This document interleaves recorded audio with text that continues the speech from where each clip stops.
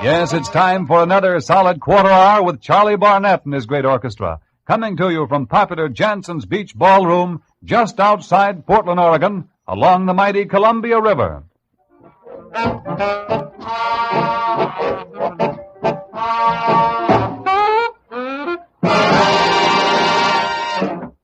Now Charlie Barnett and the orchestra spin off to a fast start with Washington Whirligig.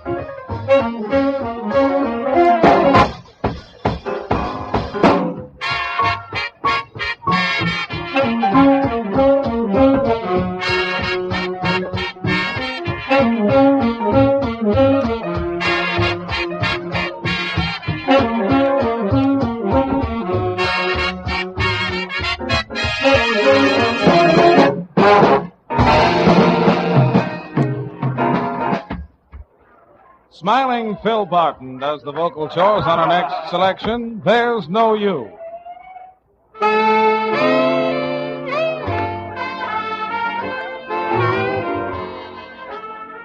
I feel the autumn breeze. It stills across my pillow as soft as the will o' the wisp. And in its song there is sadness because there's no you. The lonely autumn trees, how softly they're sighing, for summer is dying, they know. That in my heart there's no gladness because no you. The park that we walked in, the garden we talked in, how lonesome it seems in the fall. The stormy clouds hover and falling leaves cover our favorite nook in the wall. In spring we'll meet again. We'll kiss and recapture that summertime's rapture we knew. And from that day nevermore will I say there's no you.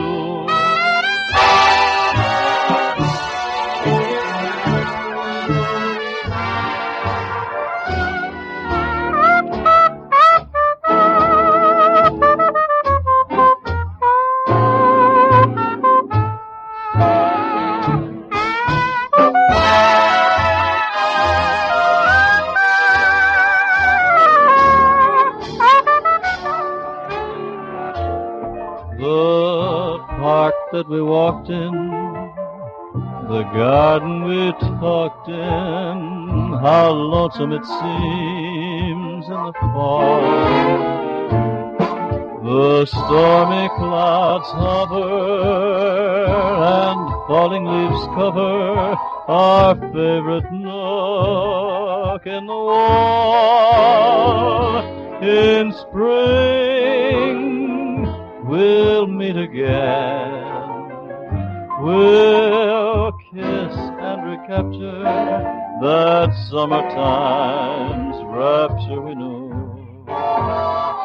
And from that day nevermore will I say there's no you.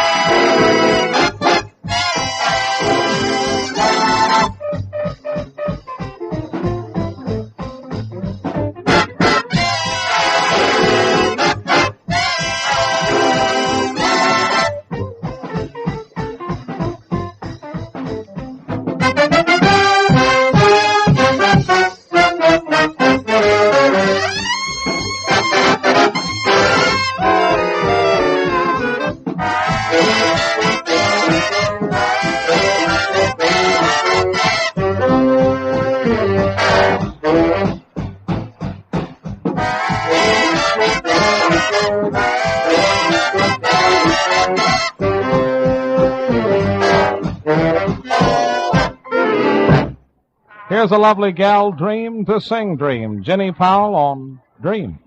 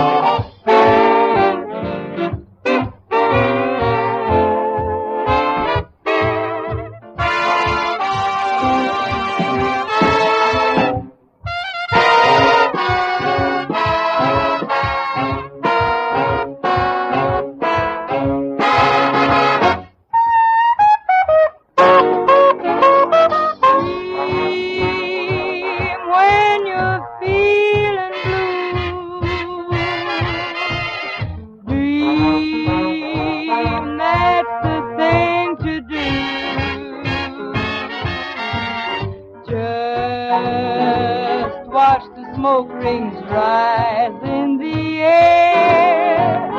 You'll find your share of memories there. So dream when the day is through.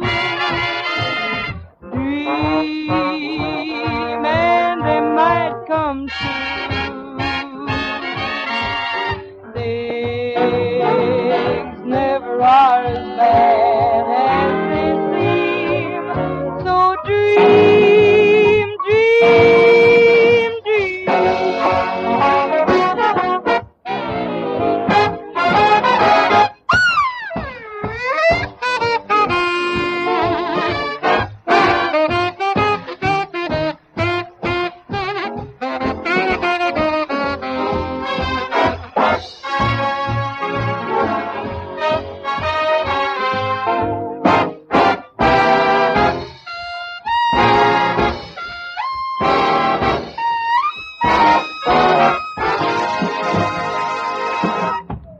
All aboard.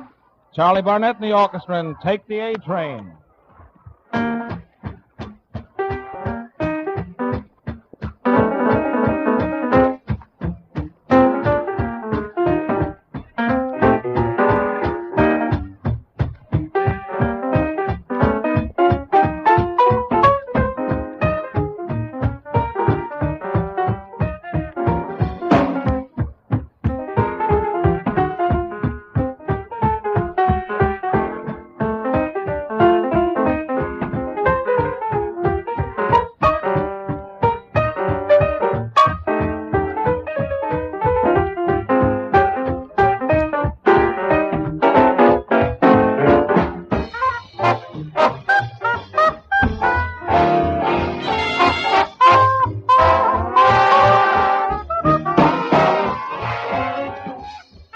All too soon, we must wind up this session with a solid swing of Charlie Barnett and his orchestra.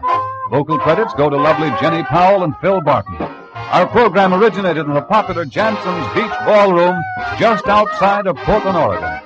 This is the Armed Forces Radio Service.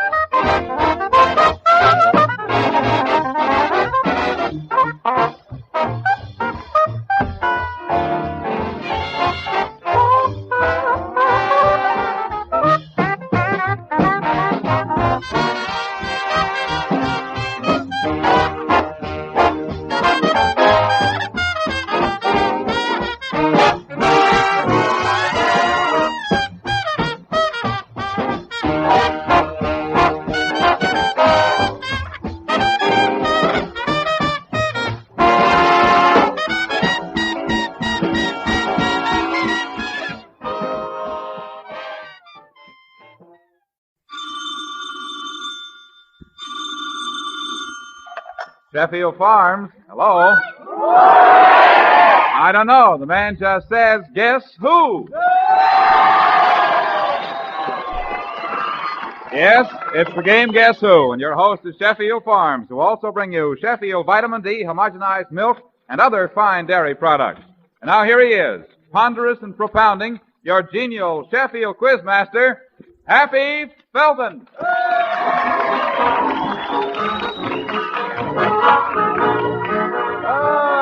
Good evening, everybody. Thank you, Joe Ripley.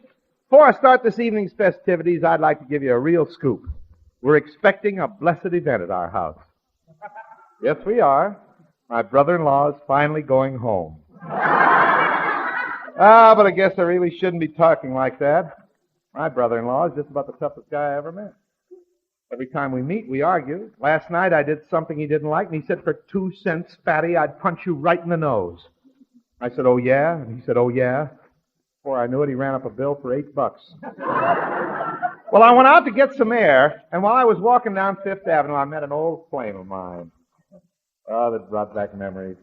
You know, once I proposed to her, and she laughed at me. I proposed on my knees, and I couldn't get up. My bicycle clip caught on the seat of my pants. But I'm sure glad I never married that gal, though. She has so many wrinkles now in her stockings, she looks like she's running in a sack race. Speaking of wrinkles, though, Cousin Louie has a new wrinkle. Cousin Louie. He sleeps in church. Last Sunday, the preacher finished the services and discovered Louis sound asleep. He said, "We will now have a few minutes of prayer. Deacon Louis Vandervoort will lead." Louis woke up suddenly and said, "Me lead? I just dealt." Well, enough of all this. What do you suppose? Let's play Guess Who, huh? All right, the game where our 7 contestants, chosen from the theater audience, hear recordings of various voices, try to guess who they are. A winning guess pays off 10 silver Sheffield dollars, a miss only 2. Either way, signaled by the sound of the Sheffield dollars that dropping into our big Sheffield milk bottle. Also on the show is an alarm clock, set to ring sometime when some lucky contestant is at the mic. And when that happens, the lucky person will receive, with the compliments of Sheffield Farms, a beautiful 17-jewel Gruen Precision Curvex wristwatch. And to round things off tonight, all of our contestants get a chance to kick over the big milk pail at the end of the show. The bucket's filled with $25 so far tonight, and here's Joe Ripley with contestant number 1. Happy lets everybody meet Miss Lydia Mittling of New York City. How are you, Miss Mittling? Hello. How are you? Just fine. Miss Mittling, where do you live in New York City? 100 Morningside Drive. 100 Morningside Drive. What street is that at? 120th. And what do you do for a living? I'm a visiting nurse. Visiting nurse? Most people know us as Henry Street nurses, but our name has been changed, and we're the Visiting Nurse Service of New York. Why did they know you as the Henry Street Nurses? Is that where it started? Yes, and that's an old organization here in the city. And you go around to houses and you nurse sick people? Yes, we're registered nurses who make visits to homes and take care of sick people. Do they have to pay you? A little. A little? It's really not so expensive. If they can afford to pay us, they pay us a fee. But there are lots of people who aren't able to pay, and we visit them anyway. We make many free visits. We've made 14,700,000 visits since we were organized, and half of those are free, have been free. How long have you been with them, Miss Mittling? About 2 years. I think that's wonderful work, don't you, friend? All I want to know is who pays who? Is the organization endowed or something? No, it's supported by contributions. Right now, they're conducting a campaign, and so they're trying to raise the $400,000 that they need for next year's free visit. Only $400,000? That's right. Well, we start off. I can offer you $10 if you guess this. Miss Mittling, I'm just kidding now, but I think that's you didn't come up here by any chance to put in that wonderful plug for your outfit, did you? Well, well, it was very good, but it was. I'll tell you what we'll do. You are so nice and so very charming about this thing. I will dig into the Sheffield milk bottle and get $10 and give it to Miss Mittling. Will you, Joe? 10 silver dollars. And let's start off this thing for your visiting nurse service of New York. Will you do that for us? thank you, Mr. Feldman. You're quite welcome. Now, we're going to give you a chance here to try your luck. By the way, do you ever jitterbug, Miss Mittling? No.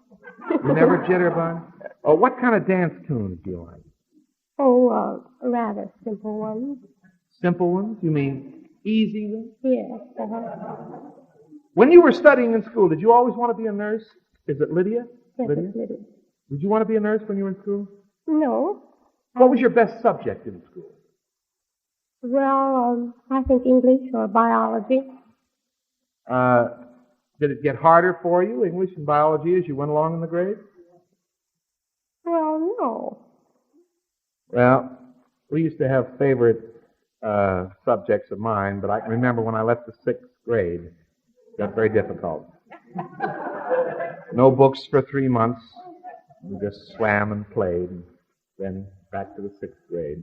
I was in it quite a while. Miss Mittling, I want to play a record for you, and I hope you know who this is. I tried to get a little something out about your taste in music out of you, but I didn't get too far. I must admit, this is a jazz band.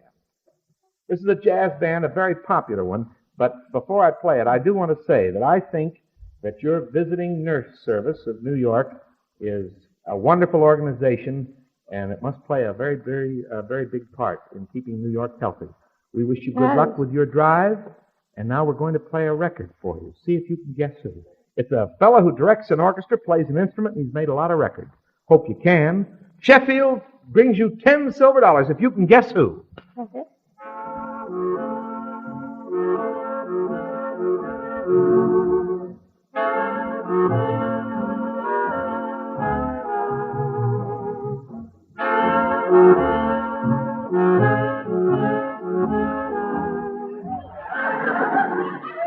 I don't know. You love it, but you don't know. Now, just listen. He's now playing at the Capitol Theater. He's got a lovely girl singer, and her name is Doris Day. This fellow's name is not black or gray or yellow. He plays saxophone. He's saxophone. Unless you guess this, no $10 for you. He's such a well-known band leader. They're all trying to... I'm sorry. Dear. That was Les Brown. Well, don't go away, because you get $2 for trying. Les Brown and his orchestra, and we add the other 8 into the milk pail, and you'll have a chance at that a little later. Right. Thank you very much, Nurse Lydia Mittling. Thank you very much. Well, come on up here. Who's next? The Navy takes over. How are you, Chief? It's fine, Mike. Give us your name, will you please? J.W. Meadows. J.W. Meadows. What does the J.W. stand for? John Walter. John Walter? Why? Are you ashamed of it? Not at all. Not at all. J.W. I'm going to start calling myself F.J. F.J. Francis Joseph. Well, we won't go into that. All right. Where are you from, J.W. Meadows? Originally from Huntington, West Virginia. And where do you live now? I have an apartment in Brooklyn. In Brooklyn. You have an apartment? You shouldn't announce that over the radio. You'll have a lot of people trying to get over there. Tell me, have you been to many radio shows? Very few. Very few. Is it hard to get tickets for them? All of them. Stop by the studios and pick them up. You stop by the studio. Is that the way you got the ones for Guess Who tonight? No, not for Guess Who. We wrote in for these. Oh, you did? Oh, that's nice. Incidentally, your Guess Who for tonight is the voice of a prominent radio personality, and it's a woman. That'll start you right off with a hint. I'll tell you more about that later on. Did you go to any Halloween parties? They tell me Halloween was yesterday. No, I didn't. I went to one. They played Pin the Tail on the Donkey. One Republican there was using an ice pick. Are you married, J.W.? Yes, I am. How long have you been married? 2 years. 2 years? Your wife lives in Brooklyn? Mm-hmm. What does she think about this saying that sailors have a girl in every port? Oh, she don't believe it. She doesn't believe it? I won't go into that any further. Okay. He's a very nice-looking fellow here. Do you think you get along all right with your in-laws, do you, after 2 years? Oh, yes. Are they here with you? No, the in-laws aren't. Where's your wife from? West Virginia. West Virginia. The in-laws are in West Virginia? Congratulations, sir. One sailor up here last week told me his mother-in-law is a very well-balanced woman. She was broad-hipped and narrow-minded. What kind of a ship have you been on, Chief? Aircraft carriers, submarines, destroyers. What's your job? Quartermaster. Quartermaster, that means what? Navigation. Navigation. Would you like to own a boat after you get out of the Navy? Sure would. What kind? About 100 foot. 100 foot? Oh, well, that's something. I know a boat company that tries to sell you a boat to fit your personality. Imagine, they tried to sell me an old rum runner. What did you do before you joined the Navy, Meadows? Nothing. Nothing? Not at all. You were in school? High school. High school? And did you think you'd go in the Navy when you finished high school? I didn't finish high school. You didn't? You went right in the Navy. Has your vocabulary improved in the Navy? Well, some. Some? I didn't expect to get that kind of an answer, but that's all right. Whoever said that a man's vocabulary was limited to 400 words never hit his thumb with a hammer, did he? No. All right. All right, J.W., we're going to play a record for you now. This is the voice of a very attractive young lady who's appeared in several motion pictures, but is best known for her work on the radio. I think you'll recognize her beautiful voice immediately. 10 silver Sheffield dollars. Listen and guess who? Oh, my, he's such a sweet boy. He's blonde. I go for blondes, you know. Of course, I go for brunettes, too. But truly, this Danny Kaye is sensational. He has such a sense of humor. I'll tell you, Chief, you hear her every Tuesday night. She loves the men. With Bob Hope. Yes. I love especially servicemen. She has great faith in Hope. Yes, that's right. And she's rather definite. She's not at all vague about everything. She's Very vague. Who? Very vague. How did you guess that? Vera Faye. And I thought that was a tough one. I'll never know how you got that. $10 for you, Chief Meadows. Stand by for our jackpot a little later. The milk payola. Hey, say, Joe, something I wish you'd take care of right about now. What's that, Hap? Well, it seems a lot of guys are kind of bogging down. What I hear, they get that old let-down feeling along about the middle of the morning or afternoon. Can't work up the steam to get going again. Yeah, I know, Happy. That midday slump gets them and they get behind in their work. So, Joe, I figured you ought to help them. Help them out at their work. Just tell them how to keep in the pink with a He-Man's drink. Well, Happy, that I can do with enthusiasm, because milk is sure a whale of a good pickup. Now, here's what happens. That tired, let-down feeling often means your blood sugar is low. Your cells are crying for food energy. Well, milk has a special sugar called lactose that not only helps tone up your system, but can start your supply of blood sugar shooting up in a hurry. That means true energy. So whenever you feel a slump coming on, men, get a lift with a tall, foaming glass of milk. It gives you quick energy plus essential proteins, minerals, and vitamins for all-round good health and vitality. And when you drink Sheffield Vitamin D homogenized milk, you get all this wrapped up in the smoothest, creamiest, swellest-tasting drink that ever quenched your thirst. Drink it often and keep in the pink with a He-Man's drink, Sheffield Vitamin D homogenized milk. Step aside, Joe. I got a man here. What's your name, sir? John Coviello. John Coviello. Where do you live? Brooklyn. I want you to meet Joe Ripley. How are you, John? How are you, John? Meet Happy Felton. Now, John, what do you do for a living? Assistant superintendent, apartment house. Of an apartment house? That's it. Got any empty places over there? Down the storeroom. In the storeroom. How big's the storeroom? Well, about big enough for you. Just about big enough. He's got a 3-acre storeroom, everybody down.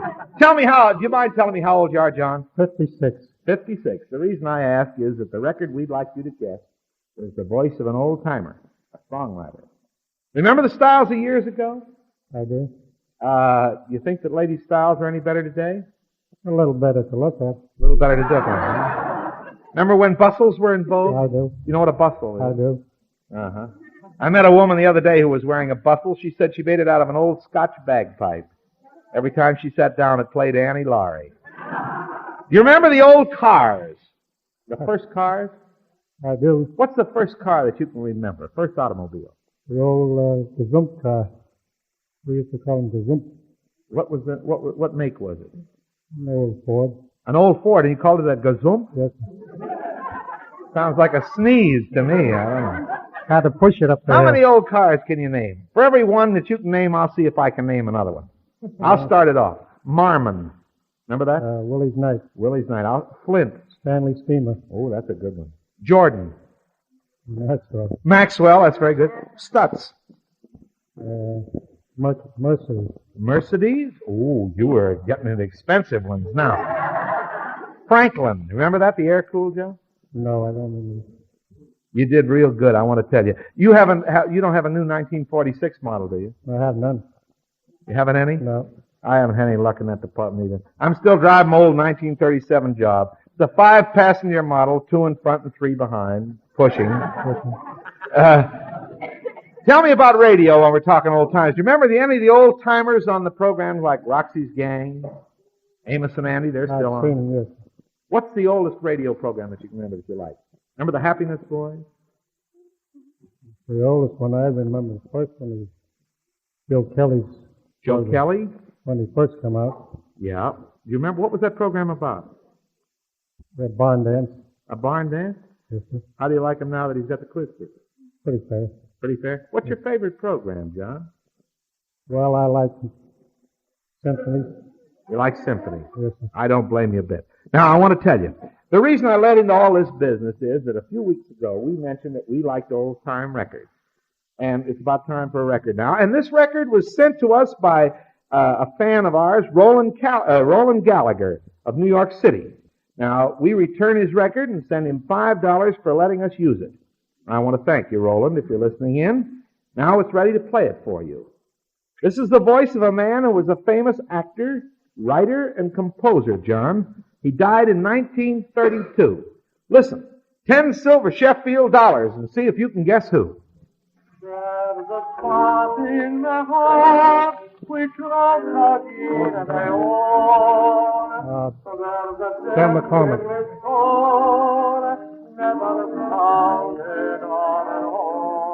That's an old record, and it isn't John McCormick. This is in that record, he's singing his own composition. Hey, look what happened! You know what happened, John? Yes, sir. What happened? I received a 17 jewel grown precision Goldbergs wristwatch. You sure do. You were a little nervous about reading that, weren't you? I was. I was seven- always wish for one. You always wish for one. You've got it right now. It's a beautiful 17-jewel Gruen. John, now let me give you a couple of hints now. It wasn't John McCormick. In that record, he's singing his own composition. He wrote that song and as well as sang it. He also wrote another song called My Wild Irish Rose. He was a great favorite in the 1920s, a famous speaker, actor. If you take a chance on this, I think that you could guess it. They all want you to win. They're all trying to tell you. Chance. Bill Chance. What? Bill Chance. I'm sorry. That was a good guess you were trying to get at it. Yeah, it was. It was Chauncey Alcott. Sorry, John, but you get $2 silver for trying. We'll add the 8 into our milk payola, and you have a chance at that a little later. Isn't he a nice man? Thank you, John. All right. A very charming lady. Oh, hurry, my dear. Come. Oh, you're so nervous you didn't want to come up here now? What is No, your name? I was glad to come up. You're glad to come up? My little girl gets big thrill out of that. Your little girl, she's here with you? Yeah, that's And what is the your girl. name, please? Dorothy Mitchell. Dorothy Mitchell. Where do you live? I live at Washington Heights. Washington Heights. And what do you do? Your housewife? Is it Mrs.? Mrs. What does your husband do? She's selling dresses. He's selling dresses? That's You right. mean tonight? Well, not tonight. Not but tonight? Where is he tonight? Home. Home? You think he's listening in? I hope so. You hope so, so do I. All right, Mrs. Mitchell, tell me, what's your favorite system for doing housework and still keeping relaxed? Do you keep the radio turned on? Yes, I do. You take breathing spells, read a couple of chapters of the book, and then go back to work, or just listen to the radio, or what? Well, the children should be ready are very busy, so I have to listen whether I want to or not. You have to listen whether you want to or not. Huh? Does your husband give you a helping hand with the housework? Well, not very much. Not very much? I guess you're different with him than my wife is. I got home last night. I was so tired. Had to do the dishes in bed. Do you and your husband have many relatives, Mrs. Mitchell? Yes, we have. You do? Where do they live? With you? No, thank God. No. Oh. Well, if Mr. Mitchell is listening in, he knows how you feel about it by now. Miss Mitchell, we're going to play a record for you now. You say your little girl is here. She should be real excited, especially if you guess this now. Your record is the voice of a man who's considered very handsome by women movie fans. He's a movie star. You may recognize this particular speech if you are a movie fan. So there's 10 silver Sheffield dollars waiting for you. Guess who? Mrs. Mitchell. Well, what are the odds? Don't answer that. No. No, forget it, Eddie. 8-1. Oh, terrific. Hold the line, Eddie. Mrs. Mitchell, that's a very good actor, and it's taken from his latest picture, Lady Luck, a swell picture now at the RKO Palace. Alan, No, it's not Alan. Wrong. Not Alan. He was very good in the Claudia pictures. Just a young fella. And they all want you to get this, you know? In fact, because he is such a... Oh, Mrs. Mitchell, that was Robert Young. Robert Young. He's appearing in Lady Luck over here. He's been in so many pictures. Oh, Robert Young, I like him too. Yes, so do I, Mrs. Mitchell. Mrs. Mitchell, you have $2, and there's 8 goes into the milk payola. You'll have a chance at that. Thank you very much, Mrs. Mitchell. Hiya, soldiers. Sergeant, front and center, Roy Dornham. Hi, Roy. Where are you from, Roy? Maine, Portland, Maine. Portland, Maine. How long you been in the Army? 8 years. In the Army? What'd you do before you were in? Worked in the paper mill. Paper mill? What was your job? Worked on a stacker. What's that mean? We take the paper from the paper machine and finish the part. I see. In Portland, Maine? Yeah. You married, Roy? No. You're not? Happy? Yeah. Very happy? Got a special gal? Yeah, probably. Yeah. Here in New York? No, in Maine. What are you doing now, Roy? I'm at Fort Dix, New Jersey. Fort Dix, what's your job out there in the Army? I'm in charge of military funerals. Military funerals? For veterans. I see. Tell me, Roy, I'm going to change the subject. Do you have a favorite system for getting good clothes from the supply sergeant? Yeah, he's a good friend of mine. Oh, he's a good friend of yours. You do all right. They always give you things to fit. Yeah. Your clothes, fit all right. Shoes, Yeah. hat, how about hat? I have to buy the hat. Well, Decent hat. I bought a new hat. That's one way of putting a square peg in a round hole. I had a fellow up here last week said he moaned and whined in order to get anything from the supply sergeant, but you don't have to do that. No. Just walk in and tell him what you need. Okay. You get much mail now that the war's over? Yeah, much as ever. As many as you write, you get answers to, huh? Have you traveled much now that the war's over? Yeah, from Dix to New York. Dix to New York. It's a long journey, isn't it? Have you ever been in Florida, Roy? Yes, I was stationed there. Camp Landing. Camp Landing. Did you like Florida? It was all right. Not too much. You didn't care for it. No. Last time I was there, a citizen in Miami said that the city's second biggest industry was deep sea fishing. I asked what the first was. He said digging the bait. Did you go fishing while you were down there? No, I never did. You like sports? Yes, I do. The reason I ask that is because your record is a voice known to sports fan. What's your favorite sport? Baseball. Baseball. All right. What'd you think of the World Series? Did you like it? No, not good. Did you ever do any fighting? No. I'm kind of stuck with you, Roy, here. I wanted to get this fellow that I'm going to play the record of. Gene Clark will put the needle on the platter in just a minute. I want to tell you, he is not a baseball specifically. He's not so much interested in baseball. It's another sport. But I want you to get it, so I want you to listen. He's been a specialist in one particular type of broadcasting for a long time. 10 silver Sheffield dollars. Listen, guess who? Turning next to horse racing, Aqueduct Racetrack. Expect a new record-breaking crowd. Who did you say? Bill Stern. Bill Stern, right on the button. That's right. And what specially does he do? Not you. Boxing. Well, he does. Football. Football, of course. Mostly football. You guessed him right on the button, Roy. You have $10 and a chance at our milk payola a little later. Thank you, Roy Duran, Portland, Maine. By the way, Joe, what is the latest dope on this milk bottle shortage? The situation is still critical, Happy. The milk dealers need every available empty milk bottle in order to keep the milk supplies flowing to consumers in stores.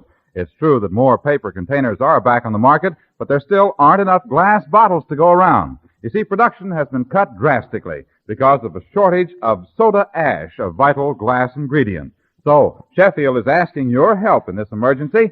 Please round up every empty you can find. Make a thorough search, and then, whomever you deal with, return those empty bottles promptly to your milkman of the store. And thanks a lot. Come on up here, young feller. What's your name? George F. Thompson, George, where do you live? Jersey City. And what do you do? I'm a train service timekeeper on the Pennsylvania. Service timekeeper? Yeah, train service timekeeper On what? on the Pennsylvania. Well, welcome to Guess Who, Mr. Thompson. The train flight during the war. You were all train- during the war, yes. And what do you do now, timekeeper? Timekeeping, that's right. Mark the service card. Timekeeper, huh? The day I waited for a train, I asked the man if the train was on time. If it was on time, he said, you're lucky if it's going in the right direction. Now, what is this job of yours? Would you recommend it as a good job for young fellows starting Yes, out? in I life? would. I You certainly would. You've been Yes. happy with the Pennsylvania Yes. Railroad Station. You ever do anything else? Well, just during the Depression, I went away for 2 years with the Railroad Retirement Board. And what did you do then? I was an adjudicator with the Railroad Retirement Board. I see. Now, tell me about yourself. You have a family? Yes, I do. And how many in the family? 4. 2 children? 2, right. I see. What's your wife's first name? Teresa. You listen I to the call her radio? Tessa. You call her Tess? Teresa? Yeah. Tess? What does she call you? Well, you know. I know. You said it, brother. I'm married. Okay. All right, George. We got to play a record for you now. We have to rush along here. We're going to ask you to guess this record to the voice of a great inventor whose one big invention is something Joe Ripley and I are very grateful for. I want you to tell us who this is. See if you listen now carefully.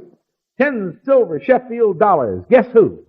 We all know what great strides have been made in the radio art, but I am yet of the opinion that we are still very far off from having learned how to fully utilize electric waves. In fact, the more we learn about these waves, the more we feel how much is still left for us to learn. There is no doubt. You look a little puzzled, George. I I'll am. tell you, I he was was an gonna- Italian. I was going to say Marconi. You're exactly right! Marconi! Guglielmo Marconi, the inventor of what? The inventor of what, George? What did he invent? Inventor of the wireless, I believe. That's it was. right, the radio. In That's 1895, Thanks a you lot, have $10, and now it's time for our milk payola. Thank you, George Thompson. All right, kiddies, Hey, everybody, look. We just have time now for our Sheffield Milk Payola. This is where all our contestants have a chance to win the $49 that are in the bucket tonight. If more than one wins, we'll divide up the money. If no one guesses correctly, we'll carry the dollars over to add to next week's payola. We're going to play 3 records for you now. 3 songs that have articles of clothing in titles. Articles of clothing that a man might wear. Remember, articles of men's clothing in the titles of each of these songs. Write down the kinds of clothes. Here's the first, number 1.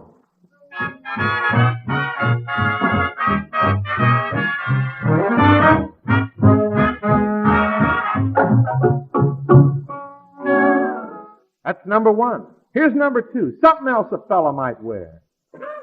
Number 2.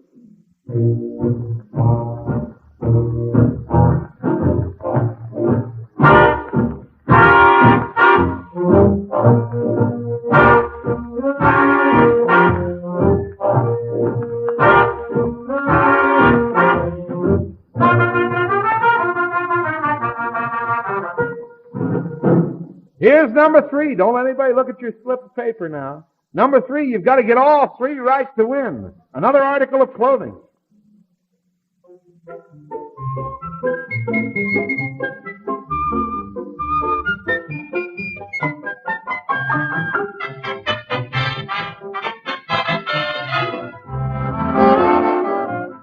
And while happy checking on the payola winners, I'd like to remind you that you can save on your food budget by using more milk in cooking and as a beverage, because milk gives you more food values for your money than any other food. See that your family gets plenty of delicious Sheffield milk every day. For good drinking and good health, ask for wholesome Sheffield milk. Oh, Joe, you know we didn't have a winner tonight. Not a winner. We'll have to carry it over to next week. I'll give you the titles of the songs. Here they were. Button Up Your Overcoat, Tuxedo Junction, and Where Did You Get That Hat? Overcoat, tuxedo, and hat. Well, I guess that about winds things up tonight. I'll be seeing you on Guess Who next Saturday. Till then, this is Happy Felton, your Sheffield milkman, saying good night, everybody. This is Joe Ripley reminding you that Guess Who is presented Saturdays at 7 by Sheffield Farm, the division of Myrt and Marge Products Corporation. This is the Mutual Broadcasting System.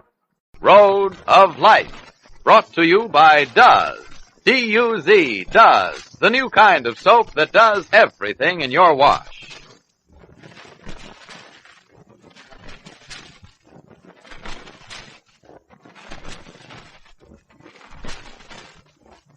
Dr. Brent, call surgery. Dr. Brent, call surgery. Dr. Brent, call surgery.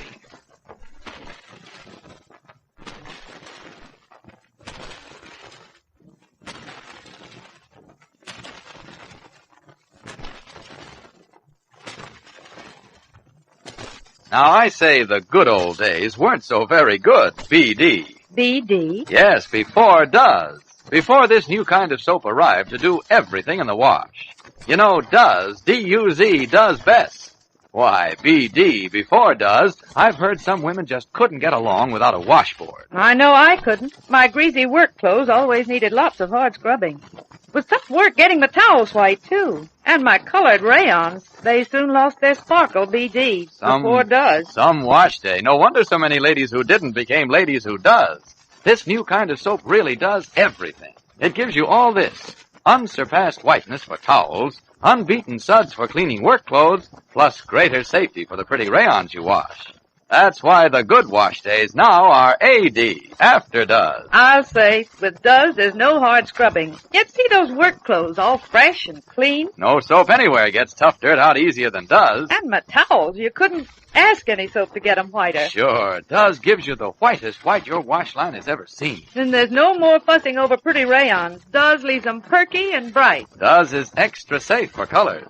Yes, ladies, wash days are different, A.D., after Duz. It's the soap that's best. Actual comparisons with 25 different wash day soaps prove it.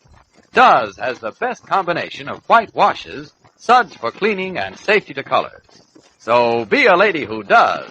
Duz does everything.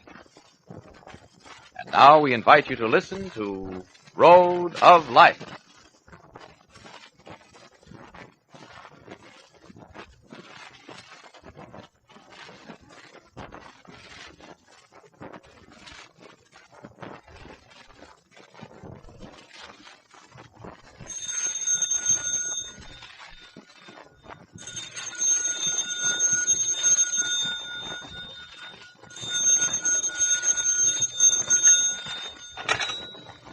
Hello? Yes, this is Mrs. Jensen. Mm-hmm. That's right. He's... What? Talk louder, please. Who did you say you were? Yes. Oh, no. When? But he just left here. Yes, all right. I'll be there at once.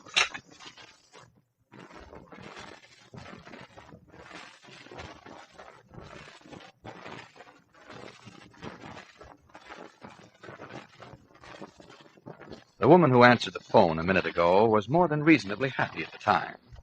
She was cleaning her house during the early hours of the morning. Her husband had left for work not more than 45 minutes ago. And then the telephone rang. The jumbled sentences painted galleries of pictures. A man getting off a streetcar, an automobile speeding out of the morning mists, the shriek of brakes, a smash, a crash, and then a second pause, while the realization of the accident sinks in among the spectators. That's what she saw, the woman who answered the telephone. A nurse called from a hospital to tell her that her husband had been struck by an automobile. A bit before 7 o'clock in the morning, a little gray wisp of a lady rushes nervously into City Hospital, Chicago, Illinois. She hurries across the threshold and approaches the information desk.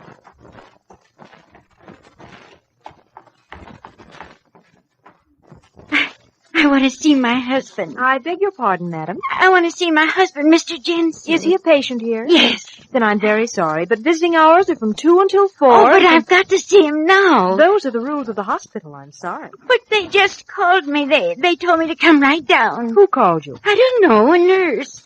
I don't remember her name. She just told me to come down right away as soon as possible. She told me that Now, not all at once, please. If your husband's nurse called and asked you to come down, we'll look into it immediately. Where is he? I want to go to him. You don't know his room number? No, I'll just look it up for you, then. You did say his name was Jensen, didn't you? Yes. First name? Albert. I don't seem to be able to find him listed. He must be here. Why, she said he was. Can you tell me the name of his doctor? Perhaps that'll help. I don't know. Oh, please find him and let me go to him, won't you? I'm trying my best, Mrs. Jensen. I don't understand. A hospital as big as this, you should be able to locate... We usually can locate our patients, but there seems to be no record of your husband. No record? Why, the lady on the phone told me that he was brought to the city hospital. She said he was hit by an automobile and that he was brought here. Oh, I think I understand now, Mrs. Jensen. Will you be patient for just another moment, please? Emergency, please. Yes, thanks. What time did you receive your call, Mrs. Jensen? I don't remember. I left the house as soon as I hung up. I came in a taxicab, too. I see. Well, do you... hello. This is Miss Watkins in the front information desk. See what you can find out for me about an accident case named Albert Jensen. Oh, no, it's Albert.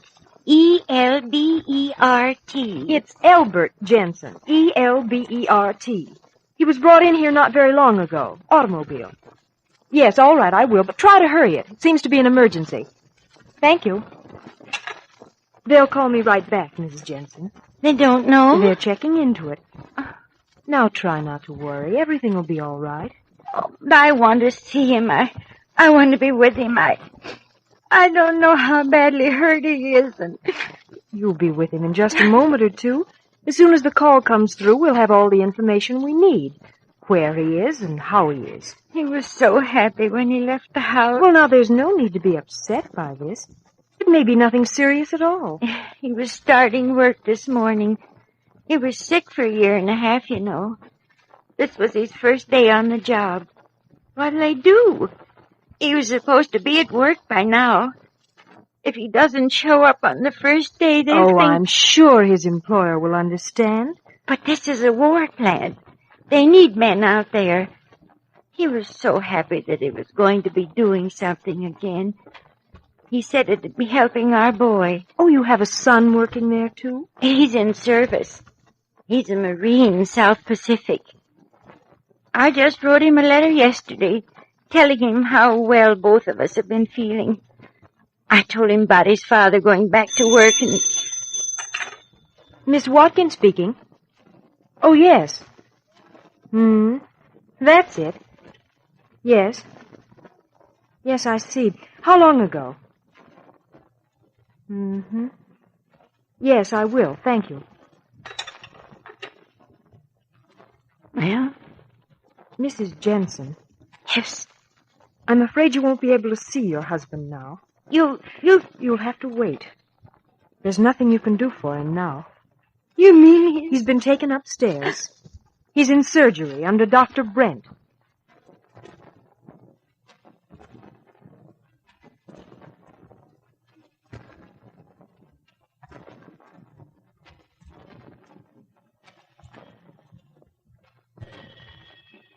Clamp, please.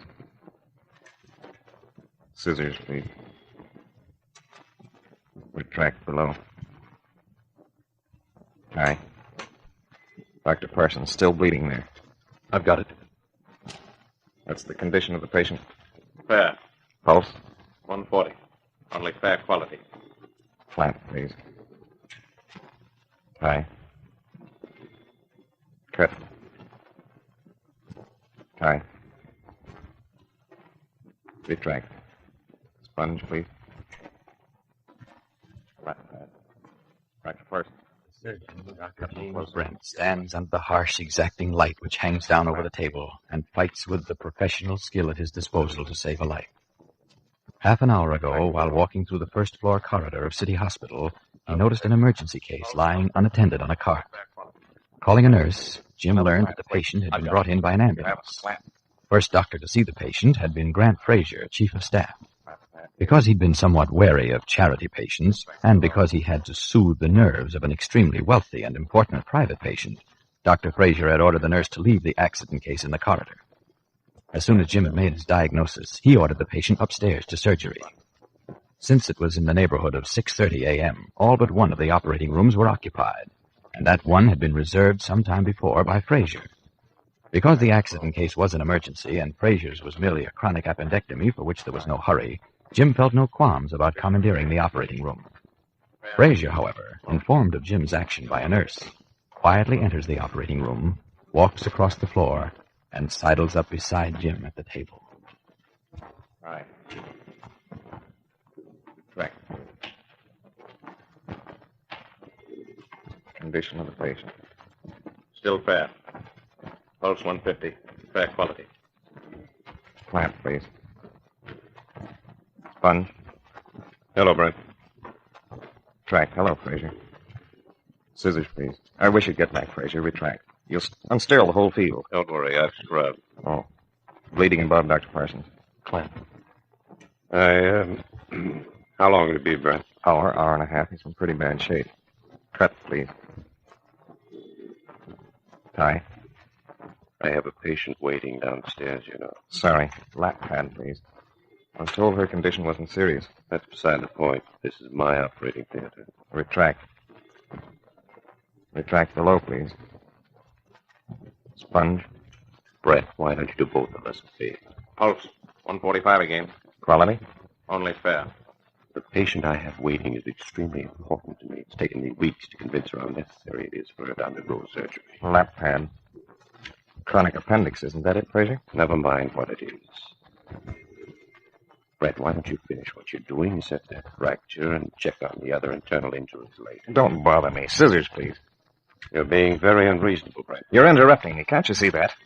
Now, don't take that attitude. After all, this is my theater. But at the moment, I'm operating in it. I have a patient on the table and a lot of work to do. I don't want you around here, Frazier. Please leave. What? You heard me. Get out.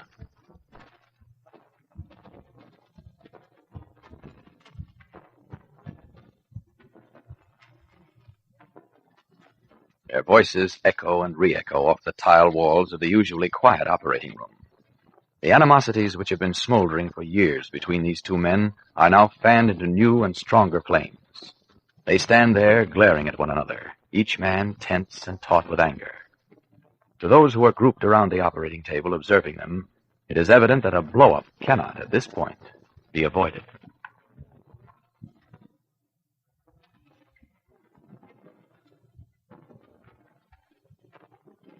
Now, I'd be the last fella in the world to tell you how to run your house, but here's one tip I would like to give you. Let Does take over in your dishpan. Now, you've probably heard me saying, Does is best. It does everything in your wash. Well, look, this new kind of wash day soap does everything for dishes, too. For example, if your main interest is suds, wait till you see the kind Does turns out. Suds that stand up till the last dish is done. Why, this new kind of soap bursts into suds the second you pour in the water. You're not always reaching for more soap, either. Does suds keep standing up? Now, maybe you want a soap that gives fast action on tough grease. Well, it's spelled D-U-Z. There's no hard scouring. Even sticky frying pans come clean in jig time. And here's another thing I know you want in your dishpan. That's better care for your hands, right? Well, Does is kinder to hands than any other leading wash day soap. It leaves them marvelously smooth. I tell you, 1 dozen will show you. Does best. In the dishpan, too. Does everything.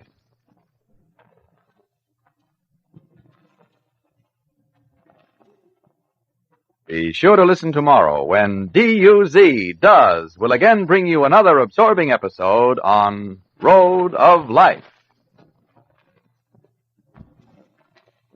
This is Clayton Collier saying good day for Procter & Gamble, the makers of Does, the soap that does everything in your wash.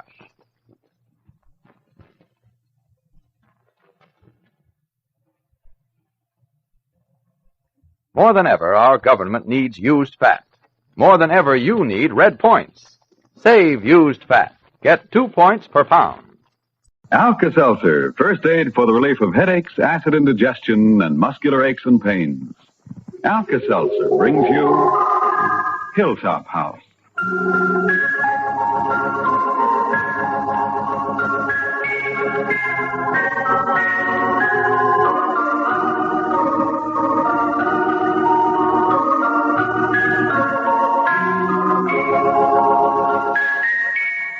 This is Sandy Becker reminding you that warm weather menus may change from heavy pot roast to light tossed salads, from freshly baked pies to chilled melons. Yet hot weather can still tempt you into eating unwisely, and the result can be acid indigestion. So how's your Alka-Seltzer supply, ladies? Remember, speedy Alka-Seltzer for relief when acid indigestion comes along. Let Alka-Seltzer help you feel better fast. Alka-Seltzer has instant alkalizing action to reduce excess acidity in the stomach in a hurry, and to ease that uncomfortable feeling. And Alka-Seltzer is soothing and settling to an acid-upset stomach. It works with gentle action. So next time you're uncomfortable with after-meal acid indigestion, try a glass of sparkling, tangy Alka-Seltzer for fast relief. 1 or 2 tablets dissolve in a glass of water to make a refreshing, effervescent solution. It's pleasant to take, too, really refreshing. So get a package of Alka-Seltzer from your druggist. And then, when unwise eating causes acid indigestion, be wise. Alkalize with Alka-Seltzer. And now, Hilltop House.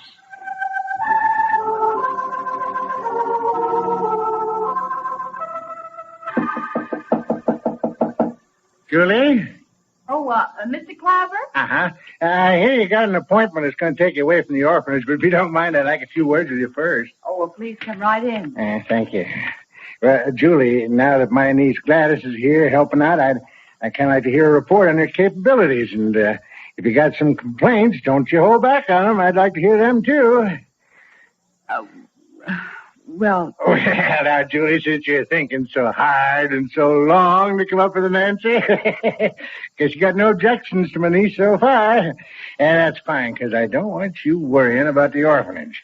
You got plenty on your mind with your marriage, only a week off. And say, I heard Reed just got back from a little trip. He go up on business?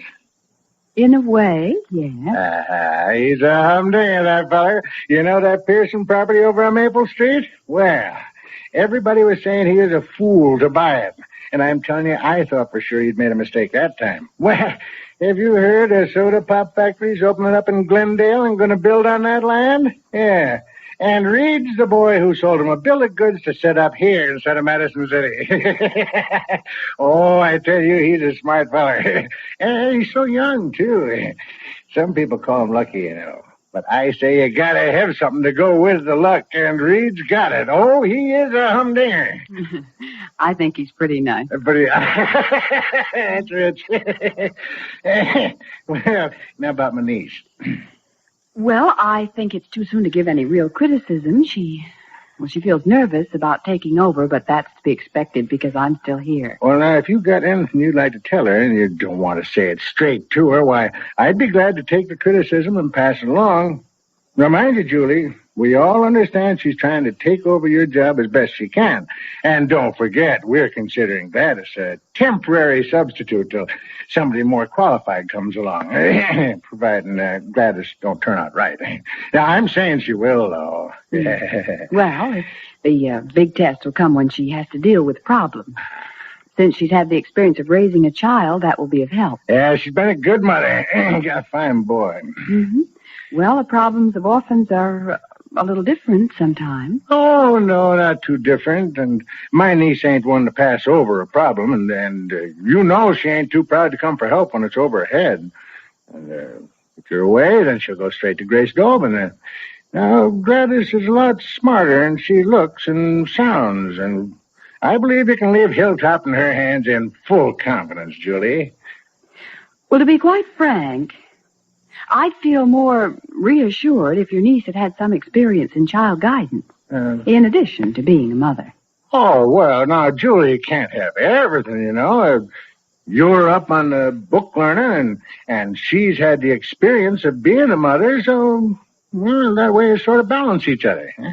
But you remember my words, Julie. My niece will turn out to be a big surprise to folks. She'll take hold. All she needs is the time. She'll... will you excuse me? Oh, sure. Go right ahead. Hello? Hello, Julie. It's me again. Oh, hello, Nina. More snags on the dinner party. Oh. I wish you could come over and help me decide something. Well, right now, I'm going over to Reed's. He's expecting some people at 4. Well, couldn't you manage a few minutes to stop here first? So I don't wind up with half of Glendale mad at me because they didn't get invited to a dinner party for you? Well, all right.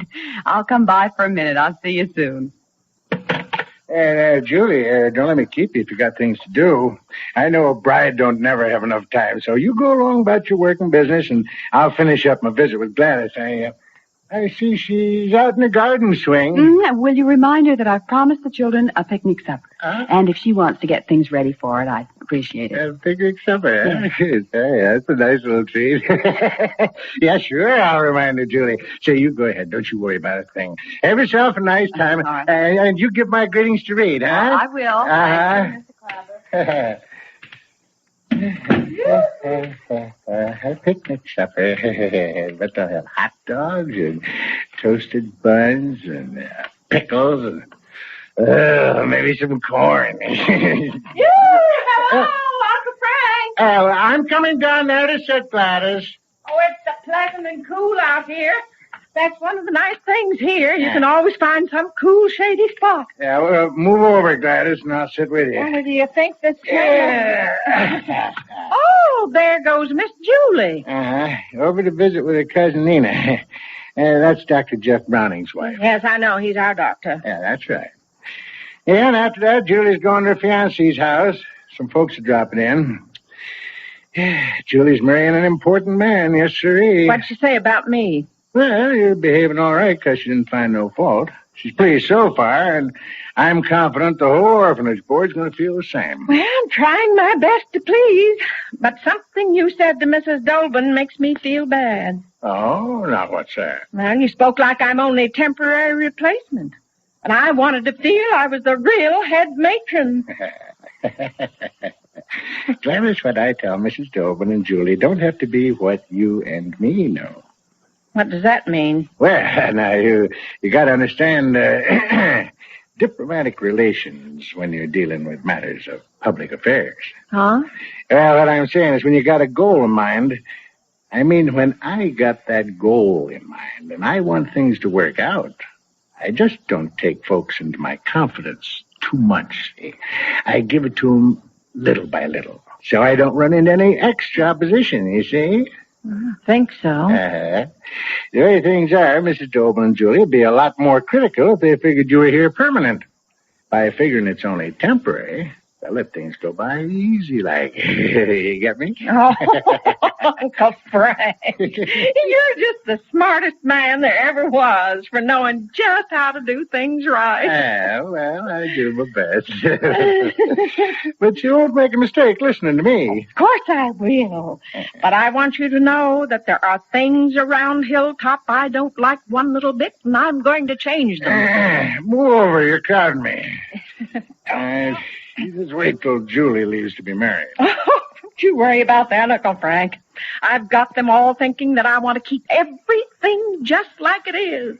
And I'm not worried the least little bit now about managing. You won't be sorry you got me in here.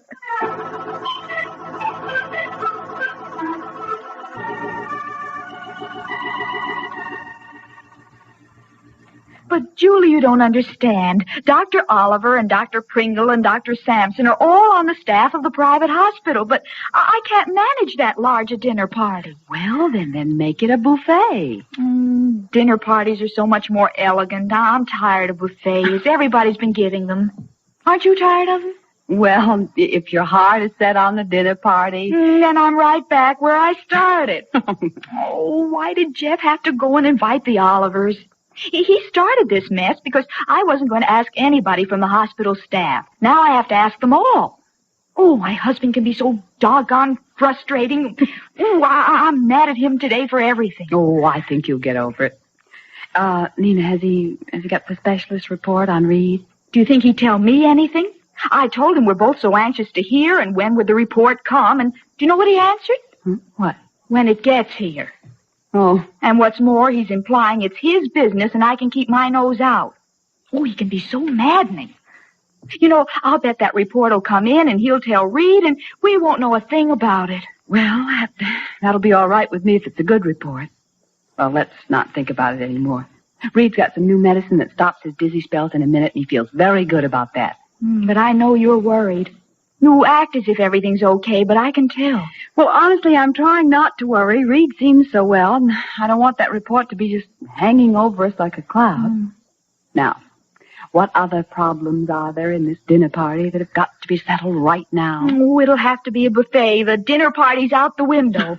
Well, anyway, tomorrow's the family dinner, and that's just the four of us. Special delivery for Dr. Jeff Browning. Oh, excuse me, Julie. It's the postman. I'll be right back.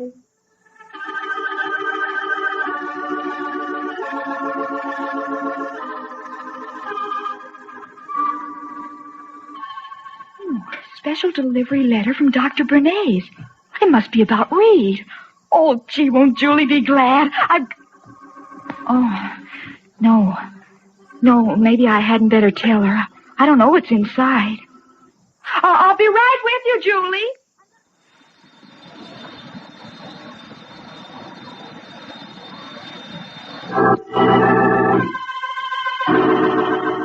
In just a moment, we'll return to our story of Hilltop House.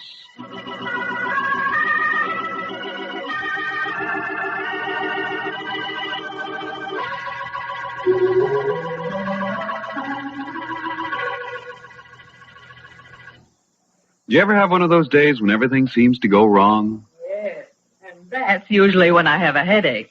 Just like the other day, I had a nagging headache. An unexpected guest dropped in. And you weren't prepared. No, because of my headache, I'd put off cleaning the house. But it all worked out. How so? One of my guests had some Alka-Seltzer in her purse. She suggested I try it. I did, and in almost no time, I felt fine again. I was so pleased I invited them for dinner. Ladies, when a headache gets you down, why not let Speedy Alka-Seltzer help you feel better fast? Alka-Seltzer contains an effective pain reliever, one of the most useful and helpful known to medical science. And remember, tests prove the system absorbs more of this pain reliever faster from Alka-Seltzer. So for pleasant, fast headache relief, turn to Speedy Alka-Seltzer. You can get Alka-Seltzer at any drugstore, by the glass at the fountain, by the package at the counter. Speedy Alka-Seltzer for fast headache relief.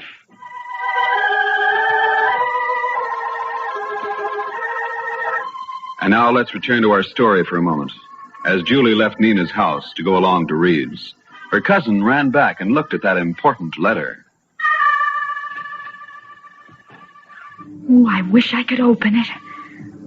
I wonder if I dare.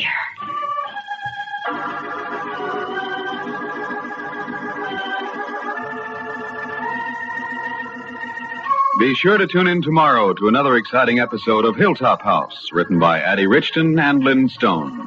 Julie is played by Jan Miner, and Janice Gilbert is Nina.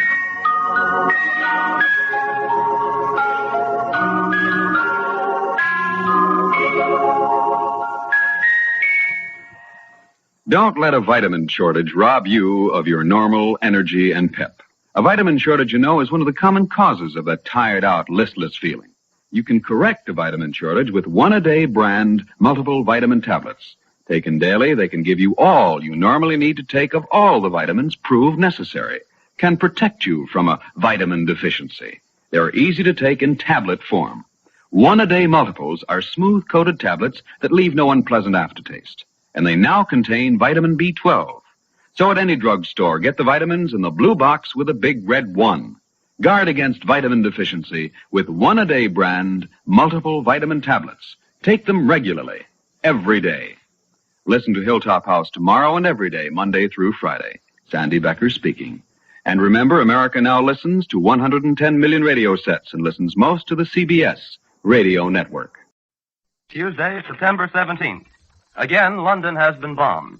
2 morning attacks followed a furious all-night German assault on the British capital. Sources in Vichy, France, say that British planes have heavily attacked German shipping along the English Channel. And in Washington, America's conscription machinery goes into action to be ready for the October 16th registration date set by President Roosevelt. This morning, the Columbia Broadcasting System again calls in its foreign correspondents for latest reports from world capitals. Eric Severide will report from London, Edwin Hottridge from Berlin, and Albert Warner from our own nation's capital. While we're waiting for the report of Mr. Severide from London, here is more news about the report from Vichy. The attacks by Royal Air Force planes on German shipping in the Channel were said to have been made at Le Havre, Boulogne, Calais, Dunkirk, and Ostend, and the attackers were said to have been almost continuous for 24 hours. The Vichy statement was that British bombers had dived on the German vessels until they seemed almost to touch the tops of their masts.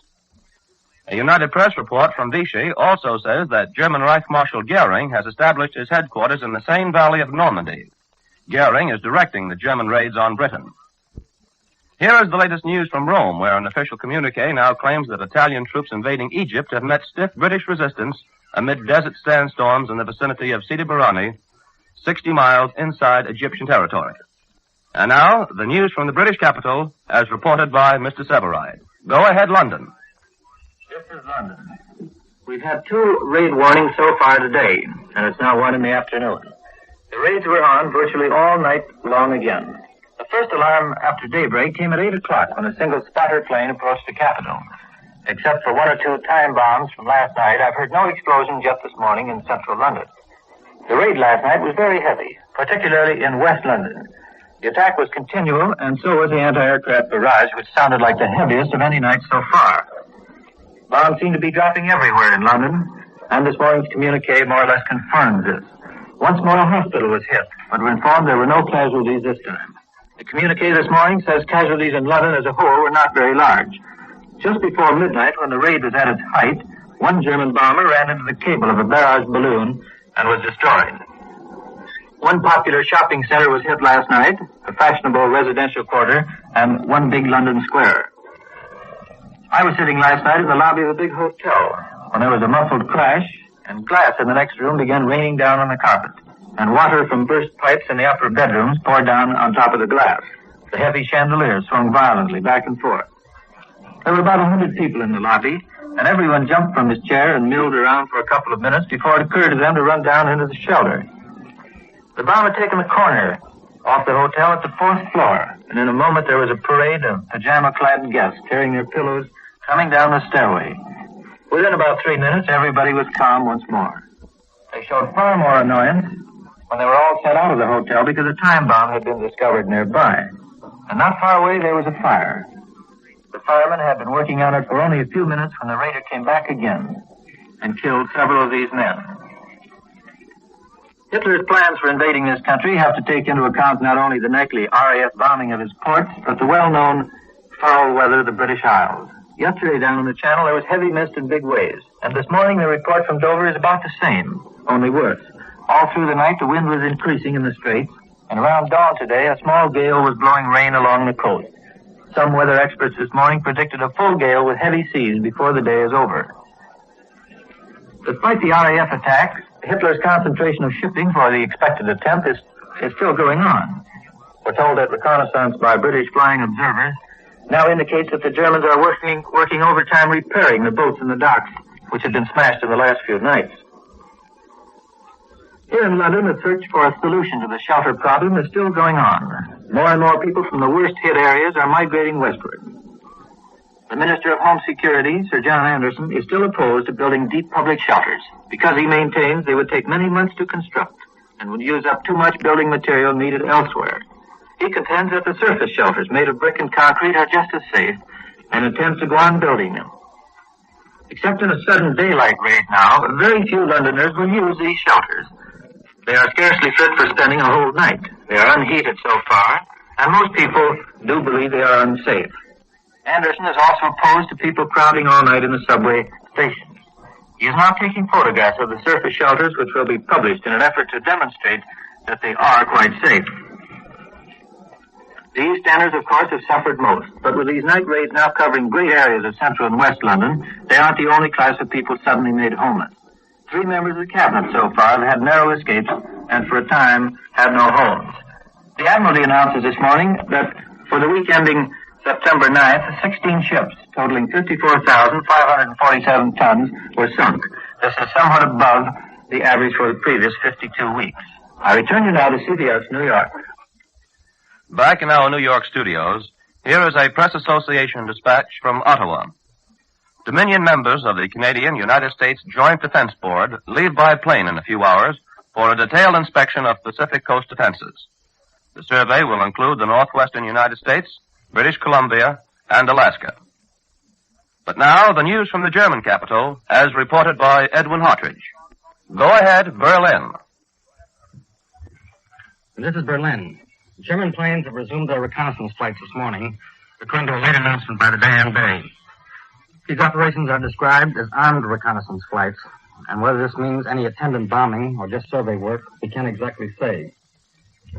So far, the Germans state that the operations today have been most successful so far. The fires have been observed in the London area, where war industries and other centers necessary for the maintenance of life in London are located.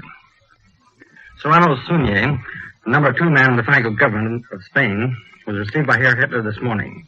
The conference lasted about an hour. Senor Suñé, who is the brother-in-law of General Franco and Minister of Interior in his cabinet, no doubt carries diplomatic power of attorney with him to speak for Franco Spain and to make any commitments he sees fit to do so. This visit of the Spanish minister to Berlin is important. For one thing, the future position of Spain as regards this war will no doubt be clarified. We correspondents know General Franco has been clamoring for the return of Gibraltar from the British, as well as making frequent reference to, quote, a colonial empire of Spain, end of quote. And the Germans are also eager to dislodge the British from their powerful naval base at Gibraltar.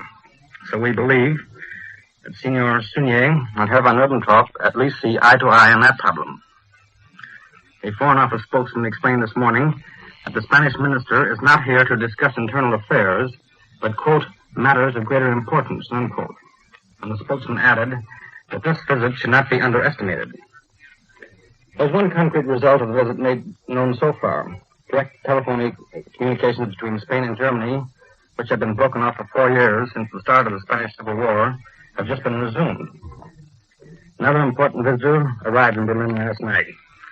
General Teruzzi, the Italian Minister of Colonies, who has come to confer with German authorities. However, just what is on the agenda for the conference is not known publicly.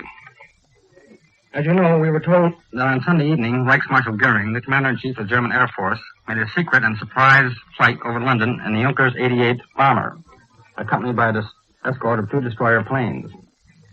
The Reichsmarshal is reported to have wisecracked on his return, quote, now Winston Churchill can make a flying visit to Berlin, end of quote. However, there's one interesting aftermath. This morning, the German or Berlin papers take no mention of this story. Apparently the news was only released to the foreign correspondents last night. Speaking of the bombing of London, there are unconfirmed reports that shortly the Germans are to use a new bomb of great weight. The largest bomb now used is 1,800 kilos, or almost 4,000 pounds each, from what information we have here.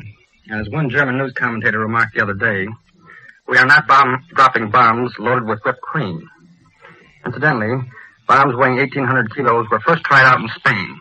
The bombardment of Barcelona in the closing stages of the Spanish Civil War was one of the experiments.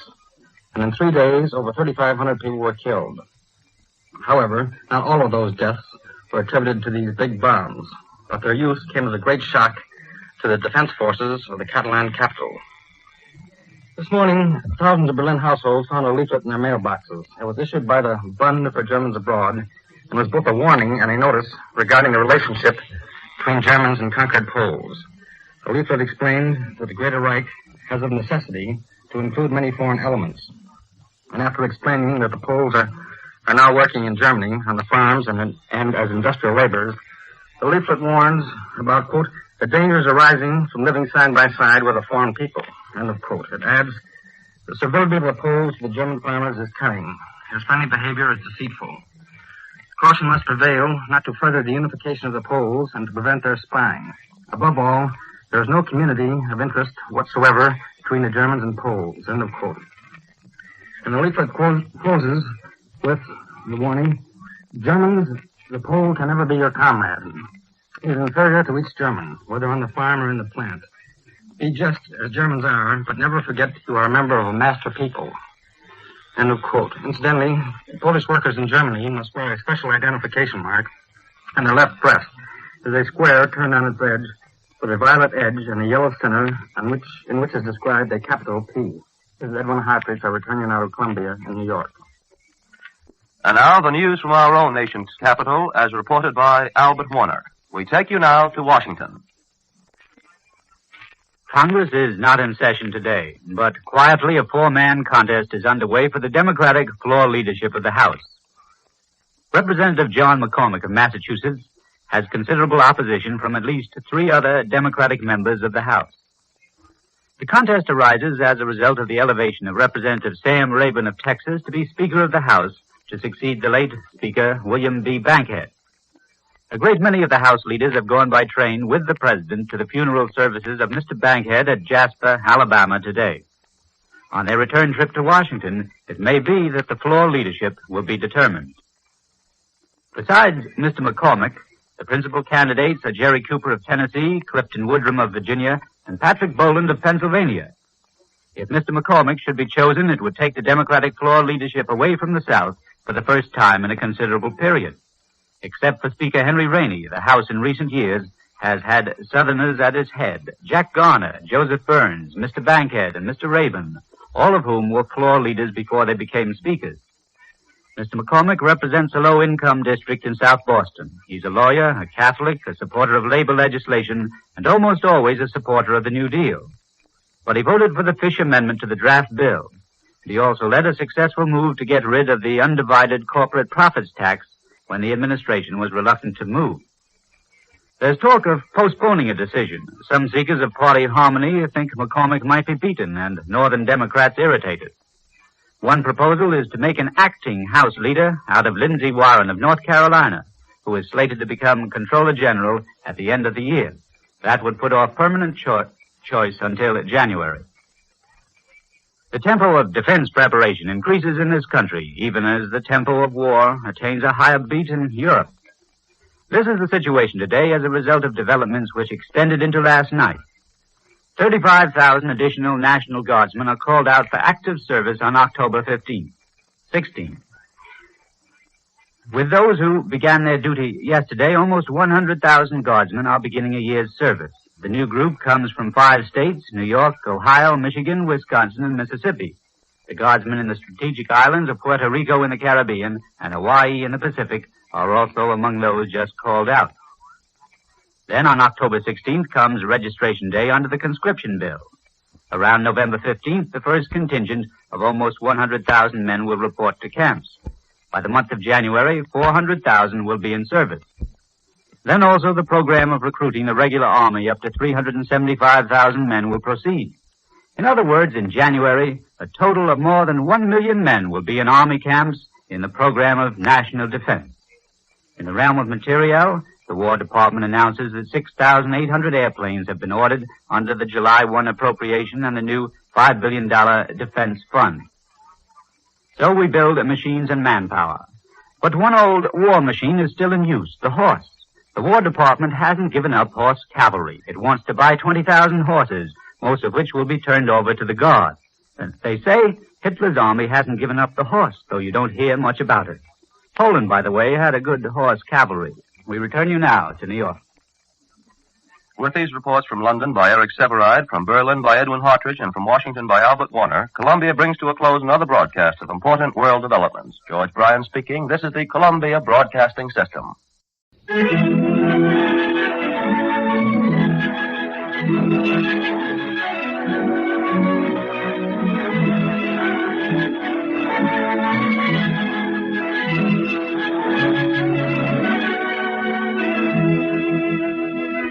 The bakers of Slow Bake Wonder Bread and Hostess Cakes present Pretty Kitty Kelly.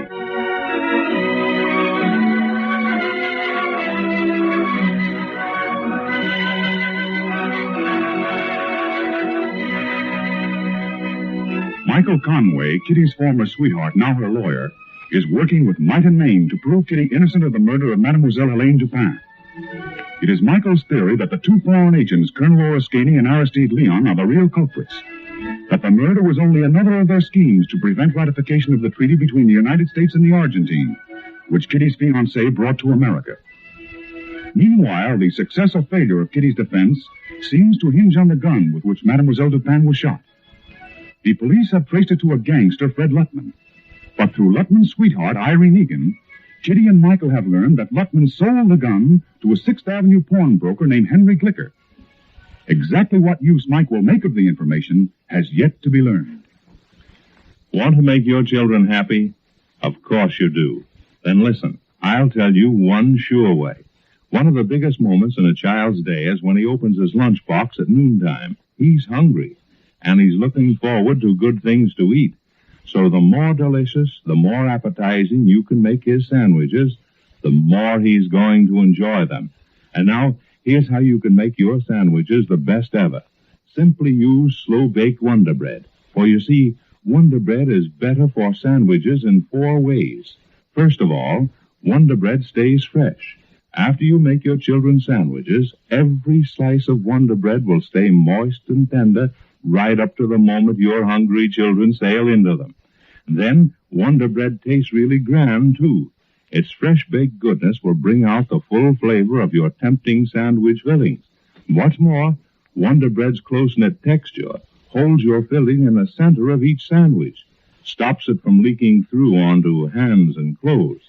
And most important of all, Wonder Bread is a splendid energy food for growing children. Besides, because it's slow-baked, Wonder Bread is quickly and more completely digestible. In fact, Wonder Bread is the one best bread you can buy for making sandwiches. And that's why your children will love Wonder Bread sandwiches. So when you prepare their lunches, make their sandwiches with slow-baked Wonder Bread.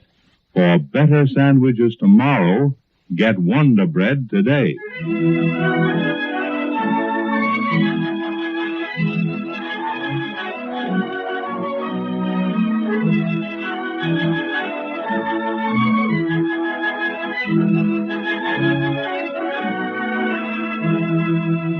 Now back to Kitty's story. Our scene is the living room of our 31st Street apartment. The time is early evening. Kitty's aunt and uncle, the Welbys, are deep in conversation. While curled up in one corner of the couch, deeply engrossed in a book, is 10-year-old Billy Wilson, Bonnie's little brother. He is totally oblivious of their discussion. Well, do you think we should do anything, Edward? It may have been just an oversight, Phyllis. I rather fancy this week has been something of a problem for Mr. Bowes, too. Well, should we tell Kathleen? I think Kathleen has enough to worry about. The check may simply have been delayed. We'll wait a day or two before saying anything. It always arrives today, and I take it to the bank. Well, as I say, Bowes has his problems, too. Edward, you don't suppose he's stopped Kathleen's salary, do you? Well, For all our sakes, I rather hope not, Phyllis. Mm. I think he would have told Kathleen.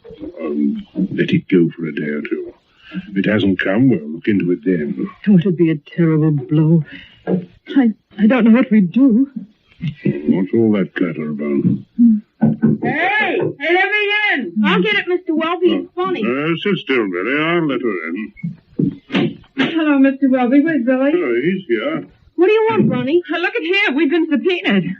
What? Yeah, we got to appear as witnesses at Kitty's trial. The fellow left the papers, and I got one for you, too, Billy. Sure, I know, Bunny. Mike told me I was going to be a witness. Oh, but this is the other side. It ain't Mike Conway. These are from the district attorney's office. The fellow that brought them told me. He was just up to my apartment. He left me yours, too, Billy. I told him I might as well take it. The state? You mean the prosecution wants you to testify? But what about, Bunny? Well, I don't know, Mr. Welby. I ain't got any idea. I think as Kathleen's lawyer, Michael should be told about this. Oh, I'm going to. He's coming up here. He wants to see Billy. Oh, I'll bet you he wants to find out if I remembered that telephone number. The one that the Pantan called that afternoon. And I can't. Why not?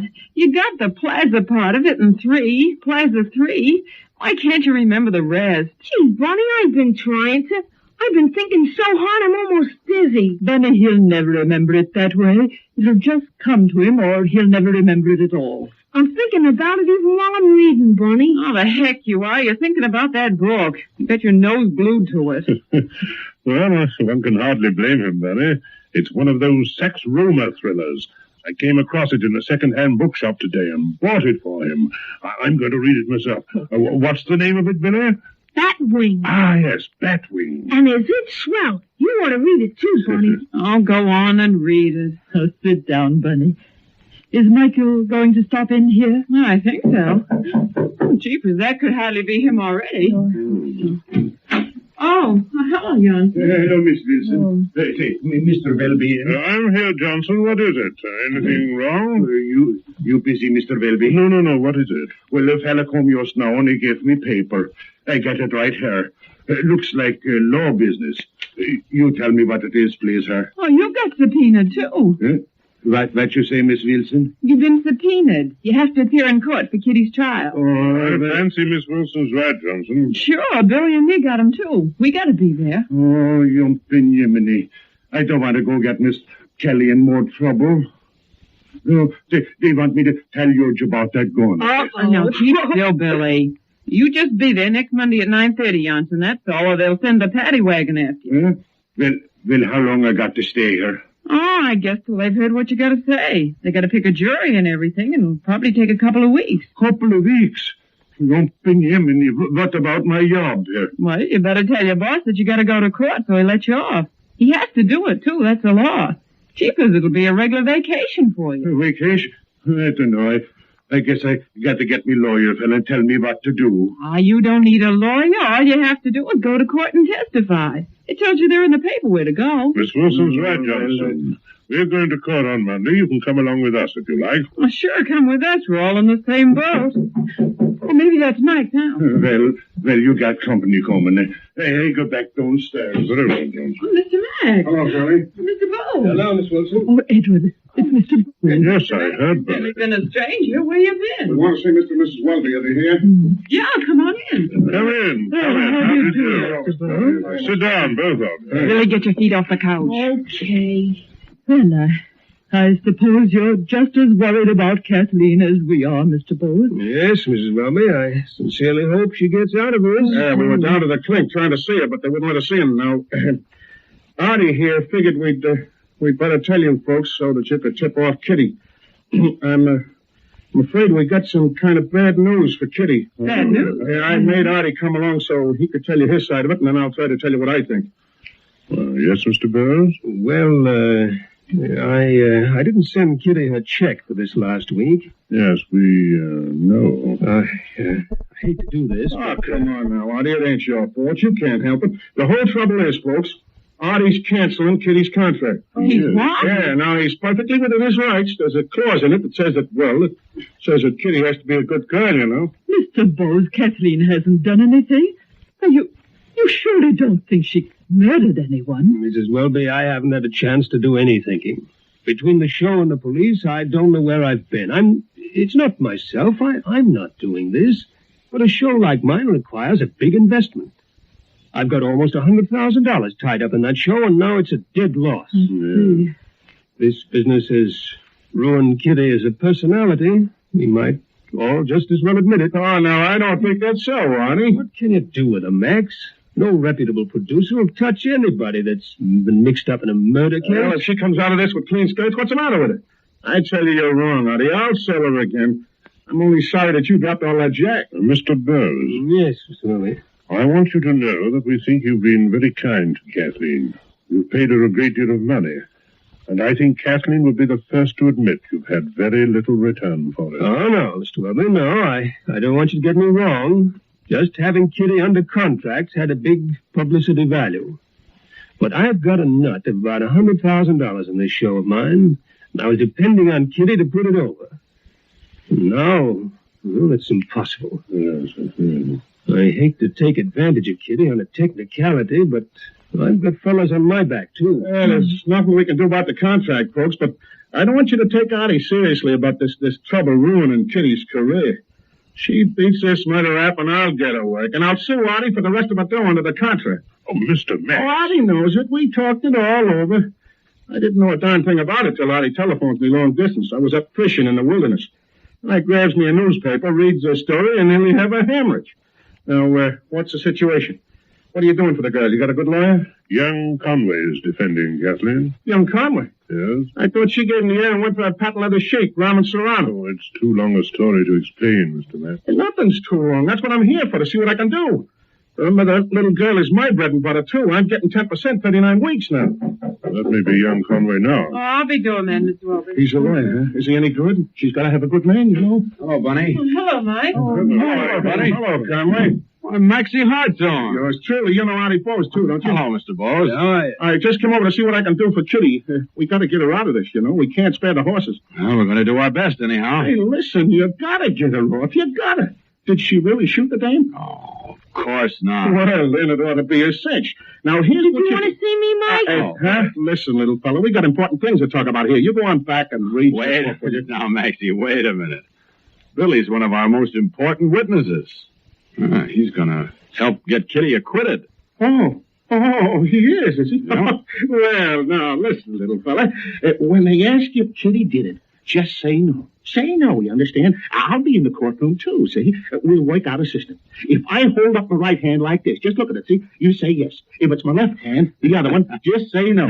Wait a minute, Maxie. What do you mean, wait? What do you mean, wait? Listen, Conway, you've got to beat this rap. Just let me hear you say once that you will. Sure, we're going to beat it, Maxie. Well, that's better, right? Keep still for a minute, Max. Okay.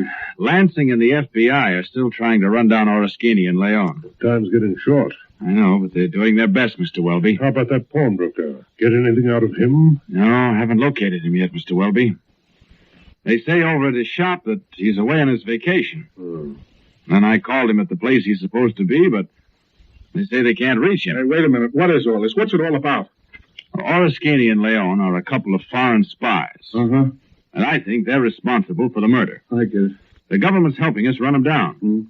Now, this pawnbroker's a new angle. Yeah? He sold the gun to whoever shot Mademoiselle Dupin. Hey, wait a minute.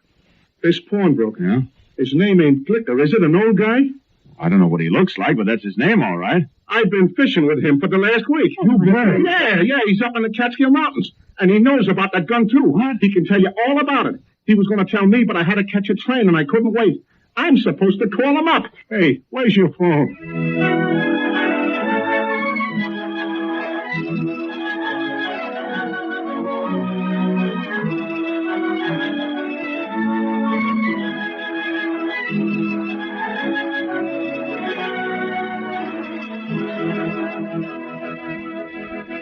Bread's the most familiar food on your table. Make it the best, too.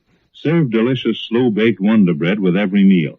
Wonder Bread is the one best bread you can buy, and the bakers of no other bread in the country can offer such convincing proof of this fact. Listen, to date, over 500,000 women have compared all good breads at their food markets. In fair impartial tests, they've looked for the bread with the finest texture, the bread with the most appealing aroma, the bread with the most delicious flavor. And this is what's happened. 9 out of every 10 women have chosen Wonder Bread above all others.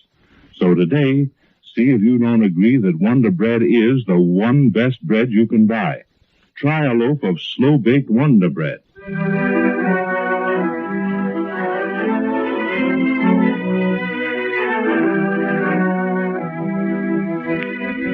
Will Mr. Mack's sudden appearance and his knowledge of liquor save Kitty? To whom did the pawnbroker sell the gun that shot Mademoiselle Dupin? Tomorrow, be sure to hear the next episode in the thrilling life story of the beautiful golden-haired Irish girl, Pretty Kitty Kelly.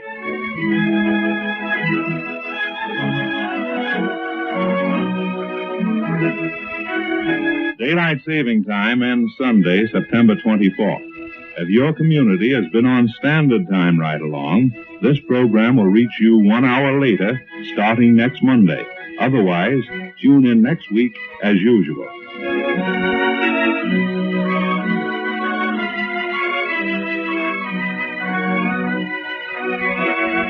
This is the Columbia Broadcasting System.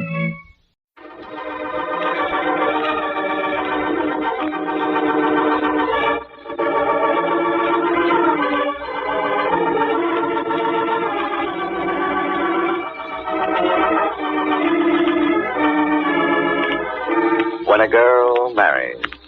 A story of young married life dedicated to everyone who has ever been in love. Brought to you by that double-acting baking powder, Calumet. Calumet for double protection, double perfection. Look for the big red can with the Calumet Indian Chief. It's Hugh James, folks, for Calumet baking powder. Calumet is famous for its trusty double leaven in action.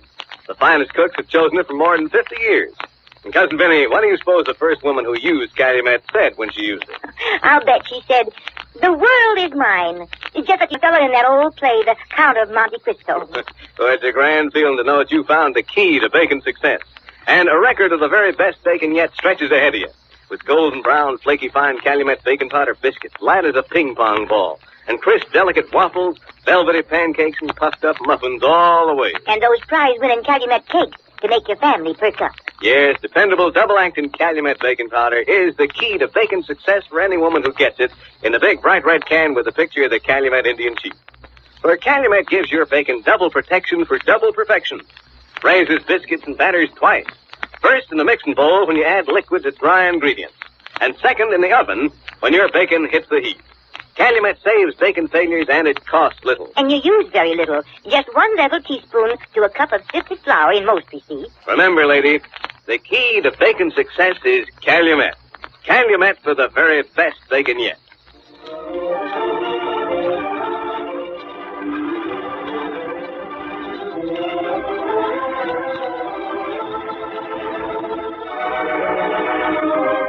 And now, When a Girl Marries, the story of Joan and Harry Davis.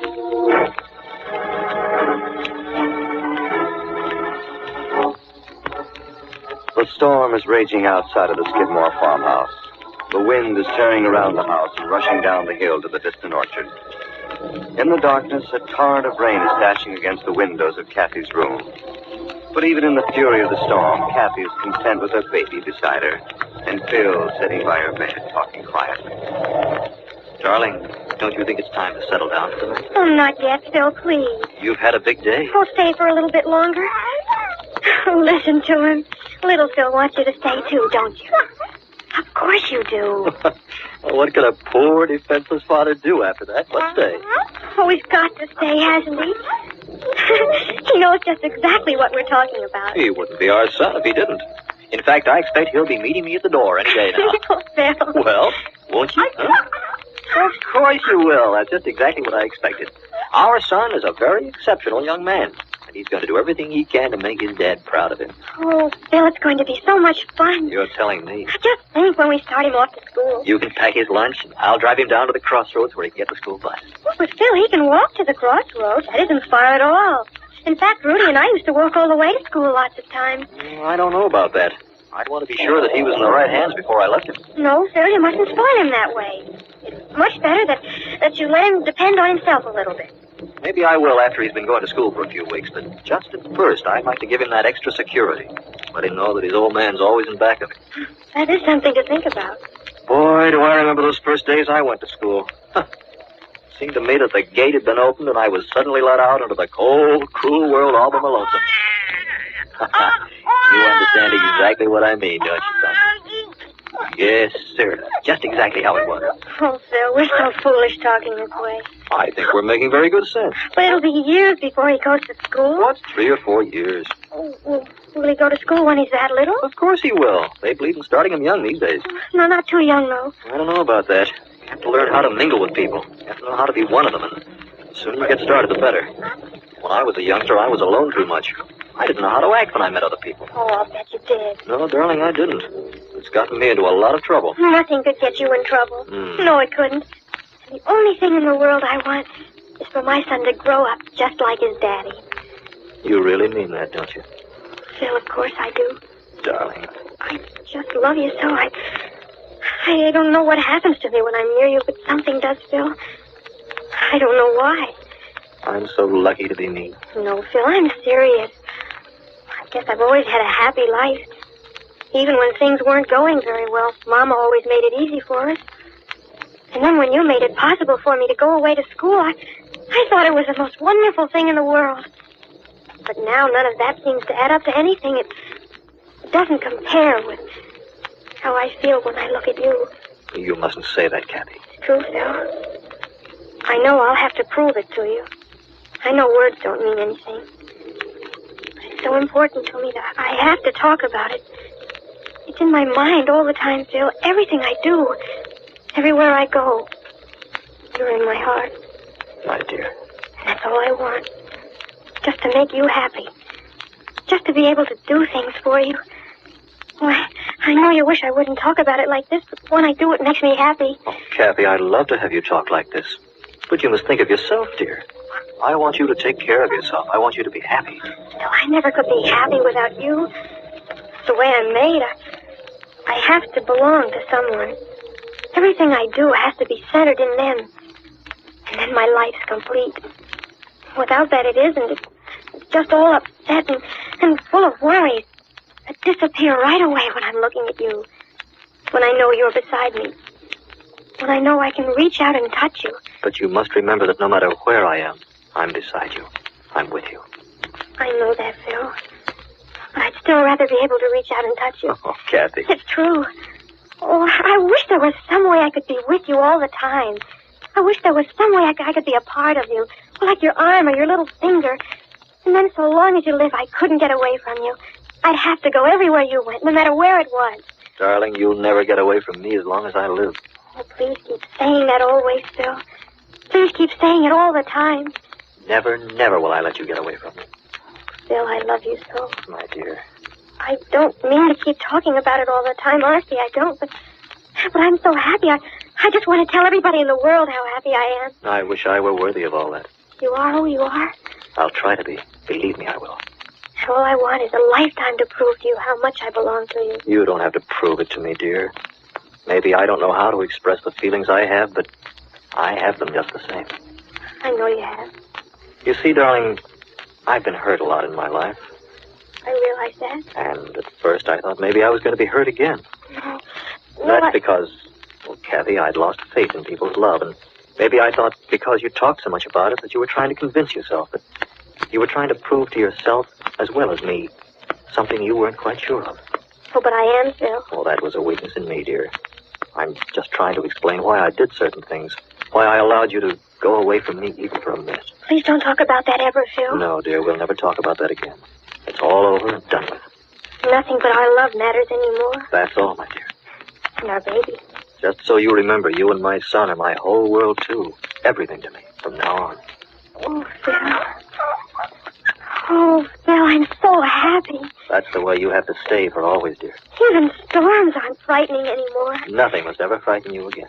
Nothing will. Ever, Phil. Because I'm always here. Yes? Oh, nurse. You children realize what time it is? I guess we haven't paid much attention to it. Well, it's time for this child to have his bottle and be settled for the night. Oh, no. Yes, indeed it is. Listen, he doesn't want to go. It's spoiled already. And tears aren't going to help one little bit. Oh, nurse. Now, don't you worry about him. You tears are right in line and healthy. That guy knows when he has a good thing. He certainly does. Just between ourselves, I'd much rather stay where he was than leave, even for supper. Oh, Bill. Do you understand?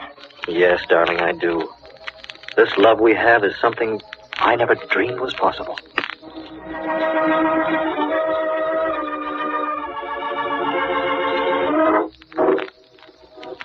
While on the highway in the midst of the storm, Harry's been stopped by a car drawn across the rain-drenched road. And as he opens the car door... What, that's a dangerous thing to do, park a car across the road that way. What else could I do? All those jokers going by letting me stand here in the rain. It was the only way I could think of to stop anybody. I probably thought you were asking for trouble. All I want is a lift to the next service station where I can get someone out here and find out what's wrong with this old bus. Maybe it's out of gas. I don't know. Okay. That's why I did it. That's why I parked the car this way. You can't leave it here.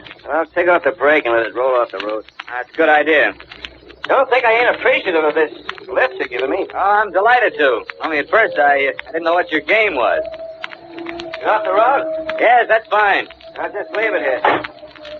Come on, hop in. What a storm. Yeah. I'm trying to get to Beechwood tonight. All I want to do is get out of this wet. Now just put this little grip in the back. Oh, sure thing. My name is David. Mine's Pete Smith. Glad to meet you. Where can I drop you? First garage we come to. I don't know much about these roads around here. Well, I do. If you turn off here to the left, you'll have a shortcut through the next town. Oh, good. And these woods give you some protection from the weather. That's what we want. That's right. Hey, I think it's getting worse. Sounds like it. Oh, this is fierce. See that clearing right ahead? Sure. Drive into it. What for? Do as I tell you. What the devil is Don't this? ask no questions. Why, you... And don't talk. I got a rod in your back. Just do as I tell you, or somebody's going to get hurt around here.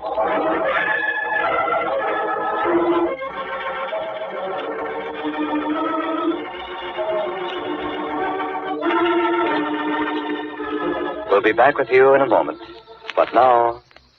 Now, tell us some more about that play, Cousin Benny, The Count of Monte Cristo. Well, I remember it was about a man who got put in prison, and he spent years trying to dig his way out. Uh-huh. He had no key. Oh, there you go again, Julie. Well, I gave you the chance to tell folks about Calumet baking powder being the key to baking success. That's right. And that's just what Calumet is, folks. Once you get Calumet, you're a free woman. Free from fears of baking failures and waste ingredients. With trusted Calumet double protection for double perfection, you're headed for better bacon. Everything from Happy Light Calumet baking powder biscuits and hot breads to the most lavish-looking, luscious-eating, lovely light cakes. Dependable Calumet will do more by your old favorites like marble cake, chocolate layer, orange, or coconut cake, as well as those gorgeous, glamorous new nifties known as chiffon cake. And you'd have to search for a month of Sundays before you'd find a chiffon cake receipt that don't call for double-action baking powder. So I say, don't fuss around. Get Calumet.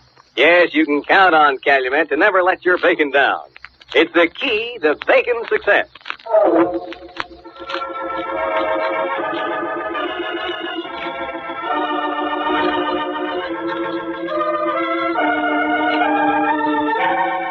Well, there until tomorrow at the same time, we leave the story of When a Girl Marries, with Mary Jane Higby and written by Elaine Carrington. Your narrator was Charles Stark. This program is brought to you by that double-acting baking powder, Calumet. Calumet for double protection, double perfection. Look for the big red can with the Calumet Indian Chief.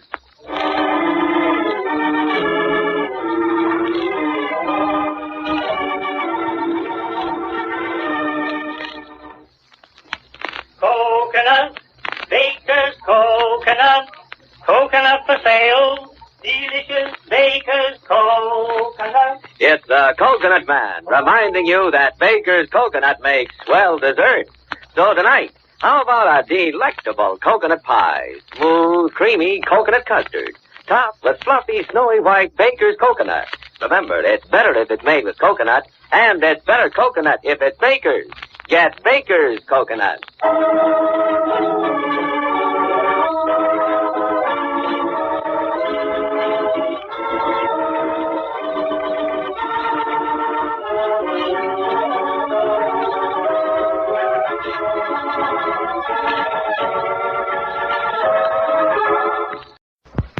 This is Orson Welles speaking. The place was Batesburg. Isaac Woodward thought it happened in Aiken. He was wrong. I've repeatedly explained Woodward's mistake and repeatedly apologized. But I broadcast his affidavit. Now the city of Aiken, having banned my movies, burned the posters in the streets, and hanged me in effigy, is threatening, believe it or not, to sue me for the sum of $2 million. Well, if I had all that money, honestly, I wouldn't mind owing it to Aiken for the pride of having finally put the blame where it belongs. The blame belongs, as I say, in Batesburg, South Carolina. It was Monday, February 13th, 1946. A minister and several workmen saw the police chief of Batesburg and a highway patrolman pouring buckets of water over the head and body of a soldier who had been arrested the night before. What the policemen were washing away was blood. And between each bucket, they stopped and asked the soldier, "Can you see yet?" Each time the soldier answered no. The soldier was a Negro. We know now that his name is Isaac Woodward, and that the police chief had beaten him the day before and blinded him with a blackjack. When I stumbled on the story several months later and brought it to public attention on this program, the name of the guilty policeman was unknown, and it looked as though it always would be. I promised to get that name. I have it now. The minister and the workmen provided our investigators with one clue, and there were other clues. All led to a single man. All clues led to Mr. M.L. Shaw, chief of police in Batesburg, South Carolina. Now we have him. We won't let him go. I promised I'd hunt him down. I have. I gave my word I'd see him unmasked. I have unmasked him. I'm going to haunt Police Chief Shaw for all the rest of his natural life. Mr. Shaw is not going to forget me. And what's more important, I'm not going to let you forget Mr. Shaw. Now, here's a letter. It goes like this. Well, Mr. Wells, you've just lost yourself an ardent fan. That little speech you made on the radio about that Negro got his eyes poked out, did it? You don't know a thing about this case, and I'm quite sure I heard the correct side of the story, seeing as I live in the very state in which it happened, and proud of it. But it seems that the Yankees always have to pick on somebody about something, and especially the South. Well, I'm going to put you wise for once. If the North would let the South alone a while and not try to bully them, everything would soon turn out just right for everybody concerned. We want the Negro to have a fair chance. We don't believe that the two races should mix, however, but it seems that the North is trying its darndest to make a mulatto nation of the whole South. Well, it isn't going to work. I believe that we would all die fighting, men and women side by side, before we would let a calamity like this happen to the glorious homeland of gallant men and their women who have certain well-founded beliefs and never take anything from anybody. Now to get back to that story. I've been around associating with a policeman around about, and I happen to know that the Negro who received the eye injury was extremely insolent, very unruly, tried to make a getaway from a police officer. Seems you all want to give the Negro a better chance than you would a white man. And, my dear man, I shall present a startling fact to you. The policeman in question did not cause the eye injury to the Negro. It was due to a fight the Negro had with another Negro. And he is trying to put the blame on the officer so he will draw a pension. Think that over, Mr. Orson Welles. Doubtless you have lost quite a few fans from that little dramatic speech you made, so full of emotion and tragic tears for the man. You ought to be ashamed of yourself. Signed, your former fan. Well, we've been getting a lot of those anonymous letters since we broke the Isaac Woodward case on this program. Let this answer them all. Dear former fan, you say the North is bullying the South, and if the Yankees would stop always picking on somebody for something, everything would turn out just right for everybody concerned. I'm afraid you're missing the point. Batesburg isn't another battlefield of the Civil War.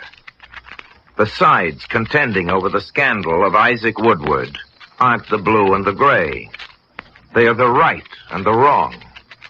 And on your side of the Mason-Dixon line, as on mine, most of the people are on the right side of that argument. course you're proud to live in South Carolina. You ought to be. But I think you'll find that most of your neighbors in South Carolina are ashamed of Mr. M.L. Shull, the police chief who beat out the Negro soldier's eyes with his blackjack. I'm proud to live in America, but I'm ashamed of Chief Shull and his blackjack. I'd be ashamed of him if I was a citizen of Tibet. Isaac Woodward was not involved in a conspiracy to make a mulatto nation of the South. He was just taking a bus trip to Winsboro to meet a young woman who belongs to his race and who bears his name. But Isaac Woodward never got to see his wife. He'll never see her. Never. Isaac Woodward is blind. Why? Because the North is bullying the South?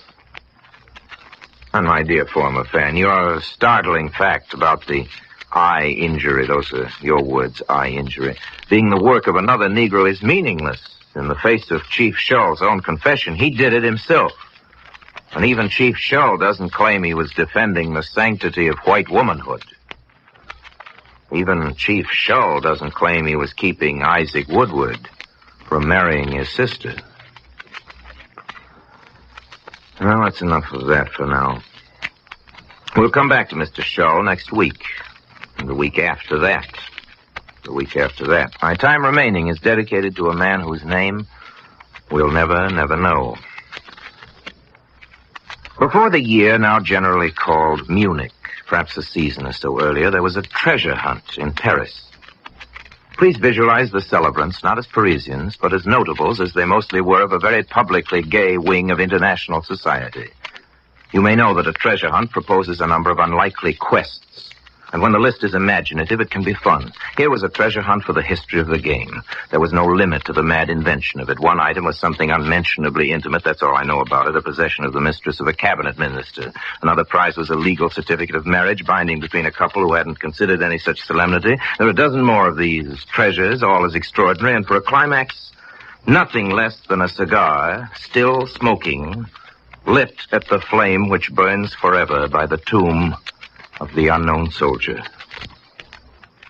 Now, decency expects of a tomb that it guard for the lifetime of stone what was once the habitation of the spirit of man. The conscience of the world defends the memorial of those who, in the last wars in this, died for peace. You agree we catch a glimpse here of something worse than mere bad taste, picnicking on an old grave, something perverse, wickeder than any casual defilement of God's image. Only another bad piece could make anyone laugh at a dead soldier again. Of course, whoever lit his cigar from that flame may have thought the unknown soldier wasn't anybody he knew. It's true there isn't anybody in particular to mourn for the man who is buried there, so everybody mourns for him. The mocker can't have known that he profaned his brother's grave, but how could he forget? The sense of man's brotherhood is all that can sustain the human spirit for the loss of God, and this man had no God. By what did he live?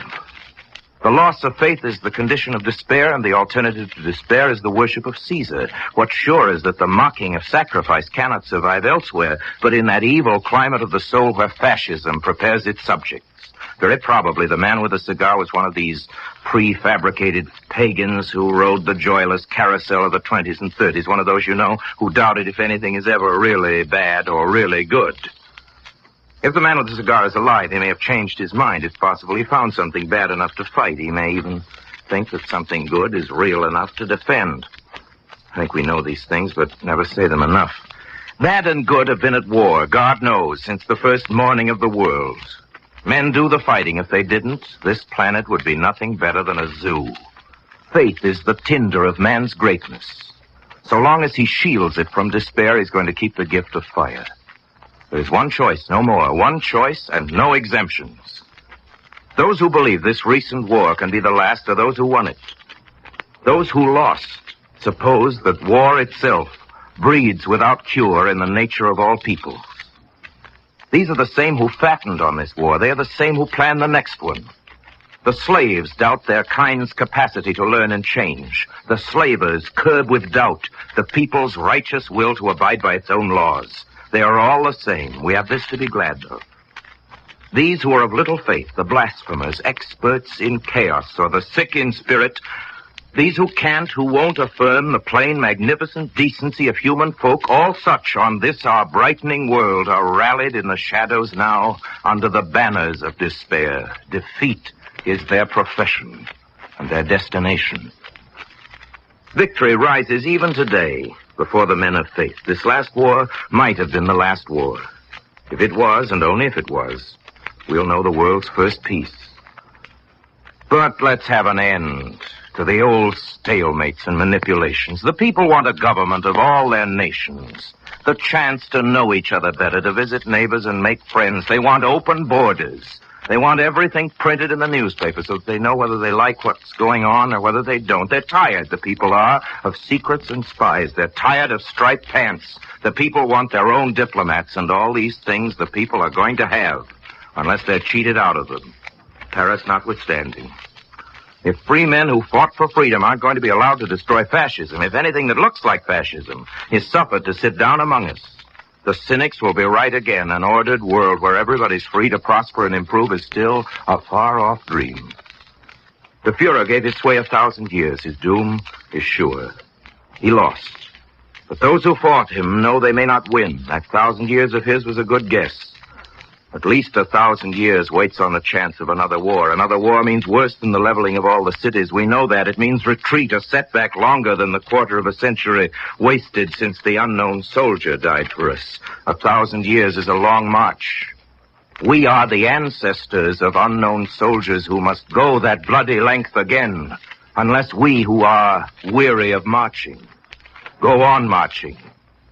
Forward is the way, forward, beyond peace. On into the free world which depends on it. A free world means just that. We must refuse all substitutes. A free world depends on that refusal. Liberals have a lot to say nowadays about the danger of reaction. Reaction is no danger, it's a certainty. Maybe it won't amount to much, maybe it's going to be a tidal wave. Anyway, the answer isn't written in the stars. It's up to the democratic man. He must stand fast now. This time he daren't lose, or nothing will be left. Nothing even to start with. And they'll build a new war monument, not to the unknown soldier, but to the unknown cause. Maybe they'll keep an enigmatic little flame alight there to show where freedom died. But nobody will start a cigar on that sepulcher. Wouldn't even be funny. The alternative, of course, is civilization, a bookish and uneasy word, that civilization. Our languages will bear us fairer names for it when we've struggled closer to what we would describe. Peace then will go as unremarked as the free air. Peace, after all, is no more than the victory of the farm over the wilderness. As probable as that, no more hard-earned. But never think our work is over when we've won that peace. We'll know better. And even when the world is free, we'll know we've just begun. Here it is. Here is the peace, we'll say. Standing in the midst of it, like plowmen, content with the good order of their fields. Standing together, since mankind will be every man's family when the tools of war are put away for good. Here is peace. Here is peace, we'll say to each other. Proudly, undismayed. Nobody will confuse it with the millennium. Then the abundance of the human spirit will be ready for harvest. And even the children will see that final peace is merely history's first important date. Now I see my time's up. Thank you for letting me come to call. Please make a date for next Sunday at this same time. Until then, I remain as always, obediently yours. This is ABC, the American Broadcasting Company.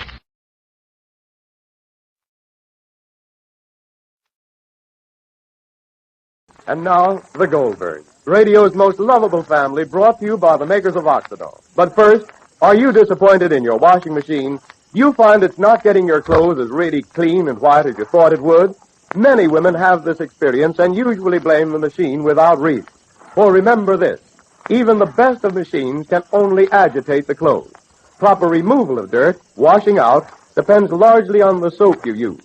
If your soap doesn't give thick, rich suds, that take all the dirt out and hold it out in the water until the washing's rinsed, the clothes come out dingy and gray.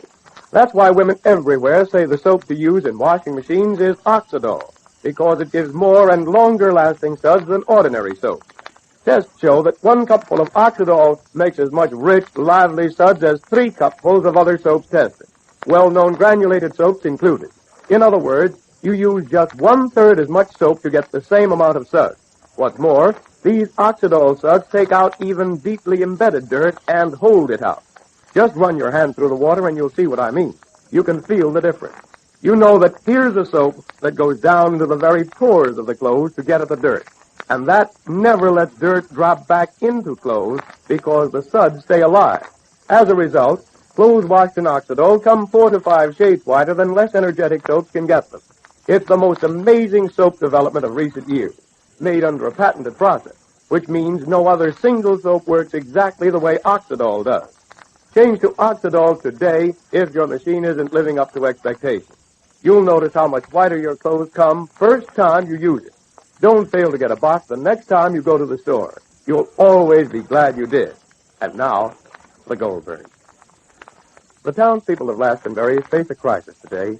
It's their last opportunity to buy up the option of the Lastonbury Mill, and so far, they've been unable to raise the necessary money. The fund collected by the women by selling flower seeds would be enough, but the women refuse to give it up. Meanwhile, at the Goldberg home, the crisis in little Rosalie's illness has arrived. Molly and Uncle David are waiting outside. Stop, Porter. Stop.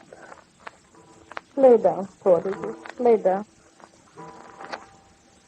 Fine Passover, huh, Dave? Molly, please. Where's Jake? Where's Jake? Sorry. Waiting for the doctor to come out of Rosalie's room. David, she's sick. Sicker than I know you. I'm afraid, David. Molly, please. Please. David, Emily, the doctor said... The doctor said. There's got to, Molly. He's got something to say, too. Ma, please. Why, what is the doctor doing in there so long? What? Don't go in, Molly, please. Oh, again the phone. You sit there, Ma. I'll take it. Oh. Hello? Yes? Yes, Miss Wilberforce? Oh, it's me. I can't, Family Darling. I can't speak on the phone. Yes? Yes, well, the doctor's here now, Miss Wilberforce. No, my mother can't come over. Well, we don't know yet. No. That's all right. Uh-huh. Yes, all right. Where you going, Molly? I want to see what Jake is doing. What takes so long? Yes. What takes so long? All right. Yeah. Goodbye. What is it, Sammy? Huh? Well, they're having a meeting. All the women are over at Martha Wilberforce's house. Well, what are they going to do? Give the money from the latest fund to the mill? Well, that's what they're having a meeting about now. Well, Doctor, please come in. Don't go yet. Don't go yet, Doctor, please. I want to hear more than just one word, Doctor, please. We're waiting. Waiting for what, Doctor? Can't you do anything, Doctor? Maybe we should We're not waiting with our hands folded. We're waiting to help. Waiting to help? Yes, Mrs. Goldberg. It's the crisis. Oh. People, and that means doctors, too, can only go so far. And that's as far as we did go. What do you mean, Doctor? Doctor? Oh, please. We've done everything we could do for Rosie. And now we have to wait. It's up to her. Up to her? You mean there's nothing you can do to help her? Not over this part. She's got to help herself. She's got to be strong with the desire to get better. Oh. In every man's body, there are two forces, and they're both very powerful. One of them wants to make you give in, let go, drift down and away. It's called catabolism. It's the running down of energy, the breaking up of cells in the blood and in the body. When everything moves that way. What, Doctor? But there's another force, too. It's called... I don't care what it's called, Doctor. Ma, please. What's happening to Rosie, Doctor? We have to wait. Molly, please. It's the crisis. You have to wait. How long? Just as soon as we... But where's your faith, folks? I've been a doctor long enough to know that faith cuts right across science. Everything I've seen and learned in my life has taught me to trust God for everything I haven't seen and don't know. Doctor, you don't think we should... We've given Rosie the best chance we could. Now we've got to wait. I'll be back a little later. You have a very competent nurse, and she has her instructions. Goodbye. Bye. I'll take it to the door. Goodbye, Doctor. Goodbye. Bye.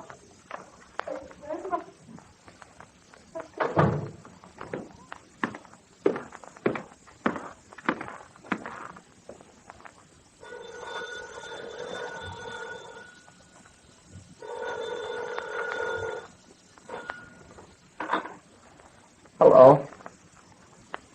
Hello? Yes? Yes? Yes. Well... Hello, Sammy. I just saw the doctor leaving. Yes. All right. All right. Well, I hope everything's all right. If there's anything I can do, all right. Goodbye. They're just waiting now. It's the crisis. Oh, Martha, you be thinking... Oh, I don't want to think about it that way. I guess Mrs. Goldberg can't come over then. No, she couldn't even come to the phone. Well, we'll have to decide this thing for ourselves. Are we going to take this lady's fund money and put it in the mill or not? But the money is ours to do what we like with, Martha. And I think... Oh, there's someone at the door. Wait a minute. I'll go. I hope Rosie to get better. She's such a nice little girl. I just came over because my mother couldn't come. Are things so bad, Sammy? Well, we're waiting. It's the crisis. The doctor said that, well, after a certain point, no one can help her. Only herself. And we're waiting to see if she will. Oh, she will. I don't know. She will. She's got to. Oh, yes. And you have to, too. You ladies, you think you're not part of this town. You think the town's one thing, and you and your families are something else. Maybe I'm not the one to be saying these things, but somebody has to. You've got your little fun, and you're holding on to it as if it would be any help if everything went smash. Well, a town's not just a lot of different people with different interests. It's one thing. That mill doesn't open, town will go smash. So will you right along with it. It's a crisis now. And if every part of the body doesn't fight and help, then the town's going to die. Each day, it's going to get shabbier and older and more broken down. One by one, you'll have to go away, separate, go off, defeated, finished. But don't you see, if the mill opens up, then we'll have a chance. We'll be able to go on. You ladies have got to take that money you have and put it into the mill. Give it a chance to fight on. Give the town a chance. The best chance. The The way Rosie got the best chance. But suppose the mill fails? Can't you see? Today is the day. If you don't give the money, then the mill's failed even before it's been opened. Because it never will open. And that means the same thing as if it opened and then failed. What you're saying to yourself is, let the town die. Maybe we can save a little bit for ourselves. But you're fooling yourselves. You'll leave the best part of your lives here if that mill doesn't open. But where's our security? For ourselves and our children. Security? Security for what? There'll be nothing to look forward to. That's when people die in a crisis. When there's no future. And they don't want one. Why don't you give yourselves a chance to have a future? Or you'll have nothing. Nothing left but a past. And so, while Sammy continues his fight to convince the women of Glastonbury that unless they give up their security fund temporarily, there can be no security, the family await the outcome of Rosalie's illness. They've done everything possible to save her. Her life now depends on the will of God. We leave the Goldbergs until Monday, at the same time. You know, many women thought they were using the best washing machine soap, then tried Oxidol, and now use nothing else. They find it's quieter washing, faster washing, and costs less to use than their old favorite soap. As measured scientifically by the tintometer, Oxidol gets clothes 4 to 5 shades whiter than ordinary soap. It cuts washing time 25 to 40%, whether the machine is old or new, and saves money every time you use it. Tests show that 1 cupful of Oxidol makes as much rich, lively suds as 3 cupfuls of less energetic soap, which means, in other words, it goes farther, lasts longer, does more work cup for cup. So even if you're convinced you're using the best washing machine soap now, why not try Oxidol? You'll know then why thousands of women change to it every day. Be sure to have a box on hand Monday. It's the new, improved soap for your machine. And don't fail to hear the Goldbergs Monday. Will the mill open? And will Rosalie win her fight against death? Until Monday the same time, this is Ray Saunders saying goodbye for the makers of Oxidol.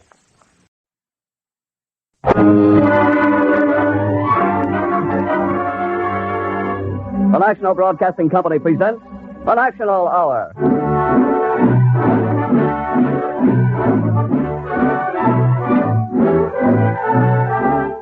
This is the mirror of public opinion, reflecting what America and the world are thinking, planning, doing. This is today's interpretation of the problems and the newsworthy milestones that we must reach and pass on the road to peace and reconstruction.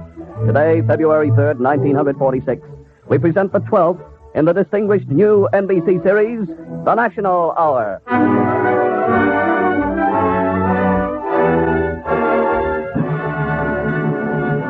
Our subject for today: in this day of synthetics, this age of resin, what is the future of plastic? This is Robert St. John in New York. If you take your dictionary's word for it, plastics are as old as the universe and as abundant as mud, as common as lard. For you see, by the dictionary's definition, mud and lard are plastics. A plastic is any material that can be molded and shaped. An important imagination-stirring new industry has risen to take a place in our future. Its raw materials not mud or lard, but organic substances. Its products molded and shaped, but with heat and under pressure. And the end result is a plastic.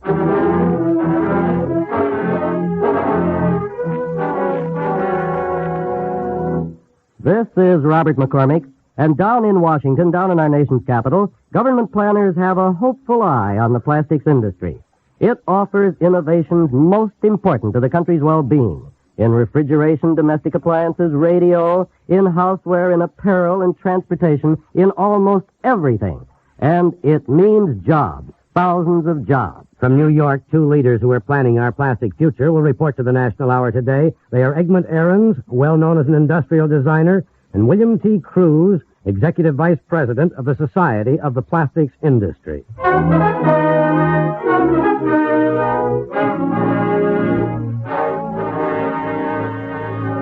It seems there's a little of the ludicrous in all the great scientific discoveries of the ages. There was Archimedes leaping from his bath with the theory of specific gravity, and Newton cracked on the head by an apple. Well, here's how plastics came into our lives. The year is 1868, and the sound is, well, let's call it familiar. Mm-hmm. Very good, Mr. Hyatt. It behaves very much as does the ivory billiard ball. And if you'd like to test it further, you'll find it has most all the properties of ivory. Very interesting. Is this material of yours expensive? A good deal cheaper than ivory, you may be sure. How is it produced? It's a mixture of cellulose, which is produced from cotton linters, nitric acid, and camphor. And what do you call this material, Mr. Hyatt? Well, I've given it the name of celluloid. Celluloid, the first commercially accepted plastic. And celluloid gave the fashionable 19th century gentleman a collar, cuffs, and a washable shirt front. To bring our plastic age a step closer, it took an Asiatic insect, the lac bug.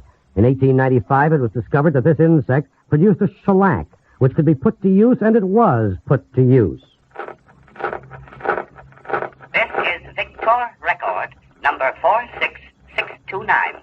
You will now hear In My Merry Oldsmobile, sung by Ada Jones and Billy Murray.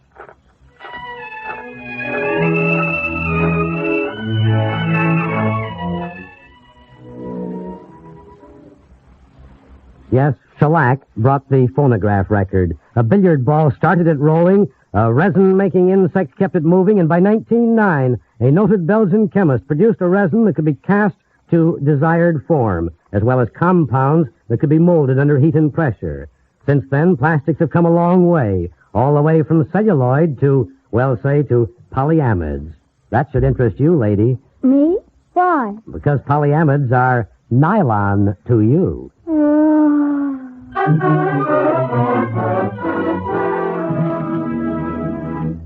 Down in Washington, the records are filled with the accomplishments of the plastic industry during the war.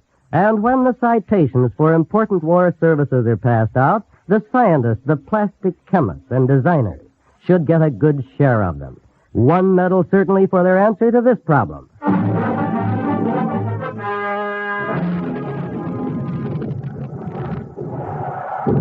The problem was first posed by a tragic incident which occurred in Germany. American officers looked over the bomb tank in which one of our generals had died.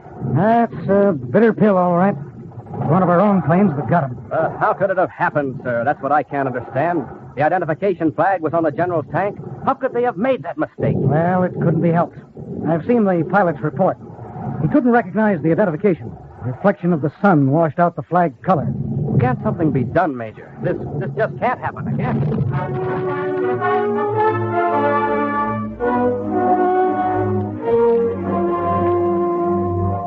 It did not happen again, because the plastic scientists did lick the problem. They developed a synthetic fabric whose colors stood out boldly in spite of sun reflections. From the skies above the battle areas, American pilots now found they were able to distinguish quite clearly between friend and foe.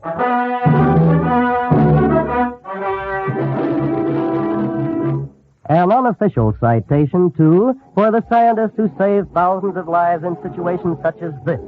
It's night on a South Pacific island, and an anti-aircraft gun crew waits tensely for the signal from the fighter planes that are roaring in. Let's see some lights up there, chum. Let's see your colors. Yeah, getting pretty close. Wouldn't like the idea of shooting down one of our own, I'm sure. Yeah. They gotta remember their recognition lights, or else how are we to know that they ain't enemy planes? Oh, there's the lights. Relax, children. Hey, wait. The signal lights are the wrong color. Yeah, those are not our planes.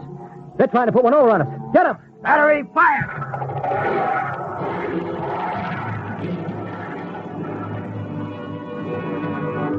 Throughout the war, the Japanese tried and failed to reproduce the colored plastic lenses of recognition lights used by our planes. American plastic development always kept a step ahead. And another citation to the men who helped make possible one of the revolutionary weapons of the war, the proximity shell. With a radar device molded into the plastic nose of the shell, it did not have to hit its target. It had only to get near it. Now, here's a roll call of other wartime uses of plastics, and as an introduction, a fanfare on a bugle made entirely of plastic. Inner soles for jungle boots. Goggles. Assault boats. Life rafts. Fuel cells. Hand grenades. Medical kit. All plastic binoculars. Gears. Bearings. Antennae mats. Saltwater purification stills. Resin-bounded plywood for PT boats and mosquito bombers. A plastic lung to replace the heavy iron lung.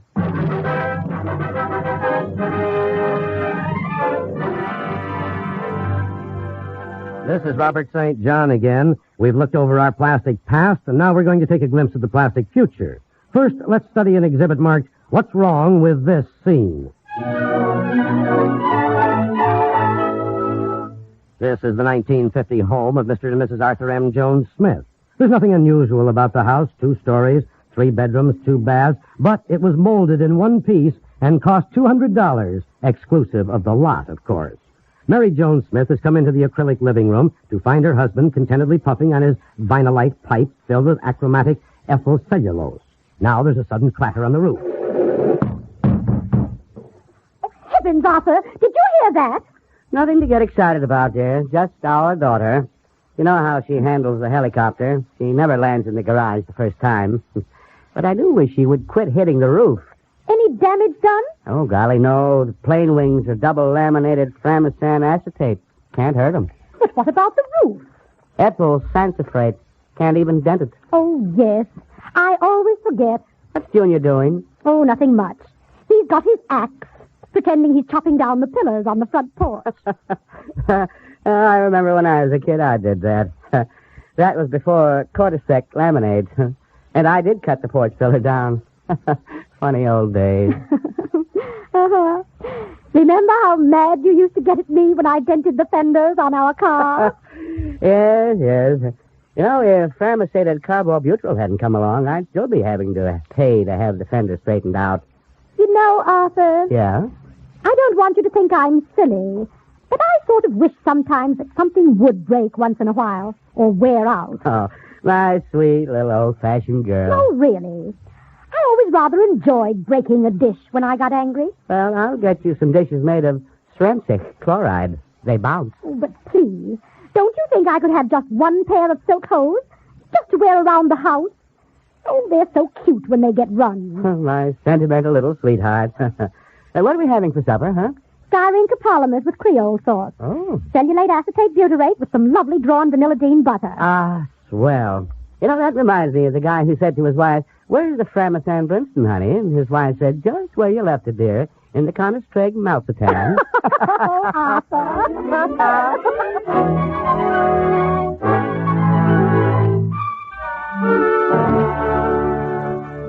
That's a plastic age joke, son.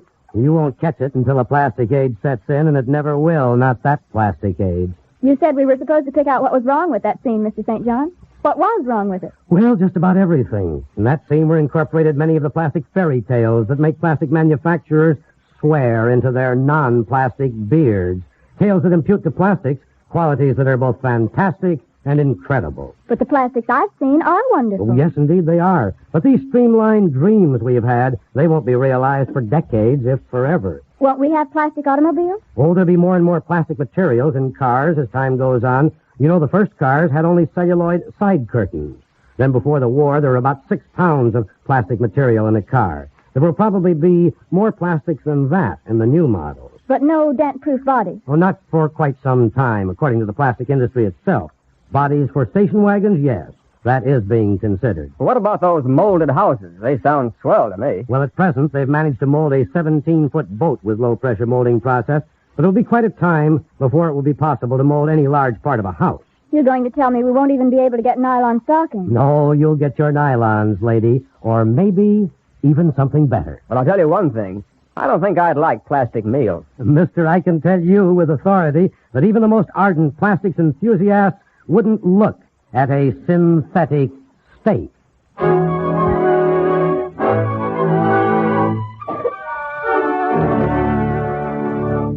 This is McCormick again. The National Hour has tried to burst a plastic dream bubble.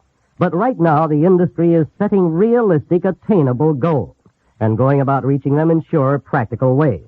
One of the foremost industrial designers making use of new plastic materials and processes is Mr. Egmont Ahrens. He's just returned from Chicago, having attended the first annual conference of the Low Pressure Industries Division of the Society of Plastic Industry. As with all industries, the plastic industry is paced and challenged by the demands of the designers. And designers are spurred by the technical advances made in their materials. Mr. Ahrens has told the plastic industry what the designers need, and he has learned what the designers may expect. And here he is now to report to the National Hour, Mr. Egmont Ahrens. Exhibition in Chicago was significant because in a certain sense we saw there the birth of a new industry, or perhaps I'd better say the development of new industrial techniques which will revolutionize many other industries. You will perhaps understand how important this is if you will go back with me a few years in the cement industry. Before the development of steel reinforcing, cement was a material out of which you could make such small things as bricks, but larger structures made of cement tended to crack up and disintegrate. But with steel added, cement became reinforced concrete, which is something else again, and we got not only smooth roadways, but gigantic concrete structures like the mighty Bonneville Power Dam. Now, just as the construction engineers added steel reinforcement to cement, so now plastics engineers have added fiber reinforcement to the plastic resins, with the result that instead of being confined to making only small moldings, like beetleware cups or portable radio cabinets, it is now possible to make large area moldings, such as aeroplane fuselages, automobile bodies, and boat hulls. And in my opinion, this new use of plastics will use tons instead of pounds of the resins. The wonderful thing about these new plastic materials is that they can be contour molded. That is, in contrast to the flat laminates like plywood, they can be molded into beautiful rounded shapes, such as you see in automobile bodies and aeroplanes. In a word, they can be streamlined. And that particularly is why I, as an industrial designer, am so interested in this in this material. In fact, this is the kind of material that an industrial designer can go to town on. In our exhibit in Chicago, we had 4 molded boats on exhibition. The largest of these was 17 feet long, and there's no reason why 30, 40, and even 50-foot boats cannot be built by the same techniques. They will have hulls that are in one solid piece, and they will be seamless, leak-proof, moisture-proof, worm-proof, rot-proof. In a word, the leaky boat is a thing of the past. Now, I would like to rid your minds of one misconception. When we talk about plastic boats, remember they will look on the outside just like wooden boats. They'll be opaque, not transparent like lucite. Don't be like the lady who said to me ecstatically the other day, "Plastic boats? How wonderful. Now we can look right down and see the fishes."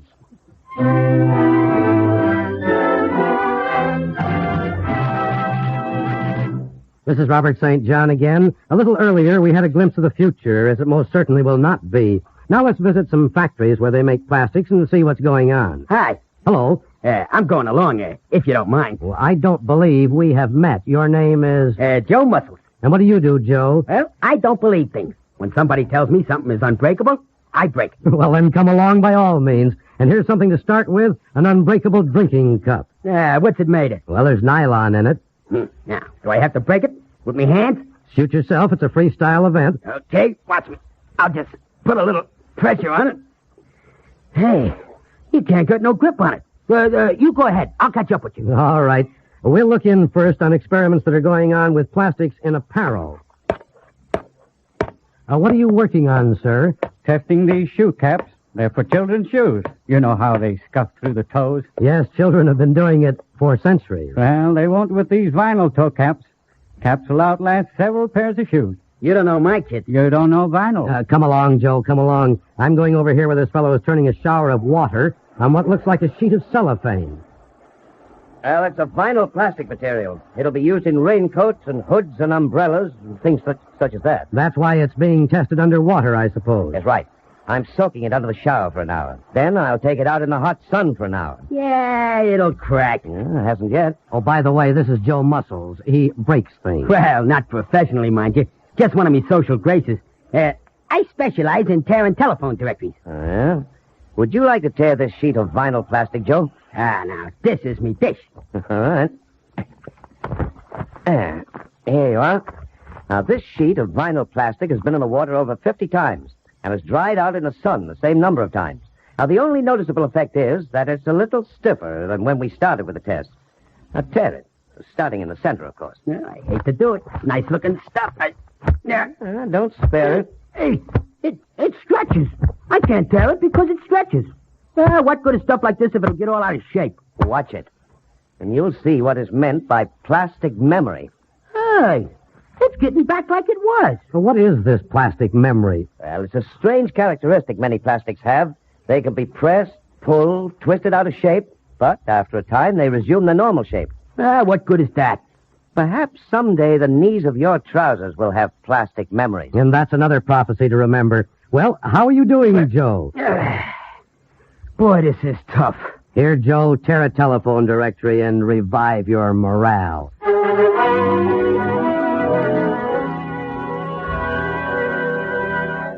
This is Robert McCormick again. Washington these days is looking to a relative, at least a first cousin to the plastics industry, for the answer to one of the nation's most pressing problems. The men who are tackling the housing problem are wondering if plywood bonded with plastics might not, in a measure, provide a solution. Let's pay a hypothetical visit to that branch of the plastics industry. Is that plywood you're sawing? Uh-huh. And when you're finished sawing? It's going to be the wall of that house. Will it stand the gas? Yeah, it ought to. What we didn't find out about making plywood during the war isn't worth knowing. But won't the layers separate when the plywood gets damp? No, not with the adhesives we have now. Moisture-proof, boil-proof, fungus-proof, everything-proof. And plywood boards don't have to be nailed. In fact, the adhesives we have now hold even more securely than nails and screws. Well, perhaps then plywood and plastics are going to come forward as the long-sought solution to our housing problem. At any rate, that's the sort of challenge these young plastic industries like to accept.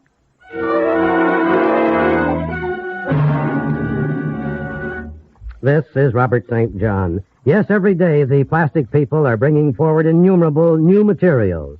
Materials with strange properties, some yet to be put to work at the right job.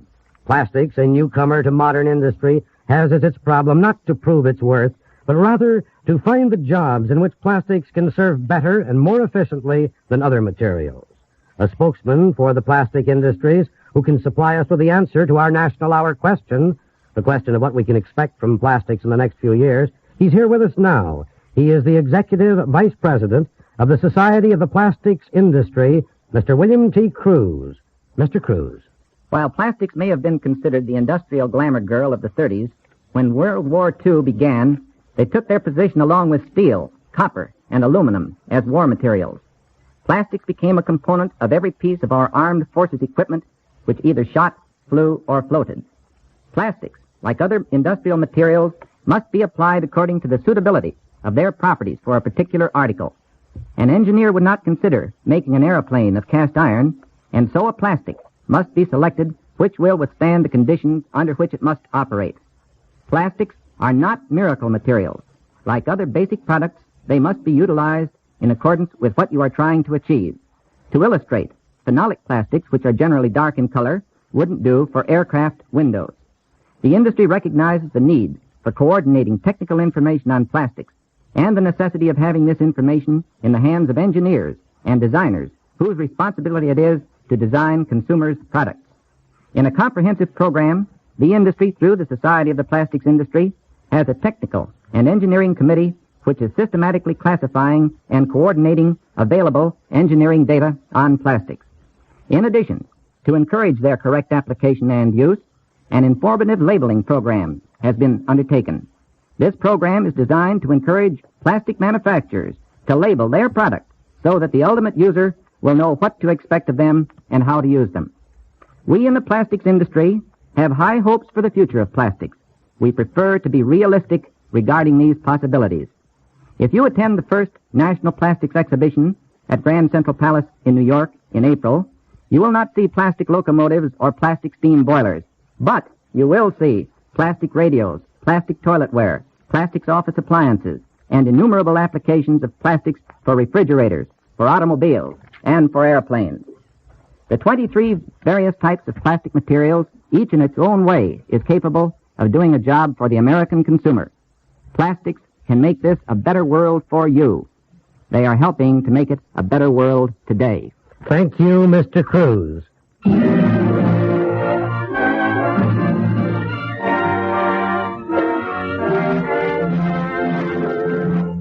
Oh, Mr. St. John. Yes? You remember my wife and me? Well, of course, you were the people in our What's Wrong with This Scene exhibit. Uh-huh. We've been wondering just when the plastic age is really going to begin. Yeah, when do we start getting plastics to use? Well, I guess that it's already begun for you. Oh. Let's see now. Let's take a look at your normal day and see if the plastic age has begun for you. How does your day usually start? Same as yours does. Well, then it begins like this. You take it from here. Time to get up. Turn off the clock, will you? All right. The case of the clock is made of urea formaldehyde. Hand me my robe, will you, dear? The robe is rayon cellulose acetate. Yeah. You take your shower first. I don't feel right until my teeth are brushed. Shower curtain, vinyl. Arthur takes the soap from a cellulose nitrate soap dish. Mary's robe and the soap dish, you see, are sisters under the surface. And there's Mary brushing her teeth. The toothbrush has an acrylic handle and nylon bristles. I'll get it, Arthur.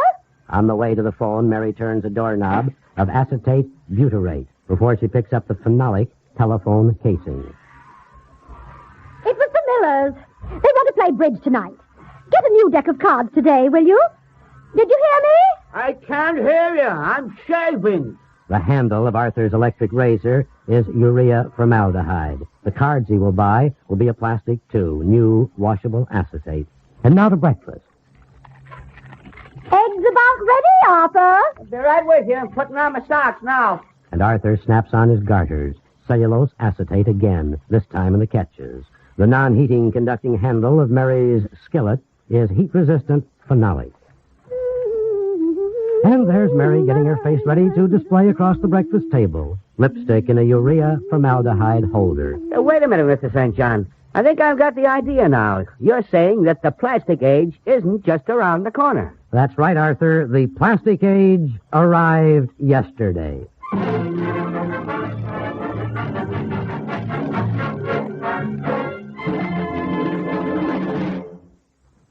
Our subject for the National Hour today has been the future of plastics. And this is what we have learned. Generally speaking, the plastics industry has an exceedingly bright future. Wartime pressures and demands speeded up general recognition of this fact. Plastics can be put to many and varied uses, often proving superior to materials previously considered irreplaceable. Research and experimentation are now being directed toward peacetime applications, and many new important uses are assured. Because plastics is a subject that seems to encourage the wildest of dreams, people may expect the impossible from the resin synthetics, and that is the danger feared by the industry itself. Its leaders say many of the things expected of plastics are impossible, by which they mean, of course, it will take a few more years to do the impossible. On the subject of plastics, then, our documentary is closed. But this is Robert St. John inviting you to be with us again next Sunday when our subject will be, is inflation here to stay?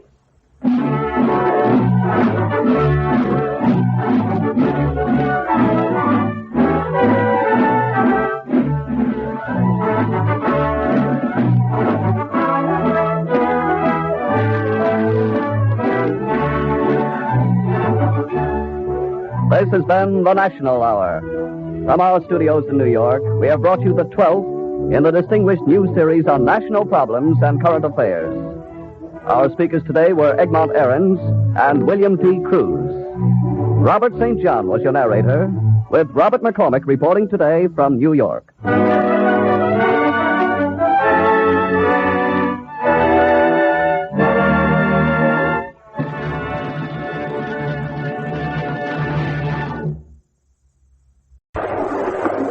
Henry in the news, usually presented at this time by John Manville, and the Dr. Fight, usually presented at 9:30 p.m. Eastern Wartime by the Shenley Laboratories over most of these stations, will not be heard tonight due to the broadcast of the All-Star Baseball game.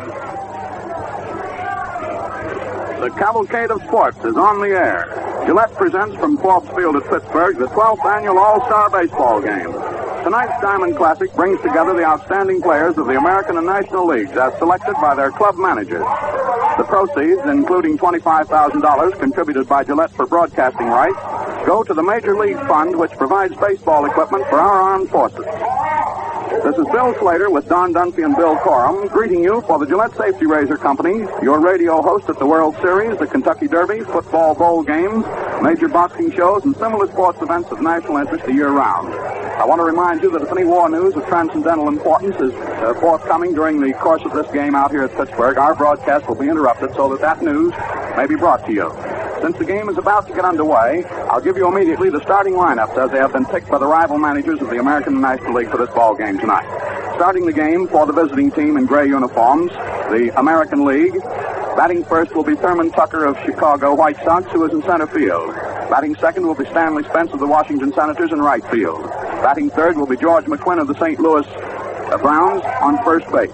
Batting fourth in the cleanup spot will be Vern Stevens of St. Louis, shortstop. Batting fifth, Bob Johnson of the Boston Red Sox in left field. Batting sixth, Ken Keltner of Cleveland on third base. Batting seventh, Bobby Dorr of Boston on second base. Batting eighth, Raleigh Hemsley of the Yankees, who is catching tonight. And batting ninth and pitching for the American League, Hank Baroe of the Yankees. The manager is Joe McCarthy, as you know. The coaches are Art Fletcher and Joe Cronin. Starting lineup for the National League, the home team this evening, and in white uniforms, is as follows. Batting first, Augie Gowan of Brooklyn in left field. Batting second, Phil Cavaretta of the Chicago Cubs on first base. Batting third, Stan Musial of the St. Louis Cards in center field. Batting fourth, Walker Cooper, and catching tonight, he is of the St. Louis Cards. Batting fifth, Dixie Walker of Brooklyn, playing in right field. Batting sixth, Bob Elliott of Pittsburgh, playing at third base. Batting seventh, Connie Ryan of the Boston Braves at second base. Batting eighth, Slats Marion of the St. Louis Cards at shortstop. Batting ninth and pitching for the National Leaguers tonight is Bucky Walters of the Cincinnati Reds. The National League manager is manager Billy Southworth of the Cards. The coaches are Mike Gonzalez of the Cards and Freddie Fitzsimmons of the Phils. The umpires for this clash here tonight are at the plate for the first half of the game.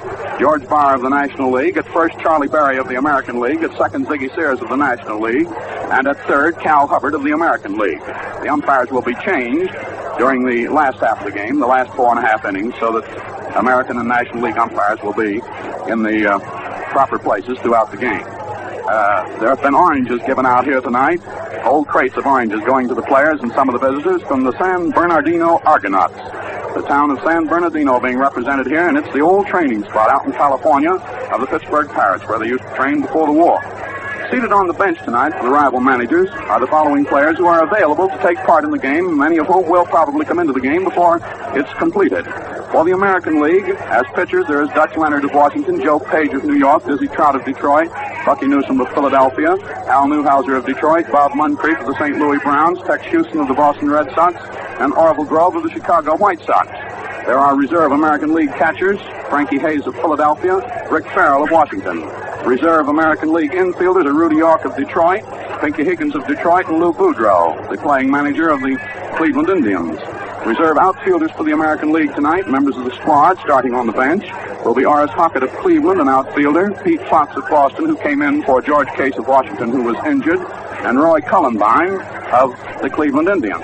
Reserve players on hand tonight and available to Billy Southworth, the manager of the National League team, are pitchers, the only lefty on the National League squad, Ken Raffensperger of the Phils, Bill Boiselle of the Giants, who came in substituting for Max Munir of the Cards, who has an injured shoulder, Nate Andrews, Al Jabry, and Jim Tobin of the Boston Braves, and Rip Sewell of the Pittsburgh Pirates.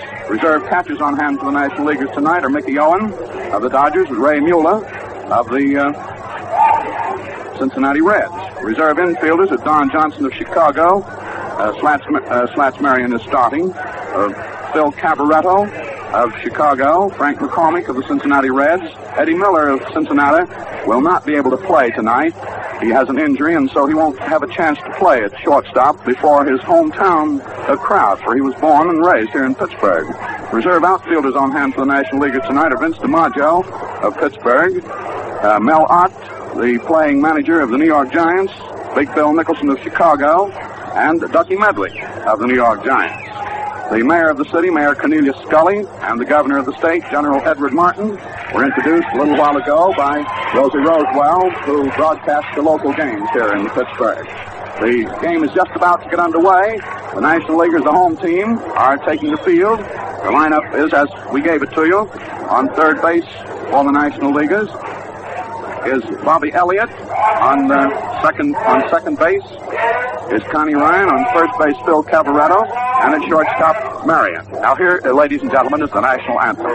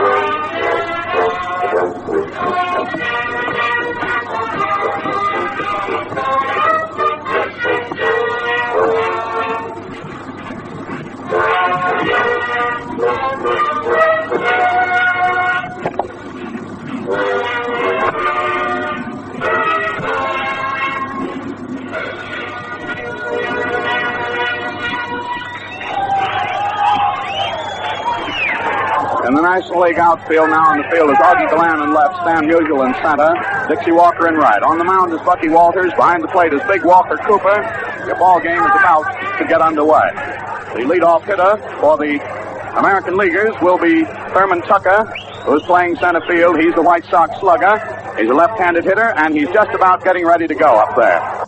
Now here to bring you the first half of this All-Star baseball game from Pittsburgh tonight, which is being played before a capacity crowd of 35,000 hatless and coatless people under the excellent floodlights at old historic Forbes Field. Here to bring you the first half of this ball game is our Gillette colleague, Mr. Don Dunsey. Donaldo, here she is, the big game. Thank you, Bill Slater. Good evening, everyone. Well, Bucky Walters of the Cincinnati Reds and Walker Cooper of the St. Louis Cardinals, the battery for the National Leaguers, and stepping into the batter's box to lead off in the American League, hitting .327 right now, having led the American League throughout most of the campaign, but he's sloughed off a little bit in the last week or two. Tucker bats left-handed, and the outfield plays him practically straight away. Walters winds up and delivers. It's outside for ball one. Bucky Walters fires one down, and it's ball one on Thurman Tucker, leading off for the American Leaguers in the first half of the first inning of this game here at Forbes Field in Pittsburgh. Walters gets the sign from Walker Cooper, fires it in, it's hit. Down to shortstop. Marion has it. There's a throw over to first base, and he is out. Marion's throw to Cavaretta retires the leadoff man, Thurman Tucker. We expect to see a lot of fine short fielding tonight between Marion of the Cardinals playing for the National Leaguers and Stephens of the Browns playing for the Americans. Stanley Spence of Washington coming up, the American League right fielder, batting left-handed. .293 hitter right now. Stands deep in the batter's box. Walters throws. He hits it. A bouncer right down to Cavaretta. Bill steps on first, and there is out number two. Stanley Spence hitting the first pitch, an inside curve, drilled one down the first base line to the first baseman, Phil Cavaretta, and he's out. George McQuinn of the St. Louis Browns, playing first base for the American Leaguers, batting right-handed. Correction, batting left-handed, steps into the batter's box. .265 batter right now. Here's the pitch by Walters, and it's a low curve outside, ball one. Low curve to a left-handed hitter. 1-0 the count. Outfield a stride to the right from McQuinn. A straightaway hitter. Walters goes into his motion. The pitch. It's hit high in foul territory, back of first. Cavaretta goes back for it, and then it goes up into the stands as he can't get it. Makes the count 1-1. 1 ball, 1 strike. That, incidentally, is the first foul ball hit in this All-Star game. We expect there will be a lot more hits before the evening is over. The National Leaguers are wearing their white home uniforms, and the visiting team, the American Leaguers, are wearing the traveling gray. Walters delivers. A slow ball, fails to get the outside corner, and it's ball two. He eased up on that a little bit. Count is now 2-1. Walters again goes into his motion. The pitch. Another slow ball is too low. Ball three. Down at 3-1. George McQuinn at bat. This is Walters' 5th appearance in the All-Star game. He throws, it's hit down the first baseline. It goes out into right field, and there is the first hit of the game. It's returned to the infield by Dixie Walker, and McQuinn is down on first base with a single. That was a ball driven on the ground between Connie Ryan, the second baseman, and Phil Cavaretta, the first baseman, out into right field, the first hit of the evening. Vern Stephens, the shortstop, batting right-handed. First right-handed batter to face Walters, by the way, the cleanup hitter. Stephens of the St. Louis Browns, hitting .302 in the regular American League campaign. McQuinn leads off. Walters stretches and throws. Fastball is outside, ball one. The fast curve just off the outside corner. Vern Stephens, midway in the batter's box. The outfield around to the left. Walters takes a stretch. McQuinn is off. Here's the pitch. He swings and misses at a low curve. Strike one. 1-1. George McQuinn taking a sizable lead off first base. Walters goes to the rosin bag, gets a sign from Walker Cooper, the catcher. The infield is fairly deep for this good right-hand hitter, Vern Stephens. McQuinn leads off. There's a pitch. And it's outside. A slow curve for ball 2. Failed to get the outside corner, and the count is 2 balls and 1 strike. There's no score in the game yet. 2 out in the American League half of the first inning. Umpire at home plate is George Barr of the National League. Wallace takes the stretch. McQuinn leads off. Here's the pitch. And it's a strike. A sharp curve got the outside corner, and the count is now 2-2. 2 balls, 2 strikes, 2 out. And George McQuinn on at first base with a single. No score as yet. Stephens, a wide batting stance, right-handed hitter. Wallers again takes the stretch and throws. He hits it, a drive going out of the center field for a hit. It's fielded by Musial quickly back, and the runner pulls up at second base, the hitter at first. 2 hits in a row. Stephens on first, McQuinn on second, and hard-hitting Bob Johnson of the Boston Red Sox, the left fielder of the American League, is coming up to bat. Johnson is playing in his 5th All-Star game. In the regular American League campaign, he's hitting .318. Pretty fair hitter. 2 out, 2 on. First 2 men were retired. Now 2 hits in a row. Men on first and second. Waller throws. A curve outside, ball 1. Failed to get the corner. George Barr of the National League umpiring at home plate. Charlie Berry of the American at first. Ziggy Sears of the National at second. And Cal Hubbard of the American at third base. 1 ball on Big Bob Johnson. Here's a pitch. A throw ball. Got the outside corner. Strike 1. He pulled the string on that. Got it over. The count is 1-1. Joe Cronin of Boston is coaching at first for the Americans, and Arthur Fletcher of the Yankees at third. Johnson deep in the batter's box. Waller takes the stretch, throws. It's low. Fastball low for ball 2. 2 balls, 1 strike. Bucky Wallers, usually a pretty hot man under the arc light, is now in a bit of a spot. 2 on, 2 out. Men on first and second. There's the pitch. He swings and misses. A low curve. A sharp low curve. 2-2 the count. Wallers had him bending and swinging all the way around on that one. George McQuinn on second base. Vern Stephens on first. 2 out. Count is 2-2. There's the pitch. And he hits it. A fly ball going foul out into left field, bouncing off the fence. A fast inside curve came in. He started to swing, pulled up. It bounced off his bat and ended up out in foul territory in left field. So the count stays at 2-2. 2 balls, 2 strikes, 2 out, and 2 men on. 4 deuces. The All-Star game at Forbes Field in Pittsburgh. A capacity crowd. No score yet, and 2 out. Wallers is getting the sign from Walker Cooper. Outfield well around to the left for Johnson. A good hard hitter. Wallers takes the stretch, throws, and he struck him out. And he lost the bat as he swung and rolled out towards second base. Johnson went out swinging on a sharp curve, ending the inning. He lost control of the bat. It bounced past the pitcher's box, didn't hit Wallers though, and ended up down near second base. For the American League in the first inning, no runs, 2 hits, 2 left, and no errors for the National League. At the end of the first half of the first inning, there is no score in the game. And now Hank Barrowe, the ace of the Yankee mound staff, goes out to the rubber for the American Leaguers, and his battery mate, Rollie Hemsley, will do the receiving. Barrowe in the regular campaign has won 11 and lost 4. His pitching percentage, .733. He's a willowy right-hander who gets the ball up to the plate very fast with a snap motion. He just snaps it in, a right-hand pitcher. The American League, out on the field, Bob Johnson in left field, Thurman Tucker in center, Stanley Spence in right field, Kenny Keltner at third, Vern Stephens at short, Bobby Dorr at second, and George McQuinn at first. Catching is Rollie Hemsley, and the pitcher is Fordham Hank Barrowe. Leading off for the National League in the first inning is Augie Gallan of the Brooklyn Dodgers, playing left field. Augie Gallan, batting left-handed, hitting .322 in the regular campaign. Been a tower of strength for the Brooklyn Dodgers. At the start of the season, Gallen was a switch hitter, but now he's batting left-handed all the time. Burrow, he gets the sign, goes into his motion. Snaps it in, and it's hit down to third base. Keltner has it. There's a throw over to first. He's out. Gallen, the leadoff man, hits the first ball, drives it down to third base, and is out. Keltner to McQuinn.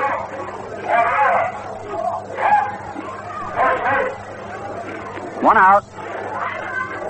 Phil Cavaretta of the Chicago Cubs, the National League's first baseman, is coming up to bat. Cavaretta also bats left-handed. 296 is batting mark. The pitch, a fastball just a little bit too close. Ball one. Roy came down fast with that one. Outfield straight away for Cavaretta. Roy goes into his motion, snaps it in. It's hit foul back in the screen below us. 1-1 the count. Rollie Hensley, the regular battery mate for Roy for the Yankees, is doing the receiving for him. Cavaretta of the Chicago Cubs up at bat. The pitch, slow ball outside. Ball two. He started to bunt, pulled up when he saw it go away. Count is 2 balls and 1 strike. On deck is Stanley Musial, power hitter of the league. Roy takes a lot of time rubbing up a new ball. Wants to get it just right. Outfield straight away for Cavaretta. He could draw a straight line between home plate and center field of Thurman Tucker. Now we're ready. Roy throws high. Ball 3, just over the peak of the cap, a fastball.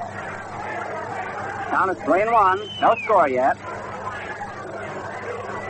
The American League got 2 on in the first half of the first, failed to score. The pitch. And he walked him. Fastball outside for ball 4. Cavaretta tracks down to first base with a base on ball. Stanley Musial, leading batter of the National League, coming up. Musial, a .366 hitter. Batting left-handed. 1 out, 1 on. No score yet. Cavaretta at first.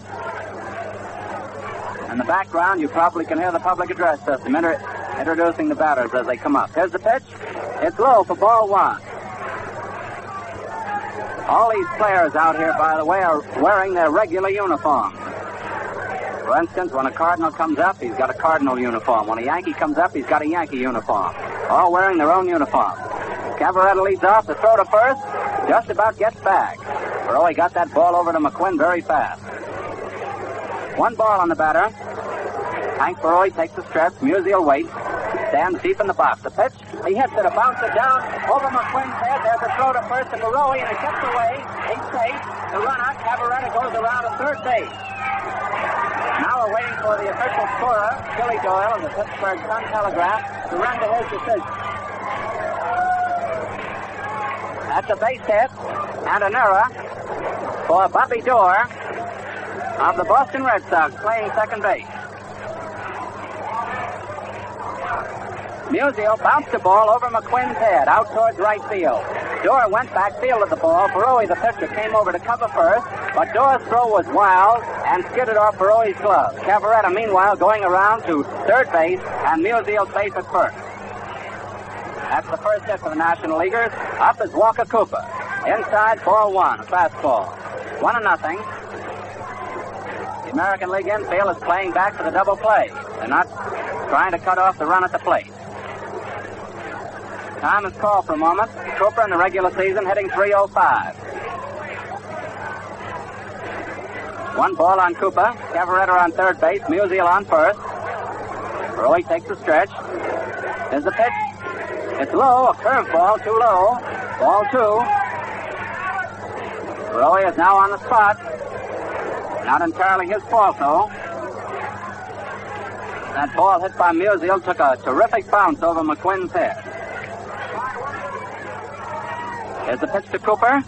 Inside. He drove him back. 3 balls. The curveball was too close. Cooper had to get out of the way. 3-0. Freddie Fitzsimmons, the manager of the Philadelphia Phillies, coaching on third. Mike Gonzalez of the Cardinals, coaching over at first base. 3-0 on the batter, Walker Cooper. On deck is Dixie Walker. Here's the pitch. And he hits it. A line drive going out into right field. It's taken by Stanley Spence. Here's the throw into the plate. And he is out. A double play. A double play retires the National League. A sensational double play. That had drama all the way. With a 3-0 count, nobody expected Walker Cooper to hit that ball because Barowie was showing signs of wildness.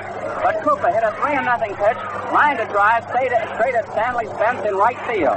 The runner on third, Cabaretta, tried to score after the catch, and the right fielder Spence threw in a perfect strike, retired him at home for a double play. The Nationals, no runs, 1 hit, 1 man left, and 1 error by the American League. At the end of the first inning, the score is 0-0. There's a Major League outfielder who played 189 consecutive games without making an error. If you ask me, that's going some. But think of the amazing performance demanded of the folks who inspect Gillette Blue Blades. Millions and millions of blades are produced at shaving headquarters, but only perfect ones ever reach you. 17 separate inspections assure absolutely uniform quality. And then the Gillette Blue Blade has the sharpest, easiest shaving, and longest-lasting edges that science and skill can produce. So for the best-looking shaves, the smoothest and most refreshing a man can have, always use today's Gillette Blue Blade in your Gillette razor. And now the first half of the second inning, and there was plenty of drama packed into both sides of that first inning. A real sensational inning, both pitchers being on the spot and both getting off. Kenny Keltner of the Cleveland Indians, the third baseman of the American Leaguers, is going to lead off against Bucky Walters. He bats right-handed. Wallace throws, and the ball is hit, going foul out into left field, going up into the stands. Strike 1. Keltner is hitting .260 in the regular American League campaign. Bucky Walters, leading the National League on the mound, has won 14 and lost 3. No score yet. That was a sensational inning, that first inning. 1 strike. Here's the pitch. And it's a curve which gets the outside corner for strike 2. Walters very sharp with that hook. 0-2 on Keltner. Standing midway in the batter's box. Outfield playing him around to the left. Walters goes into his motion. Throws a hit down at shortstop out into left field for a hit. It's fielded and tossed back into the infield by Augie Galland for a single. Keltner drives one between the third baseman, Bob Elliott, and the shortstop, Marty Marion, for a hit. That's the third hit for the American League, all singles. Bobby Dorr of the Boston Red Sox, whose home run broke up last year's All-Star game, and one for the American League, is up. Midway in the batter's box, he bats right-handed. Dorr hitting .340 right now. Here's the pitch. And he hits away, drives a ground ball down to Ryan at second. The player's at first, he's out. The runner goes to second base. The slow roller was driven down to the second baseman, Sonny Ryan. He had only 1 play to make, that was over to first, and Keltner went to second on the play. With too slow a roller for a double play. Raleigh Hemsley coming up. The catcher for the New York Yankees, batting right-handed. On deck is catcher Hank Barowie. Hemsley hitting .264 in the campaign. Man in scoring position on second, Keltner. Here's the pitch. And he hits it, a ground ball down to Marion. Marion has it over to first. He's out, and the runner goes to third. Hemsley goes out, short to first for the second out. Keltner romps over to third base. Hank Barowie coming up. Barowie's a right-handed hitter. His mark in the regular season is 191. 2 out, a man on third base. Bucky Walters goes to his kerchief for a moment. Now gets ready to pitch again. No score yet. Quite a ball game, too. Plenty of excitement, plenty of tenseness. And now Walters pitches with a windup. Here's the pitch. He swings and misses a low curve for strike 1. Roy's a pretty hard hitter. Although his average isn't good, he drives a long ball. Strike 1 on him. Midway in the batter's box, the right-hand batter. Outfield playing him not very deep, almost straight away. Walters throws. Sidearm pitch up high. Ball 1. 1-1. 1 ball. 1 strike.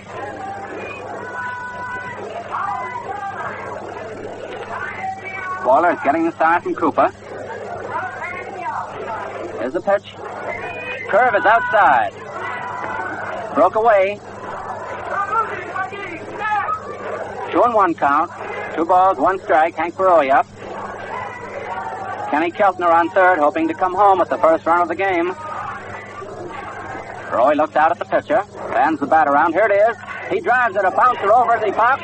Out, back to second, a throw by Ryan over to first, and the man is safe, the run scores. Great play that it was. It failed to get the pass Barroy going down to first base. The batter, Barroy, drove a ball over the pitcher's box behind second. Ryan, the second baseman, went back, made a backhand stab, a beautiful stop, threw to first, but too late to get Barroy. That's an infield hit, and scores Keltner with the first run of the game. The American League being out in front now, 1-0. And that is the 4th hit off Walters. Thurman Tucker up. First time up, he was out, short to first. He swings and fouls it off down in the dirt beside home plate. 1 strike. Barroy is on first. He's just driven in a run.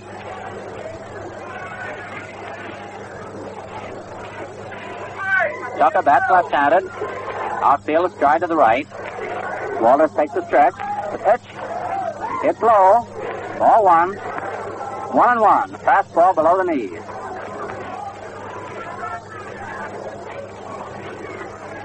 The American League, you know, has won 8 of these All-Star contests to 3 for the National League.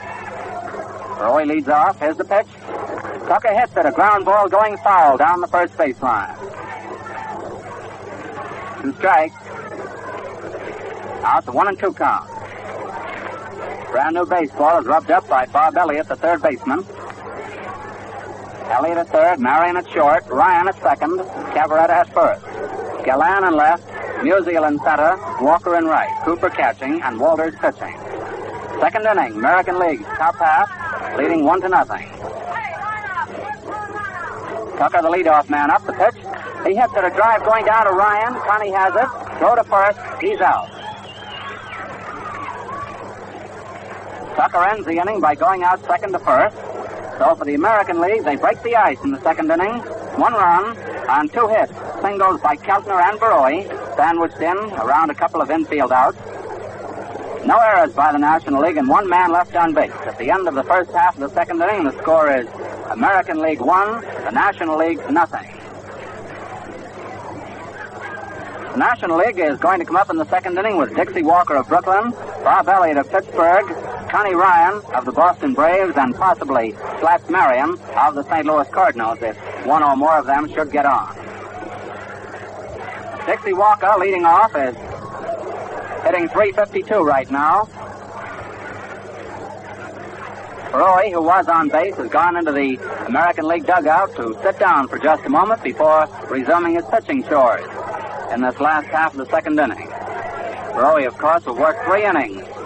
Who will succeed him on the mound is a moot question. And now we're going to pause 15 seconds for station identification. This is CBS, the Columbia Broadcasting System. This is the WBBM Air Theater, Wrigley Building, Chicago 11.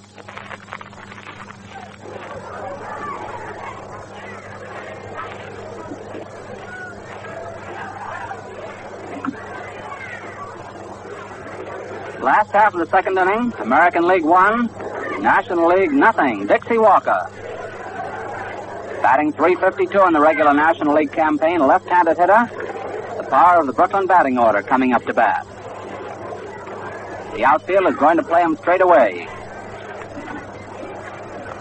American League outfield is Bob Johnson of Boston in left, Thurman Tucker of the White Sox in center, Stanley Spence of Washington in right field.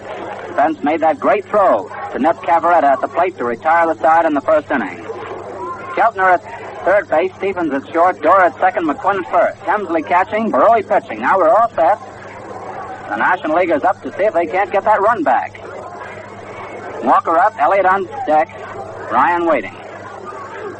Barroy throws. A curveball is just off the outside corner. Ball 1. Fast curveball failed to get the corner, and Barroy's behind the hitter, 1-0. Walker chokes up on the bat a little bit. Here's the pitch. Walker hits it right through the box out into center field for a hit. It's fielded by Tucker back to the infield, and Walker is safe at first base.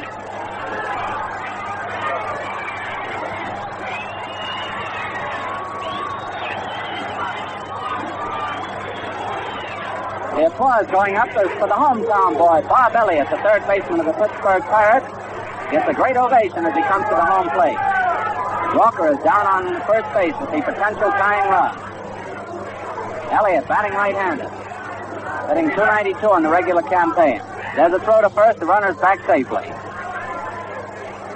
The last half of the second inning, the American League leading 1-0. Elliott holds the bat long. The pitch is fouled off just below it. Bouncing on the screen. Strike one. The crowd sort of sings in unison with the ball as it rolls down the screen. Maybe you could hear it in the background. One strike on Elliott. Roy stretches. Throws. He hits it. A bounce it down to Keltner. The play at second, the force out. No play at first. One out. Elliott safe at first on a force out. Elliott drove a hard grounder high down to Kenny Keltner, the third baseman, who threw down to Bobby Dorr, forcing out Walker at second base for a force out. Elliott was safe at first. There was no throw. Tommy Ryan of the Boston Braves up. Batting right-handed. Ryan, a .289 batter. Outfield plays him a bit to the left, just a stride or so. One out and still a man on first base. Bob Elliott on first. Roy takes a stretch, throws. An inside curve. Ball one. Failed to get the corner with it. Marty Marion, the great shortstop of the Cardinals, is on deck. Followed by the pitcher, Bucky Walters. Ryan waiting. A leisurely throw to first base. Elliott's back in plenty of time. Roy just thought he was getting off a little bit too far and tried to keep him back. Elliott leads off. There's the pitch. A low curve outside. Ball two. That broke away sharply. 2-0. American League infield showing plenty of pepper, talking it up. Elliott leads off. There's the pitch. Ryan swings and misses. A sharp curve. One strike. 2-1 now. He bit around at that one. Capacity crowd out here at Forbes Field in Pittsburgh. Roy throws. He swings again and misses. A sinker ball that time, and it's 2-2. Ryan went around the second time in a row. Count all even. Elliott on first base. Roy starts to take the stretch and then gets down off the hill. Now he's back up. There's the pitch. And it's an inside curve. Ball three. Failed to get the corner. 3-2, a full count. Now we'll see if Elliott goes down on this one. He's on first base. 3-2, one out. There's the pitch. There he goes down. The ball is hit foul. Back in the screen. Hit and run was on. 3-2 count yet. Elliott all the way down to second, retraces his steps to first base. Roy gets a new baseball and rubs it up. Connie Ryan, former Giant, now at Boston, up at bat. There's a throw to first. Elliott gets back in plenty of time. Now Roy takes the stretch again. Here it is. There goes the runner down, and he hits it. A high fly ball out into center field. Tucker is going way back, and makes the catch. And Elliott goes back to first base. 2 out. On a 3-2 count, Ryan flies deep to center field. Elliott has to go back to first, and now we have 2 out, and Elliott on at first base. Marty Marion, the Cardinals' great shortstop, batting right-handed up at bat. Second All-Star game. He's hitting .253 in the regular season. Roy looking around. Seeing that the field is a set, they play Marion to the left. There's the pitch. A strike, a curve, got the outside corner, a sharp bender. Strike one. Roy looks over at the runner at first base, Bob Elliott. Now Hank takes the stretch. Last Marion waits. There's the pitch. And he hits it. A drive going high to Bobby Dorr, right on the line. A blooper. Started high and then came down into Bobby Dorr's hands, ending the inning. National League in the second inning. No runs, 1 hit, 1 left, and no errors by the American League. At the end of the second inning, the score is American League 1, National League nothing. You've seen a base runner break from first on the windup, only to be nailed at second, the victim of a pitch out. Somebody outguessed him. Well, when it comes to outguessing Tough Beard, Gillette Lather shaving cream is right in there, too. You see, it's water that softens wiry whiskers for quick, easy shaving. And it's water that Gillette Lather holds a barrel of. Yes, sir, this cream holds water as a sponge does and releases it freely, soaking every bristle through and through. Not only that, but Gillette Lather stays wet on your face, keeping your stubble properly conditioned for your razor all the time you're shaving. Men, enjoy slick, easy shaves, smooth-looking and refreshing. Ask for Gillette Lather shaving cream, only a quarter. Now the top half of the third inning. Stanley Spence of Washington up at bat. First pitch by Wallers is outside for ball 1. Spence in the first inning was out to the first baseman, Cavaretta unassisted. Wallers goes into his motion. The pitch, a curve gets the inside corner, strike 1. Nice, graceful curve. Count is 1-1.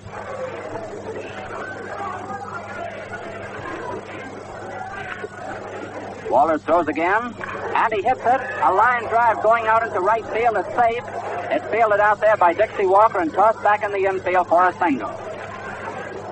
Spence, leading off the third inning, gets base hit number 5 off Bucky Walters. Walters has struck out 1. He hasn't walked any. George McQuinn, who singled in the first inning, is up. Bob Elliott, third baseman of the National Leaguers, moves in, sort of expecting a bunt. Here's the pitch. And he holds the swing away, but doesn't swing. It's ball 1 outside. He didn't choke up to bunt on that. First half of the third, the score is 1-0, favor the American League. Bucky Walters pitching and Walker Cooper catching for the Nationals. Spence at first, McQuinn up. He takes it for a strike. Fast one down the middle, 1-1. Outfield a stride to the right for McQuinn. Augie Gallan in left, Stan Musial in center, Dixie Walker in right. Walters takes a stretch. Here's the pitch. Curve outside. Ball 2.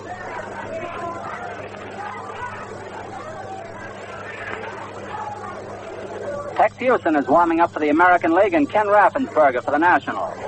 They'll probably go in the 4th inning. Here's the pitch, and he hits it, a bouncer back to the box. Walter has it to play at second, a force out. No play at first base. Quick thinking, quick fielding by Bucky Walters. Retires Stanley Spence at second base on a throw to Marty Marion for a force out. But there was no play at first base. McQuinn getting over there on a fielder's choice. Force out. Vern Stephens, who also singled in the first inning, is up. St. Louis Brown shortstop, batting right-handed. Second All-Star game for Stephens. 1 out, 1 on. Walters getting the sign from Walker Cooper. Takes the stretch. McQuinn leads off. There's the pitch. And he hits it. A high foul coming back here. Too far back for the catcher to handle. It bounces on the screen. Strike 1 on the batter. In case you folks don't know it, there's the longest distance between home plate and the backstop here in Forbes Field in Pittsburgh of any park in either league. 110 feet is the distance from the plate to the backstop. That's quite a run. 1 strike. Pitch. Stephens hits it. A long drive out into left, curving foul. Over a bit, it would have been over the scoreboard for a home run. It was that far, but it curved over and went into foul territory. Strike 2. Walters out ahead of the batter. Strike 2. No balls. McQuinn on at first base. Bob Johnson on deck. Outfield around to the left for Stephens. Walters getting the sign. Throws. And it's hit. A long drive curving foul out into left again. Stephens has his eye on that scoreboard. which is located out near the left field foul line in fair territory. The last two balls he hit far enough, but curving balls that went foul. Incidentally, in the batting practice, Stephens was rifling them over the scoreboard. 2 strikes. McQuinn on at first. Wallace throws, and he hits it foul. Sharp curve. He just got a piece of it. Hit it into the dirt by home plate. Still strike 2. Waller's control has been very good.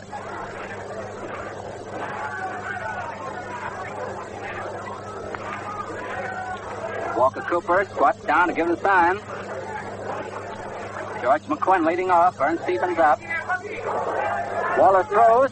A curve is hit high near the mound. It's taken by Walker Cooper. A throw to first, and he's out. A beautiful play by Walker Cooper. That was a high bounder between home plate and the pitcher's box.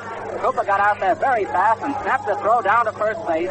Cavaretta to retire the batter. McQuinn goes to second on the play. A very close play at first base. 2 out. Bob Johnson, who struck out in the first inning, is up. Johnson is playing in his 5th All-Star game. Regular season mark is 318. Man on second in scoring position. That's McQuinn. Waller stretches. The pitch is hit down to third base. Elliott has it. The throw to first. He's out. Johnson grounded out to the third baseman, Bob Elliott, ending the inning. For the American League in the top half of the third, no runs, 1 hit, 1 man left, and no errors for the National League. At the end of the first half of the third inning, the score is American League 1, the National League nothing. And that, I take it, will end Bucky Waller's pitching chores on the mound for the National Leaguers. Bucky pitched 3 full innings, gave up 1 run, 5 hits. He struck out 1 and didn't walk anyone. Ken Raffensperger, a left-hander from the Phillies, is warming up down in the home club bullpen in deep right field. Down in the other bullpen, Tex Houston of the Boston Red Sox, a fast right-hander, is warming up and probably will replace Perot. Manager Mel Ott of the New York Giants is coming up. He's going to pinch hit for Walters. Ott is getting a great hand from the crowd. Listen. Ott is the fourth of home runs in the Major Leagues this year. He's hit 20 home runs so far. His batting mark is .313. He's playing in his 11th All-Star game. He didn't get in all of them, but he was on the squad 11 times. He came up in last year's game as a pinch hitter. He's going to bat for Bucky Walters. Manager Mel Ott of the New York Giants, one of the great stars of the national pastime. The Phillies is warming up down in the home club bullpen in deep right field. Down in the other bullpen, Tex Houston of the Boston Red Sox, a fast right-hander, is warming up and probably will replace Perot. Manager Mel Ott of the New York Giants is coming up. He's going to pinch hit for Walters. Ott is getting a great hand from the crowd. Listen. Ott is the fourth of home runs in the Major Leagues this year. He's hit 20 home runs so far. His batting mark is .313. He's playing in his 11th All-Star game. He didn't get in all of them, but he was on the squad 11 times. He came up in last year's game as a pinch hitter. He's going to bat for Bucky Walters. Manager Mel Ott of the New York Giants, one of the great stars of the national pastime, by any comparison. Ott bats left-handed. He's facing Hank Perot of the New York Yankees, who is pitching his third and final inning for the American Leaguers. Perot throws. Ott hits it. A line drive going deep out into center field. The center fielder Tucker comes over and makes the catch. Ott hitting the first ball, line deep to center field. Tucker went over to his right and pulled it down. 1 out. Top of the batting order up now. Augie Gallan, the left fielder, the Brooklyn player. He was out third to first in the first inning. Gallan batting left-handed. Hank Perot goes into his motion. The pitch, a low curve, gets away from Hemsley. It's ball 1. 1-0. Gallan has played in 2 previous All-Star games. Up 5 times, he got 1 hit. .322 batter in the regular campaign. 1 ball, no strikes. 1 out, nobody on. Burrow throws, and the ball is hit foul, going into the stands behind home plate. Count is now 1-1. We keep telling you this lineup from time to time because there will be changes, and we realize that some folks are turning in late. Bob Johnson in left field, Tucker in center, Spence in right for the American League. Burrow throws, the ball is hit, a high fly ball out into center field. Tucker goes way over to his right and pulls it down. 2 in a row for Thurman Tucker of the White Sox out there. 2 out, nobody on. Kenny Keltner of Cleveland is playing third. Vern Stephens of St. Louis short. Bobby Dorr of the Red Sox second, and George McQuinn of the Browns first base. Hemsley and Baroy of the Yankees, the battery. Baroy pitching, Hemsley catching. Up at bat is Phil Cavaretta, who walked in the first inning, out at home. He hits the first pitch, a pop fly, going into foul territory near third. Keltner comes over, but it goes up in the stand. Strike 1. Cavaretta is playing in his first All-Star game. Left-handed batter. Strike 1 on him. Roy looks to Hemsley for the sign. Goes into that willowy motion of his, snaps it in. Strike, a fastball, knee high. Very fast. 2 strikes. No balls. Cavaretta stands deep in the batter's box, back near the catcher. Outfield plays him straight away. There's the pitch. Up high, ball 1. Fastball. 1-2. The American League got a run in the second inning. So in the last of the third, they're still leading 1-0. 2 out, nobody on. Cavaretta of the Cubs up at bat. Roy whips it in, and it's low. Ball 2. Fastball failed to stay up. 2-2. 2 out, none on. There's Baroy in his motion, the pitch. And it's low. Another fastball below the knees. 3-2. 3 balls, 2 strikes. Baroy has walked 1 man. Now it's Cavaretta in the first inning. Now Phil with a 3-2 count waits. Baroy throws, and the ball is hit foul. Way out deep in left field. Still a full count as a new ball goes out to Baroy.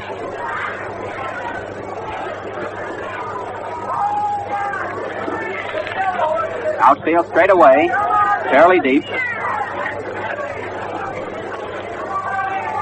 Raffensperger, who will go into pitch for the National League, has finished warming up and is now in the dugout resting.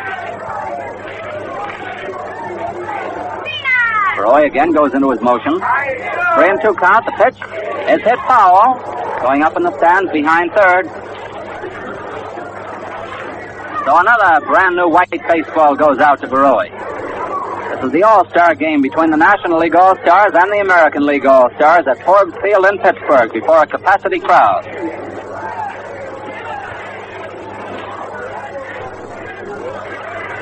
Roy again in his motion.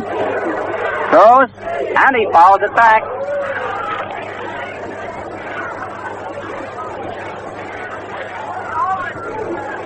Three and 2 count yet on Phil Cavaretta. On deck is Stanley Musial.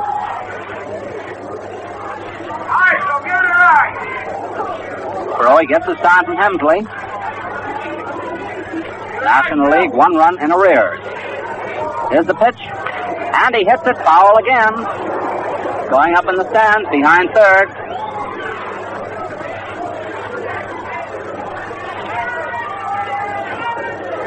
Fouling them off now. A 3-2 count.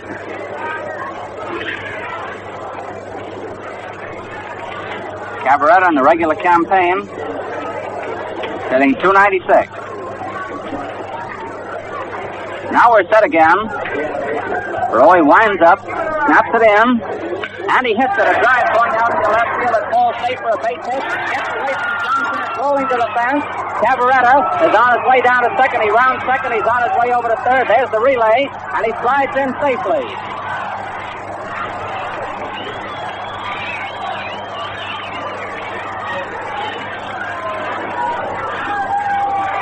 That's a 3-base hit for Phil Cavaretta. A line drive over the shortstop's head, Vern Stephens. Bob Johnson, the left fielder, never did catch up with it. and it rolled to the fence. Bouncing off the sign out there which says "Buy War Bonds." Cavaretta rounded the bases to third and slid in. A beautiful hook slide, and he's safe with a 3-base hit. That's the third hit off for Roy, and brings up Stanley Musial. This is the second time that Cavaretta got around to third base. The last time he was doubled up at home on a double play. That was in the first inning. Musial up. Musial got an infield hit in the first inning. Roy throws, and he hits it foul, an outside curve. Strike one. Fouled it back. Musial leading the National League with base hits 104, with 2 base hits 27, and in batting is marked 366. Cavaretta on third, 2 out. Here's the pitch. It's low. Ball 1. The curveball came in, but too low. 1-1 on Stanley Musial. Musial. Cavaretta on third base.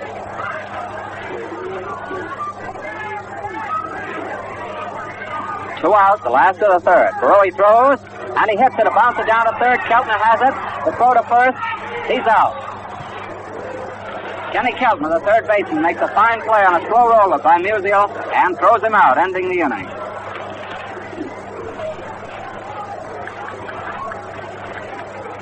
In the National League, the third inning, no runs, 1 hit, 1 left, and no errors by the American League. At the end of 3 innings, the score is the American League 1, the National League nothing. Some batters have a free and graceful swing that makes hitting look easy. Others make it look like the hardest work in the world. Fans, there's an easy and a hard way of doing most everything. In shaving, the easy way is the all-Gillette way. Yes, shaving's a cinch if you prepare your whiskers with Gillette shaving cream and breathe through them with today's Gillette Blue Blade. What shaves you get. How smooth and comfortable your face looks and feels. Now there are 2 Gillette shaving creams, lather and brushless. Choose the kind you prefer. Both are tops in their fields, extremely fast-acting, thoroughgoing beard-softening aids that really do the trick. Ask your dealer for Gillette shaving cream, lather or brushless, only a quarter. And now the top of the 4th inning, Ken Raffensperger, a left-hander of the Philadelphia Phillies, is taking the mound for the National Leaguers. Raffensperger has been in 19 games. He has won 8 and lost 9 so far this season from York, Pennsylvania. Coming up to bat for the American Leaguers, Kenny Keltner, the third baseman. Raffensperger, southpaw. Here's the pitch. Outside, ball 1. 3/4 speed pitch which failed to get the corner. Keltner has singled and scored a run in the 2nd inning. The lone run of the game so far. It's the top of the 4th inning. American Leaguers 1, the National nothing. Raffensperger throws, and the ball is hit high over the infield. First baseman Phil Cavaretta is waving everyone else away and takes it for the out. Keltner pops out to the first baseman. 1 out. Bobby Dorr of the Boston Red Sox coming up. Playing second base, he was out 2nd to 1st in the 2nd inning. This is the 3rd All-Star game for Dorr. He's been up 7 times, got 2 hits, one of them a home run, which won last year's game, played at Philadelphia. Raffensperger throws, a strike, a fastball on the outside corner, knee-high. Dorr batting right-handed, midway in the batter's box. Ken Raffensperger of Philadelphia, working for the National Leaguers. A curveball, he swings and misses. Strike 2. Dorr went around on an inside roundhouse, missed it. Curveball that came in on him. Broke around the handle. Failed to connect. 2 strikes. 1 out, nobody on. Walker Cooper catching, gives the sign. The pitch way out. Ball 1. Fastball outside. 1-2. There'll be a change of umpires at the end of 4.5 innings. They'll change position. Raffensperger, slim left-hander, goes into his motion. The pitch, sidearm pitch outside. Ball 2, a fastball that was. 2-2. On deck is Raleigh Hemsley. Walker Cooper of St. Louis squats down to give the sign. Raffensperger throws, and he fouls it off. A foul, bouncing off the umpire's mask, ends up in the National League dugout. 2 balls, 2 strikes, 1 out, nobody on. Outfield around to the left for Dorr. With Lanier out of action with a sore arm, Max Lanier, Ken Raffensperger is the only southpaw the National League has tonight. And they're using him right now. The pitch, a slow ball driven foul, coming back. He pulled the string on that one. Dorr fouled it back. Count stays at 2-2. Joe Cronin, the manager of the Boston Red Sox, Dorr's manager, shouts encouragement to him from the first base line. Arthur Fletcher of the Yankees coaching at third base. Cronin, although one of the best pinch hitters in the game, is not eligible for pinch hitting tonight. He's not on the All-Star squad as a player. Here's the pitch, and he struck him out. Dorr went down swinging on a sharp curve. 2 out. Raleigh Hemsley up. Hemsley was out. Marion to Cavaretta, short to first in the second inning. That's right-handed. Crowds the plate just a little bit. Outfield plays him a stride to the left, fairly deep. Raffensperger, who has retired 2 men in a row, now throws. Fastball outside, ball 1.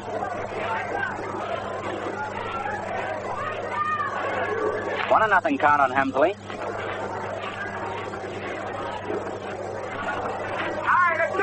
Raffensperger again goes into his motion. He throws. The ball is hit foul, going in the stands behind first base. 1-1 count now. 1 ball, 1 strike. 2 out, nobody on. First of the fourth. American League out in front, 1-0. 1 big run so far, separating the teams. Raffensperger goes into his motion. Pitch, and he hits it. A drive right at the line. He's out.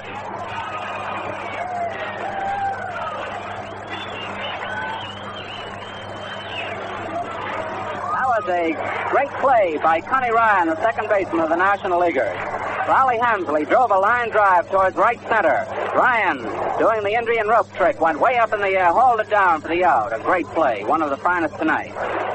So the American League is retired in order in the fourth inning. No runs, no hits, no errors, none left. And at the middle of the fourth inning, the score is American League 1, National League nothing. We all know that millions of Americans have gone thousands of miles to many distant places, doing their valiant part in winning this war. These men go wherever they're needed, and wherever they go, they do more than their part. Now here's a chance for certain men to meet a special crisis right here at home. A call to a job on which the fate of the men over there depends. Listen carefully. Today, 20,000 men are urgently needed to work for at least 90 days in foundries. The job is to help make castings for engines, heavy trucks, and armament. Experience is desirable, but not necessary. Men, help out on the special call for foundry workers. This job is a vital one. It's an emergency. If you can step into this breach on this, go to your local U.S. Employment Service office or your local War Manpower Commission first thing tomorrow. Release from your present job will be obtained. Here is one of the greatest opportunities American men at home will have to help win the war. Now there's a new battery, an H battery in there for the American League. Tex Houston of the Boston Red Sox is going to do the pitching, and Frankie Hayes of Philadelphia will be the catcher. First man up for the National League, Walker Cooper. Houston throws a fastball. He swings and misses for strike 1. Tex Houston has won 13 and lost 3 this year, leading the American League. A strike, a fastball on the outside corner, strike 2. 0-2 the count on Cooper, leading off for the National League in the last of the fourth. Cooper hit into a double play last time up. He struck him out. Cooper goes down swinging on an outside curve. Houston being very fast at this point. 1 out. Dixie Walker up. Walker single in the second inning. Forced out at second base by Elliott. Walker batting left-handed. Tex Houston of Boston is pitching, and Frankie Hayes of Philadelphia now catching for the American League in place of Burrow and Hemsley, respectively. Houston goes into his motion. Walker waits. The pitch, a fastball inside. Strike 1. Got the corner. 1 strike on Walker.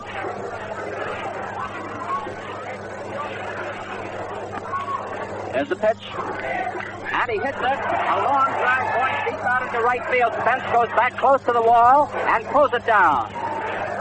The longest hit ball of the night, but it's out. Walker flies deep to Stanley Spence in right field for the second out. It brings up the Pittsburgher, Bob Elliott, getting a nice hand. Hank Ferrelli, who pitched the first 3 innings for the American League, gave 3 hits, walked 1, didn't strike out anyone, and they didn't score off it. 2 out. Elliott up. Houston throws, and he hits it. A fly ball into center field. Thurman Tucker waiting for it. He's got it. Boy, that was a quick inning. 3 up, 3 down. Elliott flying out to center. The National League in the 4th inning. They go out in order for the first time. No runs, no hits, no errors, none left.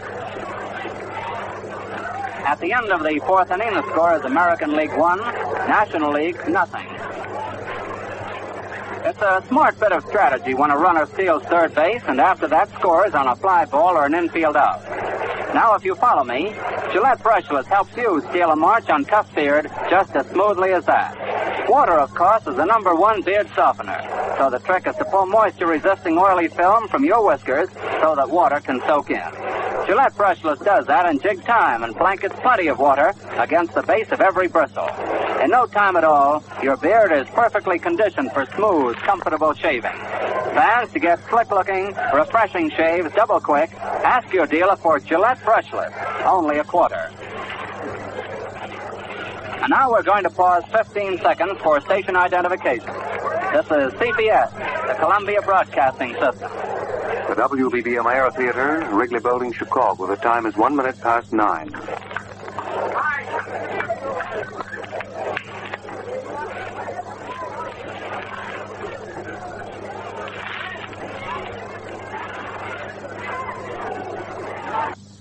First half of the 5th inning, Tex Houston leading off the American League.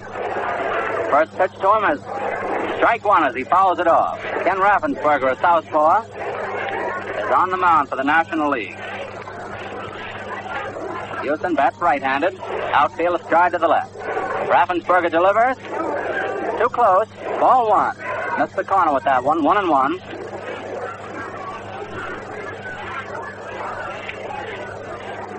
Raffensperger getting the sign from Walker Cooper. Goes into his motion and throws. A slow ball is driven right at the second baseman, Connie Ryan. He bobbles it. It rolls out into right field, and it's fielded by Walker back into the infield. That scored as an error for Connie Ryan. It's an amazing thing. Just a moment ago, Ryan was a hero when he cut off a base hit with a great play. Now he makes an error. That's all in the game. Houston is safe at first base on Ryan's error. It was a low line drive hit right at him. It bounced in front of him, caromed off his knee out into right field. Up is the leadoff man, Thurman Tucker, who is hitless in 2 tries. Batting left-handed. Raffensperger takes the stretch, throws. The ball is bunted foul down the third baseline. Strike 1.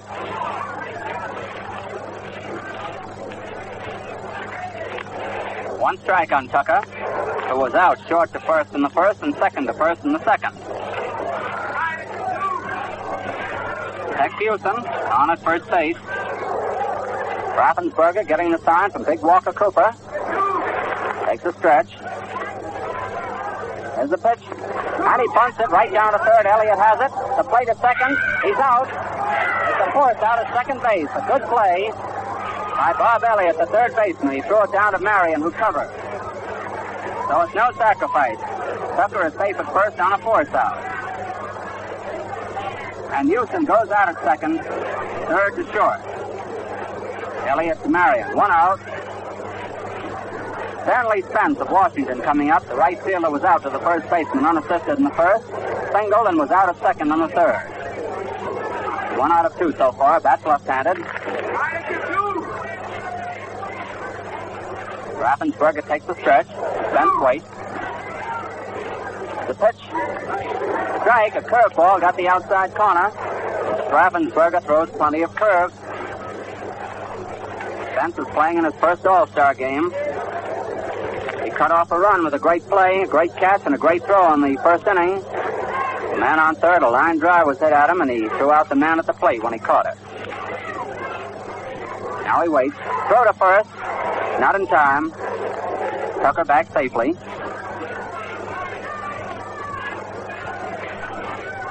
The American League is leading 1-0 as the ball game moves along. First half of the fifth now. Here's the pitch. A curveball fails to get the corner this time. It's ball 1, 1-1. 1 ball, 1 strike.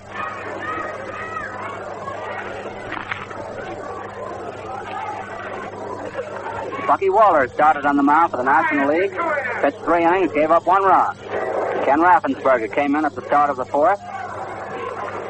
They failed to score off him. Now we're in the 5th inning. 1 out, 1 on.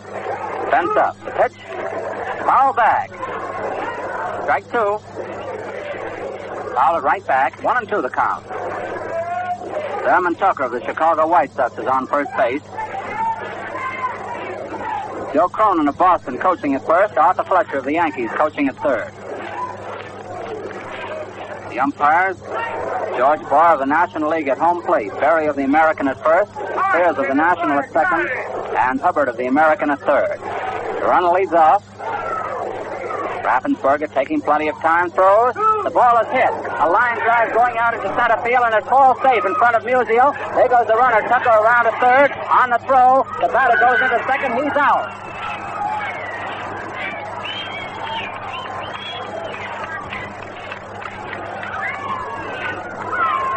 On that play, Spence drove a single into center field. Musial fielded the ball on 1 hop, whipped a throw over to third, trying to catch the flying Tucker. Throw was too late. It was cut off by the third baseman Elliott, who whipped it down to Connie Ryan at second, and Ryan put the ball on Spence, trying to go to second on the throw, Spence being out. That scored 8-5-4. Makes it 2 out with a man on third and brings up George McQuinn. That's the first hit off Raffensperger. Strike 1 on McQuinn, a curveball getting the outside corner. Strike 1.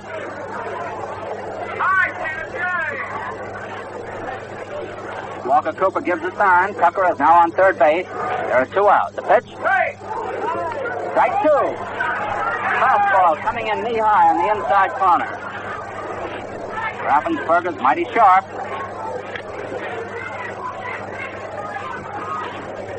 2 strikes on the batter. Playing McQuinn astride to the right. There it is. Outside. Ball 1. He missed the corner with that fastball. On deck is Vern Stephens.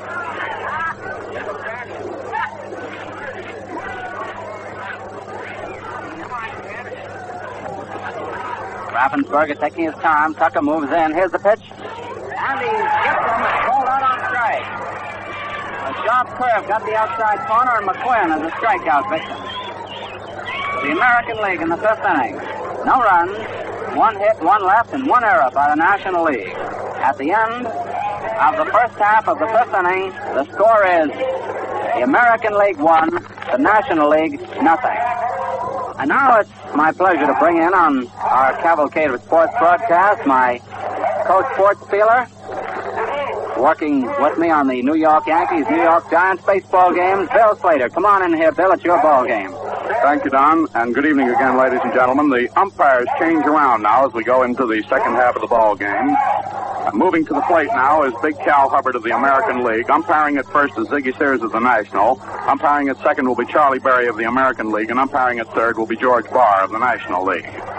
It's the last half of the 5th inning, and the National Leaguers are coming in here trying to tie up this ball game if they possibly can. The American Leaguers are ahead of them by a score of 1-0. On the mound is Big Tex Houston. He's a big foot, 6 feet 3.5 inches in height, the guy is, and he's a very strong man on that mound. This is Tex's 4th year in the majors. All of them have been spent with the Boston Red Sox. He has been on the All-Star squad now. This is his 3rd year. Behind the plate is Frankie Hayes, a veteran of All-Star competition, great catcher of the Philadelphia Athletics. Up batting first now is Connie Ryan. He takes the first pitch for a called strike. Strike 1 on Ryan. Ryan flied out to center his first time up. Swings on the next one. Strike 2. 0-2 is the count. Tommy is a New Orleans, Louisiana boy. Been 2.5 years in the majors. This is his first All-Star game, of course. Houston winds up, Shoots it in there. Ryan takes it low for ball 1. 1-2.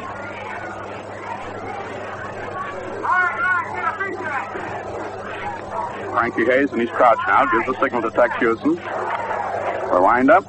The pitch. It's low again. Ball 2. 2-2. Houston trying to get him with a curve that broke away and a little low. Ryan, a right-handed hitter, stands square away in the batter's box. The pitch, he swings on it, and it's a hit. Falling out to center field, fielded out there by Thurman Tucker, tossed back in. And it's a hit. A hit off Tex Houston. The second hit they have collected off Houston. The first hit off Houston, rather. And it puts a man on first to lead things off for the National League in the last half of the 5th inning. Ryan on first and Slats Marion up. Slats is the tall, gangling star shortstop of the St. Louis Cards. He's a right-handed hitter. He lined out to Connie Ryan on a sensational play his first time up tonight. Attempts to bunt the first one, but it's wide for ball 1. The American League infield was on the move. Keltner charging in from third. Georgie McQuinn coming in from first. 1-0 the count. And now Tex Houston calls time while he bends down and laces up his shoe. Can you tie that? That's precisely what he's doing. Man on first, nobody out. Last half of the 5th inning. National League trailing 1-0, but trying to make a comeback here. Slats Marion up. He sets himself to bunt, but takes for ball 2. And he's got Tex Houston guessing. He's ahead of Houston. Ryan leading off first. You haven't heard much cheering tonight. This is a National League city, of course. And they're all waiting for a chance to do some barking about the National League. The pitch to Marion is inside. The big tall boy leans back, and it's ball 3. 3-0 the count. Frankie Hayes walks out in front of the plate, tossing the ball back to Tex Houston. Marion, the count 3-0 on him, steps out of the batter's box, is back in again now. Stands with a fairly wide stance, big, tall, good-looking athlete. The pitch to him is a called strike, the automatic one. He took it, and the count is 3-1. Rip Sewell is starting to warm up out in the National League bullpen. The pitch to Marion is called strike 2, and the count rises to 3-2. Now the string runs out. Man on first, nobody down. Count 3-2 on the batter. Big Martin Whiteford slants Marion. Here's the pitch. He swings on it, pops it up foul. Too far back for Frankie Hayes to get it. Rolls off the screen, and the crowd gives it the play. Seems to be a good old Pittsburgh custom here. When the ball lands up on the screen and rolls slowly off, why they whoop until the ball falls off. 3-2 is the count. Time has been called now while a ball that gets away from one of the players in the bullpen rolls out on the field and has to be removed. Here's the big 3-2 pitch now to Martin Marion. Man on first, nobody down. The pitch, he swings on it, and he struck him out. And as he does, Ryan goes down, stealing. And he's on second. That's the second strikeout for Houston and the first stolen base lead. And a pinch hitter is coming in now for Ken Raffensperger. We'll see who it is in just a moment. Looks like Big Bill Nicholson, but I'm not sure.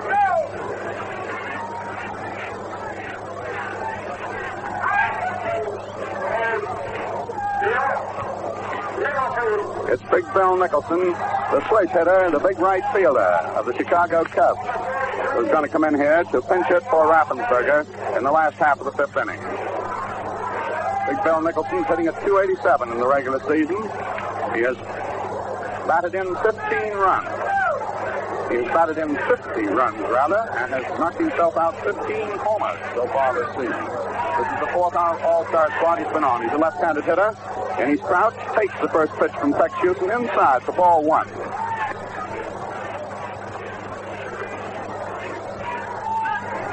One out, man on second in scoring position, Bill Nicholson up. The pitch, a call strike over the inside corner. Houston was very sharp with that one. A fast-breaking curve. Fooled Nicholson. Nicholson's called a swish hitter, you know, because just before the pitcher delivers the ball, he swishes that bat back and forth across the plate. Ryan on second. The pitch is swung on and struck down the right field line, and it's safe. Here comes Ryan around the score. Nicholson is heading for second and pulls up at second with a double.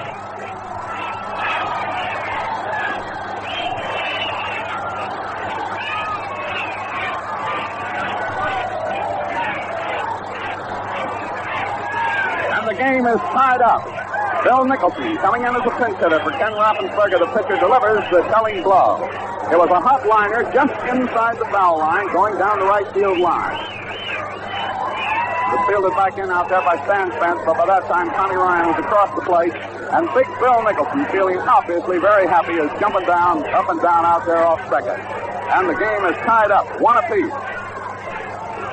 Now the plate umpire asked to have the ball tossed on. He wants to take a look at it. And Hal Newhouser goes to work in the bullpen for the American League. And Bob Moncrief also. So you'll have Newhouser, a left-hander, warming up, and Bobby Moncrief, a right-hander. So one or the other of those boys will probably see service here. It's the last half of the fifth, and the National League has tied up the ball game. Up next is Augie Galland, left-handed hitter. Takes the first one for a called strike. Augie is a Berkeley, California chap. He's with the Dodgers. It's his third All-Star game. He was here in the All-Star game back in '36 with Chicago. Swings on the next one, the ground ball, and it goes through. In the center field for a hit here is Bill Nicholson coming in to score.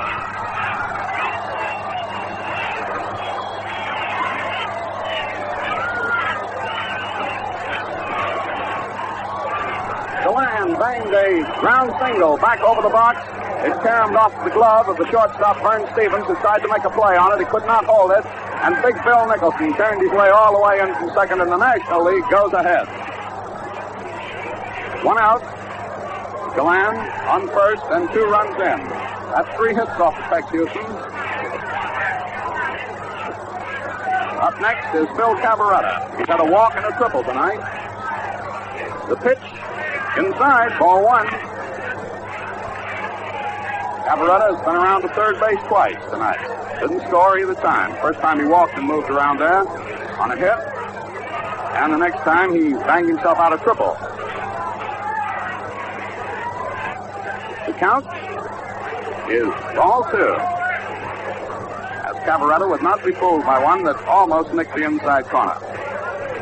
Houston, Tex Houston of the Red Sox, working on the mound, having himself some trouble here in the last half of the fifth inning. 2 runs across on a single, a double, and a stolen base. 2 singles, a double, and a stolen base. And up now is Phil Cavaretta, who takes the next one for ball 3. The count is 3-0.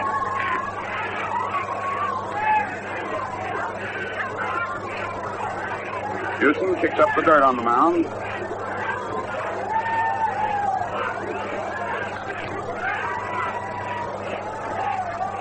Here's the pitch. Galland leading off first, and it's inside, and he walks it.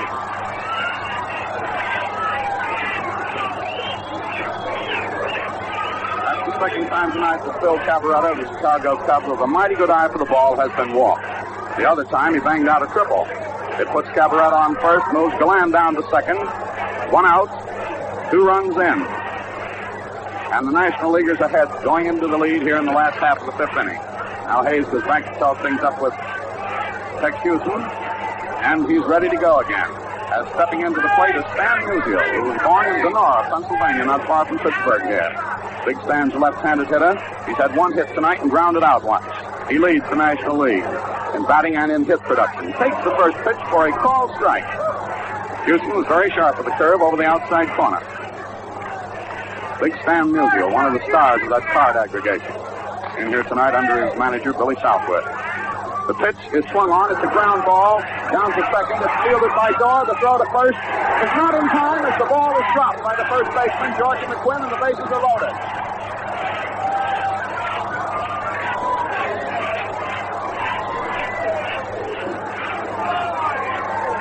It's an error on the throw.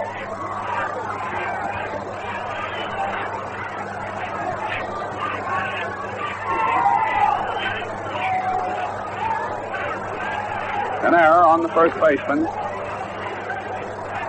The error, rather, was on the first baseman, not on the throw. The music goes on by an error. Cabaretta moves to second. Galan gets himself down to third. And the bases are but full of National Leaguers. And they've scored 2 runs in this big last half of the fifth. Up next is big Walter Cooper. He's flied out once, hitting into a double play, and struck out once. Big right-handed hitter. In there ready to go. Swings on the first with the ground ball through for a hit. In the score comes with Galan. Rounding third, coming at the score is Cabaretta, and the play is at the plate, and he's out. He's out at the plate.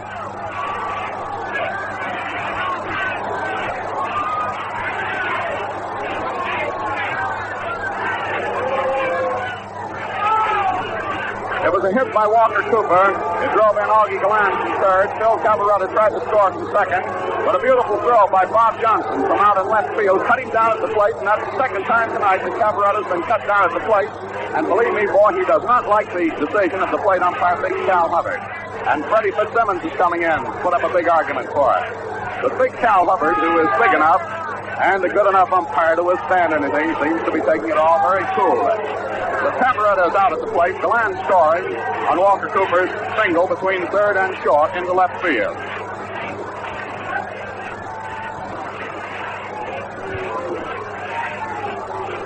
Musial moved himself down to third on the fly. Cabaretta out at the plate.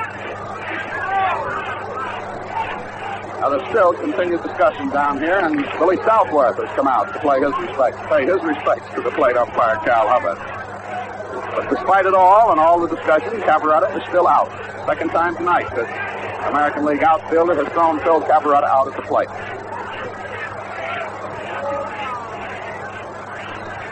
It happened to Cabaretta in the first inning, when he tried to score after a fly ball was caught by Stan Spence out in right. Now he attempted to score from second on a single by Walker Cooper, and was thrown out at the plate by Bobby Johnson, the left fielder. Up next is Dixie Walker. 2 out, men on first and third. Houston stretches, delivers, and swings on it, and it's a hit out into right field. Musial is coming in to score the 4th run of the inning. Cooper stopped at second.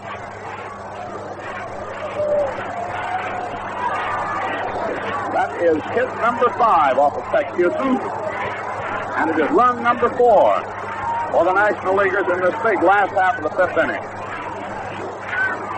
And I think we're going to have a relief pitcher come in here. Time has been called. Hayes is going out to the mound to talk to Tex Houston.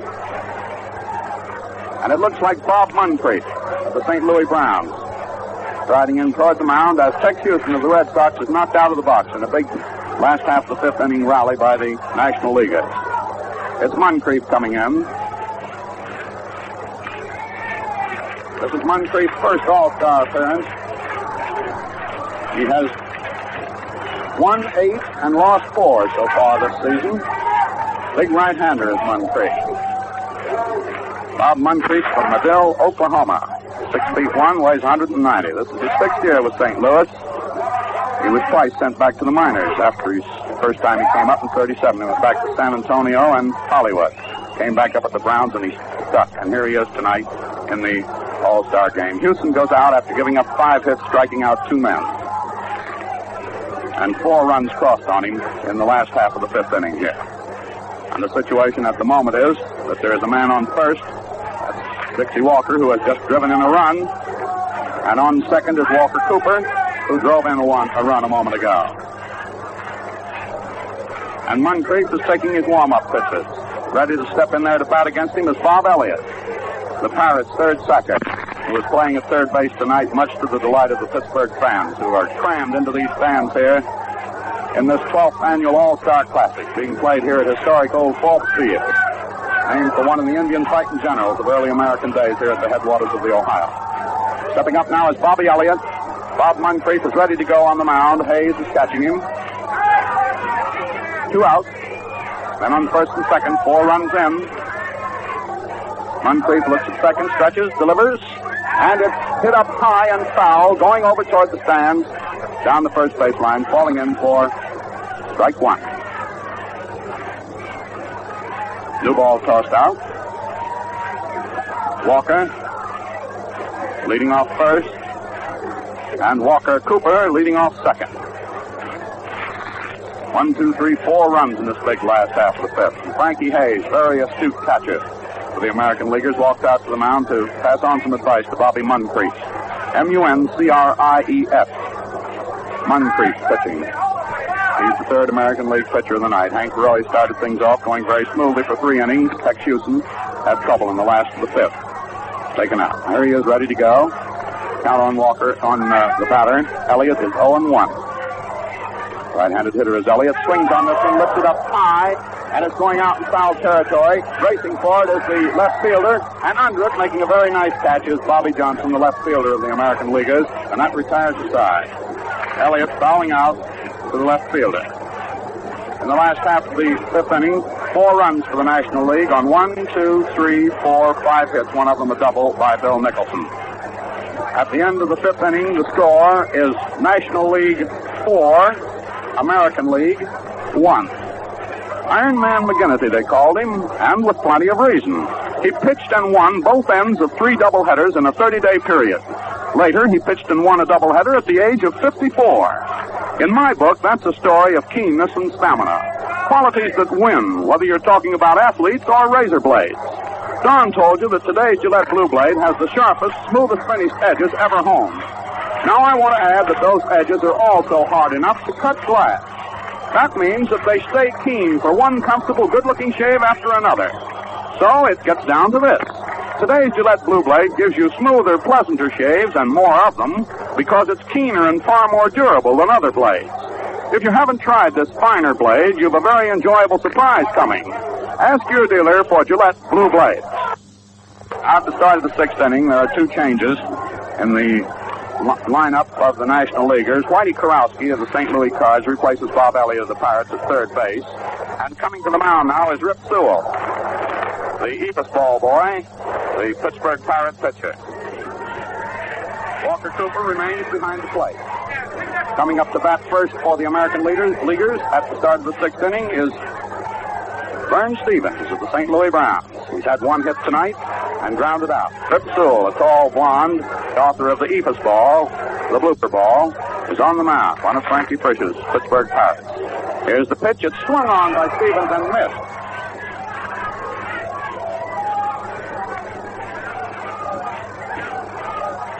This is the second All-Star game that Sewell has appeared in. He pitched last year. Just 1 inning, gave up no hits.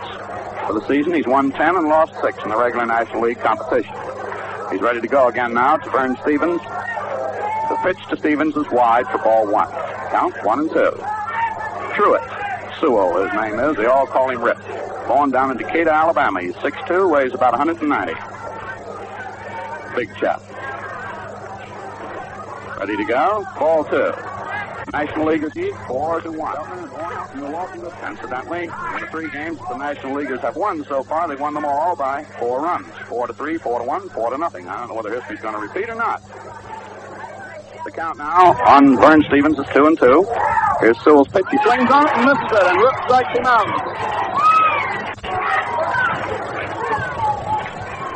Sewell strikes out the first man to face him. 1 out. And Bobby Johnson coming up. Johnson, who just rifled in a nice throw to cut off Phil Cabaretta at the plate in the previous inning. Right-handed hitter is Johnson. He struck out and grounded out in these first 2 times up this evening. Sewell goes into his windup. Delivers the Ephus ball. That's the famous Ephus ball. He just sort of loops it. It describes an even arc. He said last night that at the top of the trajectory of that arc, the ball was about 20 or 25 feet off the ground. That was the Ephus ball, and it was ball 1. It didn't come over. The next one is a fast one, wide for ball 2. As Bobby Johnson looks them over very carefully. Johnson came in with the Athletics. Now he's in with the Red Sox. Takes the next pitch from Rip Sewell for ball 3. The count is 3-0. And Sewell now, after striking out Vern Stevens, gets himself into trouble with Bob Johnson. The pitch is inside for ball 4, and he walks him. Johnson on first, 1 out.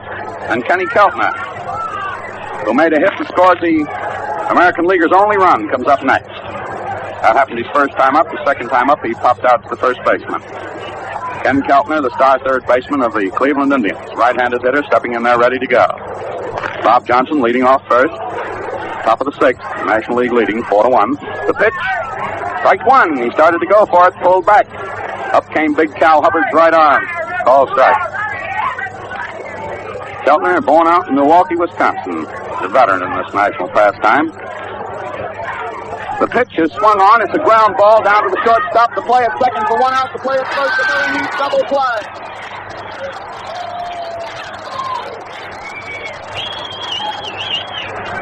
Marion to Ryan to Cabaretta. Big Slats Marion engineered that one. Connie Ryan pivoting nicely and getting his throw over to Cabaretta. And it's the first infield double play of the evening. In the top half of the sixth inning for the American Leaguers, a nothing across. And the score going into the last half of the sixth is 4-1 in favor of the National Leaguers. Incidentally, we have a very welcome wire here from Sergeant Mel Allen, who used to be on these broadcasts, former CBS sportscaster, now in the U.S. Army. He says, have both my GI ears tuned to the thrills of the latest cavalcade of sports, along with all our doughboys at the infantry school. Smooth sailing and regards to all, and we sure appreciate the message from Mel. On the mound now, as we go into the last half of the sixth inning, on the mound for the American Leaguers is Bobby Moncrief of the St. Louis Browns.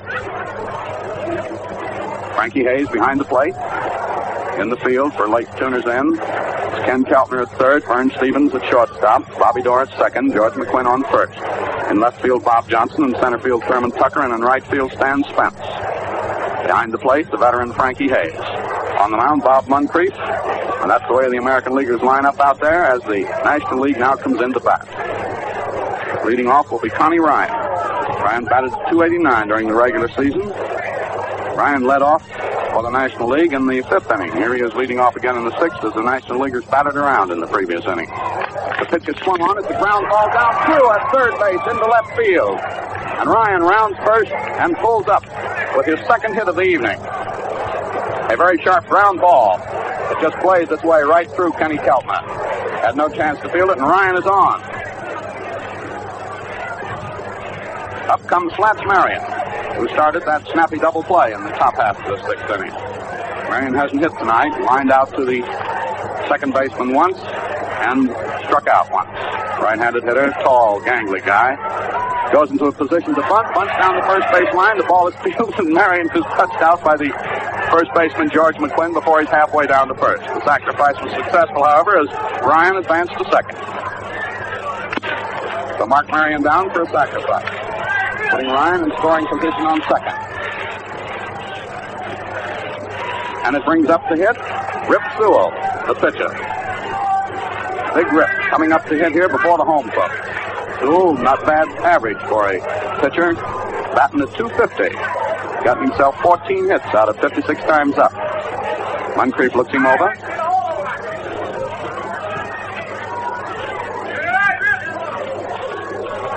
The pitch is swung on and missed. Strike one. Rip put a lot of sincerity into that one. He went all out for it. Didn't get any of it. Moncrief now tamping the dirt down on the mound. A beautifully lighted field this is. Moncrief ready to go. Ryan leading off second. The pitch gets the outside corner for a strike. Strike two on Sewell. And he turns around and looks up at Cal Hubbard, the big giant who's umpiring behind home plate. One out. Man on second. Last to six. National League ahead, 4-1. An overhand delivery. Gets away from the catcher. Frankie Hayes rolls toward the dugout, and Ryan goes down to third with no play being made on it. And it's a wild pitch, charged up to Bobby Moncrief. Ryan going to third. In the American League bullpen, Hal Newhouser, a lefty, and Bucky Newsom, an eccentric right-hander, warming up. Ryan on third now. The count on Sewell, the batter. 1-2. One out. Moncrief winds up, delivers. It's a called strike. He struck him out. Sewell beats a trifle and walks back to the dugout. Two down. Man on third. Up to the plate, Augie Gorian. Star Brooklyn outfielder. Grounded out his first time up, flied out to center his second time. Got himself a hit and scored a run his third time up. Little Augie, bats left-handed. Moncrief winds up, shoots it in there, and he hits it down to McQuinn at first. He tries to field it, but does. Throws it over to Moncrief, and the guy is out. Very, very neat work by McQuinn on a hard-hit ground ball down the first base line. He was pulled out of position on it. It bounced away from him. He chased after it and wheeled it to Bobby Moncrief, who was covering it first. So the two Brownies teamed up to get Augie Galam there. Retires the side in the last half of the sixth. No runs for the National League on one hit, one man left on, and no errors by the American League. At the end of the sixth inning, the score is National League 4, American League 1. There's no need for me to tell you why a duck's back sheds water. But do you know that tough whiskers do much the same thing and for much the same reason? Yes, whiskers are naturally oily. So to give them a good soaking for smooth, easy shaving, first remove the water-resisting film that surrounds them. Gillette Brushless does that trick presto. Also, it blankets water right at the base of your bristles, and boy, how they drink it up. For extra shaving speed and comfort, use fast-acting, thoroughgoing Gillette Brushless. It helps soften whiskers in a jiffy, cleans your pores, lubricates your blade, protects your face. And it's grease-free. Can't clog your razor or wash bowl drain. Ask your dealer for Gillette Brushless, only a quarter, and you'll enjoy faster, easier shave. Come now to the start of the seventh inning. On the mound is Rip Sewell of the Pirates. Behind the plate is still Walker Cooper. And hitting first for the American Leaguers is Bobby Dorr of the Boston Red Sox. Born out in Los Angeles. He's grounded out and struck out tonight. Takes Sewell's first pitch, low for ball one. Bobby is the only second baseman present here for the American League tonight. Playing his 8th year with Boston. Hit himself a triple Sunday against Cleveland. Takes the next one, and Sewell headed in there for a called strike. 1-1. This is the 4th time that Dorr's been on the All-Star squad. Right-handed hitter, stands square away in the batter's box. The pitch to him, a slow ball up high. Ball 2. 2-1. Dorr takes a long grip on the bat. Sewell delivers to him. It's swung on. It's a high-hit fly ball going out into left field. Over under it is Augie Galan, and he squeezes it for the out. That's all for Dorr. Up next is Frankie Hayes, the catcher. Hayes comes from Jamesburg in the state of New Jersey. Spent 9 years with St. Louis. 1 year, rather, with St. Louis, and this is his 9th year with the Phils. Hit himself a home run Sunday. This is his 4th All-Star game. Frankie steps in there. Quite a home run producer. Tied for the lead in the American League with 10 homers. Sewell's first pitch to him, outside, ball 1. Hayes' batting average, .252. Dark complexion, sturdy catcher. Sewell, in his windup, shoots it in there. It's a call strike. The sharp curve that's got the outside corner just above knee high to Hayes. 1-1. Sewell delivers. Hayes takes, and it's a call strike again. A slow ball that curved over. 1-2. Big, tall blonde, Rip Sewell, standing on the mound, waiting for the signal from Walker Cooper. Has it? Delivers. Hayes swings on it, misses it. He struck him out. 2 down in the top of the 7th. Nobody on.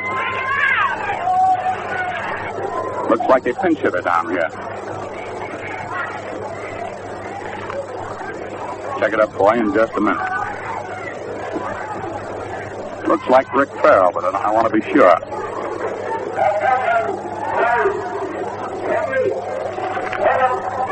It's Pinky Higgins. Michael Pinky Higgins, Detroit Tiger third baseman. Big old Pinky, born down in Red Oak, Texas. This is his 6th year with Detroit, playing there at the old hot track, batting .288 for the season. Pinky got himself a homer in New York Sunday. Swings on the first one. It's a ground ball down to the third baseman, Karofsky. The throw to first is in plenty of time, and he's out. Higgins goes down, third to first. The American League is retired in order in the top of the 7th inning. No runs, no hits, no errors, nobody left on. Going into the home half of the 7th inning with the whole crowd here in National League City it is, rising in support of the National Leaguers in the last half of the 7th inning. Hal Newhouser of the Tigers is coming in to pitch. Newhouser pitched last Saturday against the Yankees. Shut him out, as a matter of fact. Very classic left-hander is Newhouser. Big, tall guy, 6'2", weighs over 182. It's his sixth year with Detroit. He's the leading left-hander in the American League. That was a 4-hitter he won from the Yanks last Saturday. It was his third All-Star game. Newhouser has won 15. That's the greatest number. He's won 13, rather. That's the greatest number of games that anybody has won in the league so far. He's won 13 and lost 5. Newhouser has pitched 149 innings, in the course of which he's given up 110 hits, 57 bases on balls, and he has struck out 78 opposing batsmen. He had 2 shutouts to his credit so far this season. He throws a deceptive ball. He's got a lot of speed and a lot of curve on the thing.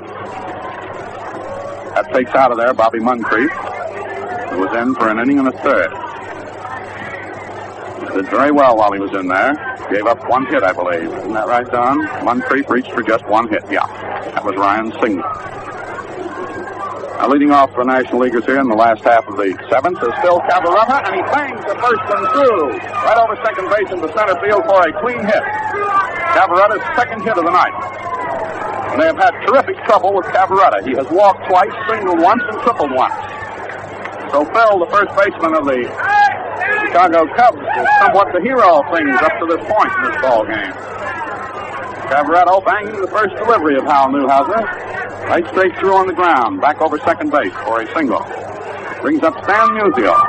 Stan got an infield hit his first time up, grounded out, and got on by an error. First pitch to him, he attempts to bunt, fouls it off. Strike 1. Hayes still catching. The American leaguers in the field are Keltner on third, Stevens on short, Dorr on second, McQuinn on first. In the outfield, Johnson, Tucker, and Spence from left to right. On the mound, Hal Newhouser of Detroit. Behind the plate, Frankie Hayes. There's a throw over to first. Cavaretta ducks back in plenty of time. Cavaretta's been thrown out at the plate twice tonight. Single and a triple and 2 walks. Here's the pitch to Musial. He bunts it down the third base line. It's fielded by Keltner. The throw to first is in time, and the sacrifice works. Cavaretta moving to second. Man on second, 1 out. Walker Cooper coming up. Cooper hit into a double play his first time up. Struck out his second time. Banged out a run-producing hit his third time up. Big Walker Cooper, he of the famous Cooper brothers of the St. Louis Cards. A couple of big boys from Atherton, Missouri. 6'3" he is. Weighs himself about 210 pounds. Stepping in there now. Hal Newhouser gives him the look over.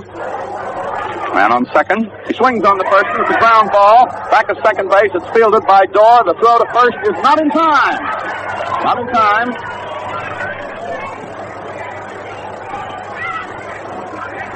It's a hit. It's a hit.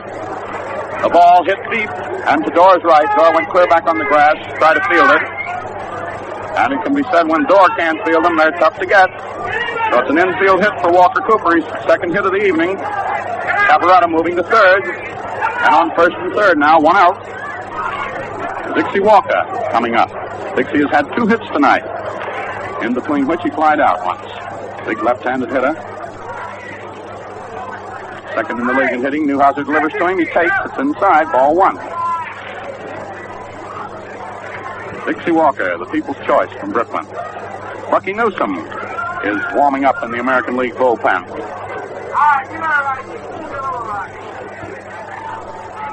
Newhouser ready to go. The pitch is a call strike. Walker took it, and it was in there. 1-1. Cavaretta on third. Walker Cooper on first. 1 out. Newsome warming up for the American leaguers as Joe McCarthy tries to locate the right pitcher to set down these National Leaguers so the American League can get themselves going and move back into this ball game. Newhouser ready to go again. The pitch to Walker is swung on, and it's looped right back. Oh, beautiful, beautiful catch by Vern Stevens. Going very, very deep and to his right. I started to say it was hit right back over the shortstop, but not with Mr. Stevens there. A nice catch. Tearing back to his rear and to his right.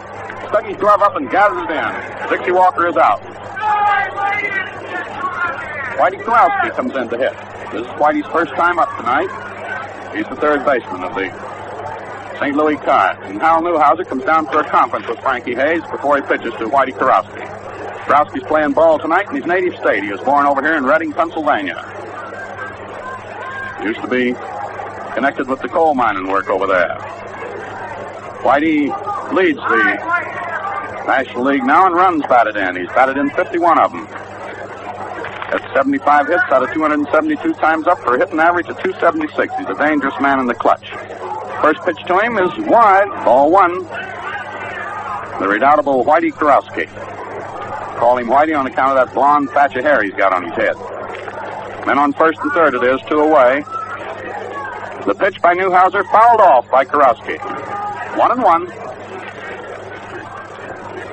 Walker Cooper on first and Cavaretta on third. Last half of the seventh. National League ahead, 4-1. Newhouser ready to go. Newhouser taking plenty of time, takes his stretch, delivers, drops the and it's a clean hit down the left field line. In the score is Phil Cavaretta. Heading for third is big Walker Cooper, and now Cooper is heading toward the plate, and Hayes mucks the throw in, and Cooper scores all the way from first. As Kurowski turns his way down to second with a double. No error on the play. No error on the play. Kurowski banged that one hard right down the left field line. The left fielder out there, Bobby Johnson, had to give it a big chase. By the time he could get the ball into Frankie Hayes, they figured there was no chance for Hayes to get Cooper. So 2 more runs cross on Whitey Kurowski's double, and the score is 6-1. Up next is Connie Ryan. Ryan's had 2 hits out of 3 times up tonight, a right-handed hitter. Newhouser looks him over, delivers to him, he swings on it, pops it up high, just back over the infield. Going back under it is Bobby Dorr. He waits, takes it for the out. And that's all for the National League in the last half of the 7th inning. But in that last half of the 2nd inning, they picked themselves up 2 more runs on 3 hits, 1 man left on, and no errors by the American Leaguers. At the end of the 7th inning, the score is National League 6, American League 1. Now, I can't tell you who originated the 7th inning stretch, but here's something I can say for sure. You can stretch and stretch a tube of Gillette lather shaving cream for inning after inning of real shaving luxury. Yes, sir, just a little squeeze, a pea-sized dab, makes billows of rich, moisture-laden lather. In fact, this cream produces up to 4 times as much lather as most other brands. That's equivalent to 4 tubes in one, and money. It amounts to the difference between 2 bits and a whole buck. Now, if you want to save dough and get slicker-looking, better-feeling shaves to boot, ask your dealer for Gillette Lather Shaving Cream, 25 cents. And now we're going to pause 15 seconds for station identification. This is CBS, the Columbia Broadcasting System. The WBBM Aero Theater, Wrigley Building, Chicago, 11. Thurman Tucker, the center fielder who's been hitless tonight, comes up to bat first for the American Leaguers in the top of the 8th. Rip Sewell delivers one in to him, and it's just outside for ball 1. Tucker is born down Gordon, Texas. This is his 3rd year with Chicago. Wears spectacles, looks a bit like Joey Brown. Hasn't had a hit tonight. Tucker, wearing those white socks, is ready to go. Swings on the next one, hits it hard, out into center field. Coming in is Stan Musial, making a nice catch on it. Tucker is out. Flying out to center field. Musial, a mighty good man out there in that garden, makes him look good. Makes him look easy. Big Walker Cooper walks back behind the plate now. As Stan Spence, who has had 2 hits out of 3 times up, steps in there, left-handed hitter. Sewell comes down overhand for the call strike. Stan Spence comes from South Portsmouth, Kentucky. He was 2 years with the Red Sox, and this is his 3rd year with Washington. Playing right field tonight. The pitch is swung on. It's a ground ball down to second. Ryan is up with it. The throw to first in time to Cavaretta. And that's all for Spence. He goes out second to first. 2 down in the top of the 8th. Big Georgie McQuinn, first baseman of the American Leaguers from the St. Louis Browns, comes in to hit. Got a single his first time up, hit into a force out his second time, and his 3rd time up got struck out. Left-handed hitter crowds the plate a trifle. Sewell backs off the mound, studies him up, now steps up there and pitches the Ephus ball. The great big Ephus ball, and it falls in for a strike.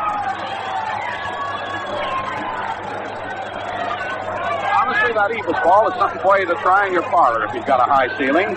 He just sort of wafts it over there. It comes falling. There comes the Ephus ball again. And it's bunted down the third baseline. Walker Cooper picks it up, throws it to first. And he got him. He's out. The Twins bunted the Ephus ball, and Walker Cooper picked it up and threw him out.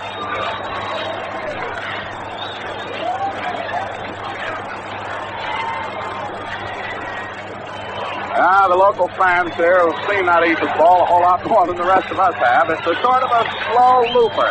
But he sort of loops up in the air, and then it comes down, and he hopes it comes down right over the plate. It goes up about 20 feet in the air. Sewell said last night that he had a new pitch, some relation to the Ephus ball, that he calls the strawberry pitch, wasn't it, Don? Well, this Ephus ball's enough for me. I'll take my strawberries in patches, not pitches. Last half of the eighth inning, coming up now. National Leaguers ahead by a score of 6-1. Slats Marion due to hit first for the senior circuit in the last half of the eighth. Big Slats, a very graceful boy out there at shortstop. One of the great ones in the game. Wasn't any decision for Billy Southworth tonight as to who he should play at shortstop. All year long there's been a lot of discussions whether he'd take Slats Marion or Eddie Miller of the Reds. Both of them excellent shortstops. But Eddie Miller injured his shoulder the other day. And this is the town in which he was born and where he lives. He couldn't play tonight. So Slats Marion is going all the way at shortstop. He hasn't had a hit yet. Lined out once, struck out once, and sacrificed. Swings on the first one, pops it up foul back into the stands here. Al Newhouser on the mound for the American League. Behind the plate, the veteran swell catcher, Frankie Hayes. Newhouser in a big wind-up, shoots it in there. It's swung on and blooped down the first baseline. Foul. 2 strikes on Marion. Dizzy Trout starts warming himself up out in the American League bullpen. 2 strikes on Marion. The pitch is swung on, and it's missed by the catcher. And Marion is on his way down to first, and Frankie Hayes has run all the way back to the wall here. So Hayes misses the 3rd strike, and Marion gets on. When you miss a 3rd strike, or a pass ball occurs, or a wild pitch here at the Hawks Field in Pittsburgh, where that ball travels. As Don told you, it's 110 feet from the plate back to the backstop. And before something stops that ball for you, if you're the catcher, you got to sprint all the way back there. Hayes had to take himself a long run on that one. Joe Medwick is coming in. He's going to come in to pitch for Sewell. That's a strikeout and an error, that last one, that puts Marion on. Strikeout and an error on the catcher. And here's Joe Medley standing in there. Joe batting at .226. This is Joey's 10th All-Star game. He's batting at .333, I beg your pardon.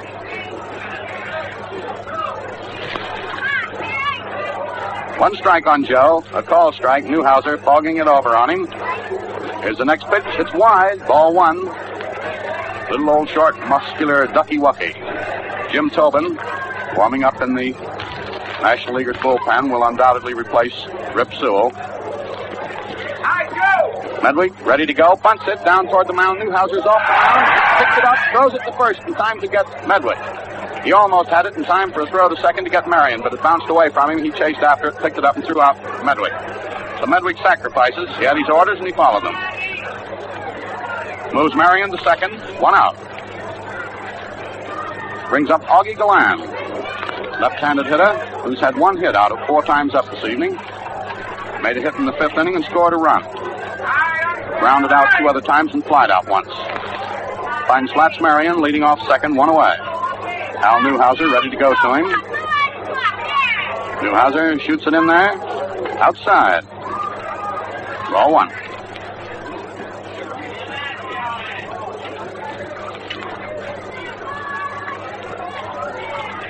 Newhouser looks at second. Marion has a long lead off. The pitch to Galland is wide. Ball 2. Down into the dirt. Hayes scooping it up, holding it.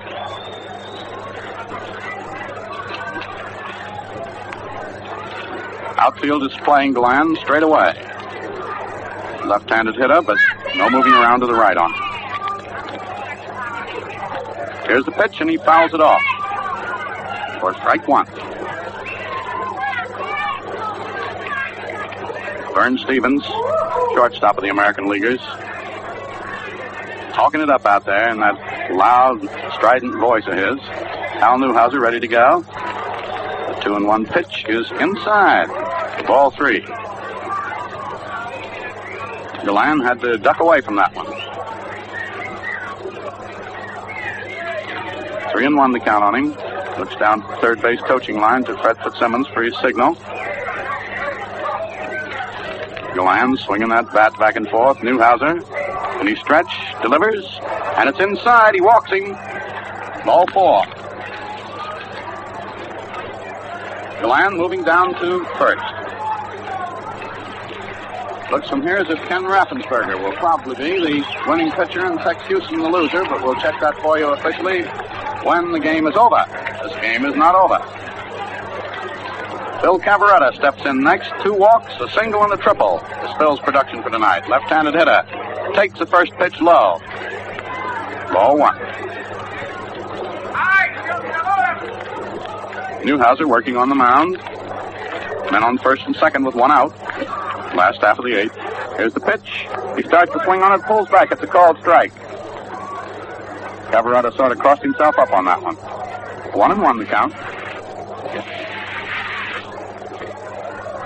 Last half of the 8th. National Leaguers leading 6-1. Here's the pitch, and it's a called strike. Right over there, just above the waist. 1-2.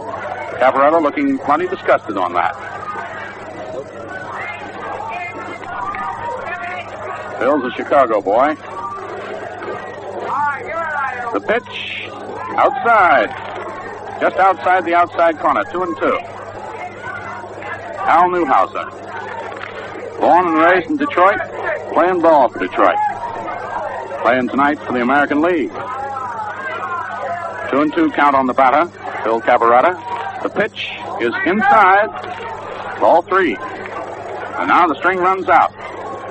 There are men on first and second. 1 out. The count 3-2 on the batter. Philip Cavaretta.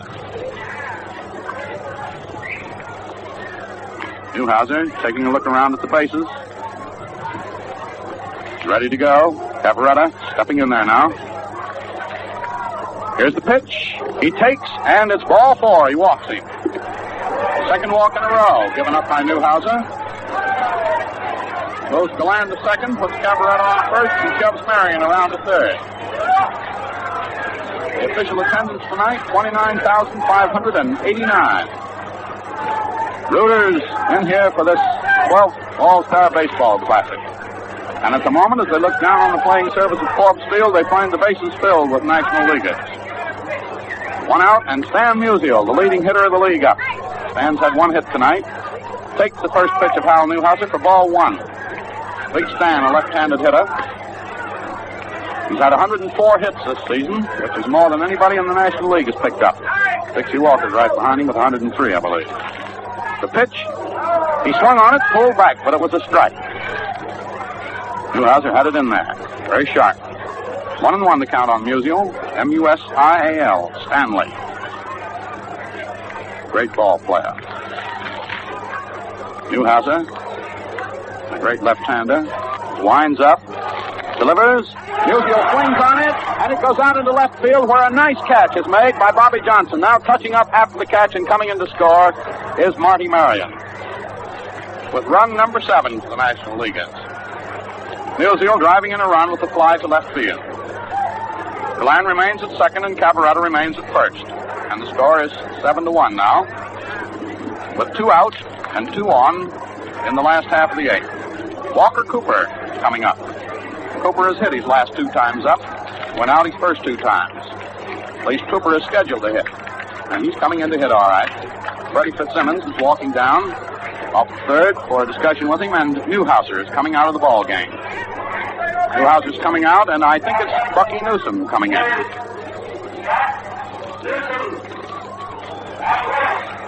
It is Bucky Newsom of the Athletics coming in to pitch. Big old Bucky. A great character and a very eccentric character. Newsom was in the All-Star game back in 1940. Pitched 3 innings in it. Gave up 1 hit in those 3 innings. playing with Philadelphia. For the season, he has won 7 and lost 7. Newsom has been all around. He's a sturdy, stocky, very husky right-hander. He's pitched in World Series, All-Star games, pitched for Washington, Brooklyn, Detroit, the Brownies. Now he's pitching for the American League. Stepping in there as Hal Newhouser goes out with 2 men down and 2 on in the last half of the 8th. Big old Lewis Bucky Newsom, born in Hartsville, South Carolina. It's his 16th season in the majors. The pitch to Walker Cooper is swung on. It's a high fly ball going back around second base, going back under it is Bobby Dorr, waiting, squeezes it for the out. So Cooper ends the inning by popping out to the second baseman. And in the last half of the 8th inning for the National League, there was 1 run on no hits, 2 men left on, and 1 error by the American Leaguers. So at the end of the 8th inning, the score is National League 7, American League 1. Now to put the jinx on mean, wiry whiskers and make them a setup for smooth, enjoyable shaving, Gillette Lather Cream is just the ticket. Gillette Lather, you see, is sponge-like. It holds a load of water and releases it freely. But here's the payoff. Gillette Lather removes water-resisting oil film from your beard so that the bristles absorb abundant moisture in a jiffy. Also, it stays wet on your face, keeping your whiskers properly conditioned all the time you're shaving. Water, you know, is what does the beard softening trick. And when you use Gillette Lather Shaving Cream, the water really goes to work. It's easy to check me, you know. Just get a tube of Gillette Lather Shaving Cream, only a quarter, and enjoy extra shaving luxury. It's the top half of the 9th inning now, and it's the last chance for the American League. Going to be a new catcher in here.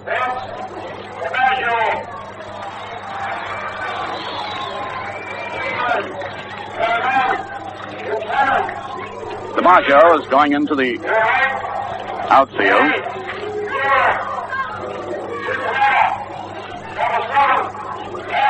Ray Mueller comes in to catch. On the mound is Jim Tobin of Boston. Mueller is the durable catcher of the Cincinnati Reds, who has just set a new National League record for catching 137 consecutive games. Tobin is on the mound. In center field is Vince DiMaggio. Musial is moved over to right field, and Walker comes out. Here's Jim Tobin, butterfly Jim Tobin. He's pitched 2 no-hitters this year, pitching, and the first pitch is a called strike on the hitter, who is Vern Stevens. The next pitch by Jim Tobin is way outside. It's Mueller catching, Tobin on the mound, Vince DiMaggio in center field now, and Musial in right field. And it's Vern Stevens hitting. Tobin, softball's 1 and 2 him, up high, and that's ball 2. The count is 2-1.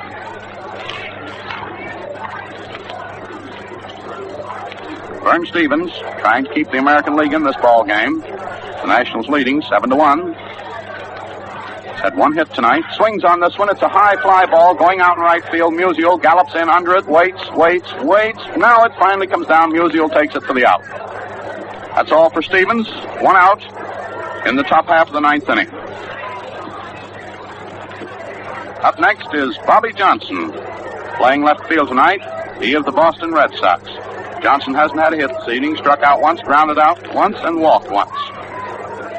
Jim Tobin of Boston also fogs 1 in there, and Johnson has to hit the ground to keep from getting hit by it. He went all the way down into the dirt. It's ball 1 on Butterfly Jim.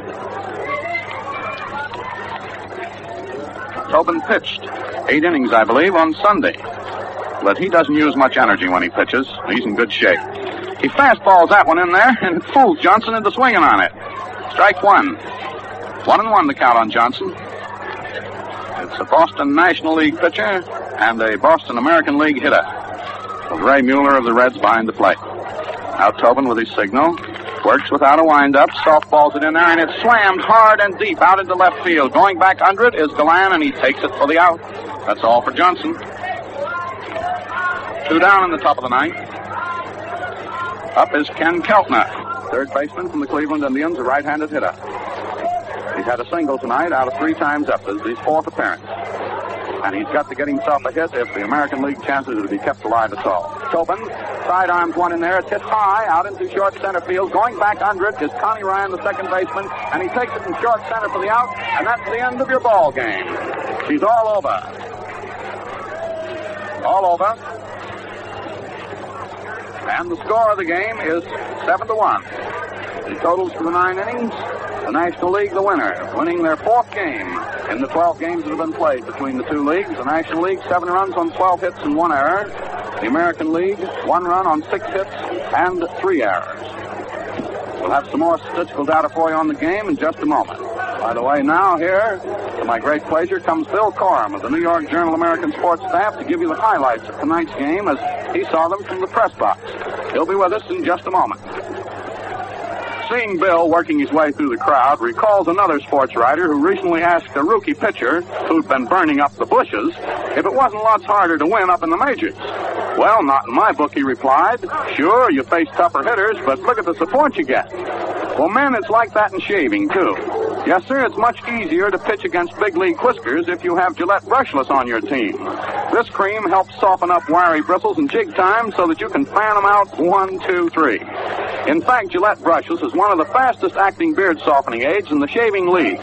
It removes moisture-resisting oily film from your whiskers and blankets water right against them so that they soak it up in a hurry.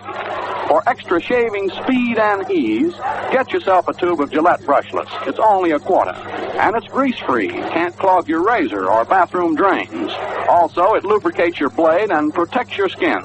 Believe me, men like Gillette Brushless. And now, it's my pleasure to introduce one who needs no introduction on our Gillette Sports broadcast, Bill Coram, smiling and seeing everything. Hi, Bill. Well, I hope I saw everything, Bill Slater. We might as well start off with the statistics here and get those out of the way.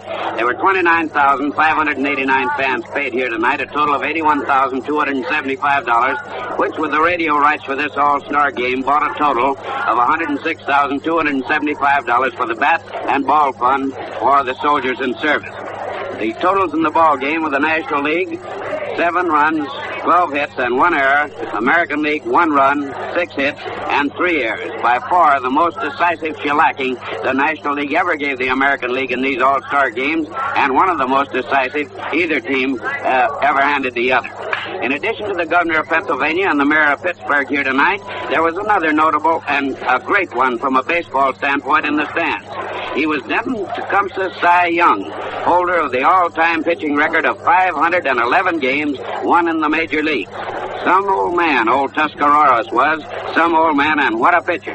We're mighty proud of old Cy in baseball, hero of another day in the national pastime, and I wanted to mention him before taking up what struck me as the highlights of this 12th annual All-Star game. Of the starting pitchers, Hank Baroy, the youthful former Fordham University star, had the better of his argument with the veteran Bucky Harris.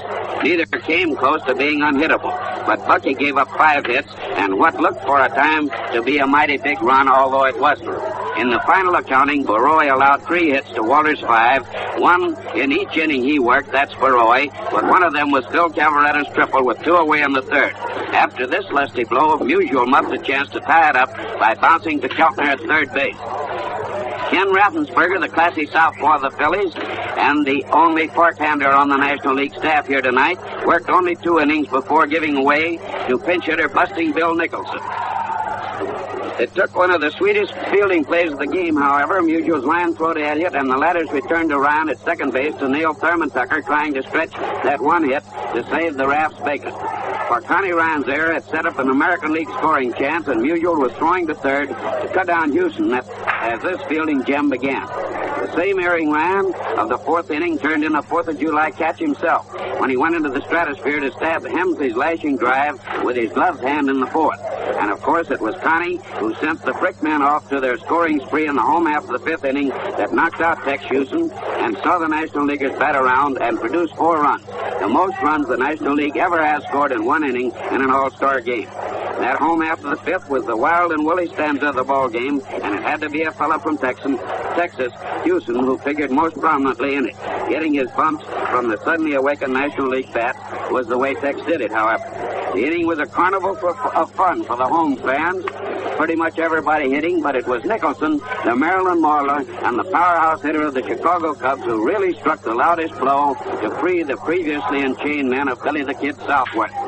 After Nicholson had teed off against Hewsome, the home team treated the big fella from the Lone Star State like a long-lost cousin.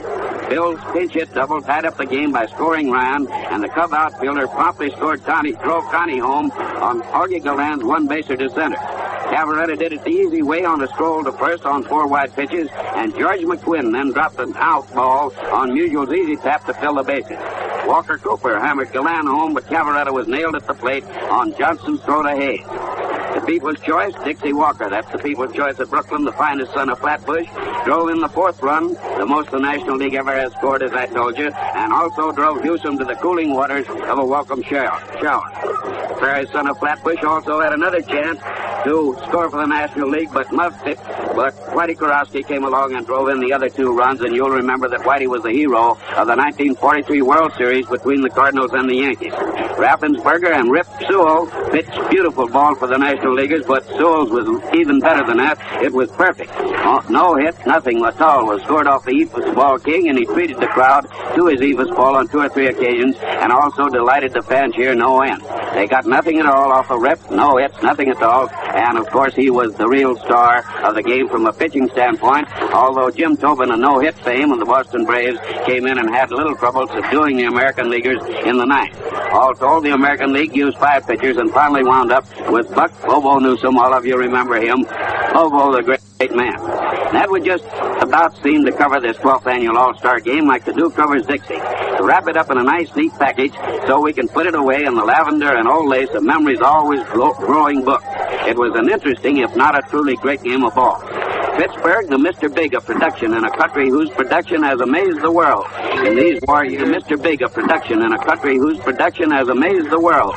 In these war years, and helped make our part of the world a safe and pleasant place in which to live, due to the cooperation of ownership, management, and the finest and most skilled workmen and workwomen in the history of mankind, put the big steel kettle into the little one for this game and turned out in goodly numbers. Most of all, we hope our people in the services enjoyed the game, because since they're fighting for the things that are America and the ways that are American, they very definitely are fighting for baseball. And as Undersecretary of War Patterson, I believe it was, said, the right to yell, kill the umpire. Only, of course, Judge Landis won't let us yell that on the broadcast. All we folks at Gillette hope all you folks had a good time listening in. Don Duffy, Bill Slater, and I had fun telling you all about it to the best of our ability. All of us have to have a little fun and laughter along with the taxis, you know. And now to switch to another sport for just a moment. 2 weeks from Friday night in Madison Square Garden, New York City. In a few moments, I'll tell you about my greatest sports thrill.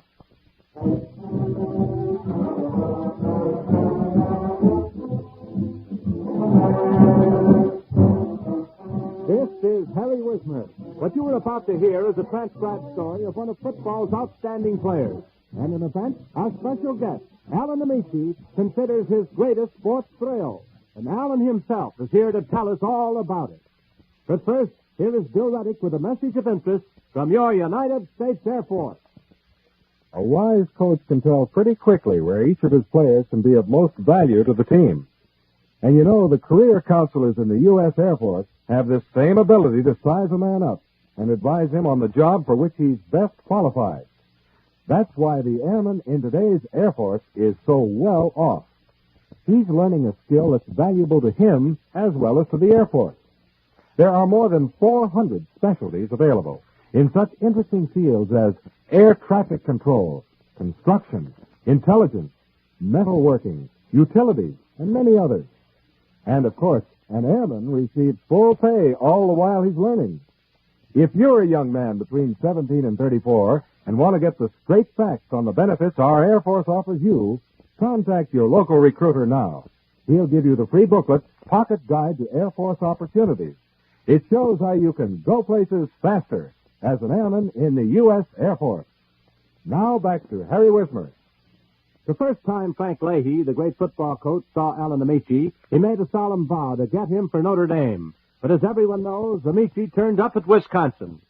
The first time Coach Ivy Williamson of the University of Wisconsin watched him in action, Amici was moved up from the junior squad to the regular varsity. In his first year with the Badgers, Amici set a school rushing record as a freshman, 824 yards.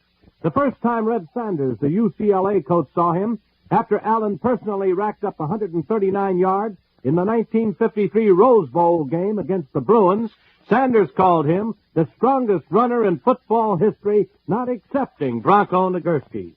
The first time he ever got his hands on the ball in a professional football game, Amici raced 79 yards for a touchdown. And the first season Alan Amici completed in the National Football League, he not only was voted the Rookie of the Year, but also captured ball-carrying honors by rushing for 961 yards.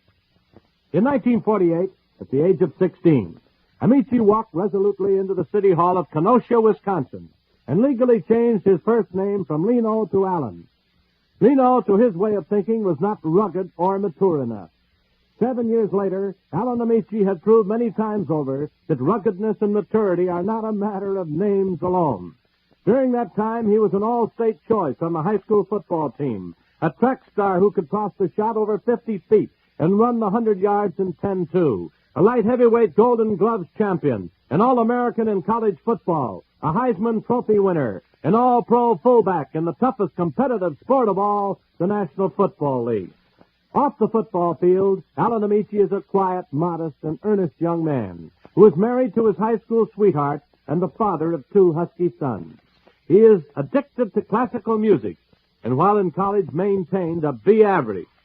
Alan Amici was the Baltimore Colts' first selection in the National League's player draft of January 1955, after Amici had written football history at Wisconsin and in the Big Ten Conference. The horse, to which Wisconsin's football wagon was hitched for 4 years, lugged the leather for a total of 3,345 yards for the Badgers. Amici served only on defense in his first 2 seasons, but with the end of the 2-platoon era, he promptly took over full-time duty and put in 502 out of a possible 540 minutes as a junior and close to 500 in his senior year. The same muscular shoulders that clear the way for him as a ball carrier serve him in good stead as a linebacker. Allen tackles his defensive assignments with the enthusiasm of a freshman out to make the varsity and has never required a personal timeout in his college and pro career. Alan Amici is burdened with an apparently incurable modesty that causes him to regard his gridiron feats not in the light of the excitement and publicity they attract, but with a cool eye on the assets it offers for the future. He speaks rarely, if at all, about himself or his accomplishments. It is characteristic that Amici's parents, who were born and raised in Italy, have to hear from others what Allen has been doing. As an all-Wisconsin State fullback and the most valuable player on the Kenosha High School championship team, Alan Amici was one of the most coveted prep players in the land. He could have gone anywhere, but the choice settled down between Notre Dame and Wisconsin. He finally decided on Wisconsin. Even with such fanfare, Badger coach Avi Williamson didn't indicate in the late summer and early fall of 1951 that he thought Alan Amici would develop fast enough to take advantage of the relaxation of the ban of freshmen in varsity competition. Williamson just didn't expect much from his big freshmen. The Big Ten is no place for children. Amici started on the junior varsity, but his first showing against the Iowa JVs was so impressive that he was boosted to second-string fullback. Captain Jim Hammond was the number 1 fullback, but not for long. Alan Amici's debut was hardly a spectacular one. He gained 1 yard in 1 try against Marquette. Then on a gray, threatening October afternoon in Champaign, Illinois, with the 2 leading contenders for the Big Ten title fighting it out, Amici suddenly burst into prominence by gaining 40 yards against Illinois in 10 tries. After the game, Ray Elliott, whose Illinois team was happy to escape with a 14-10 triumph, labeled Alan Amici the best freshman fullback that he had seen. After that game, Williamson installed Amici as his regular fullback, switched Hammond to defensive halfback, and the horse was off and running. He wrapped up his first season with one of the year's top performances. Minnesota was the victim, and he ran all over the Gophers for 203 yards and scored 2 touchdowns. When Alan Amici was graduated from Wisconsin in 1954, he had churned his way for more than 2 miles on gridiron turf and had scored 25 touchdowns. It was about that time that Weeb Eubank, ex-aide to Paul Brown at Cleveland, was brought to Baltimore to rebuild the Colts. A grim-faced perfectionist with a monk-like dedication to football, he took over the reins of the cellar-dwelling Colts and announced he was embarking on a 4-year rebuilding program and that only time and patience, plus some good football players, of course, could solve the problem of Baltimore's entry in the National Football League. In his first year as boss of the Colts, Eubank had more than his share of disappointments as the club again finished in last place. At the end of that season, Eubank and Don Kellett, the president and general manager of the Baltimore franchise, set up the most extensive talent search in the history of the league. Placed in charge of the project was Keith Molesworth, an executive vice president and former coach of the club. He was instructed to spare no expense in turning up the best talent available. Came the National Football League draft, and on the first round, Baltimore selected Allen the Horse Amici ahead of more than 300 top college seniors. It was the wisest and most fortunate move the Colts ever made. At the end of the 1955 football season, Baltimore's Allen Amici found himself the league's #1 ground gainer with 961 yards and 213 attempts for an average gain of 4.5 yards per try. He also scored 9 touchdowns, the most in the circuit. His little under 1,000 yards made Amici the first freshman ground-gaining champion since Bill Pascal of the New York Giants copped the title in his first year. Only 5 other freshmen had won the title since 1934. In 1955, Allen Amici was honored as no other rookie had ever been honored before. The experts voted him, #1, the Rookie of the Year. #2, the offensive fullback on the All-Pro team.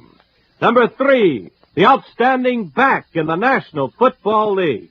That, in a nutshell, is Allen Amici, an All-American in every respect. Now, before you meet our special guest, Allen Amici in person, in an interview from Municipal Stadium in Baltimore, and hear about his greatest sports thrill, here is a message of interest to all young men who want to go places faster.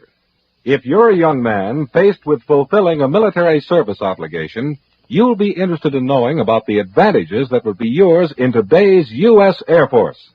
For instance, if you're wondering whether your service training will pay off in later life, the answer is yes. The Air Force offers top-notch training and opportunities in more than 40 important career fields. Here's another big advantage. You can continue your education while serving.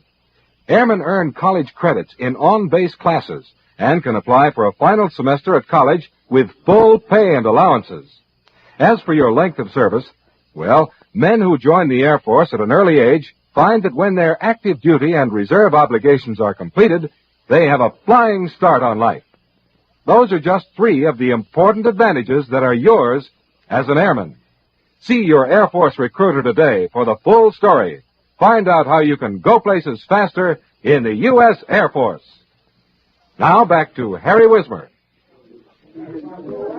Allen Amici, what was your greatest sports thrill? Well, it was a very unusual one, Harry. I opened my rookie season against the Chicago Bears, and on the very first carry, I was lucky enough, behind very excellent blocking by the offensive line, to get through on a 79-yard run, and that just happened to be a coincidence, the first time I had my hands on the ball. And, Harry, that was my greatest sports thrill. Allen, what was the big difference in making the jump from college to the professional football ranks? Well, the players are quite a bit bigger. And in college ball, I was considered a pretty good-sized fullback at around 215 pounds. But you find that in professional football, you're running against men that go anywhere from 240 up to 270 or 80. And I just can't bully my way around like I did in college ball. Also, they have quite a bit more experience in professional ball, which certainly stands to reason. There are fellas with 4 years of college behind them, and many of them with professional experience. Therefore, it's just a tougher game all the way around, quite a bit rougher. There isn't any dirty ball that I've seen, but it's just a very rough game, and I'm sure people realize that. Allen, does weather make any difference in the progress of the game as far as you are concerned? Well, I'm sort of a mudder anyway, Harry. I don't mind playing in rainy weather or muddy fields. I think it kind of helps the bigger, slower fellas like fullbacks and guards and tackles and so forth. What is the most unusual play in which you participated, either in college or the professionals? It certainly is an unusual play. It's one I'll never forget, and it happened during an exhibition game against the Pittsburgh Steelers. We had a jumble up in the count that the play was to begin on, and our quarterback backed away, and our center became a little confused and didn't know what to do with the ball. So he spun around and lateraled the ball to me. I was the only back standing in the backfield at the time. Everybody else had kind of wandered away. And so the ball landed in my arms, and I didn't know exactly what to do with it. And I remembered in the split second's time that I had there that it was a pass play. So I threw the ball, and it just happened to go into the wrong arms, and it went down as an interception. But I still am credited with having a 1,000 pitching mark. I threw one and completed one, but it happened to be to the wrong team. Alan, do you feel that the present-day football players could go both ways if they had to by the rules? By that I mean play both offense and defense in the pros. Well, I feel that the players that I've seen on the Baltimore Colts could go both ways, but it's an awful lot nicer to just be able to go one way, and I think it makes for better football. You have a more specialized game, and the individuals just have a less amount of things that they have to learn and that they can perfect, therefore making it a better game as far as the spectators are concerned and also better as far as the players are concerned. I feel that professional football could be played in a one-platoon type game, but I also believe that it's a better game the way it's played now with two platoons. Alan, who gave you the nickname of the horse? Well, oddly enough, that happened way back in my freshman year in college. It was given to me by my freshman coach, who, after watching a practice, claimed that he thought I was hustling quite a bit and thought I worked like a horse, contrary to the opinion that I either look like a horse or eat like a horse or something like that. Thank you very much, Alan Amici of the Baltimore Colts.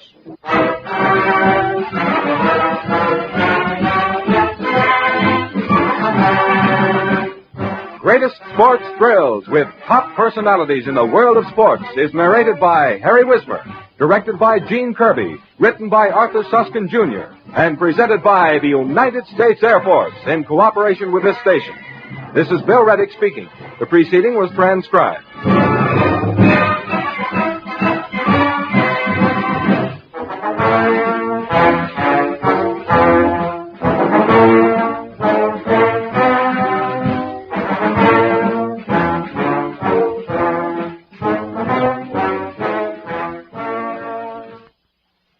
Is Maxwell House really the only coffee in the world? Well, your father says so, and your father knows best.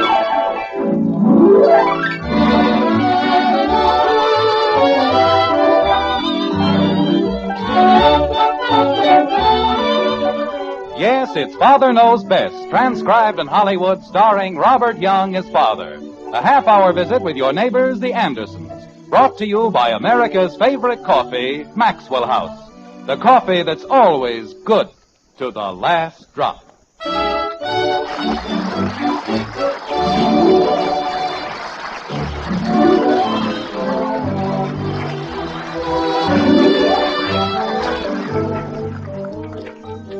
Quite a few years ago, a poet said, "Write me a verse, my old machine. I lack for an inspiration. The skies are blue and the trees are green, and I long for a long vacation." Well, writers aren't the only ones who dream of blue skies and Elysian fields.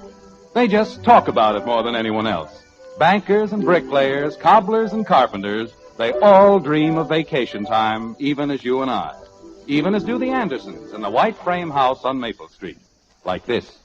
Well, give me one reason. Give me one good reason. Jim, we've been spending our vacation at Round Lake for almost 10 years. That's what I mean. We're in a rut. But you've always liked Round Lake. Why this sudden affection for Highland Hills? Because, honey, look, I had a long talk with Henry Liggett today. You've said yourself we can't afford to do the things the Liggets do. But Henry said it isn't expensive. Maybe a little more than Round Lake, but not much. I like Round Lake. It's small. It's informal. And you've always liked it, too. Margaret, it isn't that I don't like Round Lake. It's just that... Well, you mustn't forget that we're getting ahead in Springfield. I'm a successful businessman. I've got to conduct myself like a successful businessman. There's a certain dignity about Highland Hills. Father! What is it, Betty? Did you remember to pick up my blue dress at the cleaners? It won't be ready until tomorrow. He said he'd have it today. Remind me to call my lawyer in the morning. We'll sue. Ha ha. She's got a whole closet full of dresses, but if she can't have that particular one... What was I saying? Highland Hills is dignified. Oh. Well, we'll meet a lot of people who may do me a great deal of good in a business way. And besides... They have a wonderful golf course. Yes. Margaret, Henry Liggett assured me... Jim, you don't seem to understand. A vacation has a definite purpose. You're supposed to relax. Why can't you relax at Highland Hills? Because it's a very fashionable resort. Oh. Everyone is always dressed to the eyes. There isn't a peaceful moment in the entire day. That isn't so. Why, Henry Liggett told me... Mother! I'm sorry, dear.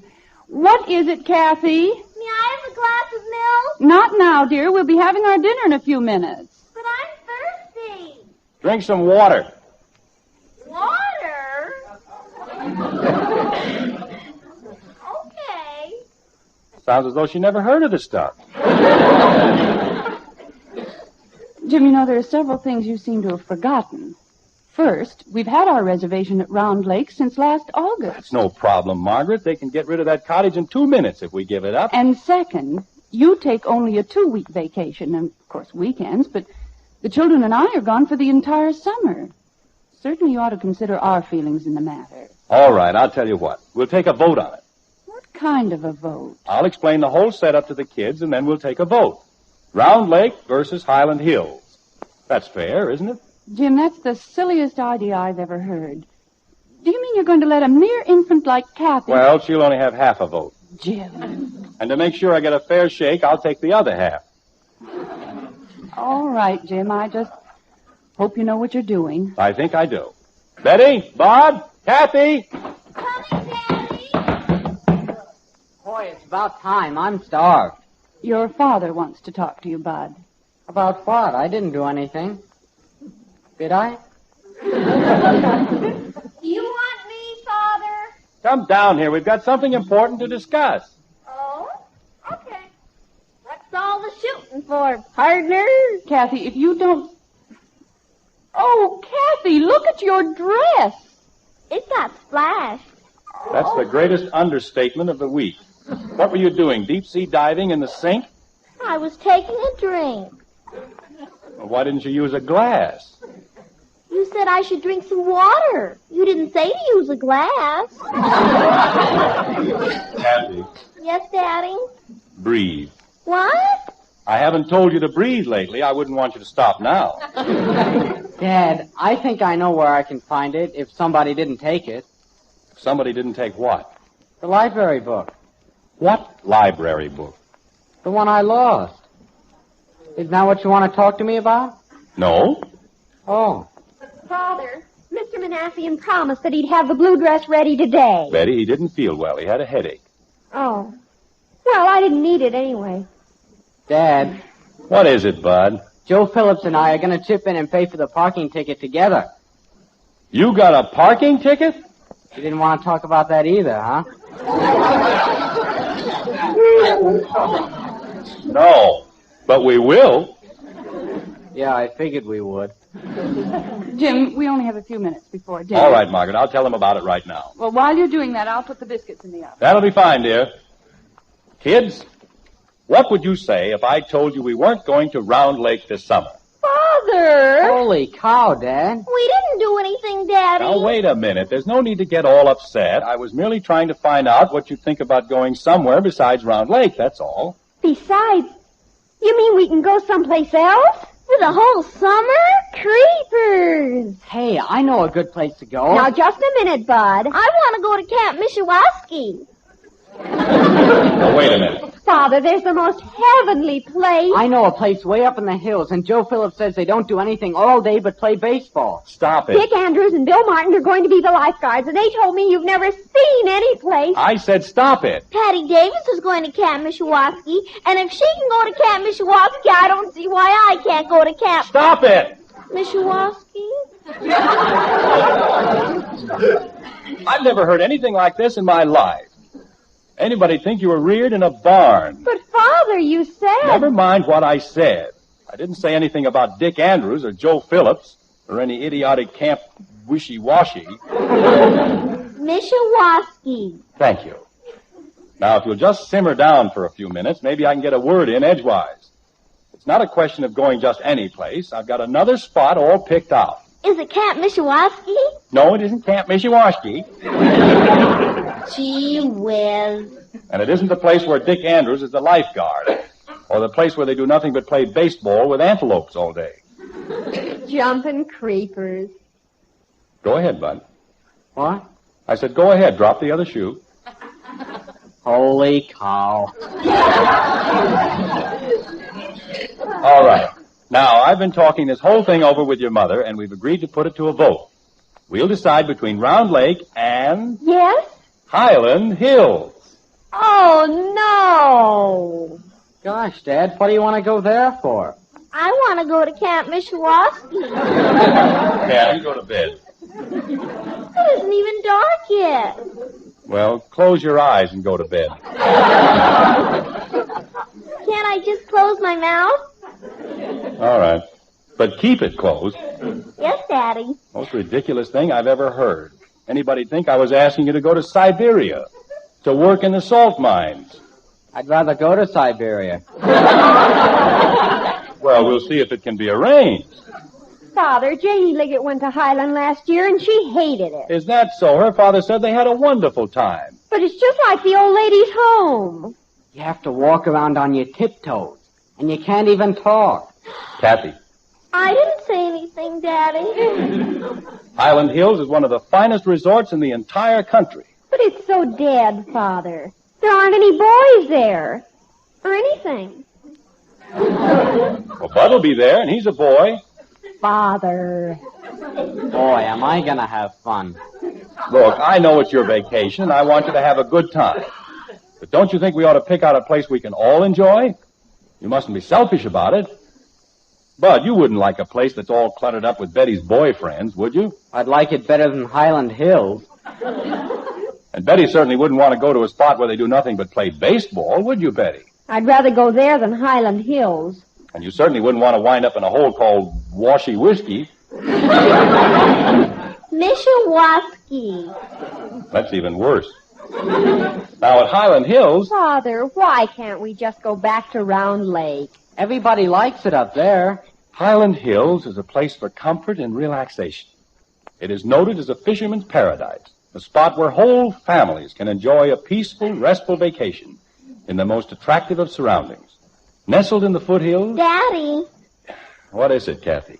Patty Davis is going to Camp Mishawasky, and she's my best friend, and I don't care if I do have to go to bed. I don't like Highland Hills. Well, I'm not concerned whether you do or not. You only have half a vote. What? Jim, dinner's ready. We'll be a second, honey. I was just explaining to the children... Mother, we don't want to go to Highland Hills. You can't have any fun up there, Mom. Honest, you can't. Now, just a minute. Jim, if the children feel that strongly about it... But they haven't given me a chance to explain. We've always been very happy at Round Lake. It's not a question of Round Lake. They've all got a different place they want to go. And for the most idiotic reasons. Because they play baseball or because Dick Andrews is a lifeguard... Why should the whole family go to a place we know nothing about just because Dick Andrews is a lifeguard? Betty, why don't you answer the phone? I'll answer it myself. Man wants to do something special for his family, and what thanks does he get? Everybody acts as though I was sending him to jail. Silliest family I've ever seen. Hello? Mr. Anderson, I have all the information for you on Highland Hill. Oh, hello, Miss Thomas. What did you find out? They have a 2-bedroom cottage available for the season. Good. And the manager says he's quite sure that cooking privileges can be arranged. Fine. What did he say about the rates? Well, there isn't much choice, Mr. Anderson. They just have this one cottage left at $54. That's without meals, of course. $54, say, that's wonderful. That's even less than Round Lake. I don't think so, Mr. Anderson. Miss Thomas, we've been paying $500 a season at Round Lake, and that comes to over $60 a week. Mr. Anderson, this is $54 a day. Well, naturally, but... What? $54 a day. $54 a day? That's right. Thank you very much, Miss Thomas. I'll see you at the office in the morning. Would you like me to call them about the reservation tonight? No, I think we'd better forget about it for the time being. Thank you again, Miss Thomas. Good night. Good night, Miss Thomas. $54. Jim, everything's getting cold. You won't enjoy your dinner at all. What? I said it. Jim, what is it? Nothing, Margaret. But I've just had a great idea. Oh? Yes, sir, absolutely great. Instead of arguing about Highland Hills and all those other places, why don't we just go up to Round Lake?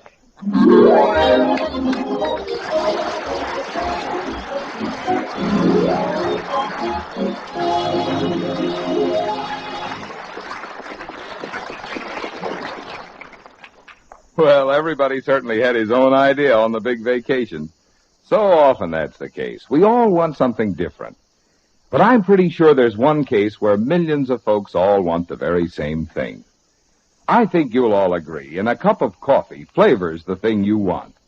And naturally, when you buy a pound of coffee, you're after the most in flavor for every penny you spend. That's just what you get, too, in our Maxwell House coffee. Here's the most famous flavor in all the world. Wonderful, good to the last drop flavor that makes you say, that's real coffee. You won't find that famous flavor in any other coffee either. No coffee but Maxwell House. And for good reason. We have a recipe, a mighty special recipe. With it, our Maxwell House people select certain fine varieties of coffees, then blend them in a particular way. It's the one way, the one recipe for famous good to the last drop flavor. And it spells the big difference between the flavor of just any coffee and the wonderful goodness of America's favorite brand. But taste that difference for yourself. See how much more flavor, more real enjoyment you get for your money in our Maxwell House coffee. Bring home that familiar blue tin tomorrow. Enjoy coffee that's always good to the last drop.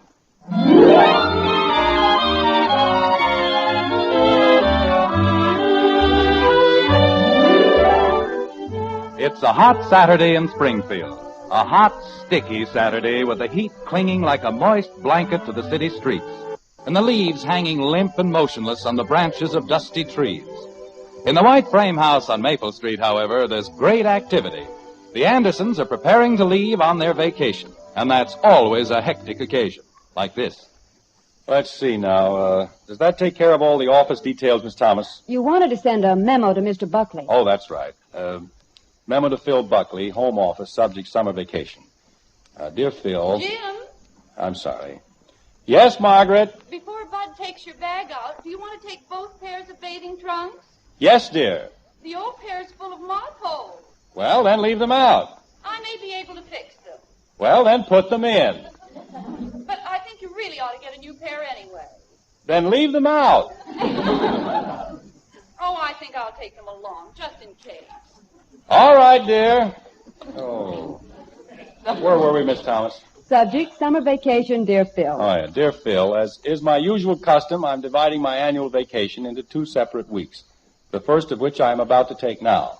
In order to establish my family at Round Lake... Father! What is it, Betty? Mr. Manasseh never brought back my blue dress. I brought it back myself. No, you didn't, Father. You said he had a headache and... Oh, never mind. Here it is. Oh, I'm sorry, Miss Thomas. What did I say? In order to establish my family at Round Lake. Miss Thomas, when you get into the office on Monday, why don't you just copy the memo I sent him last year? He won't know the difference. All right. Oh, call Mr. Gribble first thing Monday. Good grief. Bud! He's taking the bags out. Kathy! You sent her out to bury those worms. Oh, well. Do you want me to answer it? No, thanks. I'll see who it is. Wants to carry a whole can of worms up to Round Lake. In my suitcase. Hi, Jim. Oh, hello, Ed. Come on in. I just came by to see if you needed any help. Well, that's mighty nice of you, Ed. You know me, strong back and a weak mind. Who was that, Jim? It's Ed Davis, honey. Oh, Ed, I want to speak to you. I'll be right down. Okay, Margaret. Just about ready to push off, huh? Just about. And so help me, you'd think they were going away forever. You've never seen such a lot of junk. Get your trunks packed? Oh, sure. They went off yesterday. But we've got about a dozen bags. I don't know how I'm going to get them all in the car. Yeah, well, you'll manage. Ed, I'm so glad you stopped by. I wanted to give you our key. Oh? Of course, I don't suppose there'll be an emergency, but if there is, well, there it is. I'll keep an eye on the house, Margaret. Don't you worry about a thing. Oh, thank you, Ed. Margaret, you know I'll be back in a week. It isn't as though the house was going to be deserted all summer. I know, dear, but I'll just feel better. Dad. We're in the hall, Bud. Hey, Dad, I got everything in except Betty's suitcase. Why didn't you put that in? She's still packing it. It's all packed.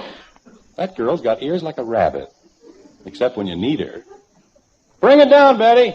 I can't close it. Oh, Bud, go upstairs and sit on Betty's bag. Are we almost ready to leave? We are ready to leave. Take Betty's bag out to the car and we'll be all set. Okay. Boy, I don't know what this family would do without me. Jim, are you really ready to go? Sure. I just have to tell Miss Thomas one more thing. Miss Thomas. Yes? Oh, great. It's a busy little joint, isn't it? We'll get out of here at midnight.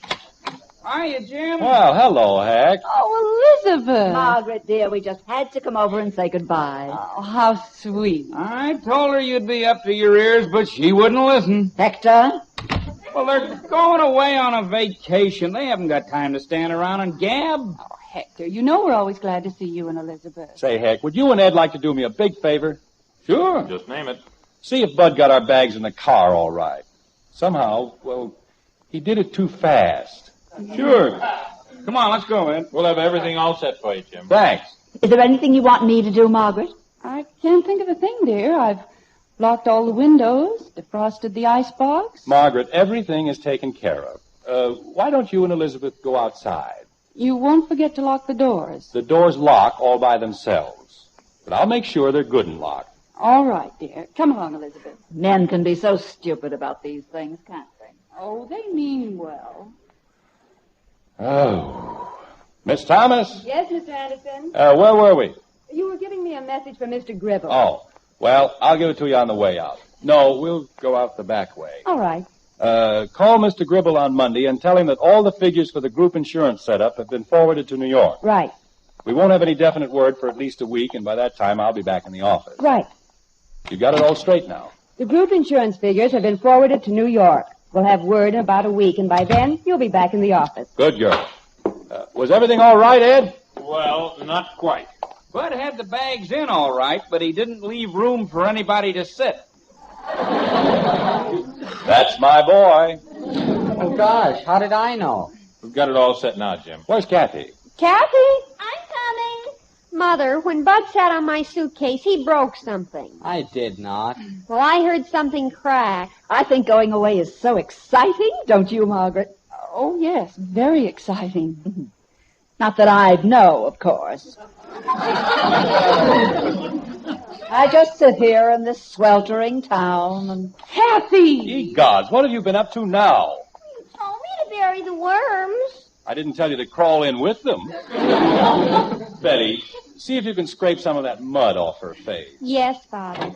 All right, let's get in. I'd like to see if we can't get up there before Labor Day. Have a nice time, Mr. Anderson, and don't worry about the office. Everything's going to be fine. I hope so. Goodbye, Margaret, and if you have time, dear, be sure to drop us a card. Oh, I shall. Catch a big one for me, Jim. Okay, Hank. A lot of fun, pal. I'll sure try. Are we all set? All set, Dad. Well, we'll be seeing you. Jim, What is it, honey? I have the most horrible feeling. I think I forgot to turn off the hot water heater. No, Margaret, you took care of everything. Dear, would you mind very much if we made sure? You mean you want me to go back? Oh, I'll go. Oh, no, never mind. Was there anything wrong, Jim? No, Ed, everything's fine. I'll only be a minute. Be sure it's off all the way, Jim. Yes, dear. Mother, I can't get the dirt off her face. She looks like she's been eating it. What were you doing, Kathy? Well, Daddy said I had to bury the worms, so I was digging a lot of holes. Why didn't you just dump them all in one hole? They were too crowded. I just put 2 in each hole because I didn't want them to be lonesome. But I had one left over. So you had to dig up a friend for him, huh? Gosh, I didn't even think of that. I just chopped him in 2.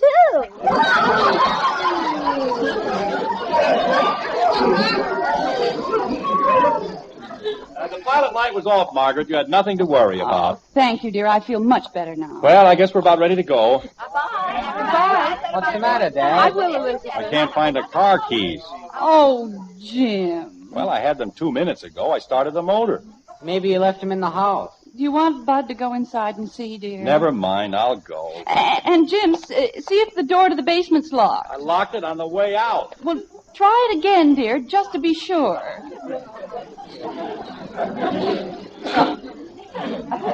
Mother, I can't even scrape the mud off her face. Stick your tongue out, Dopey.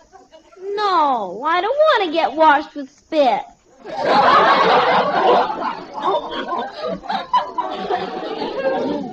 Kathy, get some water at the hose bib and wet your handkerchief. Okay, Mommy. And come right back. Say, Margaret, I told Jim we'd expect him for dinner at least once a week. That's awfully nice of you, Hector. Oh, pish-tosh, it's absolutely nothing. You know we're more than glad to have him. Tell him to come over now, will you, Margaret? I certainly shall. And why don't you mention it once in a while, Miss Thomas? I'll be very glad to. Hey, we're never going to get started. Oh, I think your father's coming now. Did you find them, Jim? They were on the stove. Well, hold on to your hats, kid. Oh, everything's all locked, everything's all turned off, and everything's all put away. Now, do you suppose we can get out of here? I hope so, dear. Have we got everything? All the luggage, all the packages, all the junk? I think so. Shove over, will you, Betty? I haven't got any room. Well, who has? Oh, pull your suitcase around. It's sticking me in the ribs. Oh, don't be so delicate. Okay, here we go. Bye. Have a nice time. Bye. You will. By golly, this time I think we're going to do it. See you later! Yes, so long. Take it easy. Well, we're finally on our way. You know, I've never in all my life seen a family quite like this one. We go through the same thing every year. Dad. When I was a boy, we used to go away for the summer, and we never had all this excitement.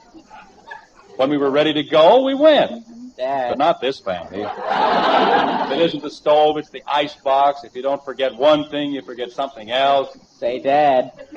What is it, Bud? We forgot Kathy.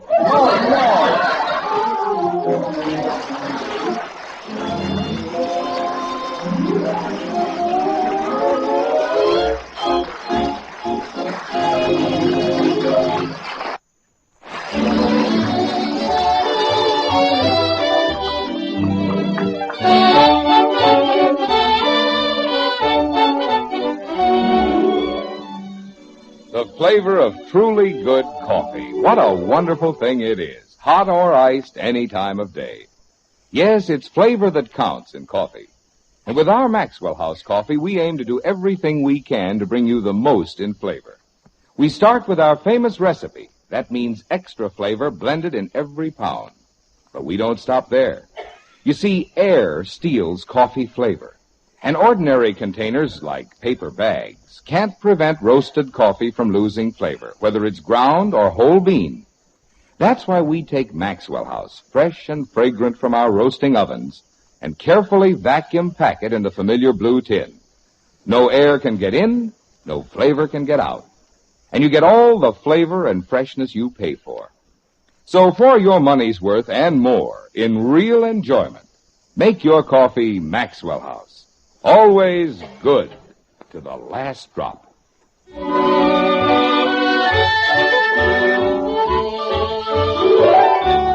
It's just a few minutes later in the driveway outside the white frame house on Maple Street. The Andersons have returned, retrieved the missing Kathy, and are on their way again. Or at least we hope they are, like this. Well, I guess they're finally gone. I wouldn't be so sure. With that family, you never can be sure of anything. Hector, where have you been? I just went over to turn off the water. Kathy left it running. Hey, you want to hear something? Listen. It's quiet, isn't it? Yeah, it sure is. You take a family like the Andersons out of a neighborhood and the place sure calms down. Nice, isn't it? Yeah, for about 10 minutes. They're a wonderful family, aren't they? One of the best. Of course, I still think they had one child too many. Oh, Kathy's all right, Elizabeth. She's just full of pep, that's all. She's certainly full of something. Gosh, I can remember the day she was born. She was just a tiny little thing, and Bud and Betty. It's going to be awfully dead around here. No noise, no excitement. No broken windows? I'm sure going to miss them. Yeah, they're nice people, all right, Jim and Margaret. Just as nice as they come. Well, stop sounding so mournful, both of you. They'll be back, all of them, in 8 weeks.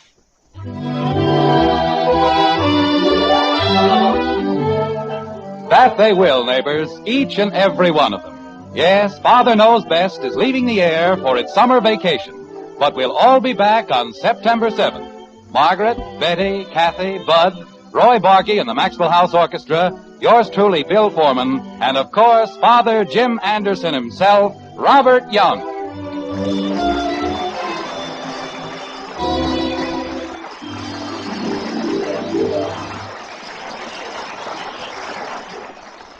Now yours to enjoy. An instant coffee you'll love for breakfast every morning. An instant coffee you'll be proud to serve to your dinner guests. It's Instant Maxwell House, the instant coffee with a famous flavor. Here's the happiest combination in coffee. Wonderful, good to the last drop flavor, combined with the convenience and thrift of coffee made instantly in the cup. Tomorrow, try Instant Maxwell House, the instant coffee with a famous flavor. Instantly good to the last drop.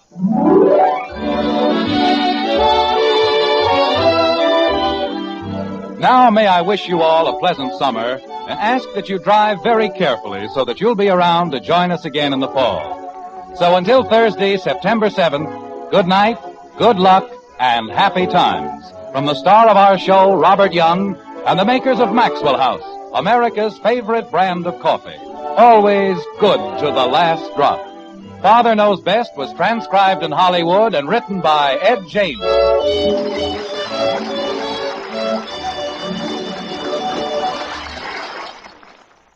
You're invited to drop in where the elite meet to eat. Duffys Tavern.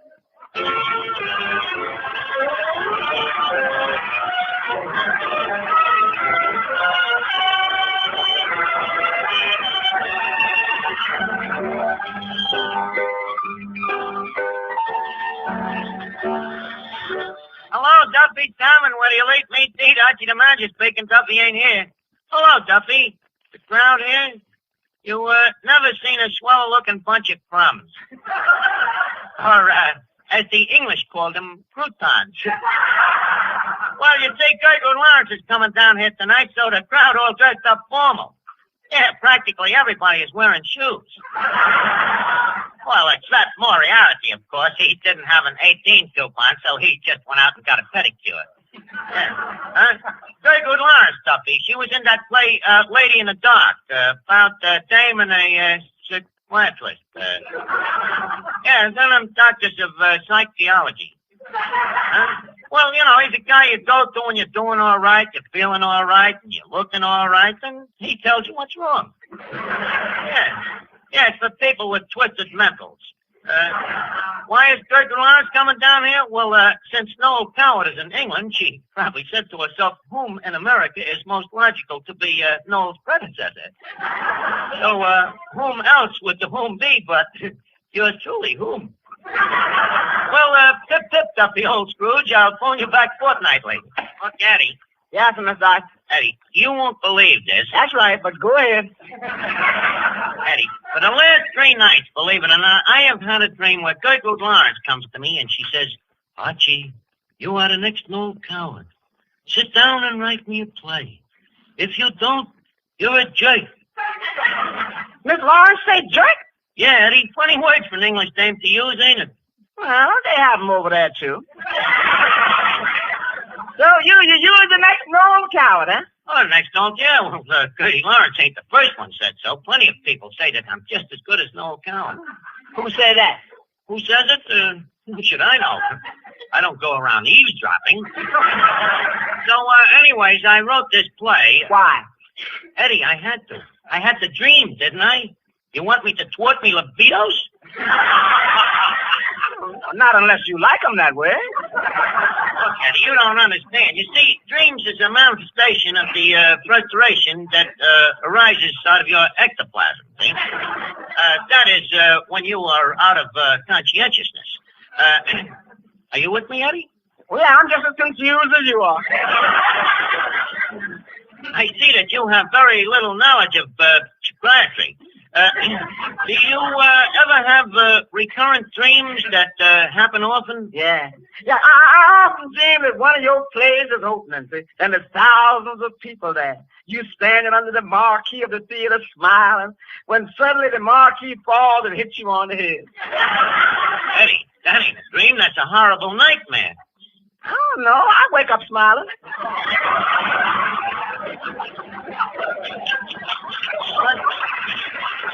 What's the use of trying to explain psychiatry to you? Look, the human brain is divided into two apartments, see? Upstairs is your consciousness. Out of that, your hair grows. Now, downstairs, or as it is metaphysically described, the parlor floor, that is the unconsciousness from which you dream. Now, leave us take the unconscious.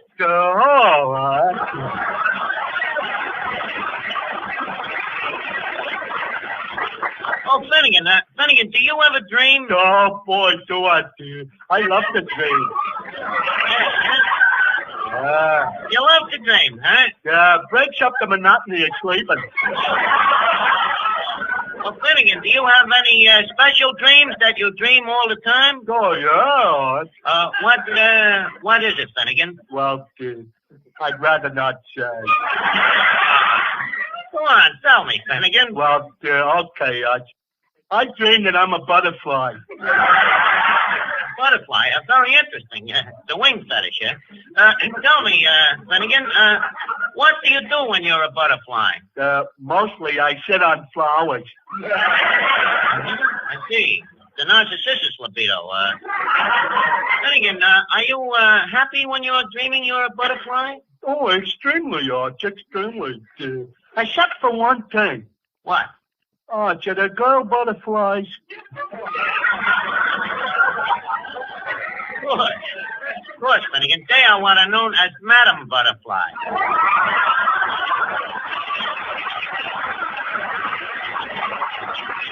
Well, Finnegan, your dream is very simple to interpret. You have a suppressed frustration to be an aviator. An aviator? Arch, I'd be scared stiff up there.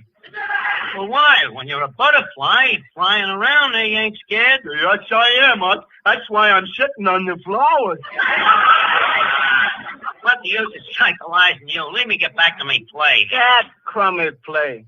Now, listen, Mr. Georgine Nation. How can you criticize a play that you ain't even read? Look, Mr. Noel Coward, when there's corned beef and cabbage on the stove, I don't have to look in the pot to know what's cooking.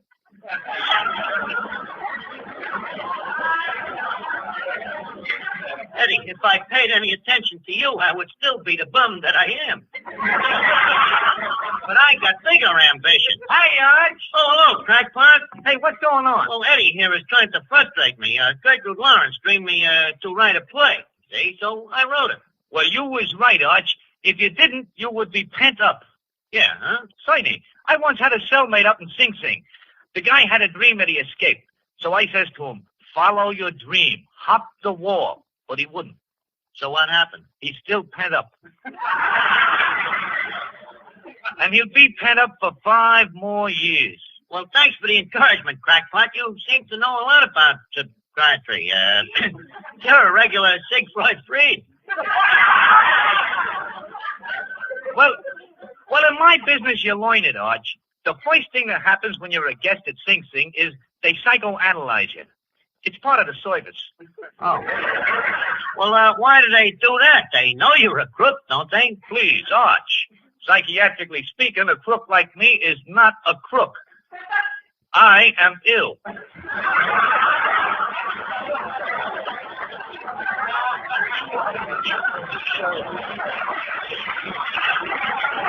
Hey, Arch, what does she mean Pete is ill? Well, he means like where another guy might have hardening in his arteries, crackpot has larceny in his heart. Well, not quite, Arch. You see, the psychiatrist found out that I inherited me criminal tendencies from me father, who had a tendency to be quite a criminal. Well, where did your father get this tendency? Oh, he got it from his environment. Oh, what was wrong with his environment? He was in jail all the time.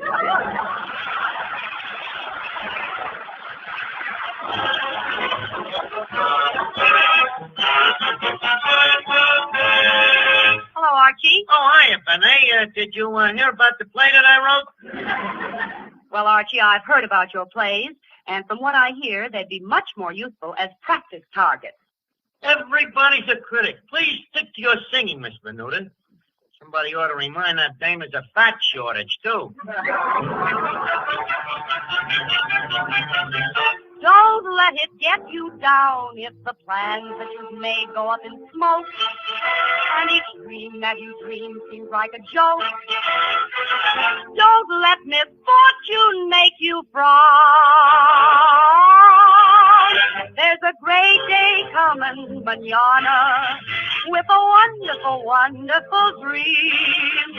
Everybody we're told will be rolling in gold. We'll be out of the doldrums manana. There'll be beer and pretzels manana. There'll be strawberries floating in cream. We'll be singing a strain of a happy refrain, for we're launching a rainbow manana. There'll be high times, high in the sky times. Come you mourners and pick your plums. There's a great day coming, manana, and manana sure to come. If this troubled world around you brings a sigh and makes you wonder what and when and why, forget your fears and keep your chin up high. Remember, we're lucky to be here in the land of the free. High time, oh, we'll all have fun. There's a great day coming, manana, and manana's sure to come.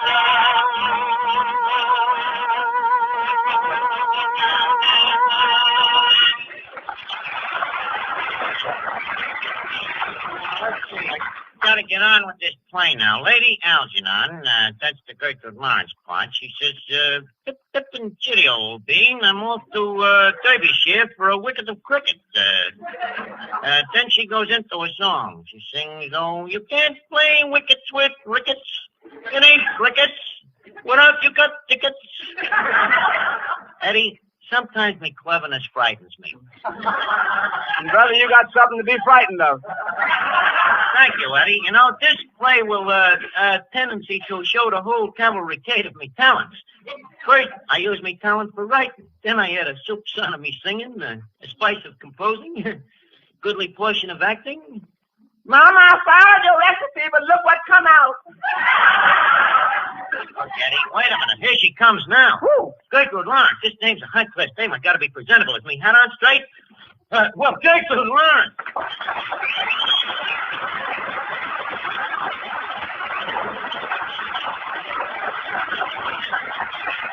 Well, Gertie, as one American to a fellow Britisher, it gives me great pleasure to reach me hands across the sea. A little sea wouldn't do those hands any harm. That's sunburn. This is your first visit to the place, isn't it? Yeah, isn't it, everyone? I'll give her one more chance. Miss Lawrence, a cozy little establishment we have here, huh? Yeah, I'm glad I came. Oh, thank you. I always wondered what was underneath Lower Basin Street. The lucky thing England is our ally. I punched this dame right in the nose. By the way, I understand that we have a mutual friend in common. Oh, really? Who? No. No, who? What other Noel do you know? Well, no, I'll tell you. Oh, you get So, you're a friend of Noel Coward, huh? Oh, certainly. Why, we're Bazoom pals. Yes. Yes, Noel and me is together all the time. Oh, you are together all the time, huh? Noel's in England. Oh, yeah? Uh-huh. What? Where is Winston Churchill? He's in England. Where's President Roosevelt? In Washington. Touche? By the way, pardon me, rhododendron. You must be simply famishing. Would you care for a spot of tea? Oh, well, thank you, Archie. Eddie, a cup of tea for Miss Lawrence. I'm sorry, the tea bag's in use.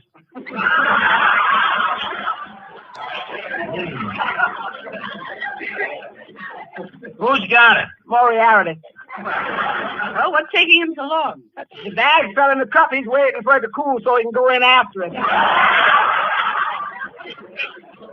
Well, in that case, would you care to wait, Miss Lawrence? Oh, never mind. I'll take coffee. Eddie, a cup of coffee for Miss Lawrence. Coffee ain't ready yet. I just put that on the fire. Oh, well, leave me know when it starts to pick.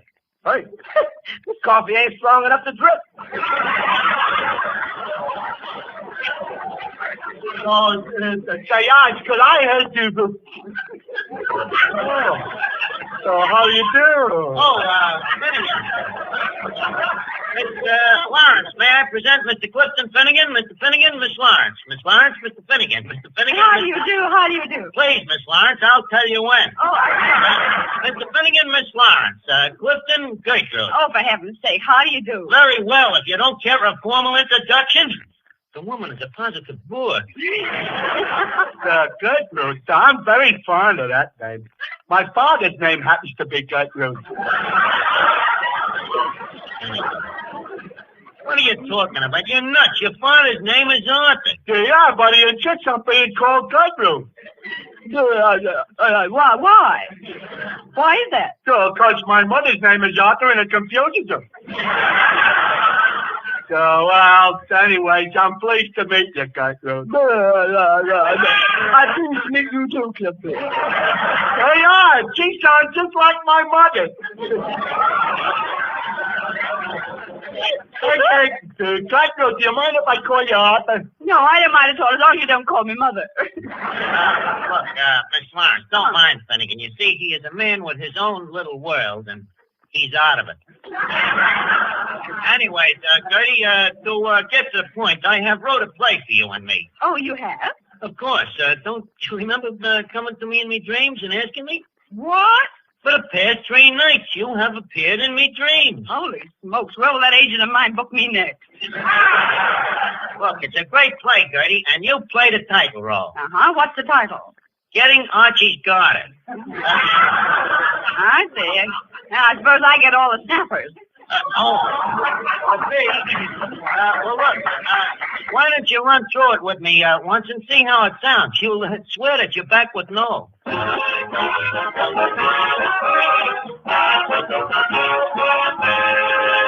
Well, Gertie, did you look over the play? Yeah, I did. I see it has a song in it. Who wrote that? Who wrote the song? Mm-hmm. Only the author of Leave Us Face It. Oh, Lord, that moron. Miss Lawrence, it may embarrass you to learn that moron is me. Anyways, leave us get on with the play. Now, okay. You see, the scene is the curtain rises.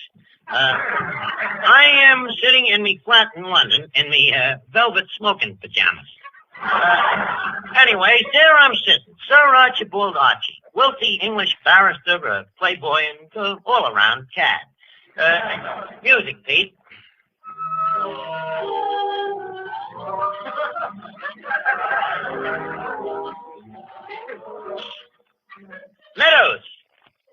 Meadows, front, right.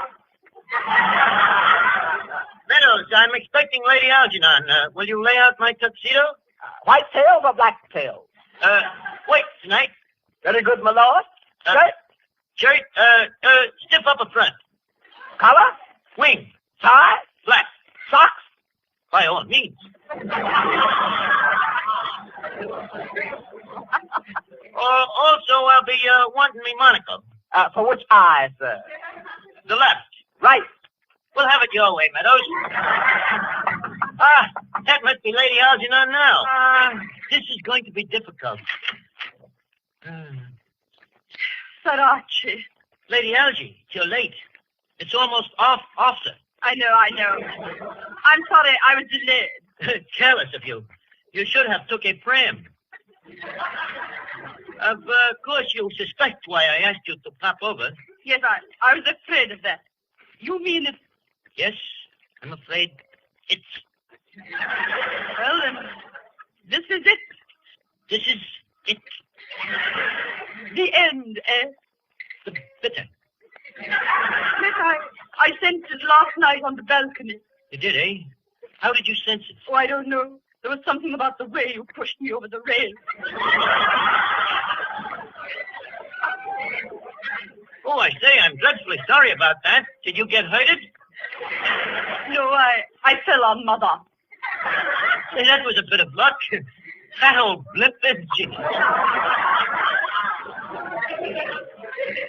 Well, I suppose there's no chance of... Going back? Yes. Lady Algie, please, let's shan't have a scene, shan't we? No, darling, we shan't. Good. We must be civilized about it. Cigarette? Think. Champagne? Oh, but definitely. Meadows. Wait, Meadows. After all, I suppose this is an occasion. Make it the dollar bottle. Memories. Yes, it's all been frightful fun, hasn't it? Yes, it's been. Flipping.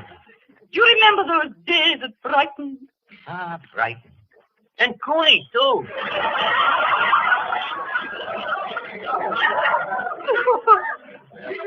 Oh, come now, don't cry. Stiff up a plate, old girl. Come, sit next to me here at the hopscotch. My sweet. You remember? Our song. I'm so terribly, terribly fond of you. Here in our little rendezvous, I find you so simply, plainly devastating. Your hair is like a bunch of jewels. Your eyes are too deep, Liverpool. But now it seems that we are separating things. Ah, this is it. This is it. At Westminster Abbey they know our affair. Has pent up and went up, it's nothing but air. Oh, how can I find them in Piccadilly Square? This is it. This is it. This is it. Please dry out your tears. I can't stand humidity. I'm tired of romance and Cupid's cupidity. Me feelings for you is just frigidity. This is it. Leave go my heart, you're passionate, so dispassionate. Don't ration it, be compassionate. Remember our first dinner with the hash in it? Oh, no, I love wood bust up, get mussed up, all rust up, all fussed up, since that first kiss on the omnibus top. Oh, this is it. This is it. I'm sure I'll forget you. It was all just a lark. You'll marry some broker, or perhaps just a clock. Toodaloo, my little darling. Don't think me just a jock. Oh, this is it.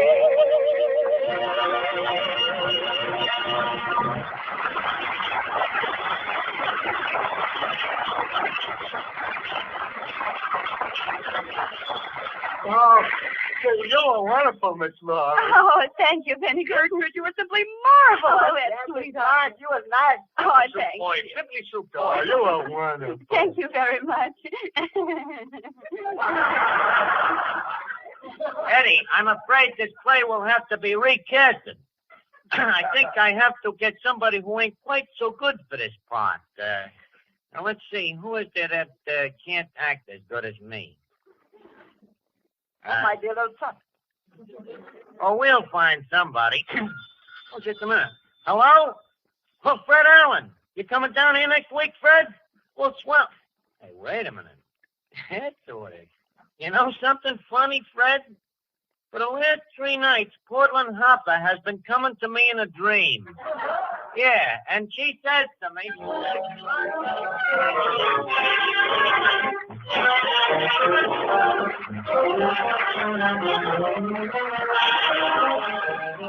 Before we leave Duffy's, leave us put a couple of nickels in Duffy's jukebox. The plat is spinning. The needle comes down. It's music.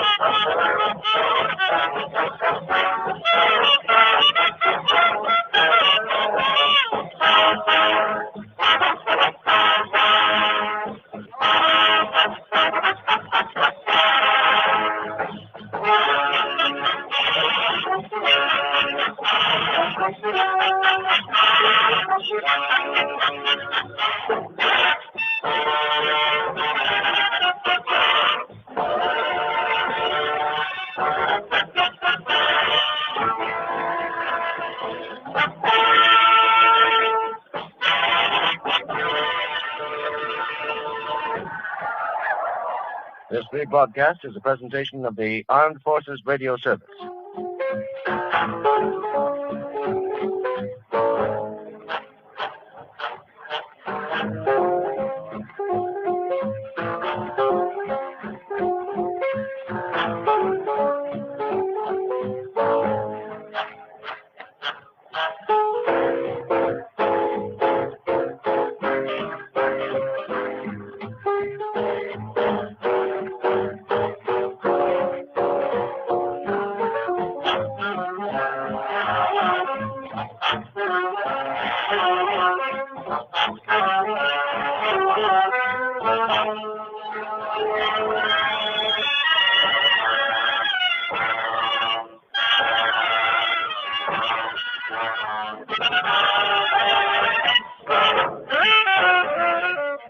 The Johnson Wax Program with Fibber, McGee, and Molly.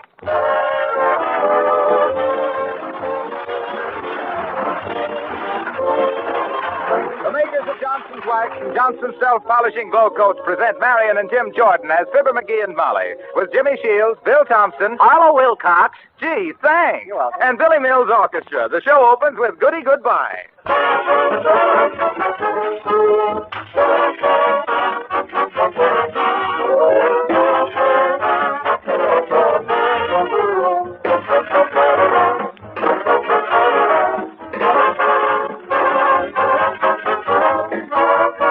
On wax, you save your floors. You've heard me say this many times, but I wonder if you've really stopped to think about it, about the unique service that genuine Johnson's Wax performs in your home.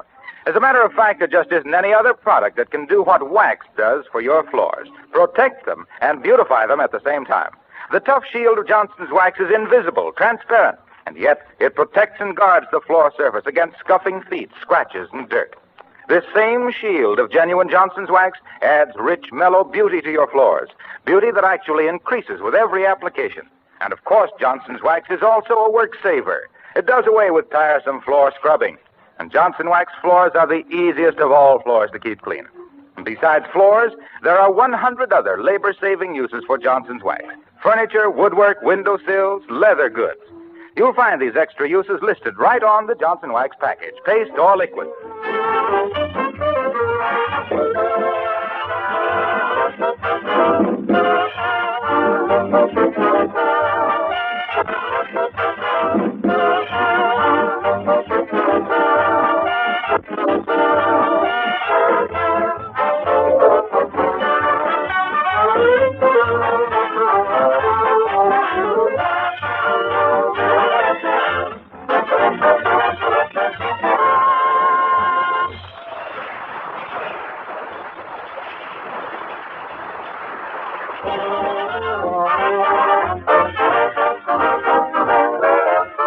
Folks, did you ever take a tour through a modern broadcasting studio? It's a wonderful experience, and here's your chance to do it. At the Wistful Vista Broadcasting Company studio, where the guide is about to conduct a regular half-hour tour. And here, among the milling sightseers, we find Fibber, McGee, and Molly.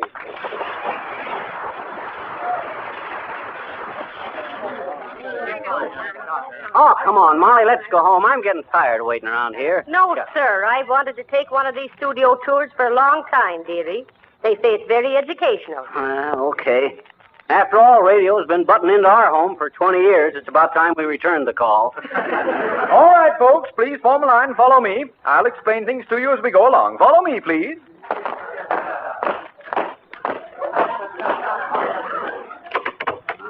What's all this machinery in here, Bud? Is this where they wind Winchell up every Sunday night? McGee, don't be so fresh. Oh, well, This, ladies and gentlemen, is our sound effects department. This room contains every possible sound effect. Pardon me, please, Mr. Guide. There's one sound effect I've often wondered about. Yes, madam? For instance, on that Johnson Wax program, my stars, how do they get the effect of all those people laughing at Fibber McGee's jokes?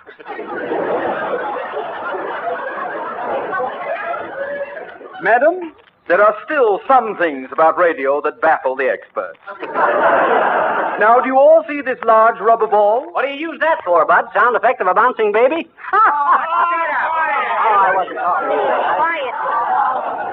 This rubber ball, ladies and gentlemen, is used, surprisingly enough, for the effect of an explosion. Well, can you imagine that? It is made of very thin rubber and filled with small pebbles. When shaken and held up to the microphone, it produces a loud explosive sound. Let me show you. Now, let us continue the tour, please.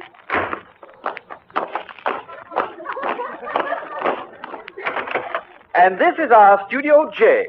It has an audience seating capacity of 350. This way, please.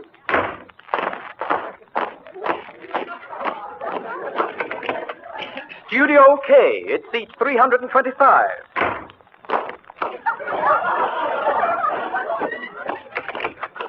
Studio L seats 300.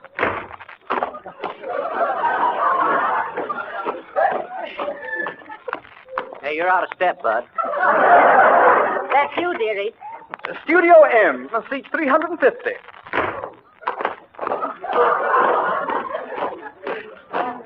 And this, ladies and gentlemen, completes the tour. Are there any questions? Yeah, I got a question, Bud. Yes, sir. What is it, sir? How do they get all them little pebbles into that rubber ball?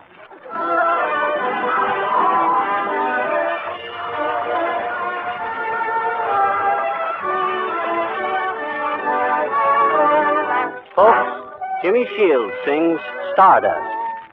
Sometimes I wonder why I spend the lonely night dreaming of a song. The melody haunts my reverie, and I am once again with you when our love was new, and each kiss an inspiration.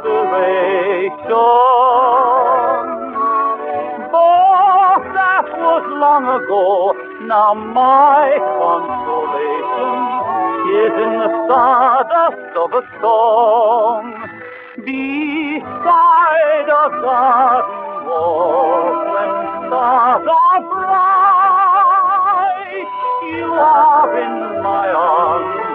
The nightingale tells this fairy tale of paradise where roses grew. So I dream in vain. Always in my heart it will remain. My stardust melody, the memory of love's refrain.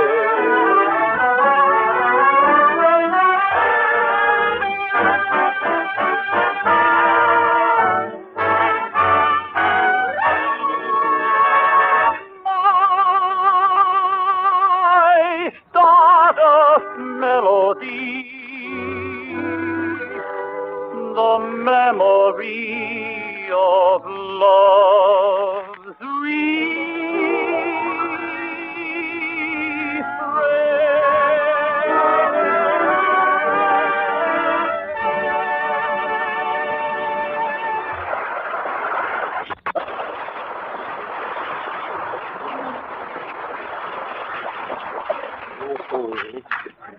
Well, what'd you think of the studio tour, Molly? Oh, wonderful. But do you think they have a sound effect for falling arches? My feet are killing me. Yeah, mine too. Wonder why they don't let the tourists ride around on them kilocycles they're always bragging about. Here, sit down on this bench here a while, Molly. Ah, heavenly day. If that guide had showed us only 42 more studios, I'd have gone back for that rubber ball and blown the place up. Yeah, me too. Well, hello there, Johnny. Hello, daughter. What you doing? Resting. We were just taking a studio tour. Hey! We were kind of disappointed on not seeing any radio stars, though, old-timer. Molly thought if she could only make a grab at Jack Benny's ostrich, it would be quite a feather in her hat.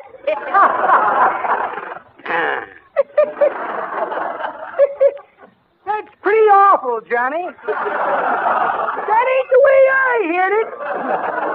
The way I heard it, one feller says to t'other feller, "Say," he says, "I see where Mae West just finished making another movie." "Yep," says t'other feller, "I sure want to see that. She's number one on my hips parade." Well, I gotta skip along. My boy Rance wants to borrow $50 to finish up a secretarial course. Must be learning the touch system. Come on, kid.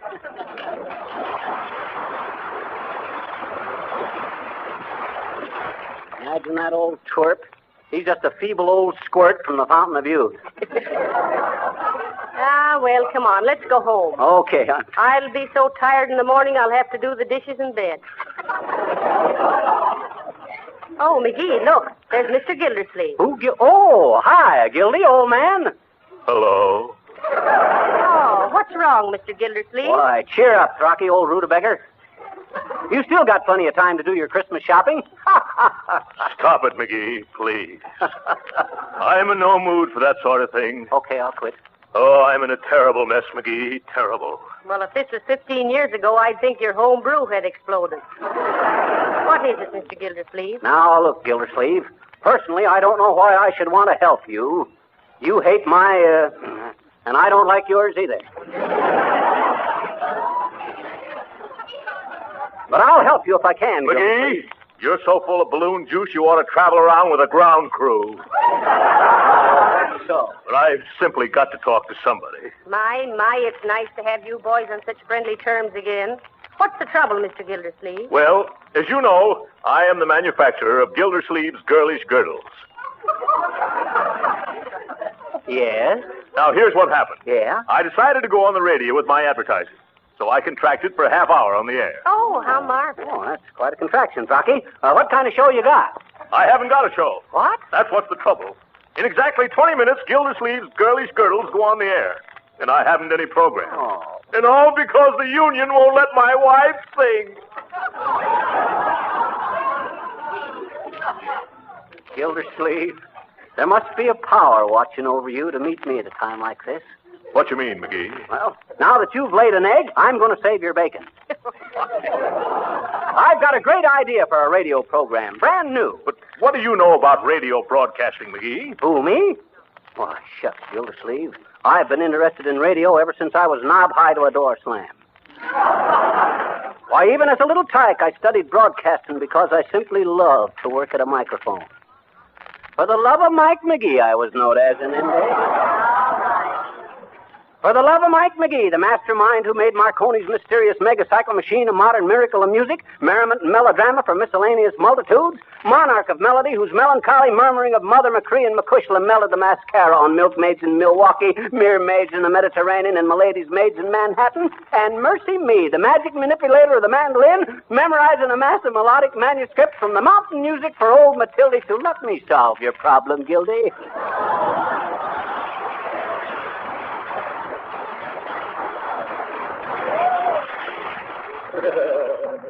Well, McGee, if you really have something... I have. I assure you won't lose by it. Let's step in this office here and talk it over, eh? Right here? Okay, Rocky. Oh, are we intruding? No, I was just dictating. Have a chair. I'll be with you in a minute. Ready, Miss Green? Yes, Mr. Wilcox. And Johnson's Glow Coat will not only make your housework much easier, but it beautifies and protects your linoleum, and brings out the original color and charm of the pattern, period paragraph.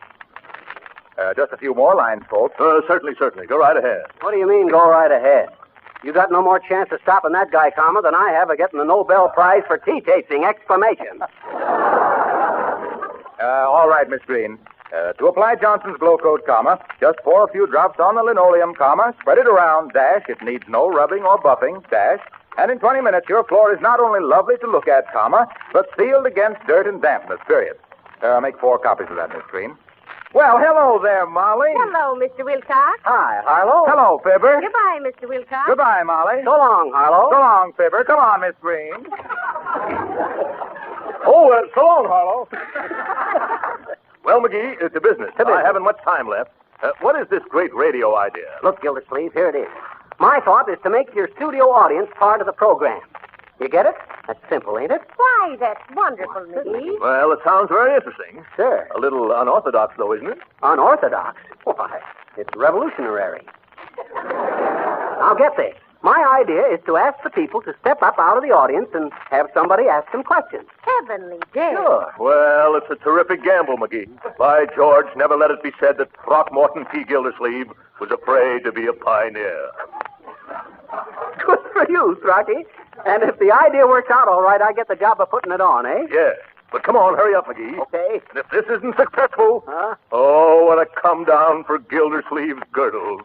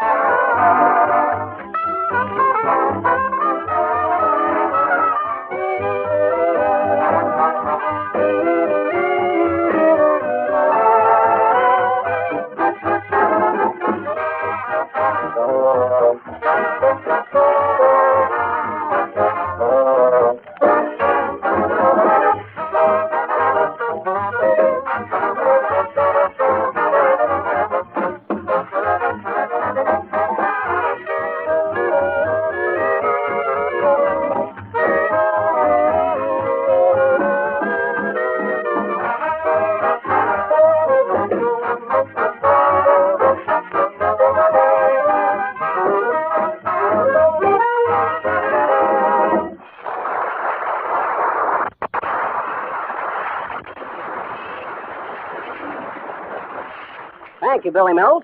And, folks, welcome to the Gildersleeve Girdle Quiz. Wow. Tonight sees the introduction to radio of a sensational new idea. We're going to make you, the audience, a regular part of the show. Won't that be ducky? But first, let me introduce our mistress of ceremonies, Molly McGee. How do you do, I'm sure. Notice her graceful bow, folks? That was made possible by the comfort and flexibility of a Gildersleeve... McGee! Oh, yeah. Well, to get on with the program, folks, we're going to ask different members of the audience to step up on the stage and draw questions out of a hat. Them answering the question correct gets either a $5 bill or an order on the Bonton department store for a Gildersleeve girdle. Now, don't be shy. Nobody's going to be embarrassed. Except you. Huh? Except me? No, what do you... Oh.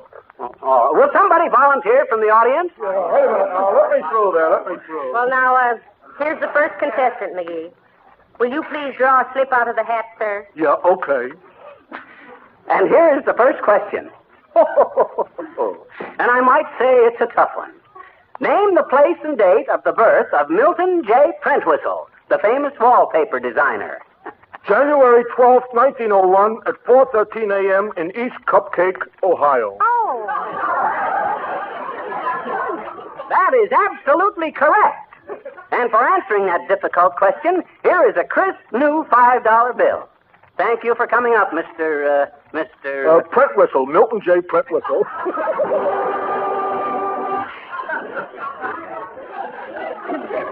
Well, now, here's the next volunteer, McGee. Step right up to the microphone, Matt. No, that's me husband. This is the microphone. Now then, sis, your name, please. Mrs. Patricia Goldfarb, 1617 and a half, Finkerland Apartment Hotel. And girdle size 38. Well, thank you, Mrs. Goldfarb. Draw a question out of the hat now, please. That's it, sis. And here is your question. Can you identify the theme song of a well-known radio program of which the band will play a few bars of? All right, Mr. Mills.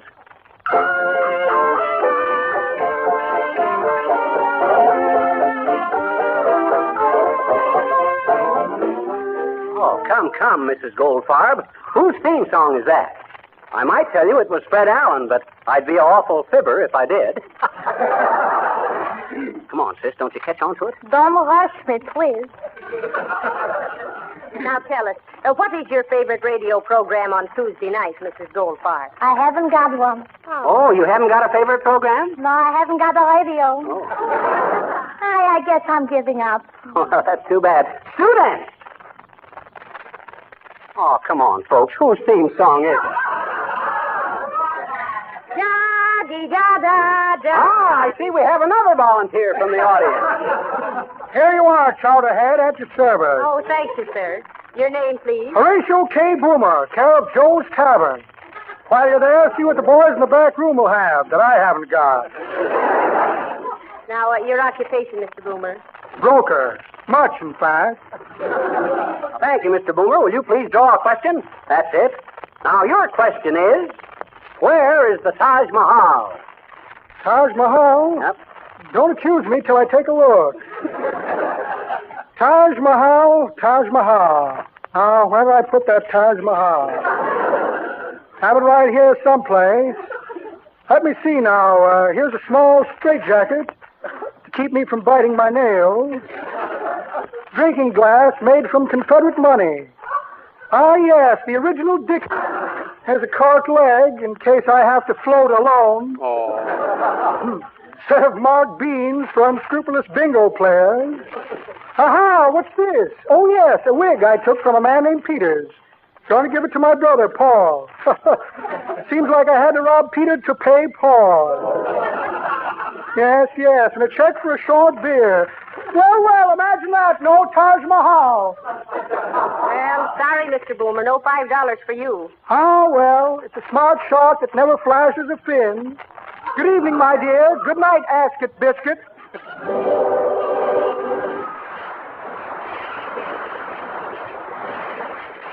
Now, ladies and gentlemen, for an interesting variation of this sensational new radio feature, which we call The Bag of Gold. We have on this table the telephone books of every city in the United States with more than 2 pages of Joneses. We spin the magic wheel and call the phone number indicated. If the person is at home when the call comes in, he receives the bag of gold. If he ain't at home, he gets left holding the bag. Spin it, boy. What number in what town, Mrs. McGee? Dillingham, 415 in Button Hook, Tennessee. And here's the telephone, Professor. Thank you. Hello, operator. Give me long distance. Hello. This is the Bag of Gold, calling Button Hook, Tennessee, Dillingham, 415.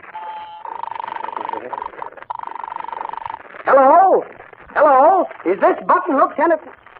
Oh, is that you, Myrt?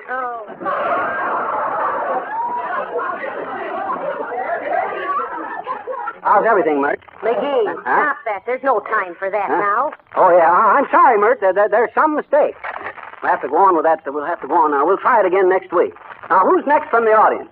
This lady right here. What is your name, please, madam?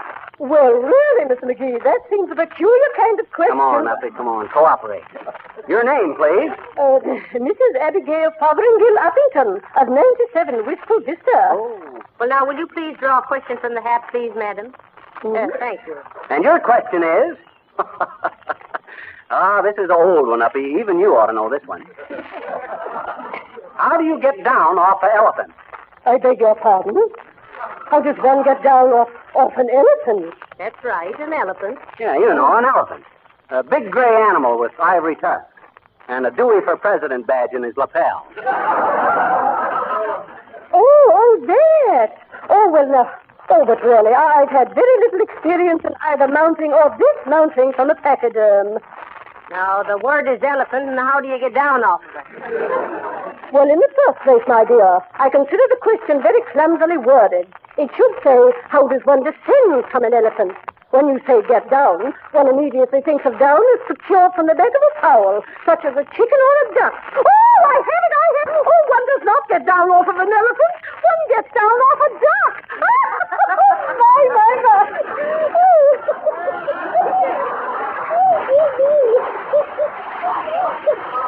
Oh, really now, that was quite clever of me, wasn't it? You betcha, Uppy. And here's an order on the Bonton department store for a genuine Gildersleeve girlish girdle. Oh.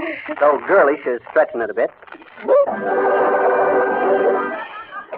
Well, folks, I see the hands of the old clock on the wall indicate we only got time for one more contestant. One more volunteer, please. Your name, please? My name is Socrates W. Maxim. Socrates W. Maxim. Just call me Sock. And where do you live, sir? Well, I have my residence. My home is located. I have my residence. I live in Punxsutawney. Next week, I am moving to Ames, Iowa.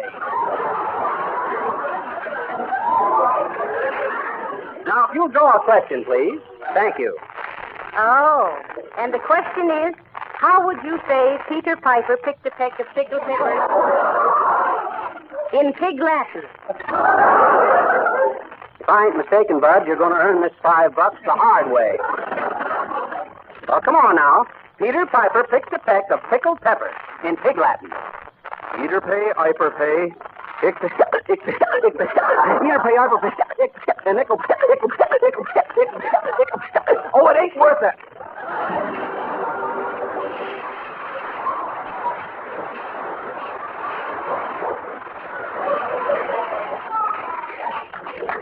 Folks, you have just heard the most sensational radio program ever produced in this country. Originated by Fibber McGee and thrown to you by the Gildersleeve Girdle Company. And folks, remember our slogan. In country, town, or busy city, our girdles keep you sitting pretty. Oh, boy. Oh, my, that was wonderful, McGee. I'm so proud of you. Oh, shucks, you were just as good as I was, You Molly. think so? Boy, will old Gildersleeve be tickled about this. Well, I'm pretty happy about it myself. Say, how did you ever think of it? You're so clever, dear. Oh, shucks, it was nothing that any red-blooded, clean-living American boy wouldn't have thought of. Oh, look here, McGee. I want a word with you. I'll bet you do, Gildersleeve. Wasn't that the most terrific... I've been bamboozled. Huh? I've been misled. What? I've been had. Oh, well... What do you mean, Mr. Gildersleeve? This program of yours is out. You're through. Why, Gildy? McGee, I've been talking to people around here. Yeah, what they say, Gildy? What This idea has been done before. Oh, sure.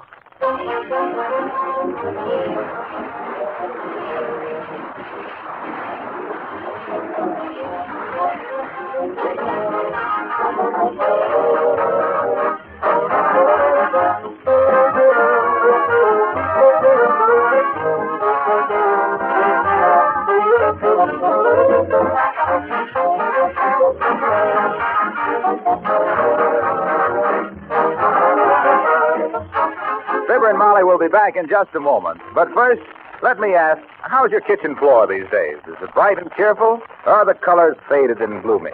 Do you have trouble keeping it clean? Are you a floor scrubber? It's my ambition to keep right on telling the wonderful story of Johnson's self-polishing glow coat until every kitchen floor in America is sparkling with glow-coated beauty. And every one of my listeners enjoys the extra time and leisure that glow coat gives them. This modern floor polish becomes more popular every day because it fills such a need. It keeps linoleum floors fresh and beautiful, protects them and makes them last longer, and saves hours of cleaning time. Glow Coat takes practically no work, no rubbing, and no buffing. You simply apply, and in 20 minutes your floor has dried with a beautiful protective polish that's so easy to keep clean. You can use Glow Coat on your varnished or painted wood floors, too. Ask your dealer tomorrow for a can of Johnson's self-polishing Glow Coat. Spelled GLO-COAT.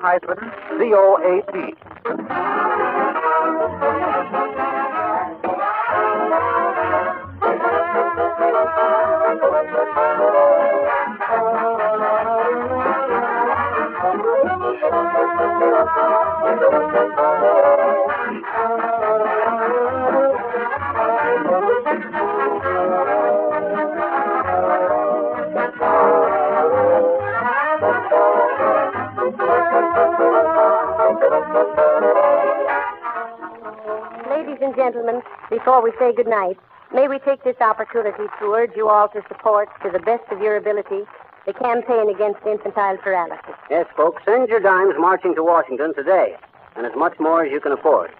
Remember, what looks like small change to you may bring about a big change in the life of some crippled child. Good night. Good night, all.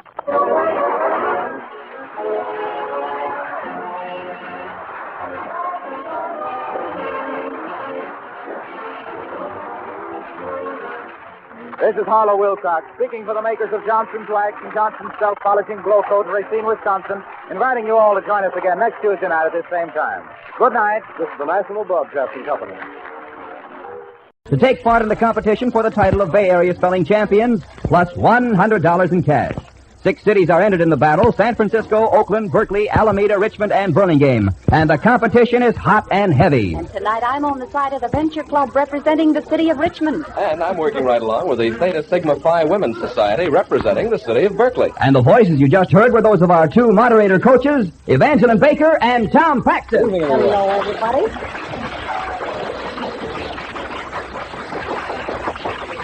Thank you very much, Herb Ellis, and thank you, Mother and Father in the audience tonight. Well, what's the good word for tonight, Evangeline? Well, Tommy, tonight, for the first time, we have 2 women's clubs pitted against each other.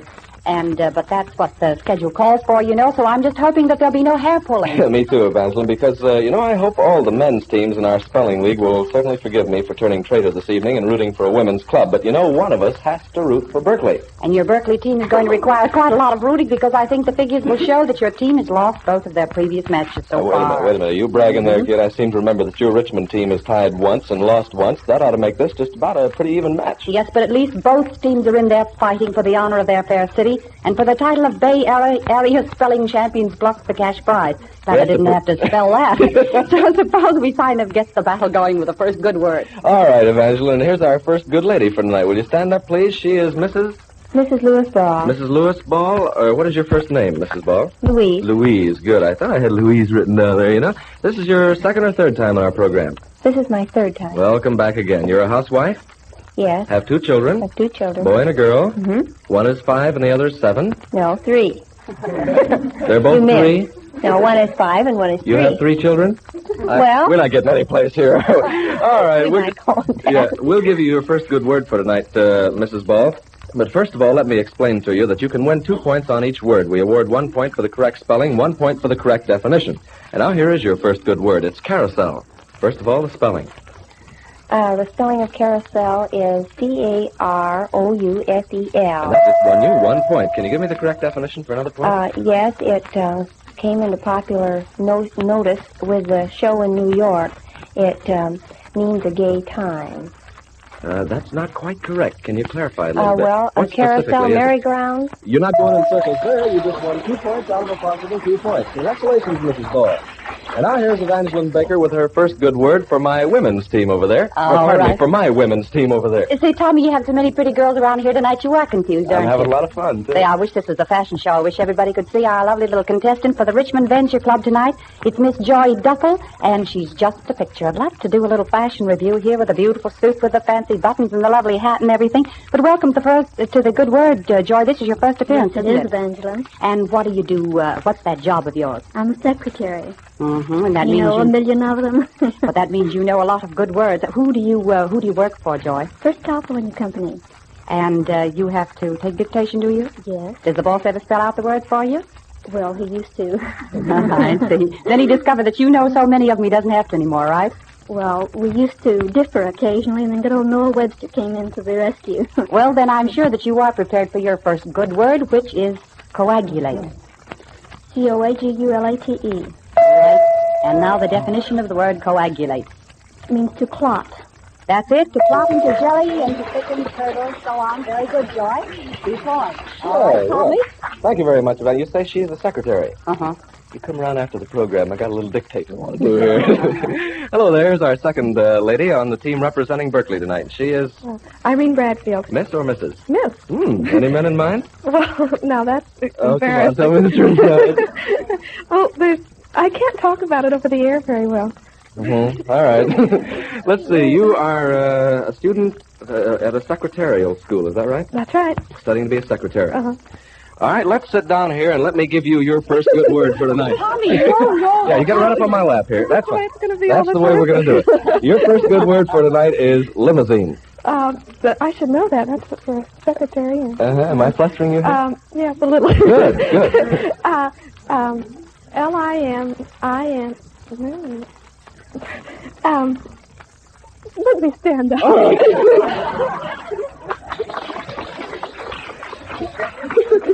Okay, well, I'll give it to you once again. Limousine. L-I-M-I... 5 seconds. L-I-M... Limousine. L-I-M-I-S-I-N-E.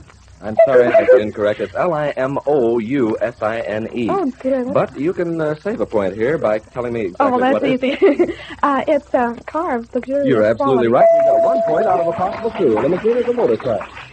Okay, Evangeline Baker again. All right. Our next contestant from the Richmond Venture Club is an old friend of ours because it's June Hampton again. Say, June, you're an old time at radio now, aren't you? 3 times. You want to tell everybody again that job of yours? Oh, I'm secretary to the director of the child care centers. I'm on a little leave right now, though. Is this a vacation? Well, rather. I'm having a good time with my family. I see. Say, listen, June, I'd like to know what about that orchid you wore home from the... I didn't do anything with it, Evangeline. It just wilted in about a week. Oh, but it lasted I'm sorry. a week. Yes. Well, I'll tell you, I want to tell you something very, very important because we thought that perhaps just a little change of gift tonight, I have something awfully special from you from that famous house of Davigneau, the most beautiful secretaries. You know what a secretary is? Yes, I do. Mm-hmm. Well, you're going to have a little sprite, so don't you miss a word. Oh. Dilemma. Dilemma. D-I-L-E-M-M-A. Right. M-M-A. That's right. And State of confusion. yes, well, I think that's good enough. A perplexing situation. Shall we accept that, or shall we elaborate just a little bit more? State of confusion. It's big. State of confusion. Well, dilemma. When one is in a dilemma, they don't know quite what to do. They're a little mixed up. Well? A perplexing. You mean to say you were in a dilemma there for a moment? Perplexing predicament, I must say. Tommy, see if you can get yourself into one. Okay, thank you very much, Evangeline. Now here's our third lady standing up. She is Miss Agnes Larson, right? That's right. I have a very good memory, here, Agnes. Evangeline mentioned she had some secretaries from Davigneau. We have for you, after the program, some very nice French perfume from Aimé Bouquet of France. Would you like that? Oh, that'd be lovely, yes. It's going to smell real sweet here. Sure.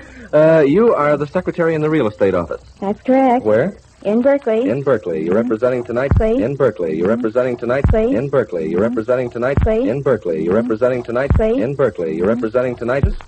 It's the National or International Women's Journalistic Honor Society. In other words, you all have journalistic degrees from college and universities, right? That's right. Okay, fine. And also you're representing the city of Berkeley, Miss Larson, and here's your first good word.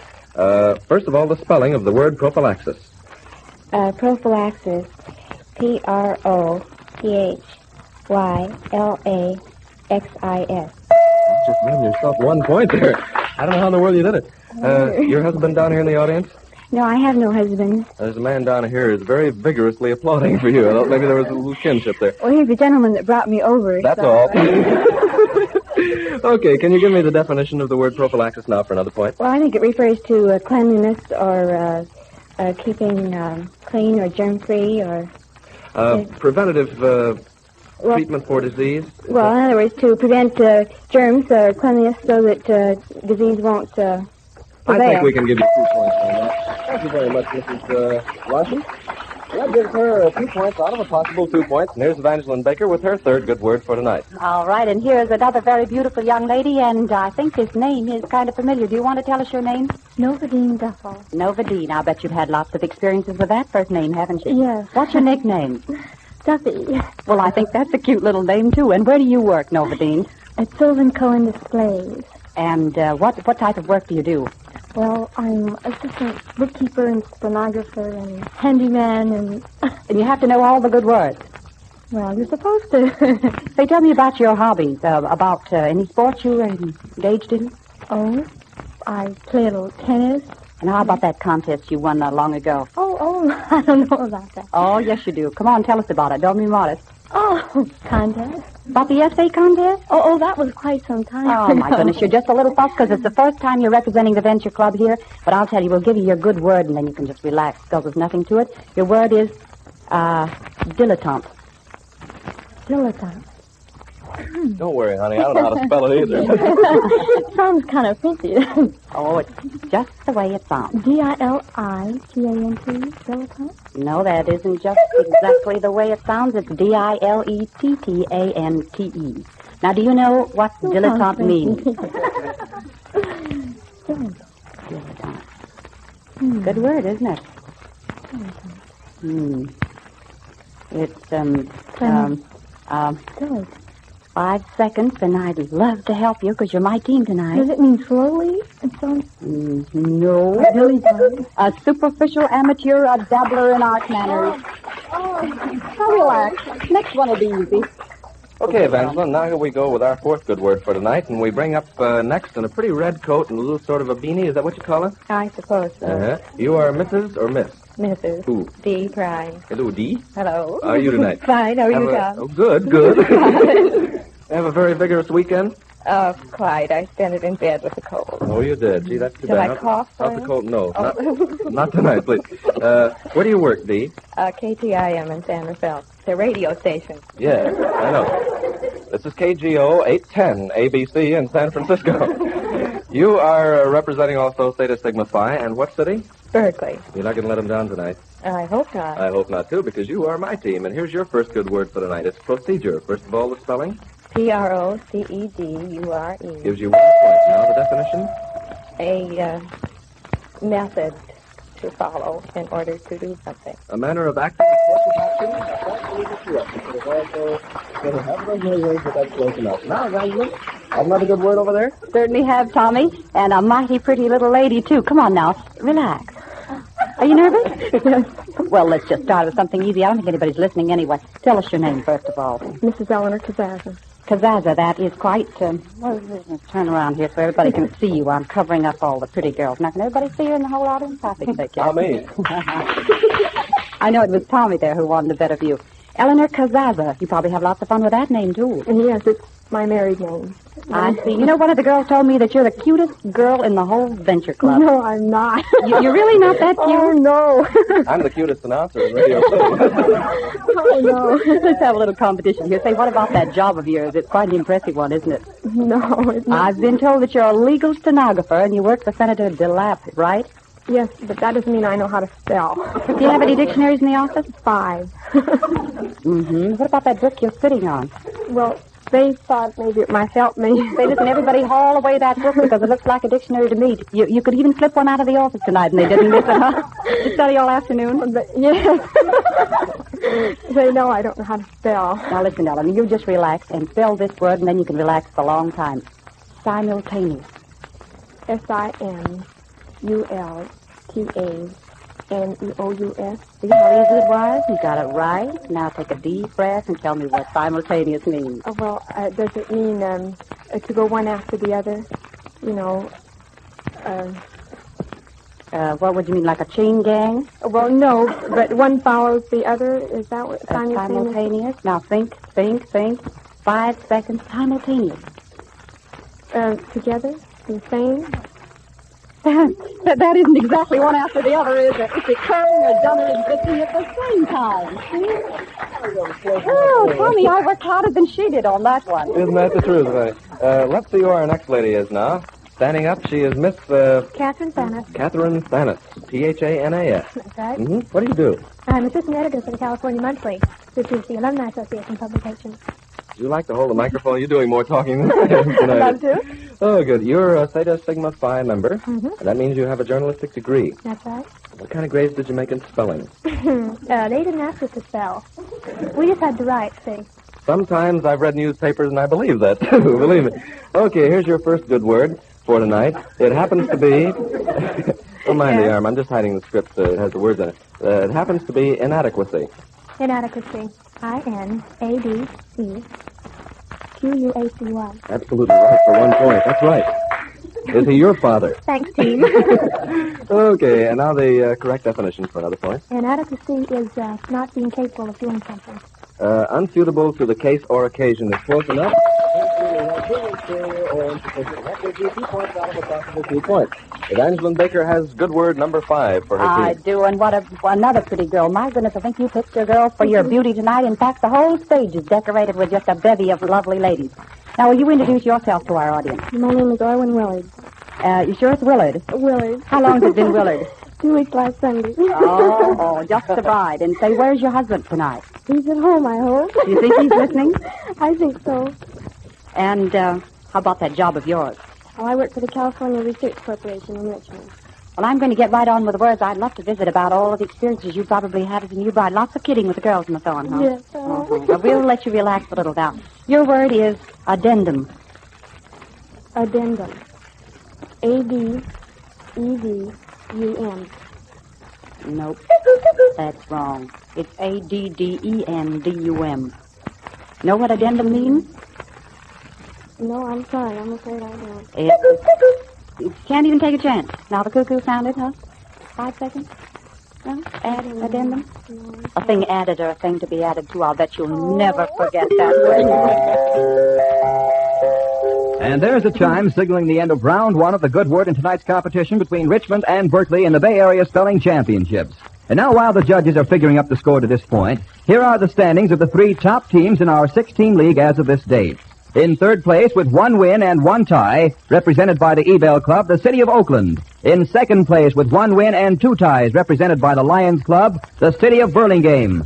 And in first place, represented by the Press Club, undefeated in 3 matches, the City of San Francisco. And what's the score of tonight's match to this point, Herb Ellis? Well, Tom, to this point, Richmond 6, Berkeley 9. Oh, my goodness. Well, okay, then. In the meantime, here's a good word to my gals of Theta Sigma Phi of Berkeley. Get going. I mean, we're ahead, but let's stay ahead. After all, you know, you are members of an international journalistic society, and you should outspell these venturesses. If you ladies of the Richmond Venture Club heard any strange noises a moment ago, don't let it throw you at all, because that's just Tommy Paxton wagging his chin. Forget, Richmond team, that your fair city and I are counting on you to spell your way to victory tonight. And here's the first good word of round 2. The lady standing up, she is Mrs. Louise Ball, the housewife with 2 children, representing Theta Sigma Phi of Berkeley. And your second good word for tonight, Louise, is arraignment. The spelling first. Arraignment. Arraignment. A-R-R-A-I-G-N-M-E-N-T. That gives you 1 point. That's very good. Can you give me the definition? It is a legal term which has to do with the bringing of a prisoner to trial, and arraignment means bringing him for trial before a judge and jury. That's right. The act of calling into court to answer a charge. An accusation or a summons all falls under arraignment. 2 points out of a possible 2 for you, Mrs. Ball. And now, Evangeline Baker with another good word. All right, we're back to Miss Joe Duffel. Joy, rather. That's an awfully pretty Joe. name. Oh, really? A twin brother? No. Well, I think they're very pretty names. Well, Joy, your word is unequivocally. A good word, hmm? U-N-E-Q-U-I-V-O-C-A-L-L-Y. That's right. And what does unequivocally mean? Without argument. Without reservation, plainly, distinctly. Right. All right, our next lady over here is Miss Irene Bradfield, the student at the Secretarial School, also representing the City of Berkeley tonight. Your next good word is hygiene. Irene? Hygiene. H-Y-G-I-E-N-E. Gives you 1 point. Can you get another point? It's health or cleanliness or... What specifically is hygiene? It is the study of sanitation, health, and cleanliness. That's right. Sanitary science, branch of medical science treating preservation of health. 2 points out of 2 for Miss Irene Bradfield. And now, Vanny Baker again. All right, and come on, June, now. You completely relax. You've known everybody's word up to this point, haven't you? No. Haven't you? I heard you Not spelling. our ones. Heard you spelling along there silently to yourself? Yes, but look at the nice hard ones we're getting. Well, I'll stick to a nice easy one for you this time. Inaccessibility. Inaccessibility. What? Inaccessibility. That's easy. I-N-A-C-C-E-S-S-I-B-I-L-I-T-Y. See, I promised you an easy one. You got it Yes. just right, too. What does inaccessibility mean? I can't decide. Oh, yes, you can. Now think. Think hard. Very funny. No, don't you get that Webster's dictionary out, too. Inaccessibility. Access. All you have to do is think, June. Well, gee, kid.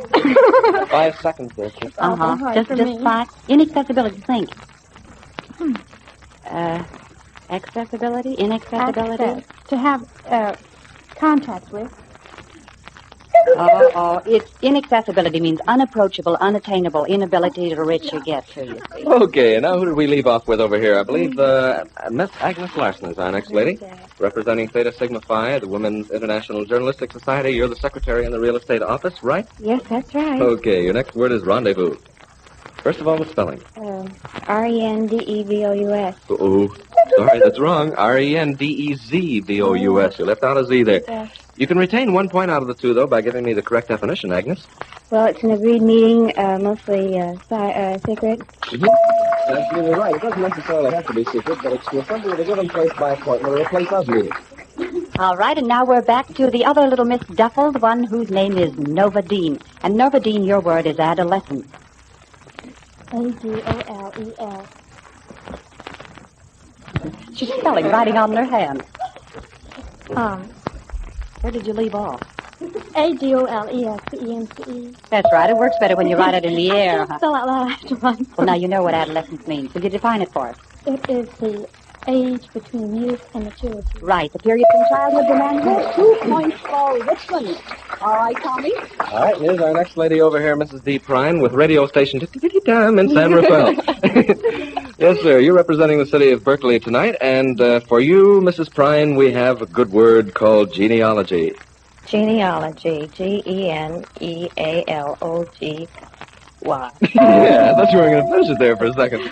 All right, and what does genealogy mean for another point? Genealogy is the family tree, a tracing of one's inheritance or heritage. That's right. Record of ancestral descent or the science of pedigree, whichever you like. E. Baker over there with another good word.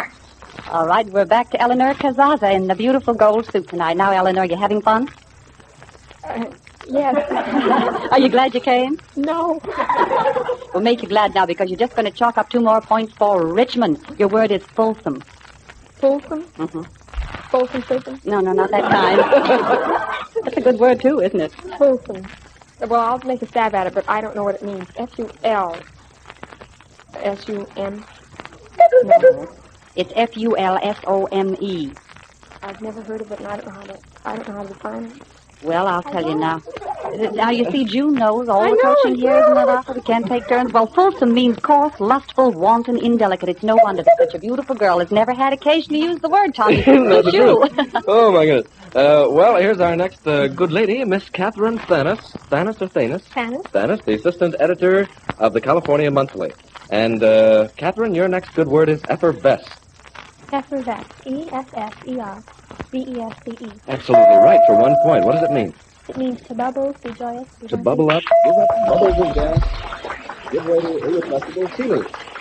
Absolutely right. 2 points out of 2. Let's see what your next gal does over there, Fanny. And here we have our lovely little bride, Mrs. Willard. Are you used to that sound yet? Not yet. Well, you will be. Your good word is raucous. Rocket. R-O-C-K-U-S. No, it's R-A-U-C-O-U-S. But you surely know what raucous means. Does it mean bedlam? Confusion? It's related to that, but can you make it a little more specific? I'm trying to help you. Like a mob scene or a crowd. They might be raucous, but in a state of bedlam or in a state of confusion? That isn't quite correct. It's rough in sound, or hoarse, or harsh. Rough and hoarse, like Tom Hanks. And there go the chimes, ending round 2 in this hot and heavy competition between the cities of Berkeley and Richmond in the Bay Area Spelling Championships. The score at the end of 20 good words is the Venture Club representing the city of Richmond, 11 points. The Theta Sigma Phi representing the city of Berkeley, 18 points. And now comes our final round of good words, which can either make the trailer or break the leader. Now, this is called our catch-as-catch-can round. And, Tom, how about explaining it to our fellas? All right, I sure will, Evangeline. Ladies, in this round, if the word is spelled correctly, 1 point is added to the team's score. If it is defined correctly, your team wins 2 points. In other words, that's what we've been doing since we've been on the air in the last 25 minutes. If you get the good word half right and half wrong, you break even. 1 point canceling out the other. But, and here's the catch, if you miss both the spelling and the definition, 2 points are deducted from your total team score. And any member of either team, can take a try at these words. So as soon as we give the good word, if you think you know it, stand up. And the first one up gets to try. So let's go, Tom. All right, we've got a lady up here already, just about. Oh, my goodness. I want to establish one fast thing here. Mrs. Louise Ball told me that they are in last place, but tonight, since we are competing them with a woman's team, they're doing all right for themselves. We're going to win. All right, fine. Now we'll go over for the first good word, and it happens to be acquiescent.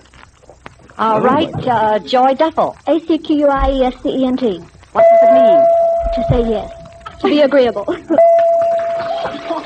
Exactly, concur, sentence, step, right, 2 points. Oh, my another word, good word isn't it? over I'm so excited here, I forgot to give it to you. The word is proselyte. Here's another lady over up here. It's Louise Ball. We finally got around to you, didn't we? That's right. How do we spell it? We spell it P-R-O-S-E-L-Y-T-E. Right. It means to urge or to urge someone to do something or to join a faith or religion that chooses. That gives you 2 points. Congratulations. Now, ladies, stand by because here comes another catch-as-catch-can round. Word. The word is titillate. Here's our first lady up over here. It's Mrs. Louise Ball again. Do you really know this, or do you just... Well, I think I do. All right. What is it? Titillate. Stop tittering and give me the word. T-I-T-I-L-L-A-T-E. And And it means to raise to a fever of excitement or to, well, it doesn't mean laughter. It means to, I think that's close enough. It means to cause a tickling sensation, to excite a pleasurable sensation. All right, And the Evangeline. next good word is altruistic. Joy Here, Duffel. we got our whole team up over here. Whole team. Come on, Joy. Wait a minute. A-L-T-R-U. Wait a minute, what is it again? Altruistic. Take your time. Relax. A-L-T-R-U-I-S-T-I-C. You got me all confused. Oh, no, just relax and tell us what it means. Um, Did you spell it right? Pure, isn't it? That is, but just elaborate a little more. Altruistic. Can you take time, please? Can you take time? Devotion to interests Oh, of others or of opposed to egoism.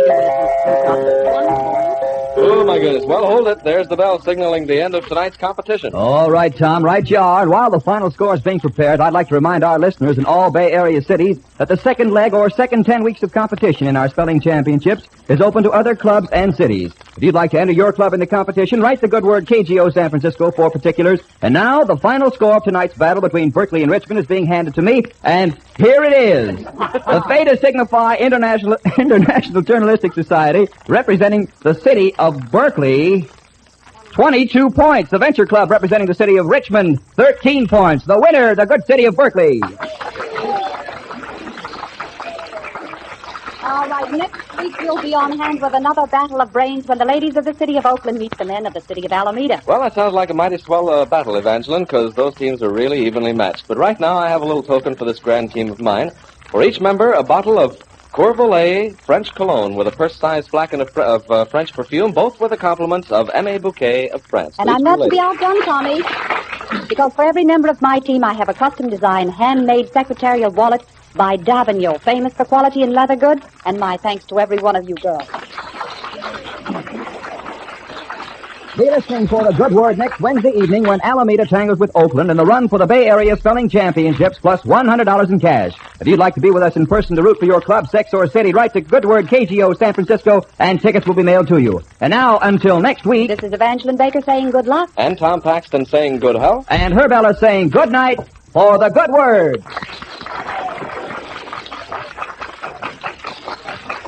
The Good Word is produced by Hap Kaufman. This is ABC, the American Broadcasting Company.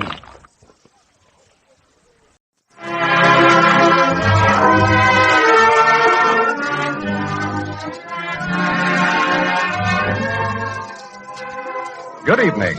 This is Frank Gallup bidding you welcome to An Evening with Romberg. Melodies you love, played as you like them, all styled and personally directed by one of America's great composer-conductors, Sigmund Romberg.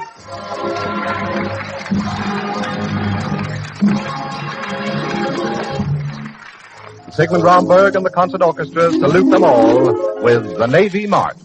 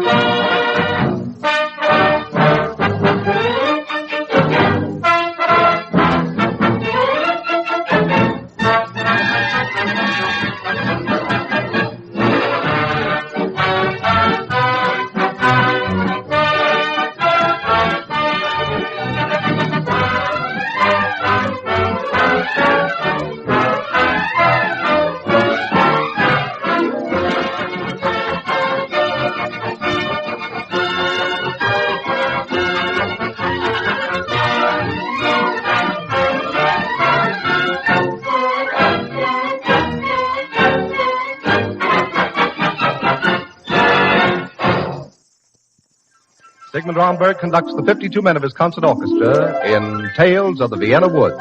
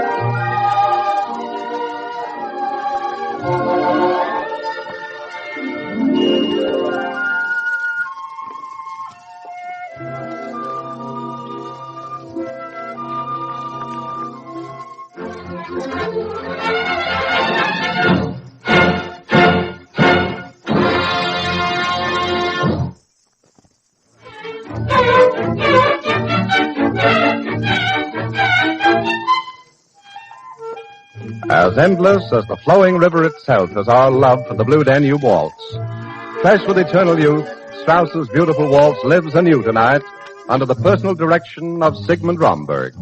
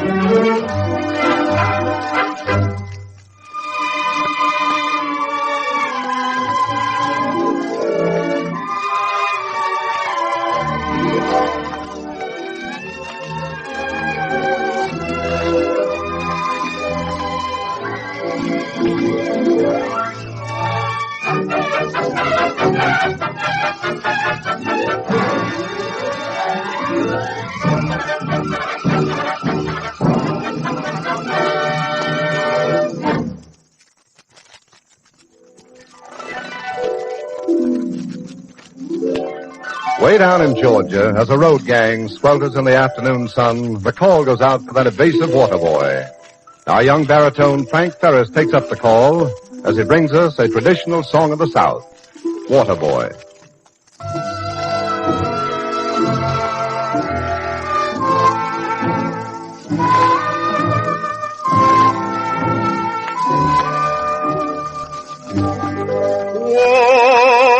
Water boy, where are you hiding?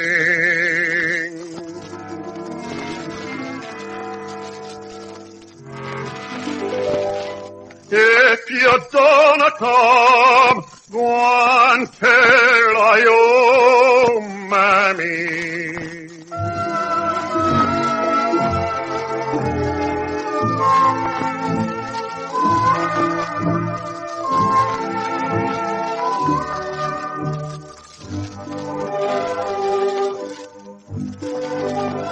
There ain't no hammer that's on this mountain that ring like mine, boy, that ring like mine.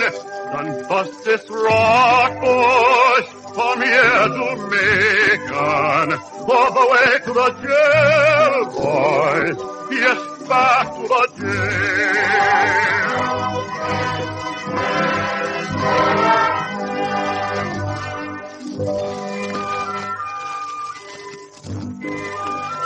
You jack of diamonds, you jack of diamonds. I know you're bold, boy. Yes, know you're bold.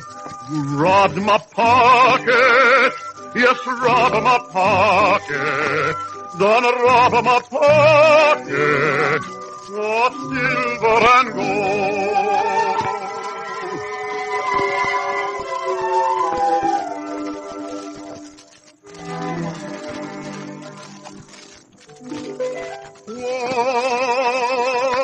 Water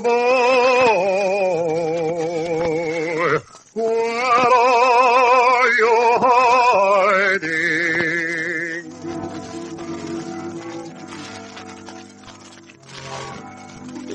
If you don't come, go and tell your mammy.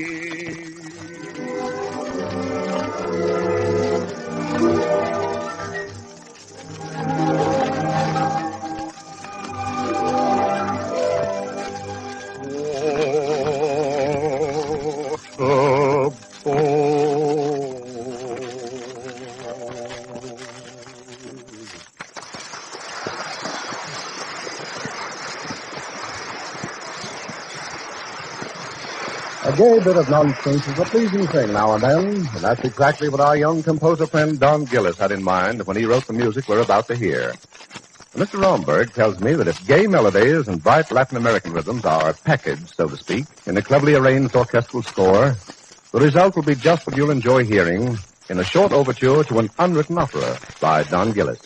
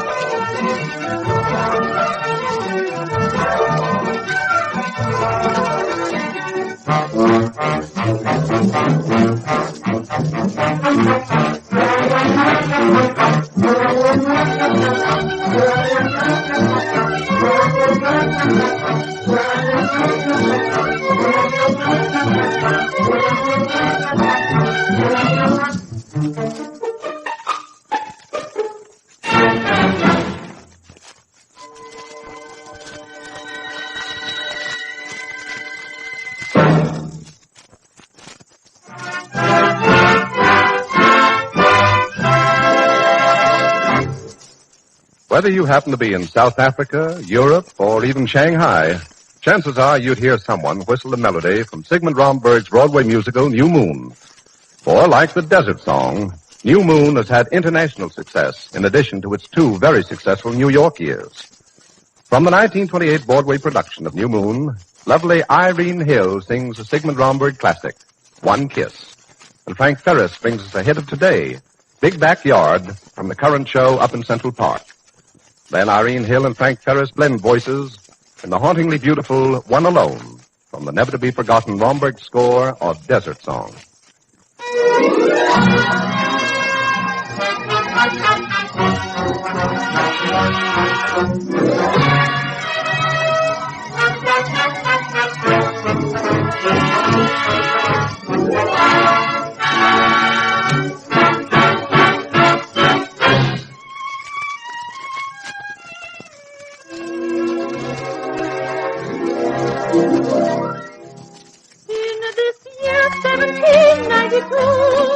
Our conventions have been thrown on a few, and I know I'm out of date when I seek one mate, one faithful lover true.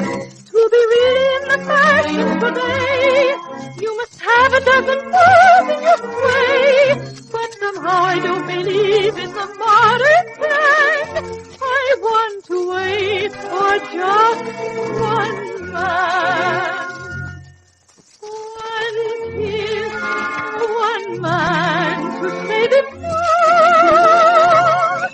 One more I hear alone. One word, one vow, and nothing more.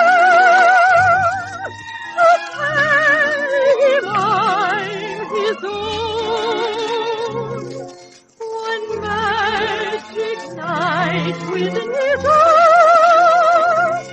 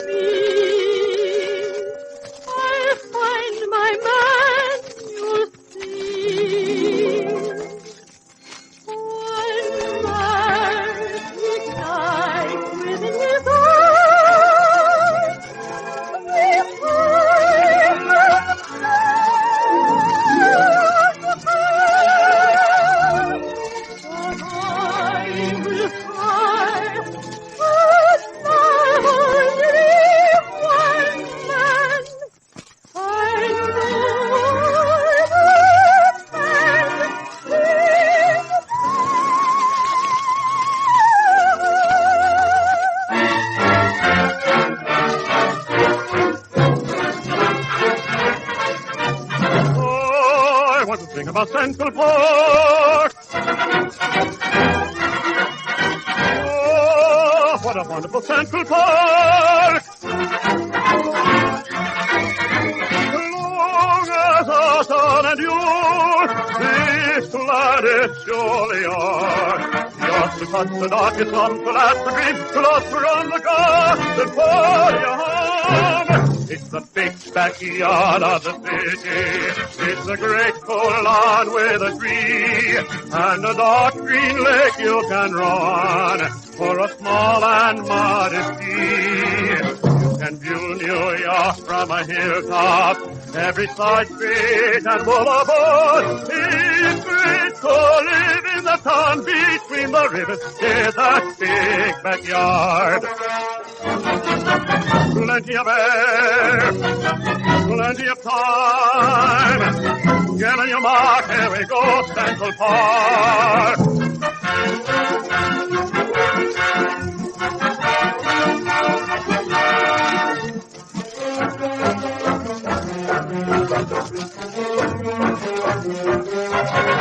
You can view New York from a hilltop, every side street and boulevard.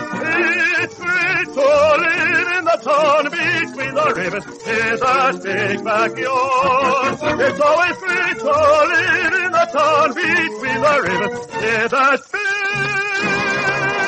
backyard.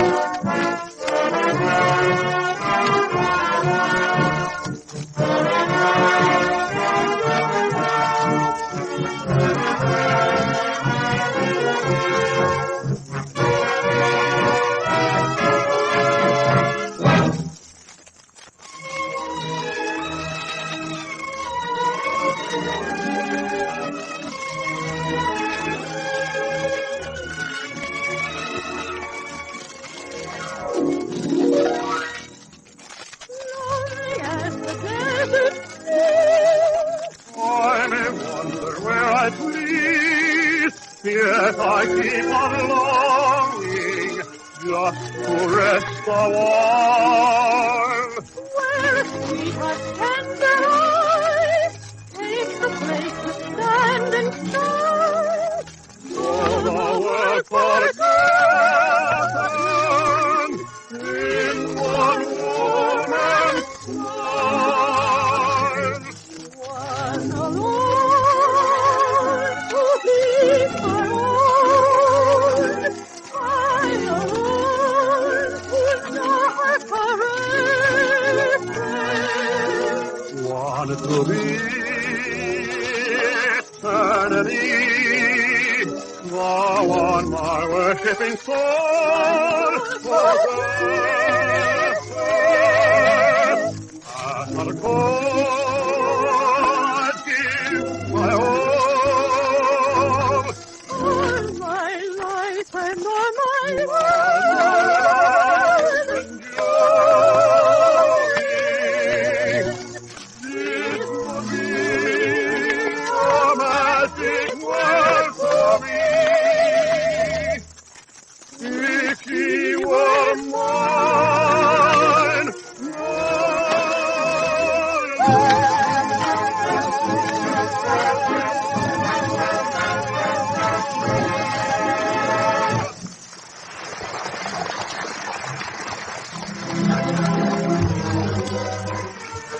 Now, this is Frank Gallup bidding you good evening for our soloists, Irene Hill and Frank Barrett, and our host, composer-conductor, Sigmund Romberg.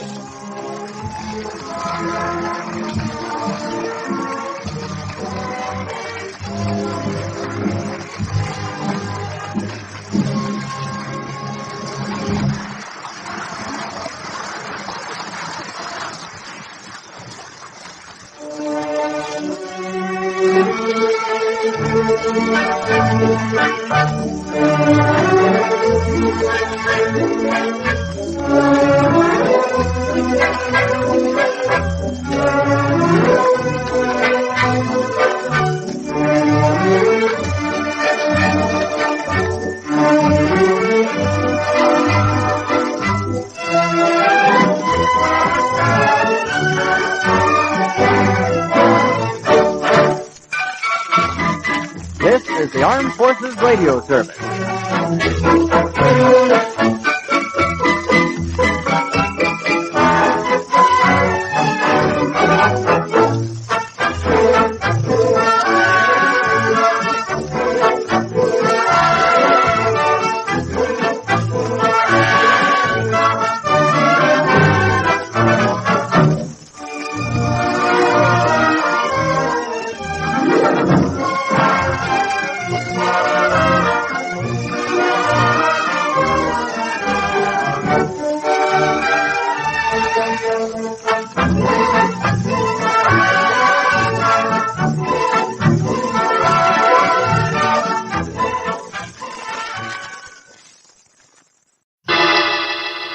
Personal notice, dangers my stock and trade.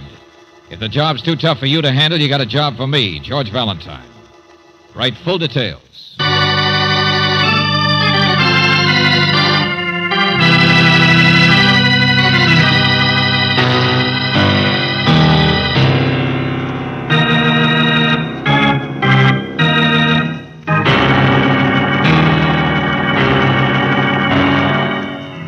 Standard Oil Company of California, on behalf of independent Chevron gas stations and standard stations throughout the West, invites you to Let George Do It.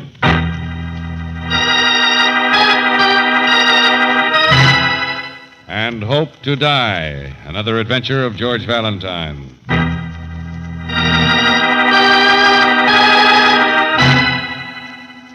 Dear Mr. Valentine, there are certain people in the world who aren't like other people. They live in a place built of quicksilver, and we don't always understand the secrets of their hearts and minds. They're in a world of their own, but our world benefits because they are there. That's the kind of a person I work for. I've been her secretary for the past 6 years. She can't even remember my last name.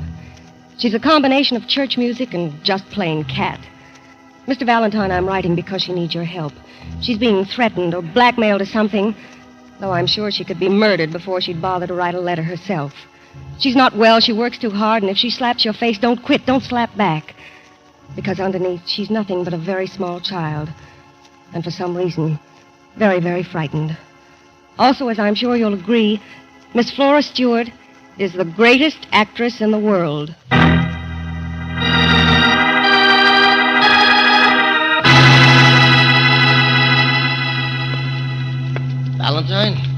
Valentine, I never heard of you. What have you done lately? Miss Stewart's secretary said we should come here to her Never home. Never mind. Here, Sonny, grab that light plug. Light plug? He'll be downstairs in a minute, husband. Don't you know what a light plug is? Oh, here, I'll do it.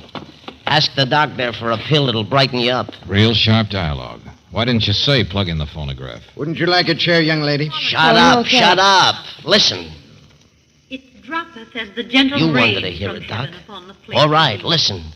It is twice blessed. Phonograph? It blesseth him that gives, and Is that him her, that George? takes. I guess so. 'Tis mightiest in the mightiest. Portia's speech. It becomes the throned monarch better than his Sorry, crown. Matt, 10 years ago. I said shut up. This makes me cry. You understand? Yeah, so what do? I'm crying, so yatata, yatata, yatata. If you got no appreciation, shut up. The quality of mercy is not strained. It droppeth as the gentle rain from heaven upon the place beneath. It is twice blessed. It blesseth him that gives. Excuse me, but the top... Tis mightiest in the mightiest. Well, somebody's got to answer that thing. Better than his crown. Hello? Maybe a call from my For office. the love of horses, will you all please From Miss shut Stewart, up? from New York, long distance. She don't know anybody in New York. Hang up. They got no appreciation anyway. Wait a minute. How dare you? Flora, baby. Jake, you shut up! Give me that telephone. Yeah, here you are, Miss Stewart. Yes. Hello. Operator, I'm so sorry. Will you please tell your party in New York that Miss Flora Stewart caught cold in a Turkish bath? There's a dear girl. That she's thrown in the towel until Christmas. Well, this looks like the birth of a nation. Miss Stewart, my name is... Never mind. Doctor, what are you doing here? Get out. Well, now, Flora, for heaven's sake, we haven't seen each other since your big tour. And absence makes you so much fonder. Now go quack at somebody else. I'm busy. But you're not well either, I noticed last night when we met on the street. I'm sorry, my dear, but you're way past a checkup. Now, don't push me I'm like that. fine. I'm perfect. There's nothing wrong at all with me. You're worried, upset. You look awful. Excuse Maybe me, but... you can talk to your wife like that, but not to me. Go on, darling. Go on. Go on. You know that mortician's understudy has the nerve to think I should give up the stage. Me.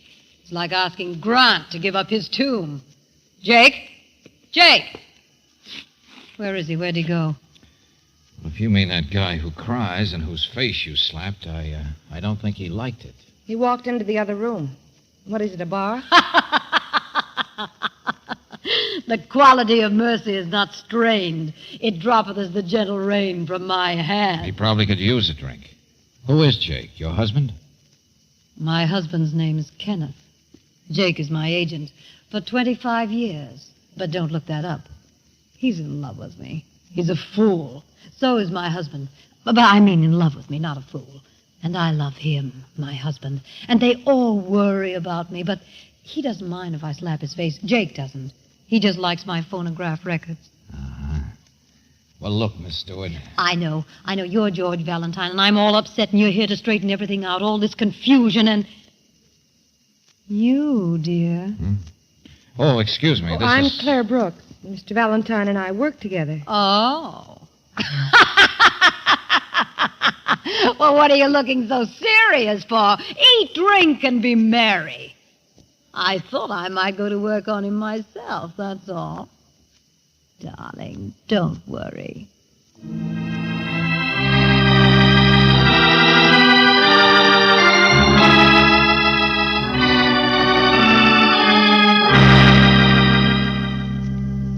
Now, slow down, will you? I'm trying to get it straight. You've been threatened, blackmailed, your secretary said. Yes, a very husky voice, quite a cloak and dagger. He's phoned every night for 3 nights running. You'll see for yourself maybe later on. Any connection between those calls and the one you just had from New York?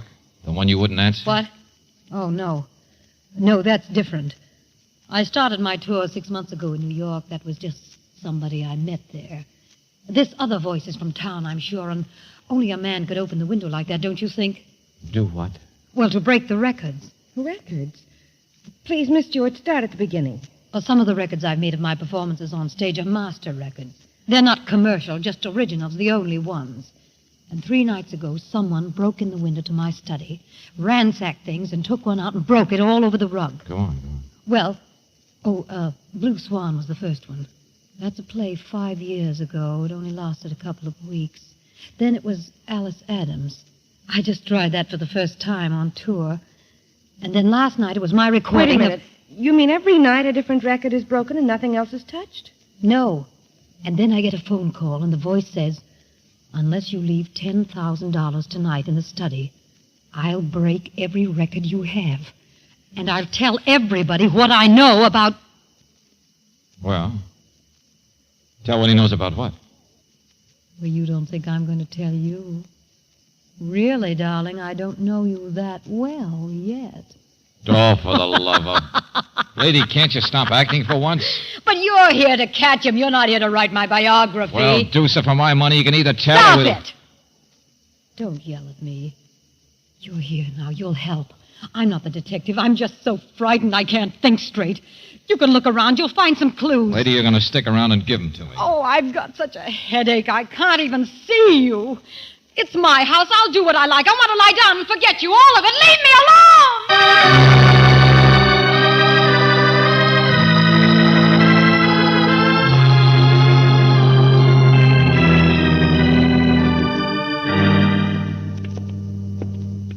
When is a case not a case?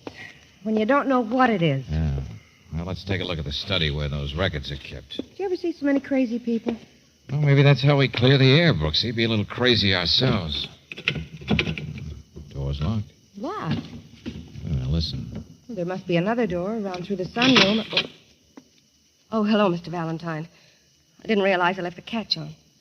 Are you the secretary who wrote us, Betty Robinson? Yes, that's me. I'm just doing some work in here. Do you Smoke cigars while you work? What? Oh.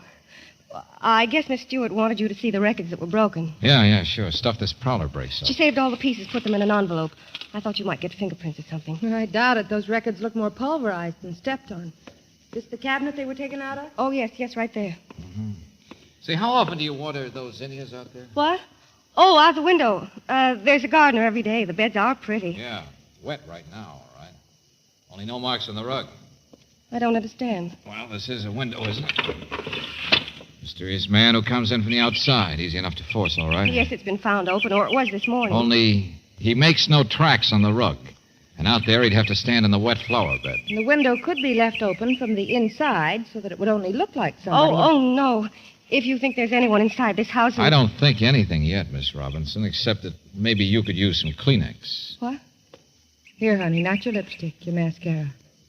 You've been crying, haven't you? No. You're here just to do something for Miss Stewart. Okay. And you're here to say nothing. I've been her secretary for 6 years. She's the most wonderful person in the world. Why drag that in? Because you've been packing a suitcase? Yes. Yes, I'm leaving for a little vacation. It has absolutely nothing to do with why you're here. You can take care of her now.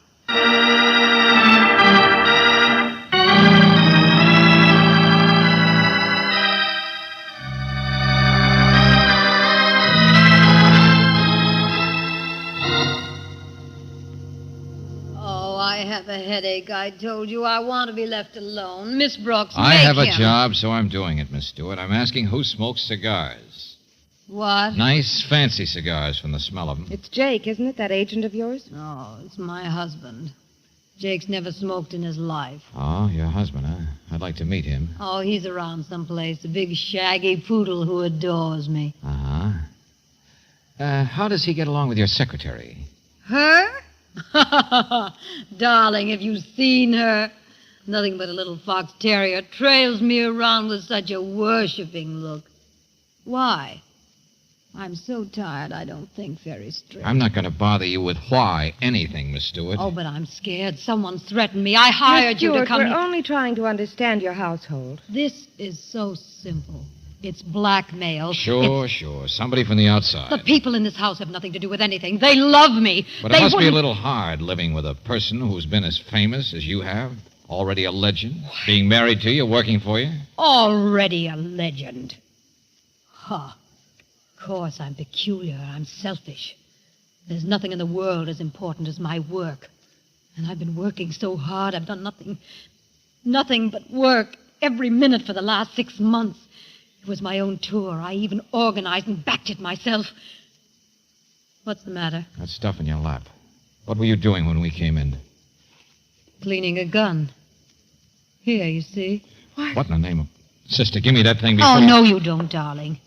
Maybe it's got a bullet in it. How do you know? Now, look, lady. Mr. Valentine, I'm frightened. I want to have a gun. Not the way you handle it, sister. Now, come on.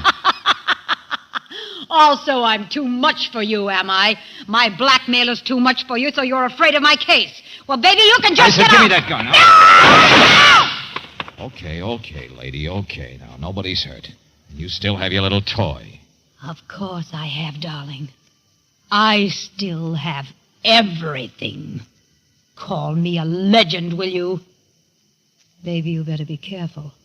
The next time this little toy will spit right in your eye.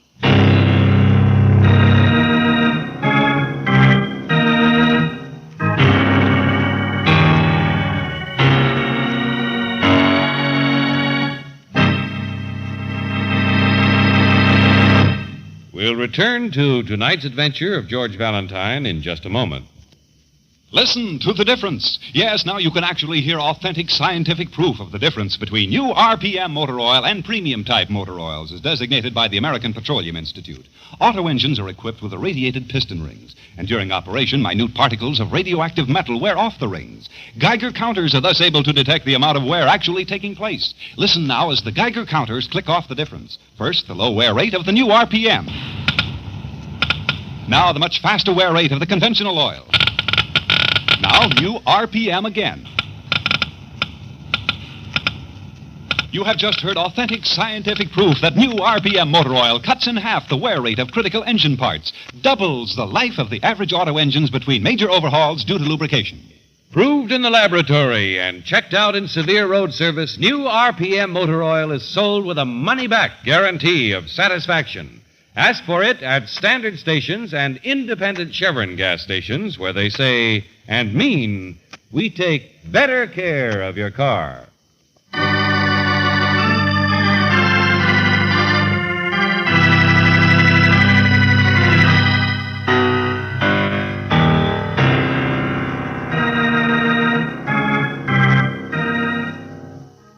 Now, back to tonight's adventure of George Valentine, the greatest actress in the world, Flora Stewart. But she's scared to death of a mysterious stranger, a blackmailer, who has been breaking the master records of her famous performances and threatens to continue until she pays him $10,000.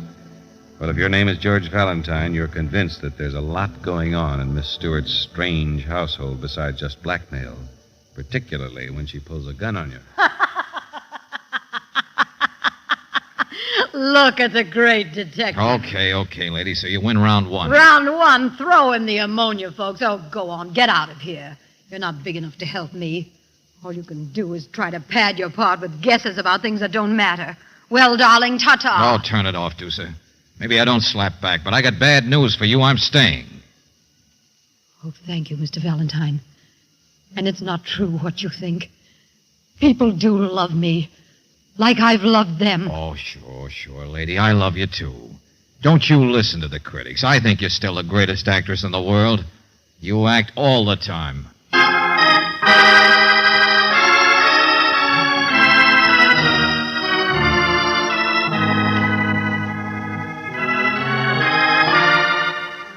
Yes, full of cobwebs, isn't it? Whole house full of cobwebs. Look, Mr. Stewart, I wanted to meet you because... Mr. Stewart? Oh, listen to me, laughing as though it were a joke by this time. I'm Kenneth, yes, but Kenneth McLaughlin. Here, have a drink. No, thanks. Did you expect her to take my name? Well... Ever hear of Aphrodite's husband? Sarah Bernhardt's? Go on, drink this stuff. It's important. How much of it do you drink every day? Enough to remember the name McLaughlin. Don't think anything of that. Been married 18 years, and I adore her. Everybody does. Can't help themselves. Sure. Keep telling it to yourself. What do I say now? I beg your pardon? No, you tell me what you do for a living. Oh, foolish boy. Okay, so she's the moneymaker. She give you an allowance? No, I can't be insulted. Oh, stop smiling. I'll be goaded into saying anything. You ask about my wife, Mr. Valentine. What's there to say? She's been on tour for 6 months. Some crazy idea of doing every part she's ever done, and for good measure, the one she's left out. A galloping ingenue. I've barely seen her. Why are you here today? I don't know that. Why won't she see me today? Why anything? Who cares? Have a drink. Of course she's insufferable, selfish, but so what? Have a drink. That's right, Buster.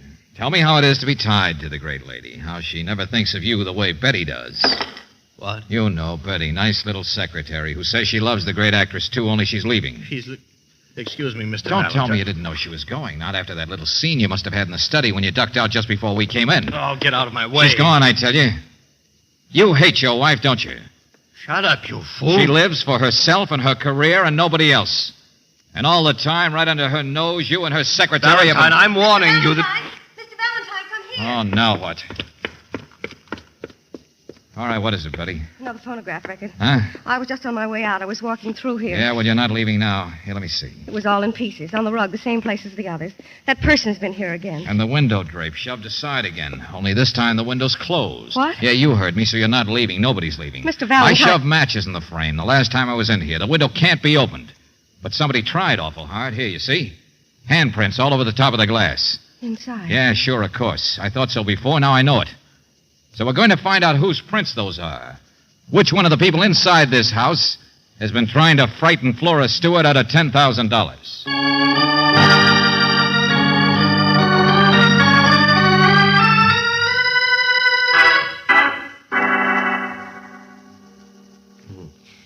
You ever swindle blood out of a turnip, Valentine? I'm business manager to a bunch of back taxes, that's all. And that Betty, if she had half a brain, would have quit long ago. She hasn't been paid in 4 months. Clear it up, will you, Jake? Okay, I'll clear it up. This star client of mine is flat broke. Flora Stewart? Oh, now, wait a minute. She used to make a fortune. And that tour... Financing herself in all the parts she wanted to do. Playing the city she thought liked her, whether the houses were good or not. Promoting herself with producers. I tell you, friend, it's cleaned out everything she had left. A great business manager you must be. What, Montague? It is not hand, So you nor still don't foot, understand anything. nor arm, nor face, nor any I'm other a sucker. part belonging Yeah. to a man. Yeah, soft-hearted be Jake. some other name. But it's there. What Can't you hear it? In that old record? which we call a rose, by any other name would smell as She makes sweet. me cry. So Romeo Sure, I love her. She tears people apart. She's off in that world of her own. She can't help it. You think she gives two pins for what happens to her? But am I supposed to be a watchdog forever? I can't order her around. Nobody can. Nobody ever could. Oh, why don't you get smart and go home? Brooksy, I'm just beginning to realize what this is all about. We don't need it. George, that was a shot!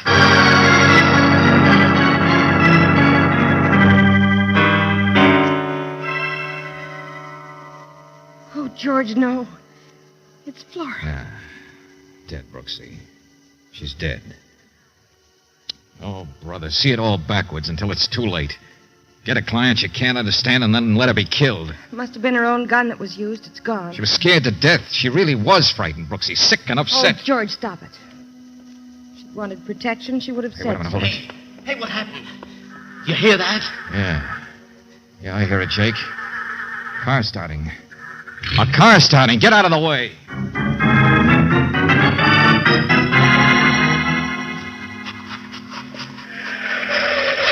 Look out, George! Oh. Well, thanks. You didn't run over me. All right, Betty, get out.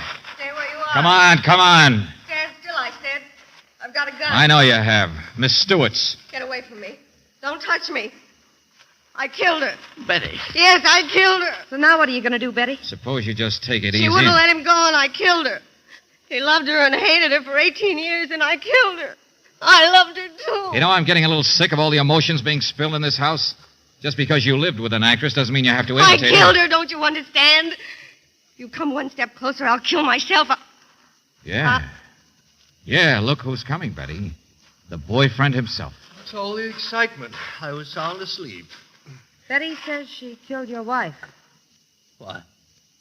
Flora? Yeah, that's right. Little Betty here managed to wrestle her gun away. Can you imagine? And then with one shot, she... All right, sister, give me that gun. That's better. Now, you don't have to pretend. You don't have to cover for him. Betty, what in Hold heaven's it, friend, name? hold it. All right, now, Jake, tell me something. Did Flora carry life insurance? Huh? Yes.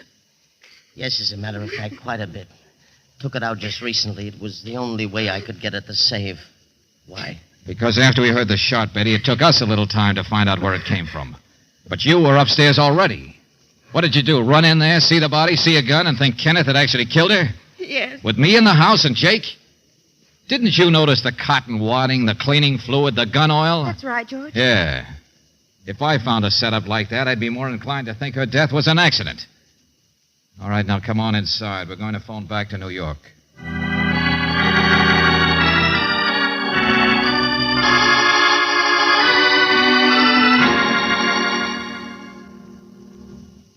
Okay, thanks, operator. Keep on trying to locate that party in New York, will you? All right, I know it's awful sudden. I know you all loved her a lot, no matter how you talk. She really tore people apart, didn't she? But an accident right in the middle of all that blackmail business. Oh, George, no. It's too convenient. Yes, Valentine, if you don't explain... I'm just guessing, Jake, adding 2 and 2. In the first place, that blackmail thing. She put that up herself. She must have. Look at the records that were so carefully broken. Alice Adams, the part of an adolescent girl, just recorded this year on tour. She might have been able to play that part well 30 years ago. And then Blue Swan, a flop that lasted 2 weeks. And then this last one, a turkey, you said, don't you see? All her recent performances, all her bad performances. She broke the records herself to get rid of them. But why would she call you? Well, she wanted me here because it was all phony. It was all an act. And she made a big point of having me see her cleaning a gun, handling it clumsily. She wanted us for witnesses. Wanted us to testify she died accidentally. That's right, Brooksy. And I don't think I need to kick myself. She would have done it anyway. Yeah, the big, selfish actress, so self-centered. But she knew she wrecked lives. And the rest of it wasn't an act. She was frightened, all right. But she had to keep on being a star. She was sick. The doctor said she'd have to give up the stage. It was her whole life. She had to keep working. Feeble, flat gesture, wasn't it? But maybe she figured it was the least she could do for all of you. Yeah, that's right. Make a death look like it was an accident. So the insurance companies wouldn't refuse to pay off on suicide. Oh, no. She went on tour to play all the parts she used to like, burning the candle at both ends for the last big try, financing herself, the great actress. But I noticed her biggest successes were in the past. She still was great, Sonny. You sure about that? Oh, there's my call. Hello? Hello, Miss Stewart there? Who is this, please? I know all about Miss Stewart. At least I think I do. Well, tell her it's James Sharon. James Sharon? The producer? Give me that phone. Hold it, Jake, hold it. Wait a minute. How about you taking a message? Maybe it'll be easier that way. Well, nothing is easy, friend, but go ahead. Well, look, tell her I love her.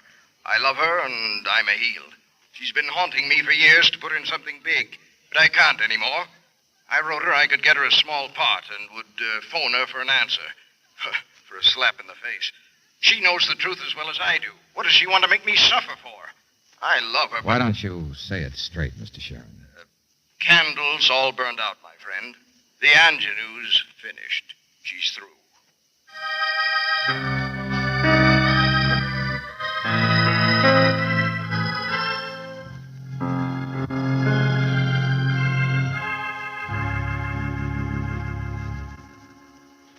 She had to quit the stage. Maybe she could have even done that. The stage had already quit her. She didn't have any life outside the theater. That's right, Brooks. She'd been slipping for years, and she must have known it, too. That last disastrous tour was the payoff. Yeah, they all knew it. They could never admit it to anyone. Yeah, particularly Jake in there. Wagon hitched to a burned-out star. Flora wasn't all selfish, George. Trying to pull a third-act curtain like that. If it hadn't been for Betty interfering... The accidental death stunt might have gone through. That insurance idea to help the people she'd hurt, clumsy as it was, might have worked. George, it doesn't make any difference. They don't care about the money. Don't blame yourself for having to expose them. Yeah, I know. Jake's still in there beating himself. She really had these people tied up in knots, didn't she? Helen's cheeks, but not her heart. Cleopatra's majesty, Atlanta's better part. Sad Lucretia's modesty. How do you explain a woman like her, George? I don't know, Brooksy. Maybe you don't. Listen.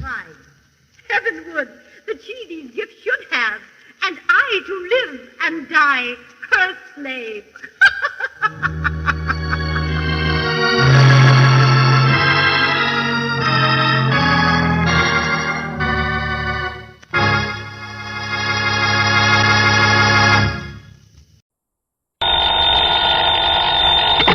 Johnny Dollar. Johnny, this is George Reed. Well, hiya, George. How's dear old Floyd's of England these days? If you read the Wall Street Journal, Johnny... If I what? What? Nothing. Just keep talking, plutocrat. Well, according to the financial reports, the leading insurance companies are doing better than ever. And I'm proud to say that Floyd's of England is among the leaders. Does that answer your question? So, as head of the North American office, the company has given you a big fat raise? No. And you'd like to celebrate by taking me out to dinner tonight? No such luck. Just name the time and place, and I'll...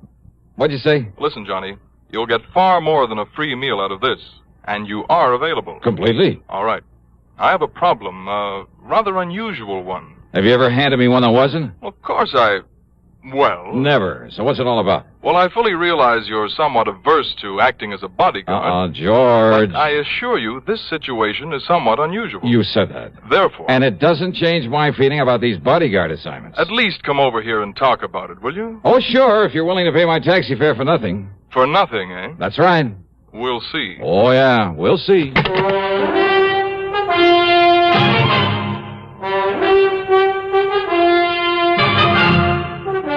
CBS Radio brings you Bob Bailey in the exciting adventures of the man with the action-packed expense account, America's fabulous freelance insurance investigator. Yours truly, Johnny Dollar.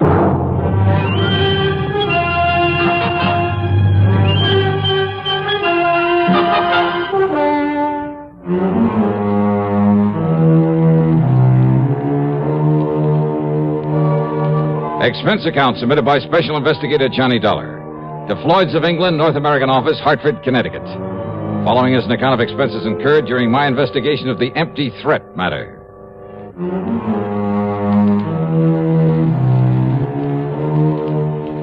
These so-called unusual problems George Reed handed me were all too often dangerous. But it's a living, and so far I've been lucky. So, expense account item 1, $1.10, taxi fare to his office at Floyd's of England.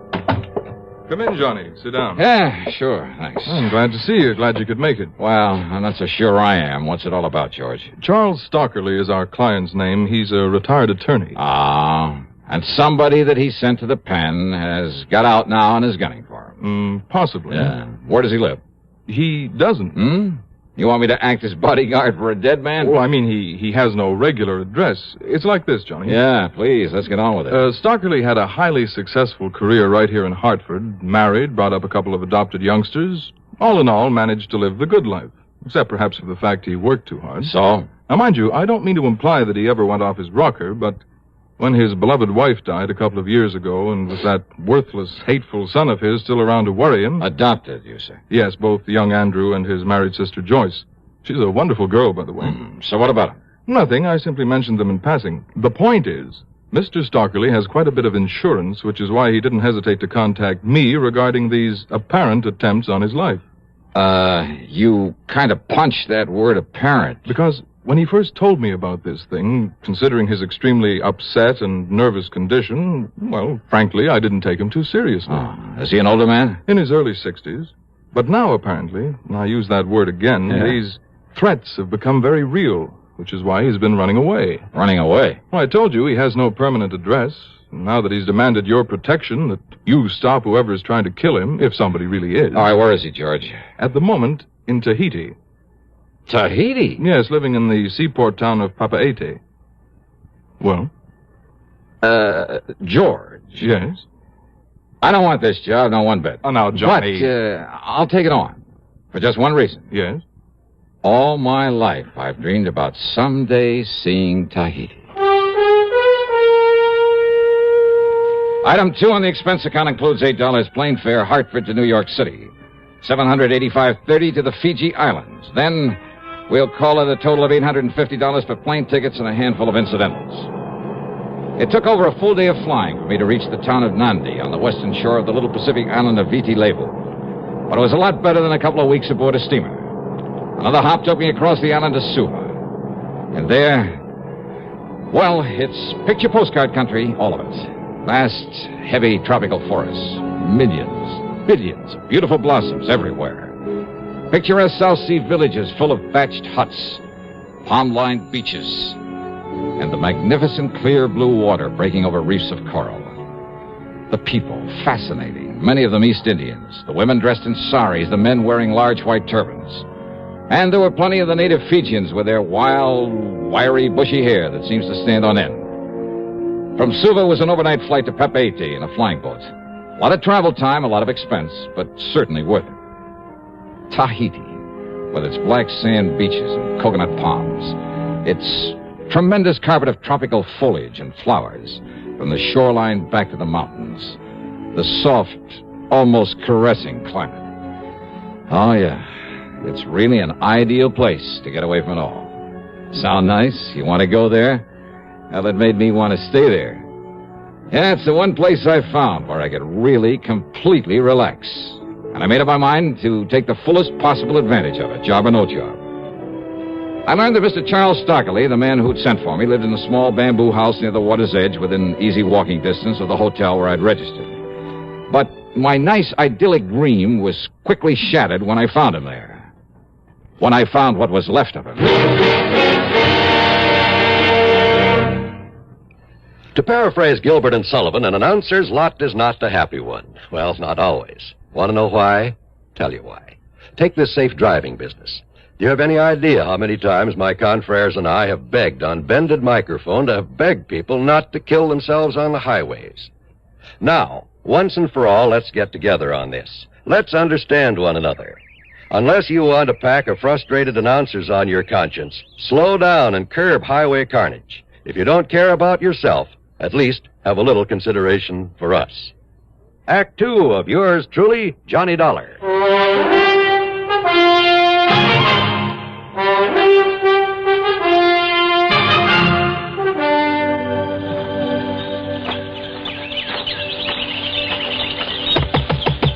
Mr. Stockley? Just 1 minute, please. Yeah, sure. Yes, Mr. Stockley? No, I am Dr. Bentley. Oh, well, I'm Johnny Dollar, a special investigator that Is that Mr. Stockley? Yes, it is. What happened? Who did this to him? Is he still alive? Yes, Mr. Dollar. He's resting as a result of a sedative I've given him. But he looks as though he... All right, what happened to him, Doctor? He was up on the side of Ka Abu Mountain gathering flowers on a long and treacherous ledge when he noticed someone following him very furtively. Oh? Apparently, this someone did not wish to be seen by him. He kept getting closer and closer, but always in hiding. Go on, Doctor. Mr. Stockley realized it was someone there with no good intent. But as he sought to escape, stepping gingerly and carefully along the rim of the ledge... Yeah? He isn't certain exactly what happened. He's quite sure he didn't slip. Rather that he was shoved by this, someone from behind a bush. He fell about 60 feet down through the tangled brush and remained there overnight. Now, if one of the natives hadn't found him early this afternoon... But he isn't sure he was pushed off there. Oh, he's quite certain of it. And that the person he saw up there, wasn't just somebody else gathering flowers. Mr. Dollar, if it weren't for his exhaustion, and, of course, the sedative I have given him, he would have fled this island immediately. You see, he's a very nervous and, I might say, apprehensive man. Look, do you know of anyone who might want to harm Mr. Stockley? Oh, certainly not, sir. Mr. Stockley, in spite of his nervous affliction, a constant kind of fear, I would say. Yes, I know. Why, he is one of the most highly regarded... Well, I am certain that no one, white or native... Yeah, okay. Now, how long do you think he'll sleep? Oh, until sometime late tomorrow morning. All right, then I'd better plan on bunking down right here.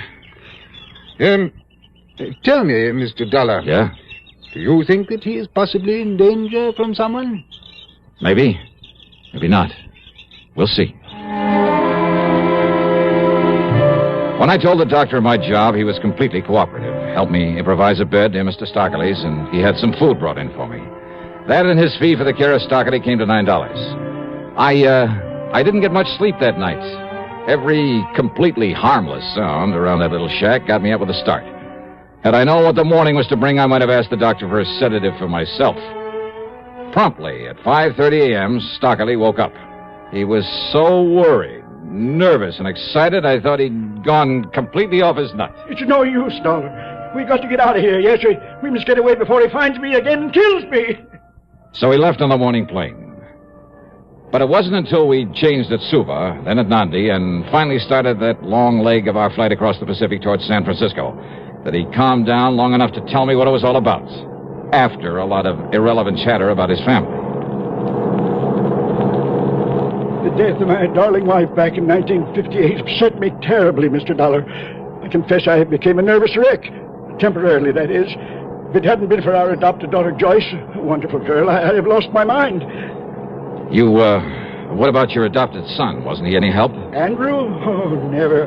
I've given Andrew everything, Mr. Dollar. Too much. Education, money, investments that'll keep him wealthy for life. Bad mistake. He's never done a day's work in his life. Yeah, well, now... What's more, he's never shown the slightest sign of gratitude for love for his sister. I see. But Joyce, who asked for nothing in all her life, who worked to train herself, to support herself, and is now married to a fine young man. Mr. Stockley... Joyce has been nothing but a joy and comfort to me. About these threats now... That is why I never worried about the... Threats? Yes. They've been more than that. They've been attempts upon my life. Like the one you nearly witnessed there in Tahiti, where I thought I'd finally found safety. From whom, Mr. Stockley? From whom? From whom? Home in Hartford, when I tried to tell the police, they wouldn't believe me. I suppose perhaps because of my nervous condition, but it must be Harry Linker. Linker? Yes, Linker. Years ago, I had him sent to prison. He swore he'd get even with me. But look, don't they all make that kind but of what threat? did the police say? That he's reformed now, that it must be someone else. But I knew he'd come back to kill me, and he has. Oh, now listen. First threats over the telephone, right after Martha died, as I was about to leave for Europe. And when you left, he stopped bothering you? Stopped. It was in Paris that I heard from him again. It was in Paris, Mr. Dollar, that I narrowly escaped being run down in the street and by an American car. But now look... So I fled to London. I should have known better than to walk the streets there alone at night, but it was there that only the intervention of a bobby kept me from being murdered by him after another warning. But, Mr. Stockley... In Jakarta, more threats. I found a poisonous reptile in my trunk. In Stockholm, I found the scorpions in my briefcase just in time. Oh, now, please, look here, Mr. Stockley. I've run, but he kept coming after me. He attempted to poison my food, I'm sure of that. Mr. Stockley. And there in Tahiti. Yes? Look, every one of those things could have been coincidence. Coincidence? So please, until we have some proof this man Linker is chasing you around... The doctor told me that unless I am able to stop this mad flight, I'll kill myself. Perhaps even deliberately. What'll I do? Where can I go? Well, right now we're heading back to the States, back to Hartford. What if he's following us? Then maybe we'll find some proof against him. Proof? By having me killed? Look, you'd better take another of those pills the doctor left for you. And you'll stay awake to protect me? Yes, I promise. Coincidence?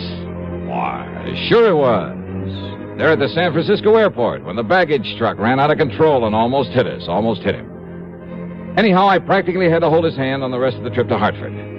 There, I piled into my car, drove straight to my apartment, gave him a key, and had him go upstairs and wait for me while I put the car away in the garage at the back. It took me 3 trips up those stairs with the luggage, but then...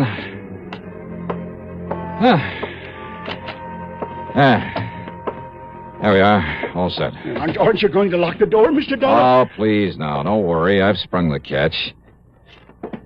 Hey, did you pull down all those shades? Of course I did. Oh, look, as I told you on the phone, until we get some proof that this... here now. There, this place looks a little more cheerful. Holy... There, do you see? Now, Stockley. What's the matter with you? Get away from that window. He thinks you're me. Oh, no, please, listen. That must have been some kid with a little .22. Hoops. Now, do you believe me, Mr. Dollar? Yeah, you got a point.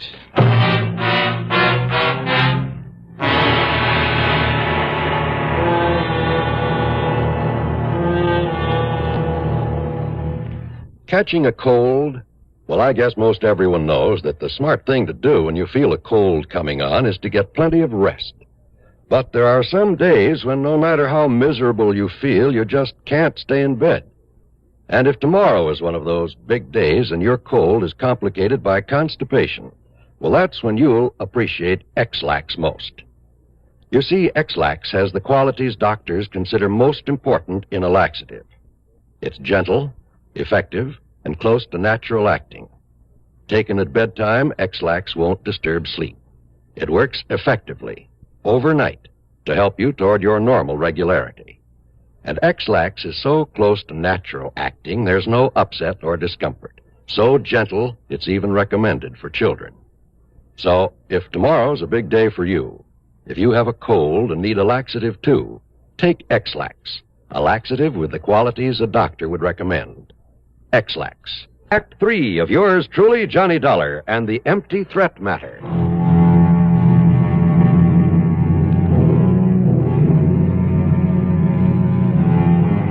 I carefully dug one of the 38 slugs out of the wall, wrapped it in a handkerchief, then put in a fast call to Bill Peters, who was not only a good doctor, but, well, I told him to pack a gun into his medical kit. He arrived in short order and did what he could to quiet Mr. Stockley's nerves and agreed to stick around. He'll sleep a little while now, Johnny. Good. But listen. Yeah, Bill? Did you hear him? You know, he's not kidding. This old coot's gonna take the leap unless we can... Suicide? Wouldn't put it one bit beyond him. Believe me. This whole business has him in pretty bad shape. Oh, that just doesn't make sense, Bill. Because he's been trying so hard to run away from this, killer or supposed killer. Well, sure he has. And if he wanted to die, Just he had... brush up on your human psychology, boy. Okay, I'll take your word for it. Now, if you'll stick around, I'll get this bullet over to headquarters. I'll be here. At headquarters, they gave me the story that Stockley had said they would. A few years in the clink had changed Harry Linker. He was living a model life, running a store right here in Hartford. I called on Linker at his hardware store, and I must say he convinced me that he was behaving himself. He was even quite concerned about Mr. Stockley, offered to help us if he could. I called on Stockley's adopted daughter. Then I told her the whole situation. Oh, this is a terrible thing, Mr. Dollar. I know. If only Daddy'd told me so I could have done something to help him. Well, as soon as we clear this thing up. I'll go to him right away. No, just wait, please. He needs me. Well, you can probably help your father more than anyone else in the world, but not right away. But you'll let me know the minute we can bring him here and take care of him. Yes. Now, you're sure your husband would agree to that? Of course. Yes, of course he would. Oh, good. That's all I wanted to know. You don't think my husband could be behind this? Why, Ed feels as much affection for Daddy as I do. You'd better answer that phone, hadn't you? Oh, yes. Excuse me. Hello? Why, yes, he's right here. Mr. Dollar. Oh, thanks. Johnny Dollar. I've been calling all over for you. This is Bill Peters, Johnny. Yeah, Doc. Listen, there was a phone call right after you left. Oh? Stockley was awake, and I made the mistake of letting him take it. Yeah? He listened for a second, got as white as a sheet, and then started yelling, no, you'll never get me. Go on, Bill. Then he slammed down the receiver and made a dive for the window. Bill! It's all right. I caught him in time. Oh. I gave him a stiff hypo, and, well, that's it. Johnny? Suicide. What's the matter with me?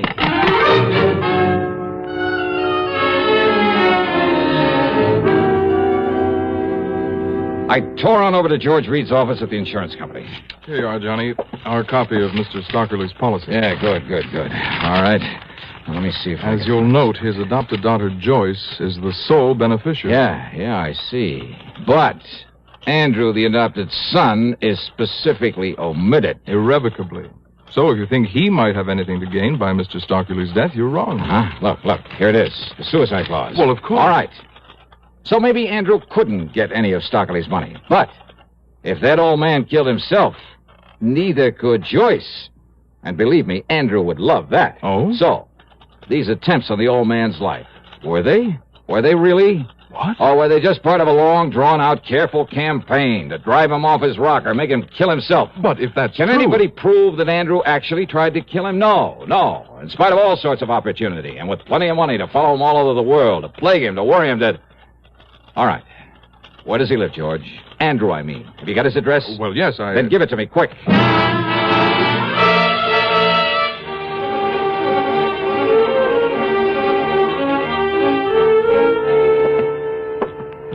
Travel stickers, huh? On all his luggage.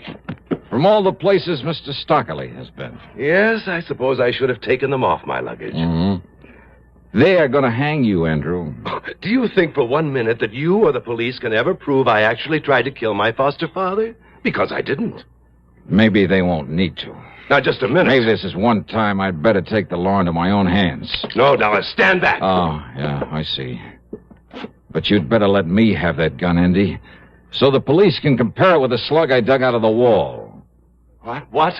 This is the gun you used to throw a couple of shots through the window of my apartment. That was your apartment where he went? That's right. But it was you who drove him over there in the car. That's right. But you left him there, and I thought... Just long enough to put my car away. And I'm the one who almost got nicked by those shots of yours. And I don't like that, Andy. Stand back, I say. You better give me that gun. No. Because if you try to use it now, you will be in trouble. Listen, Dollar. Yeah. Randy. Randy, jump.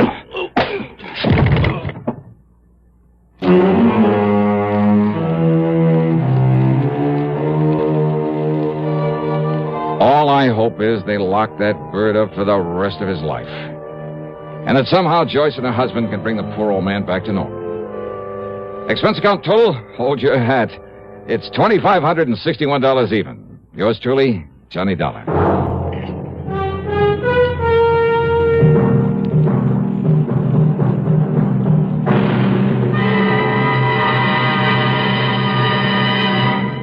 Constipation is something people don't talk about much, but it can be a problem for anyone, even doctors. And when constipation occurs, it's interesting to see just what doctors consider important about a laxative they might use or recommend. Well, a majority of the doctors we heard from had this to say. A laxative should be effective, gentle, close to natural acting. A medicine that can be used with complete confidence. Now, X-Lax has been popular with many doctors and millions of people over the years because pleasant-tasting chocolated X-Lax is effective. Overnight, it helps you toward your normal regularity. X-Lax is so gentle, so close to natural acting, there's no upset. That's why many doctors and millions of people use X-Lax with complete confidence.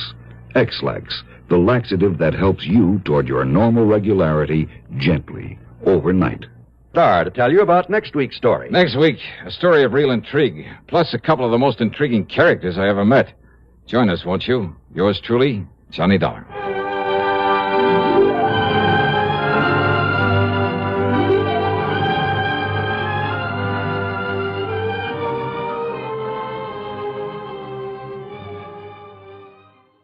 Wait a minute.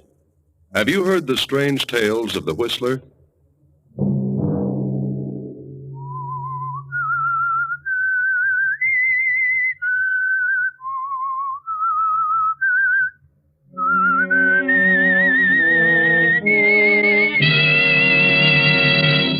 I'm the Whistler.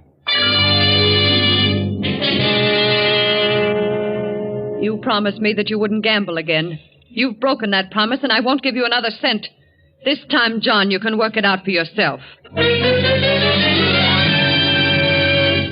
Another Sunday night, and again CBS presents The Whistler.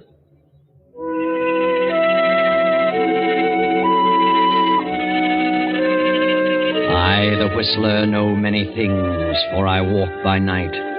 I know many strange tales, many secrets hidden in the hearts of men and women who have stepped into the shadows. And so I tell you tonight the amazing story of Avarice. John Abbott lives in a vast house on the outskirts of town. But it isn't John's house. It belongs to his wife. John has never had a penny he could honestly call his own. But then John has always been lucky. John Abbott is somewhat of a gambler who was fortunate enough to marry a wealthy young widow, Marcia Howard, wife of the late motor magnate Burton Howard. But John has pulled a few tricks bordering on the shady side of late, and Marcia has come to distrust him. She has paid off a number of his gambling debts, but this time he's really in a spot. John got into a poker game with Mike Flynn, lost, and paid off with a worthless check. Hello, Mike. How are you? I haven't seen you since that big night last week. Where have you been keeping yourself? Where have you been keeping yourself? Well, my wife's been rather ill, you know. I've intended to get in to see you and the boys for some time. Did you try real hard, John? Try? Why? What do you mean? I kind of get an idea you were trying to avoid me. Oh, why should I? Would you have dropped in today if Muggsy hadn't tipped you off that I wanted to see you? Why, of course I would. In a pig's eye. I resent that, Mike. You do? Well, I resent this. What? This rubber check. You got a lot of nerve horning in on a game when you can't pay off. Well, why was it returned? Insufficient funds, according to the slip. Yeah, I can't understand that. Must be some mistake. There's no mistake, John. You didn't have $4,000 in that bank, and you know you didn't. I checked on it. Well, I'll take care of it. You've got nothing to worry about. Then fork over. I don't carry that much money on me. Then you'd better dig it up, John. Oh, I can't walk out and take it off a tree, you know. You know where to get it in a minute. Do I? Sure. Your wife is rolling in money. That's not as easy as you think. See, Marcia doesn't approve of gambling. Neither do I. When you can't back your bid. Well, I can get it. You've got to give me a little time. Take a few days. John, I'll give you till Saturday at noon to get me that money. Saturday? Well, that's almost impossible. This is Wednesday. How much time do you need? Well, I don't know, but I'll get it as soon as possible. Do you have to have cash? Not necessarily. I see. What do you have in mind, John? Why, nothing at the moment. Better think of something. Yes, I will. Oh, I'll get it. Any good security will do. I quite understand. But whatever it is, I'll expect it by noon Saturday. Otherwise, well, I could turn it over to the district attorney, or I could have a pal of mine take you for a little drive in the country some afternoon. Oh, I'll get it, Mike. I'll get it. I'll have something for you Saturday at noon. I don't know what it'll be, but I'll have it. That's fine, John. It's fine. I'll be expecting you. Thanks, Mike. Thanks for the extension. Sure. Always glad to help out a friend. Yes. Well, so long. So long, John.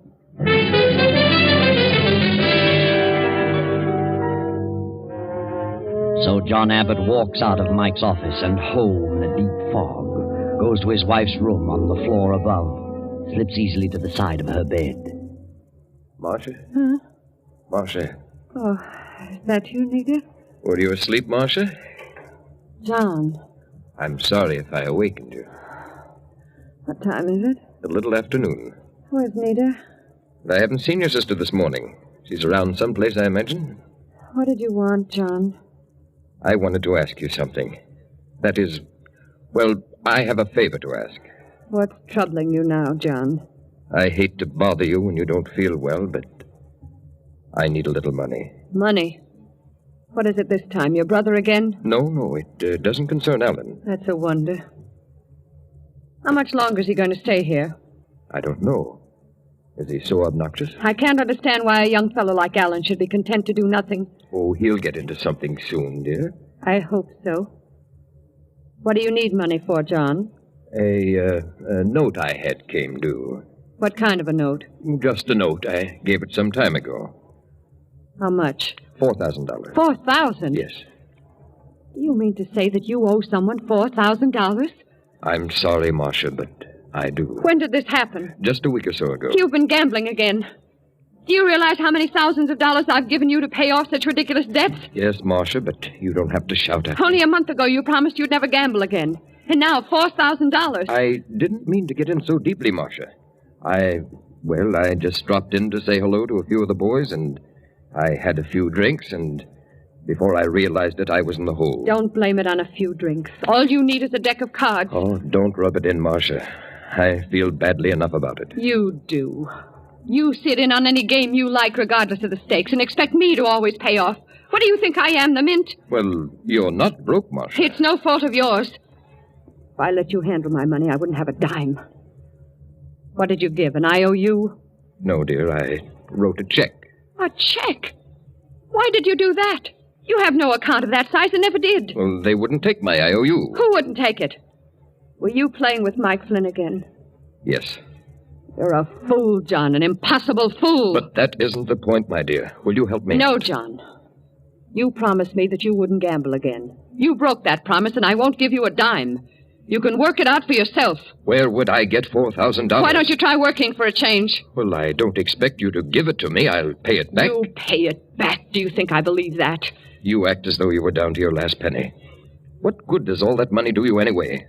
What good will it ever do you? More good than it would ever do you.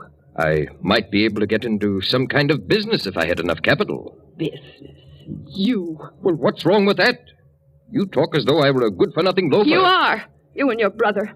I'm sorry I didn't know that before I married you. And now your brother's hanging around here. And what for? Pretending to be in love with my sister. I don't like him, and you can tell him to leave. That's right. Get yourself excited over Have nothing. a good reason to be excited. You're not half as sick as you think. You have all the symptoms of a hypochondriac. Get out of here. Get out of this room. I'm going. And tell your brother that I... Marcia. Oh. Marcia. What's going on in here? What was Marcia yelling about? I don't know. She's fainted. She certainly can get worked up easily. You'd better call Dr. Manning. Very well. I'll call him from downstairs.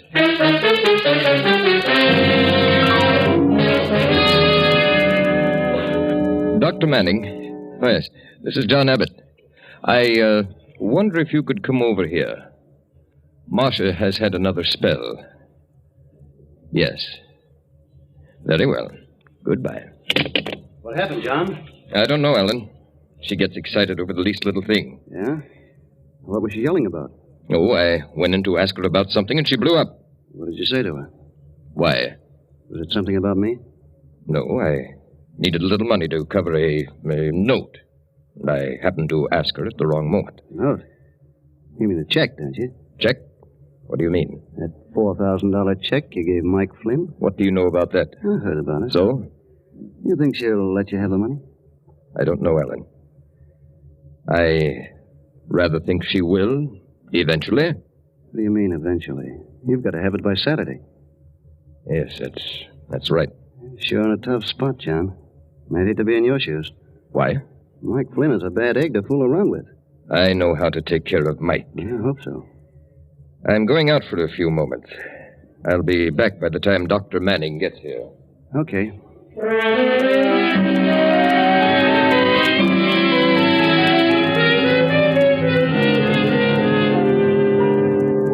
John goes out and walks around for a while, pondering over his predicament. Alan sprawls on the sofa and studies his own personal problem.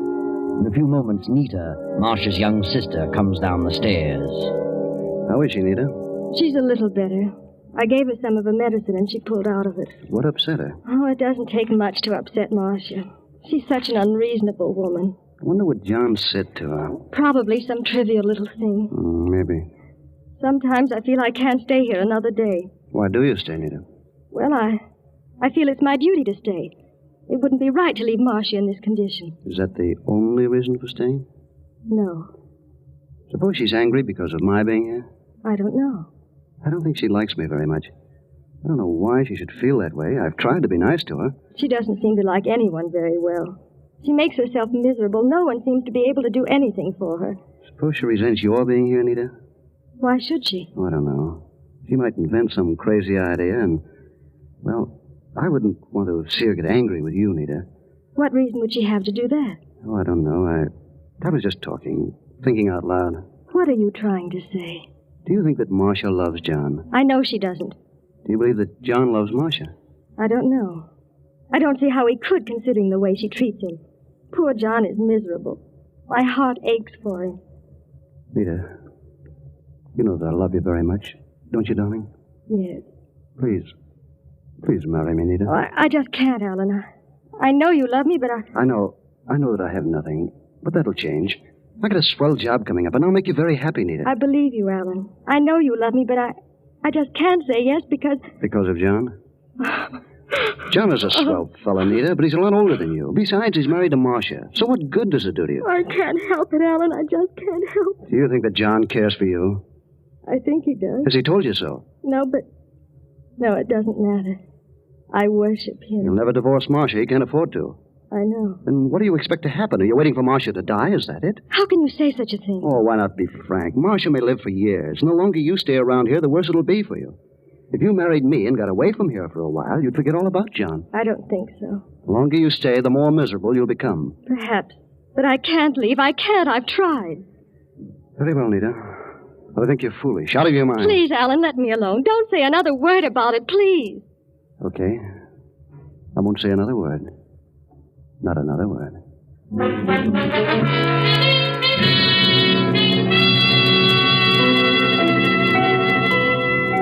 Dr. Manning visits Marcia. John returns to the house. And now the doctor has come downstairs and asks John, Alan, and Nita to join him in the library. I want to have a little talk with the three of you. Yes? About Marcia? That's right. How is she, Doctor? She's much worse than when I saw her last. Worse? Yes. She's suffered some emotional upset. She can't afford to do that. Her condition is very, very serious. I've warned you before about the result of the slightest argument. I don't know what occurred this morning, but I warn you that another such occurrence will cost her life. Is she that bad? I'm going to be frank with you, John. For her own good, I had to tell her the truth. I think I should tell you. The truth? I doubt if Marcia will live more than a year. What? Yes. On the other hand, if she suffers no further emotional stress, she may live 2 or 3 years. Poor Marcia. I didn't realize it was that serious. I'm sorry to have to tell you this, but I feel that you should know all the truth. It is quite a shock, Doctor, but I appreciate your letting me know. Yes, we all do. Of course. Well, I must run along now. I want to have a few words with your housekeeper, Mrs. Simmons, about Marcia's diet. Good day, Doctor, and thanks for coming over. It's really serious. I thought Marcia was more or less of a hypochondriac. I really did. Yes, so did I. Well, this puts a new light on the situation. What situation? Well, I'm sorry I caused Marcia to become upset. Yes. We must be very careful from now on about what we say to her. Yeah, that's right. Very careful. All of us.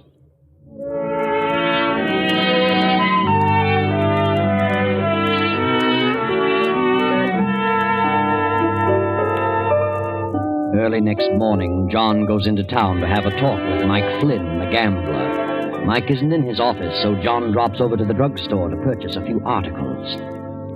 Well, how are you, John? I haven't seen you for a week or so. Where you been keeping yourself? Oh, I've been rather busy the past few days. Yes? What can I do for you? Well, I have a list of things here. Quite a few items. I'll let you fix them up, and I'll call for them later. Very well.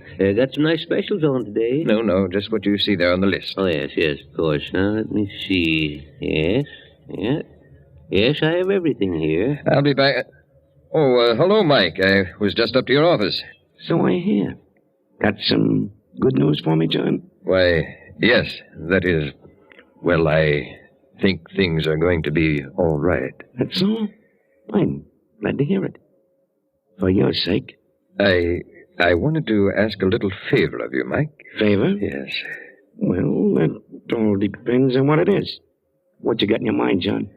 Well, I suppose we go over to your office. Okay. Whatever you say. Just wrap those things up, Mr. Smith. I'll call for them in half hour or so. Come on, Mike.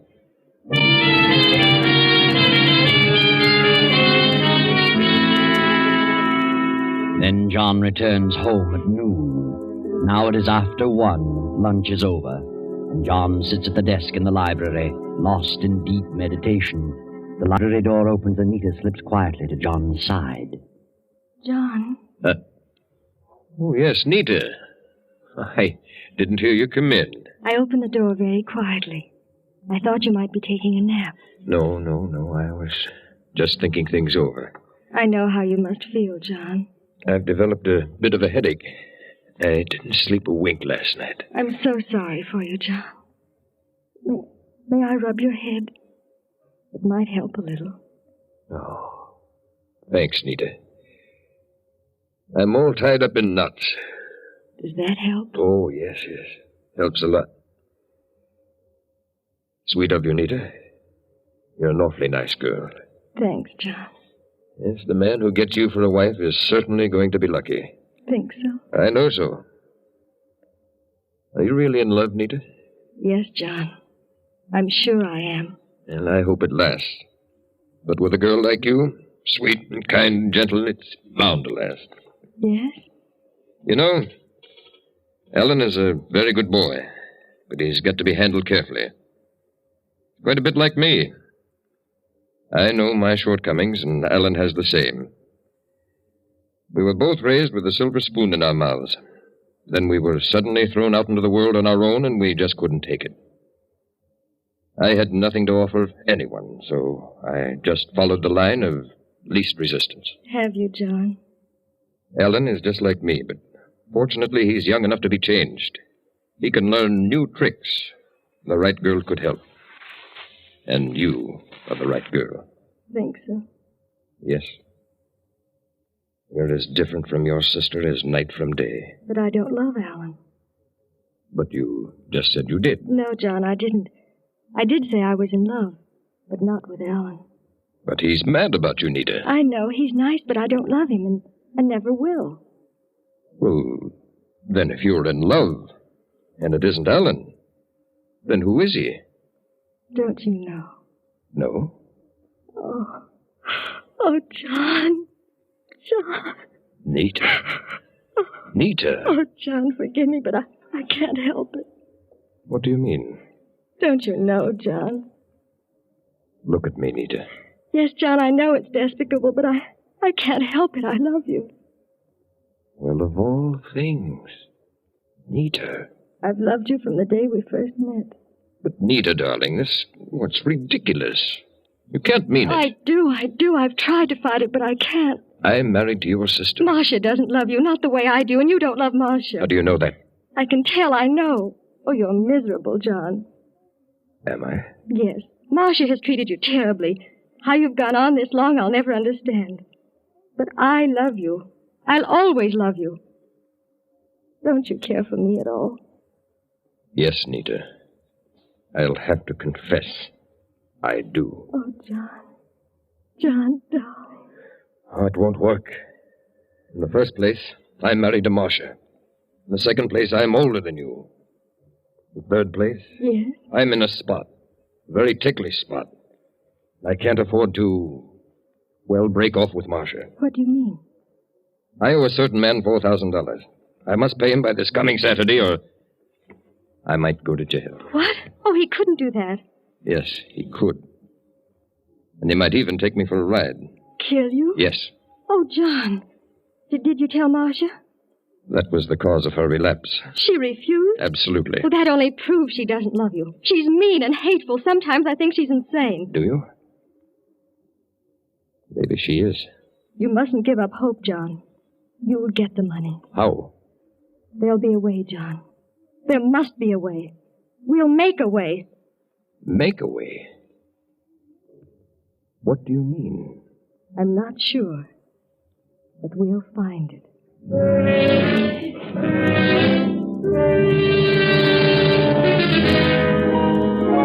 Then, a short while later, the housekeeper, Mrs. Simmons, comes to Marcia's room to take away the luncheon tray.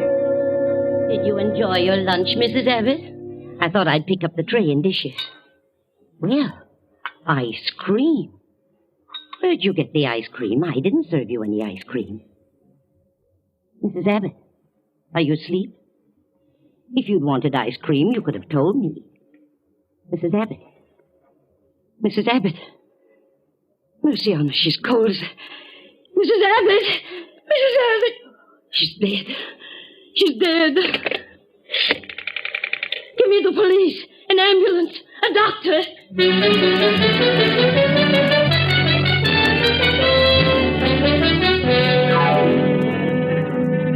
The police arrived. The ambulance arrived. But Marcia was dead. Quite dead. Why the police were called, only the housekeeper knew. But once the police arrived, they followed it through to an autopsy. Now the officers have returned to the Abbott residence. Captain Barnes is speaking. You're Mrs. Simmons, the housekeeper? Yes, that I am. Mm-hmm. And you're Nita, Mrs. Abbott's sister? Yes. And you? I'm Alan Abbott, John Abbott's brother. You live here? I'm visiting here. I see. Mrs. Simmons, you served lunch to Mrs. Abbott? I did. What did you serve? I served chicken soup, creamed carrots, toast, and tea. And, ice cream? No, You didn't serve ice cream? I did not. Are you positive, Mrs. Simmons? I'm positive. You don't have to shout. I thought you didn't hear me. I heard you. Will you two step out of the room for a moment? I want to talk to the housekeeper alone. Of course, Captain. Certainly. Mrs. Simmons, how long have you been with Mrs. Abbott? You mean, how long have I worked here? That's right. Too long. Didn't you like it here? I don't want to talk about it. Didn't you like Mrs. Abbott? I certainly did. She was so good to me. I worshipped her. Poor thing. Poor thing. You came here the day she married her first husband, didn't you? Yes, and they were so happy. It was very pleasant here then. You mean there came a time when things ceased to be pleasant? Yes, that's what I mean. When did things take on a change? After she married John Abbott. How long after she married Abbott did her health begin to fail? It was about a year. Did they quarrel often? Yes, quite a bit. What about? Well, about money. Mr. Abbott didn't have a cent when they were married. And he's never earned a cent nor done a day's work since. He was always gambling, always losing money. Her money. Then she got disgusted and clamped down on him. And shortly after that, she began to fail. Yes, and she changed completely. She became morose and cranky. You just can't realize what a change there was in her unless you knew her. How long has Alan Abbott been visiting here? Visiting? Mm-hmm. He's way past the visiting stage, the lazy loafer. Been living here over 6 months. How long has Nita been here? She came to live here over a year ago. Mrs. Abbott asked her to stay with her when she first took ill. And that was a big mistake. Mistake? To have her sister here? What do you mean? I'm talking too much. I don't want to get mixed up in this. I'm leaving this house at I'm once. afraid you're going to stay right here, Mrs. Simmons, until I tell you to go. You mean I'm arrested? We call it detained, until this is cleared up. What are you doing here anyway? Why are you snooping around asking so many questions? Why did you call the police when you found the body? I don't know. I was just excited. You didn't call the doctor. You called the police. What was in your mind to cause you to call the police instantly? I don't know. I really don't know. She's had bad attacks before, and you always call Dr. Manning. But this time you called us. Why? I don't know. Then I'll tell you, because you knew she'd been murdered. Murdered? I didn't. Then you must have suspected it. Who'd you suspect? Her husband? No. Alan? No. Nita? I don't know what you're talking about. Then it must have been you who served the ice cream. I didn't serve ice cream. But it was served. And there was arsenic in it. Arsenic? Rat poison. Mrs. Abbott was murdered. I knew it. Her husband did it. No, she did it. Nita did it. Why? Because she was madly in love with John. She wanted Marcia out of the way. I knew she was a devil. Bring them all in, Murphy. Nina, your sister was served ice cream at lunch in this dish. Mrs. Simmons says she didn't serve it. Well, what about it? I'll ask you that. What do you know about it? Why, I... Wait a minute. What's the ice cream got to do with it? I'll tell you in a moment. Did you serve that ice cream, Nita? You don't have to answer that, Nita. Did you? Yes. Yes, I did serve it. What did I tell you? Where did you get the arsenic? What? Arsenic? Mrs. Abbott died of arsenical poisoning. This dish contains arsenic. Where did you get it? Why should I do such a thing? You had a motive. You were in love with John and wanted your sister out of the way. That isn't true. You bought the ice cream and you served it. I did not buy it. Then where did you get it? I don't know. You'd better tell. You're in a tough spot. Wait a minute. Nita did not do it. She couldn't have done such a thing. I bought the ice cream. I gave it to Nita to serve to Marcia. And you put the arsenic in it. Nita would never do that. She isn't the kind. John did it. And he had a motive. What motive? He gave Mike Flynn a rubber check for $4,000. Mike gave him till Saturday or he'd turn it over to the DA. Marcia refused to help John out, so he killed her. Is that true about the check? Yes, but I didn't kill Marcia. That's ridiculous. Of course it is. And if anybody had a motive to kill her, it was Alan. What? Yes. Alan was in love with me, asked me to marry him. But I knew what was back of it. Nita. He wanted to marry the money he knew Marcia would leave to me. I did not. I told him I loved John and turned him down. He was jealous of John. If Alan poisoned Marcia, he figured John would be blamed and that would put John out of the way. He put the arsenic in the ice cream. He must have. She's crazy, absolutely crazy. She's not the only one. The housekeeper accuses Nita. Nita accuses Alan. Alan accuses John. And both men trying to protect Nita. But I've got a piece of evidence that definitely pins it on one of you.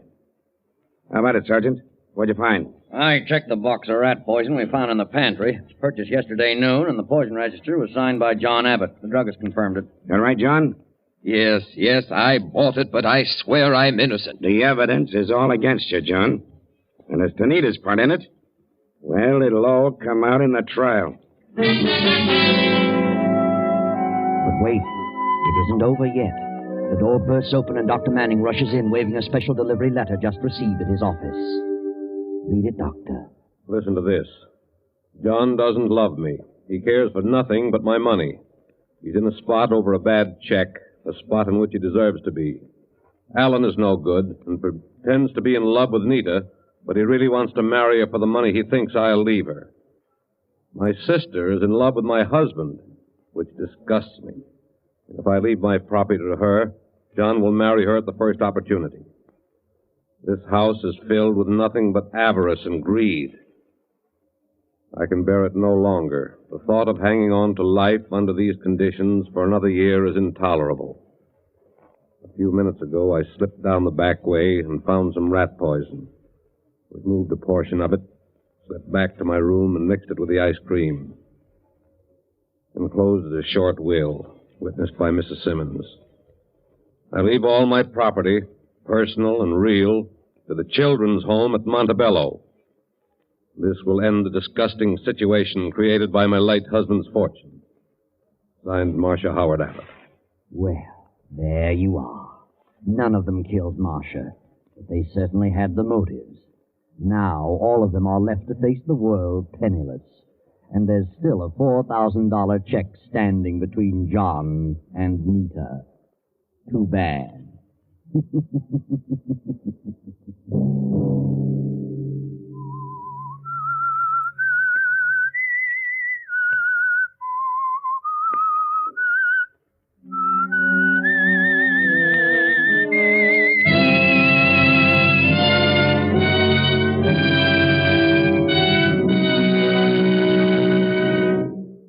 From Hollywood, our land be bright.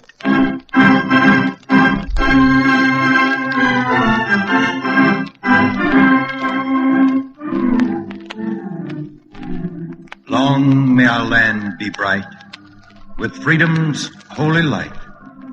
Protect us by thy might, great God, our King.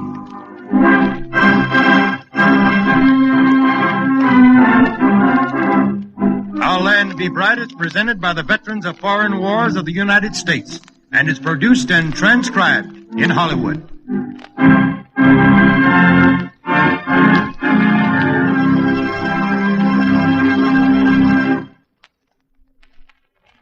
This is Adolph in Hollywood. The United States has long prided itself on being the most progressive and forward-looking nation in the world.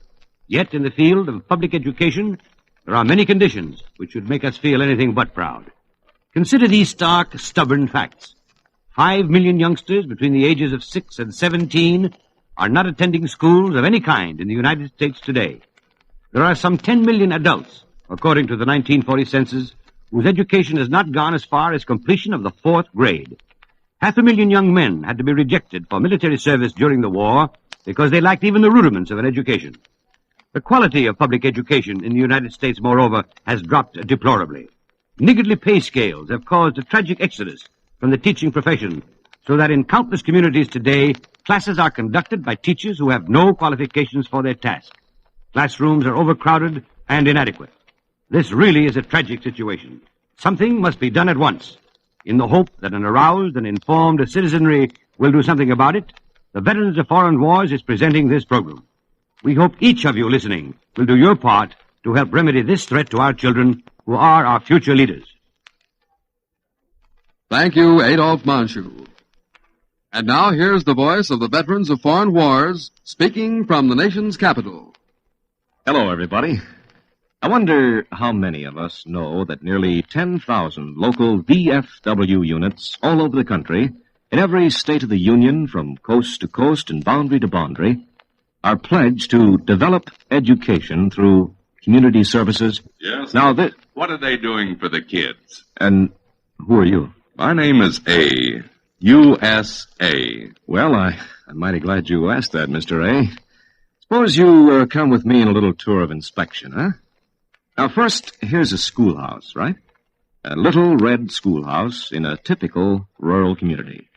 Now, the town might be anywhere, and the fields lie close to the highway where traffic all day passes through from city to city.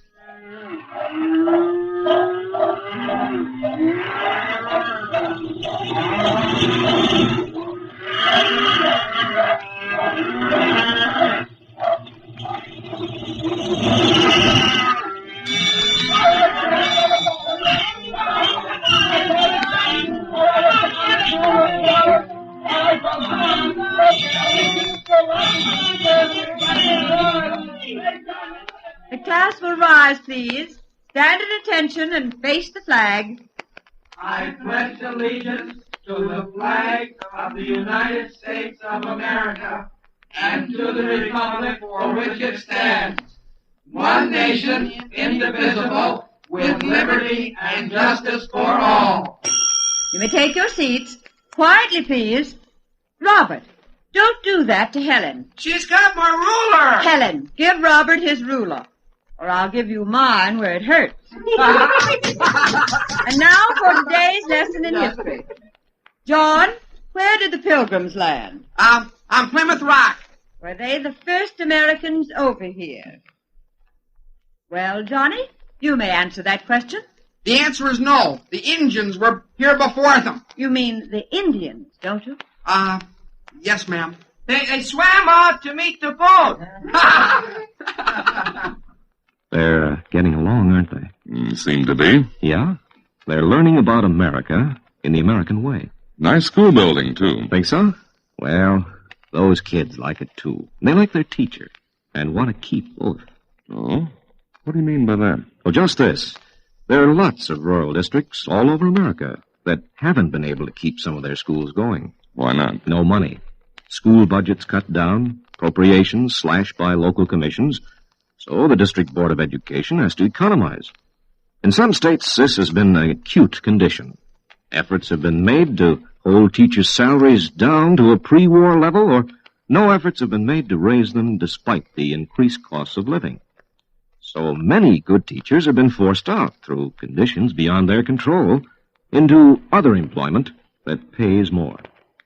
So, classes have often been discontinued, or in some places, a school had to be closed. Now, usually where it's most needed. That sounds bad. Yes, and it's still a problem in many places. In this case, for example, those eager minds and happy faces would not have been there, and that schoolhouse would have been dark, had it not been for an influential local group. That's interesting. Who were they? The nearest post of the Veterans of Foreign Wars. That organization has long been committed to community betterment projects.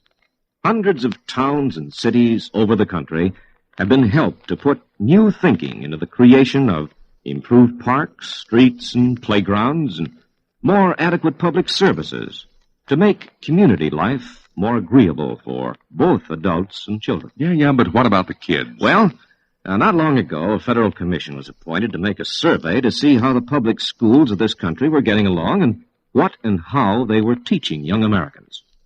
Well, they remembered how President James Conant of Harvard University had warned us that we cannot maintain our national security or world position level of educational attainment.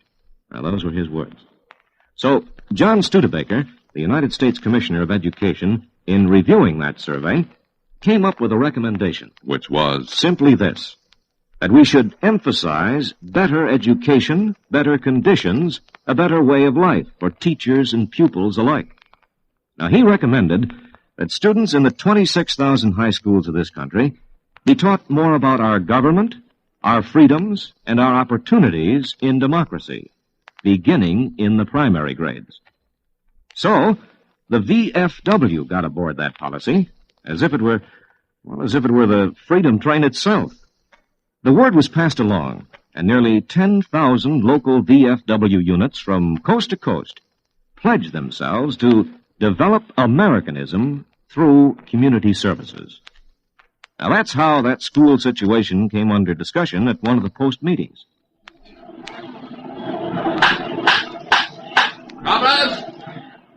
Comrades! It's been brought to our attention that the Braymark School out on the old Paul Revere Turnpike is about to close down. Only 20 kids attend that school, so the district commission thinks it's hardly good business to keep it going. The report here says that 8 families, all living not far from our post, are represented by the attendants. But the assumption is that's not enough to warrant the maintenance of a public school that costs more to keep it going than the food costs to keep the children a-growing. Johnson, you back there in the rear rank. You got something to say on the subject? Yes, I have. I don't like that way of looking at an education. Seems to me, somewhere back in my mind, I recollect that we went through a war not so very long ago to preserve the good old American way of life. And that way, to my thinking, is to get an education, not to have it taken away from us.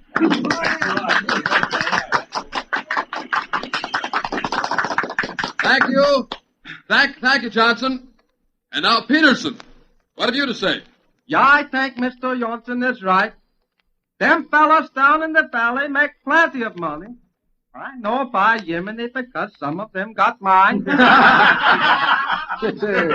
You know, some of them grow wheat. And they wouldn't put it past them, some of them, to be playing the exchange, just like some of them big fellas in Washington. Yeah, there's money in the valley, and there's money in the bank. So, let's see that some of it keeps the school open so the kids can go in. You know, that little fellow that may be sitting in the back seat over there today might someday be president. Who knows? Well, of course, nobody knows. Well, that's one of the grand things about this country. We're free. Education is free. We all fought to keep it that way, so let's fight to keep the Braymark School by increasing the attendance. Perhaps we can combine several smaller school services by starting a new bus line out there. Now, in that way, not only will the youngsters at Braymark be encouraged by the daily presence of more schoolmates for both work and play, but a fine building will be made more useful. And I think that's the way the veterans of foreign wars wants us to look at a community problem like this one. We all live around here, so it concerns the post. Just as Peterson indicated, some child of today, some growing boy with books under his arm, though he may never make the White House, might be our commanding officer tomorrow. Yes, let's give them the breaks we'd ask for ourselves if we were in their time and in their place. That's right. You know, Mr. Narrator, I think he's got something there. We owe those kids a sort of a debt, don't we? For the big bills that our generation is passing on to them. And that suggestion to combine several little schools into one through a new school bus line seems to be a swell idea, too. We've just got to think of those kids and their future. Mr. A., I don't think any truer words were ever spoken. But we've got to be impartial about it.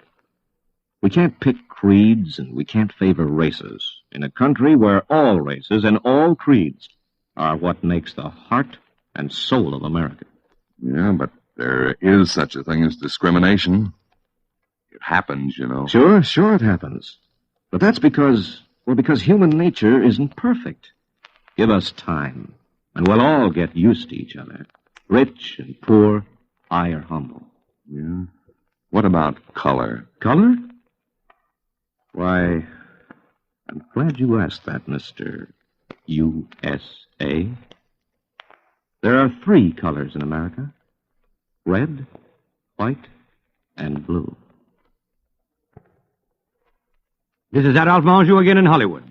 Be listening again next week for another program in this great Veterans of Foreign Wars radio series.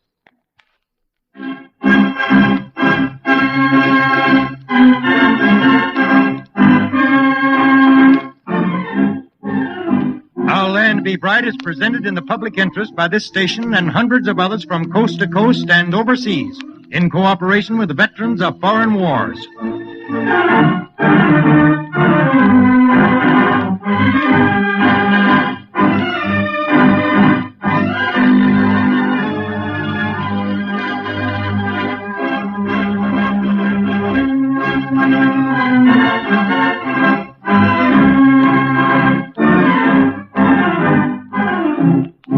Until next week and always, long may our land be bright, with freedom's holy light. Protect us by thy might, great God, our King.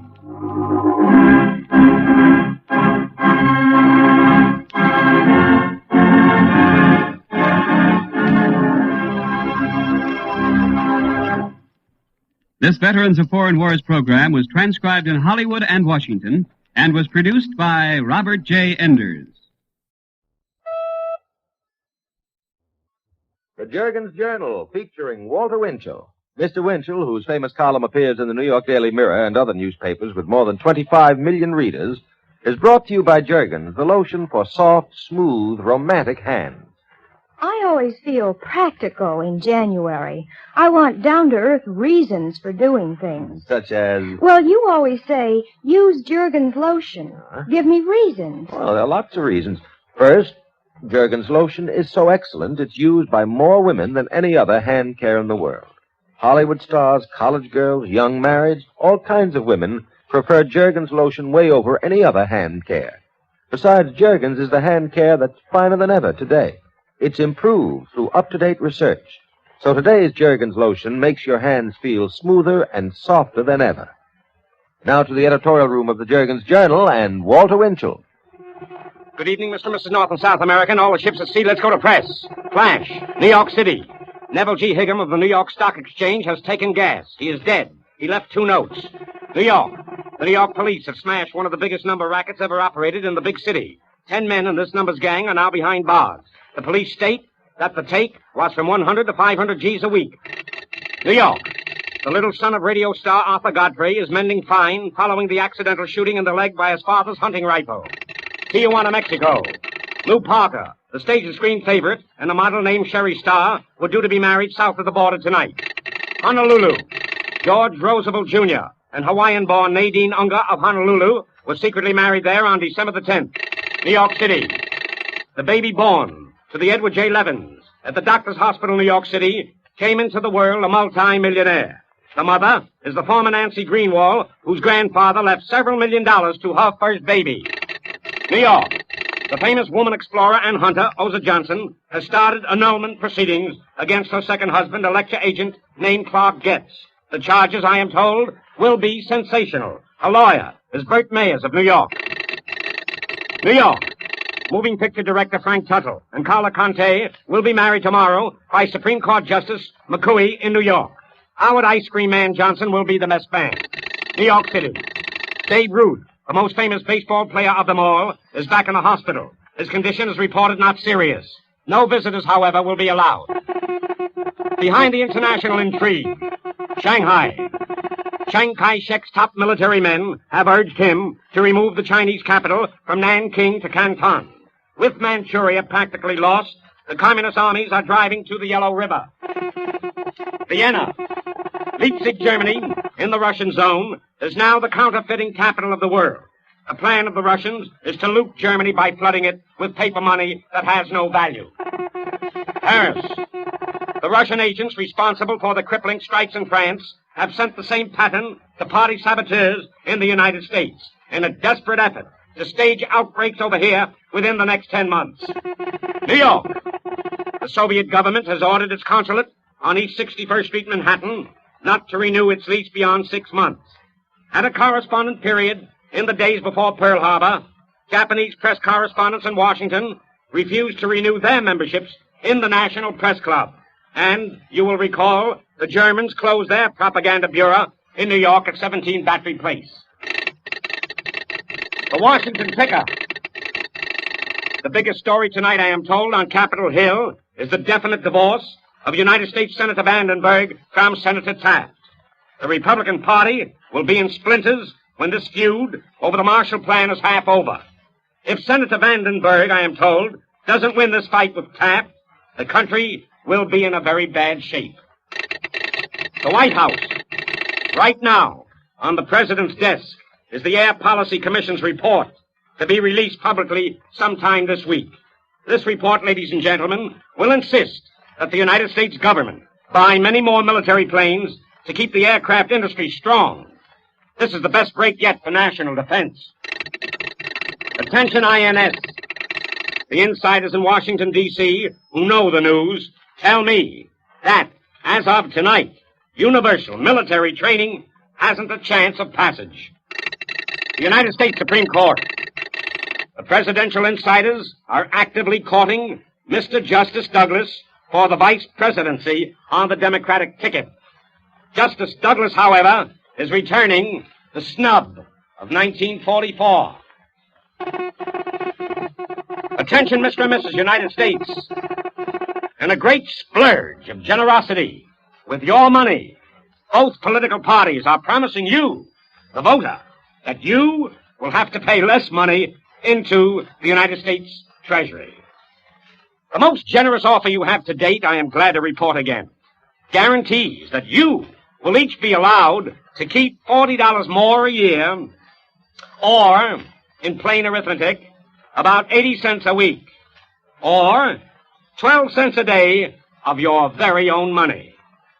This stupendous gift of half the price of a pack of cigarettes will make us all tumble out of bed by the dawn's early light, whistling the Star-Spangled Banner. Of course, there is a slight catch, as there always is in politics. The national budget is going up at least $2.5 billion. Now, it is no military secret who is going to pay that. You are. But not in 1948, because 1948 happens to be an election year. So, go right ahead and enjoy those 40 extra bucks they may let you keep in 1948, because those $40 in promised tax reduction are likely to cost you 80 bucks in 1949. A reporter's report to the people and to the composing room boys and all the other fellas over here at the Miami Herald. New York.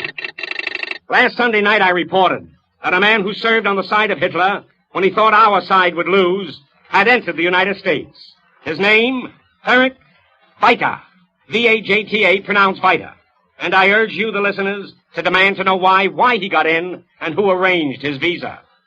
The next day I am very happy to report both the State Department and the Department of Immigration investigated and caught up with him in Cleveland, Ohio. Thanks a lot to the Cleveland plain dealer who confirmed that this rat is a fugitive war criminal. Thanks also to all of you for your immediate response, and to Father Kukla of the Hungarian Catholic Weekly of Cleveland, who cooperated with the authorities. This fighter is now behind the bars in Ellis Island, from where he will eventually be deported, and good riddance. Oh, what a wonderful thing radio is. For some people, I mean. Attention, the Mexican Embassy, Washington. 3 Mexican radio stations are now being used by several American bigots and troublemakers who were thrown off the American networks in the United States. These Mexican stations, ladies and gentlemen, can be picked up only along the West Coast and the Southwest. A good neighbor never allows a hate spreader to call you names from his backyard. Senor, please attach copies of their poisonous speeches the next time you make application to the United States government for a big loan of our taxpayers' money. New York. Tokyo Rose, ladies and gentlemen, it now appears has more powerful friends than was known. The 18-page confession, allegedly dictated by Tokyo Rose to an American war correspondent named Clark Lee, was mysteriously stolen in Japan, I now learn, from the rooms of another correspondent named Harry Brundage, according to federal authorities. However, more devastating than any written confession is expected to be one of the greatest scoops any newspaper man could hope for. Conclusive evidence showing Tokyo Rose, the traitor, broadcasting for the Japs. I have been promised this sensational evidence against her in the next few days. It is a 35mm moving picture of Tokyo Rose with sound. And now a word for Jergens. I'll be back with the news. Mr. Grauer, a few minutes ago you gave some very good reasons why I should use Jergens lotion. Yes, and I know some more. Well, come on now. Tell all. All right, let's see. I told you Jergens lotion is used by more women than any other hand care in the world. Yes. And I said today's Jergens lotion is more effective than ever for even smoother, softer hands. Yes, and that's very important. Right. Well, did I tell you today's Jergens lotion protects your hands even longer, too? No. Well, it does. And 2 ingredients in your Jergens are so fine for improving the smoothness and softness of the skin that many doctors use them. I'm sold. I'll use Jergens lotion. Fine. It's easy and lovely. Jergens leaves none of that oiliness, no sticky feeling. Keep an extra bottle of Jergens lotion in your kitchen to save steps. And for the dearest, softest hands, always, but always, use this famous Jergens lotion. Now back to the editorial room of the Jergens Journal and Walter Winchell. Texas City, Texas.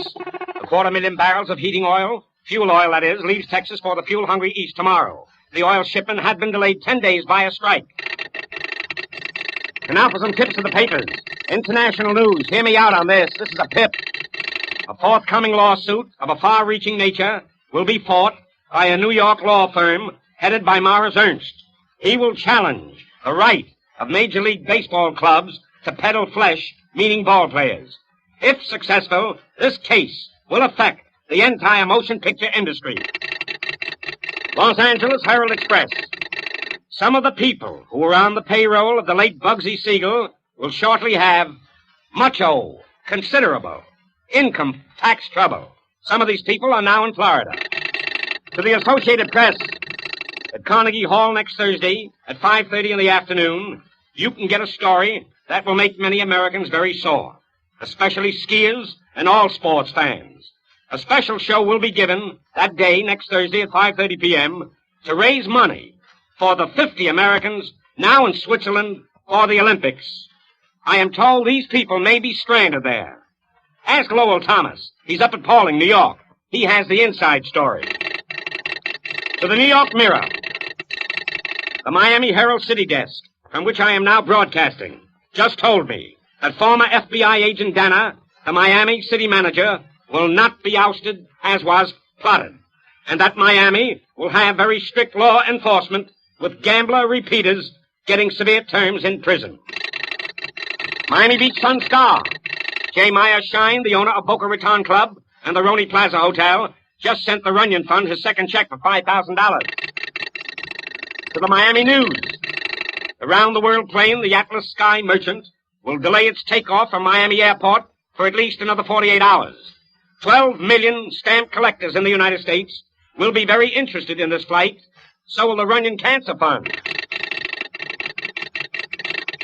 New York Journal American. That story in the column right now on the New York newsstands about a radio writer of a very famous crime program concerns a very talented man whose 6 initials are the same. He is supposed to have put all of his personal papers in order and is making plans for suicide in the next few days. Boston Record.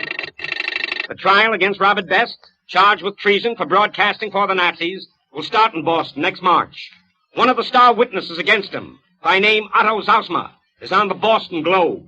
He made recordings of many of the accused traitors' speeches while Zausmer was with the United Press in Vienna. San Antonio. Congressman Lyndon Johnson, one of the representatives who make sense, will soon announce for the U.S. Senate against Pappy O'Daniel, and he will win. And that, ladies and gentlemen, winds up another Jergens Journal until next Sunday night at the very same time. Until then, and with lotions of love, I remain your New York correspondent, Walter Winchell, who assumes that the new Republican slogan, "Save What's Left," undoubtedly means Maine and Vermont. Good night. Is your present deodorant giving you sure, safe protection? Try the deodorant created in the Jergens laboratories after years of research. It's Dryad. Approved by leading skin scientists, Dryad actually stops underarm offensiveness, checks perspiration safely. A secret ingredient keeps Dryad smooth as face cream to the bottom of the largest jar. Now be sure, be safe with the Jergens deodorant Dryad. At all cosmetic counters, Dryad comes in 10-cent, 29-cent, and 59-cent sizes. That's Dryad. D-R-Y-A-D, Dryad. Next week, another edition of the Jergens Journal with Walter Winchell. And now be sure to remain tuned for Luella Parsons' 15-minute program featuring as guest Gregory Peck, which follows immediately. This is Ben Grauer speaking. Presenting now Jude Martin's Sunrise Roundup. Over mountains high, down the canyon wide, let me roll and ride, ride through timber. When the day is done, by the Templars gleam, let me lie and dream, dream of timber, tall timbers falling. Well, good morning out there. This is Jude Martin speaking, and here comes your Sunrise Roundup. 30 minutes loaded with Western music, a little bit of weather, smiddling of news, the correct time, and anything else we can think of to throw in there. Now, we'll be looking for you here for the next half hour. High in the sky above, the love song of the trees will blend, and when it's way out on the breeze, tall timbers calling, and the echoes ring, for all nature sings a song along the timber trail. Well, now, that time is 16 minutes and 20 seconds after 6 o'clock, mighty early in the morning. So I had a new experience this morning. First time I ever changed a tire at 5 o'clock. in darkness. Yes, sir. Wonderful way to start the day off. Got a brand new record here.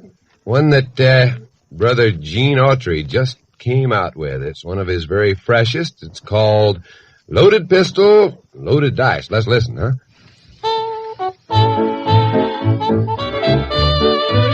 Loaded pistols and loaded dice. Take my warning or pay the price. 'Cause it ain't healthy to try it twice. Loaded pistols and loaded dice. Now Trigger Johnson was a gambling cub who went and joined a Western social club where shooting dice was everybody's whim. It seems they favored everyone but him. The sharpies, they were taking him for fair. He said, I'm wise, this game ain't on the square. I mean, them loaded dice ain't gonna do. 'Cause I've got something here that's loaded too. Loaded pistols and loaded dice. Take my warning or pay the price. 'Cause it ain't healthy to try it twice. Loaded pistols and loaded dice. Now this kept going on for quite a while. They made an awful dent in Trigger's pile. He reached down in his boot and got a 10. And then he shot the 10 and lost again. He stopped the game and said, I'm countrified. But still I know you took me for a ride. I also know the rules are plainly writ. But I'm about to change them up a bit. Loaded pistols and loaded dice. Take my warning or pay the price. 'Cause it ain't healthy to try it twice. Loaded pistols and loaded dice. Then Trigger said it's time for me to go. But first I'm gonna take back all my dough. I want you one and all to understand. This ain't no water pistol in my hand. I'll pass my hat and you'll know what to do. I want that money back I lost to you. Before I go, I'll leave you this advice. You can't beat a loaded pistol with loaded dice. Loaded pistols and loaded dice. Take my warning or pay the price. 'Cause it ain't healthy to try it twice. Loaded pistols and loaded dice. Well, in just 5 seconds, that time's going to be 20 minutes after 6. Well, I guess you got the old coffee pot on the stove. What do you say you and I just sit down right here and now and pour ourselves a nice friendly cup of coffee and look over the news, which they just brought in to me. One thing that we're all interested in nowadays, whether we live in the city or on the farm or in between, weather. I can tell you one thing, it's right around the Bay Area, it's mighty windy and mighty cold right about now. At least changing the front tire on a car, it's that way. The weather forecast, official that is, says that San Francisco and the Bay Area is going to be fair tonight. And Thursday and Friday, a continued cool, moderate to fresh northwesterly wind today. And let's see, Northern California will be clear tonight and Thursday. And little temperature change, fresh northerly winds along the coast today. Up in the Sierra Nevadas, it'll be generally clear tonight and today and Thursday. Continued cold, fresh northeasterly wind through the passes. Sacramento Valley, it'll be clear today, tonight, and Thursday. Colder tonight. Little temperature change Thursday, and the high today will be from 47 to 53. Low tonight, 32 to 36. The San Joaquin Valley, along with the Santa Clara, Livermore, and Salinas, all got about the same kind of weather. Clear tonight, today, Thursday, colder tonight and Thursday. Yeah, it doesn't look like we're going to have much more of that needed rain in some of the places where it's needed most.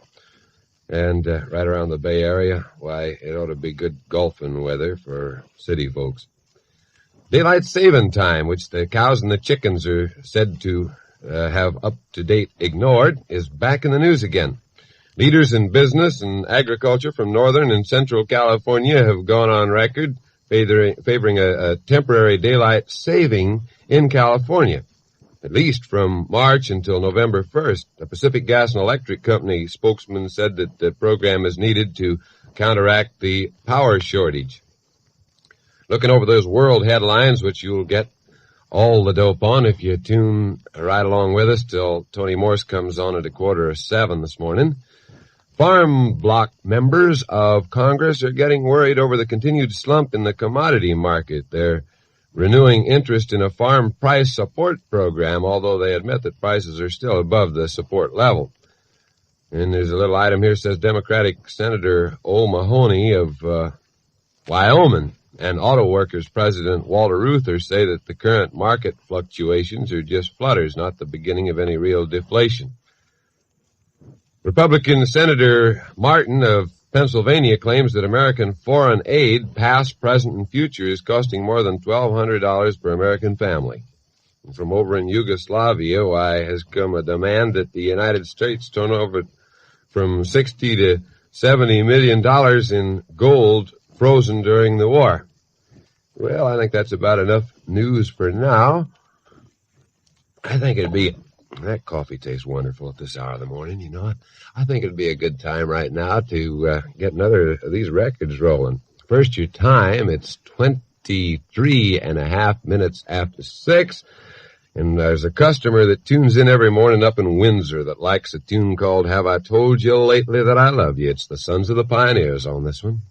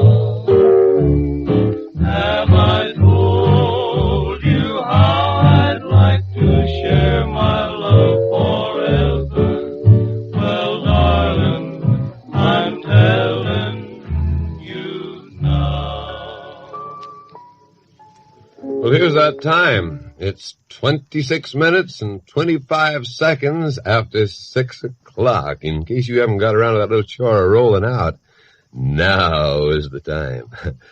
We've had a lot of very nice letters about our cowboy camp meeting song that we play each morning. And we've had a number of suggestions from you good friends out there that we might slip in T. Texas Tyler's recitation in that spot of a morning. His recitation of a little thing called a deck of cards. So we'll let T. Texas Tyler take over from here. Friends, this is T. Texas Tyler with a strange story about a soldier boy and a deck of cards.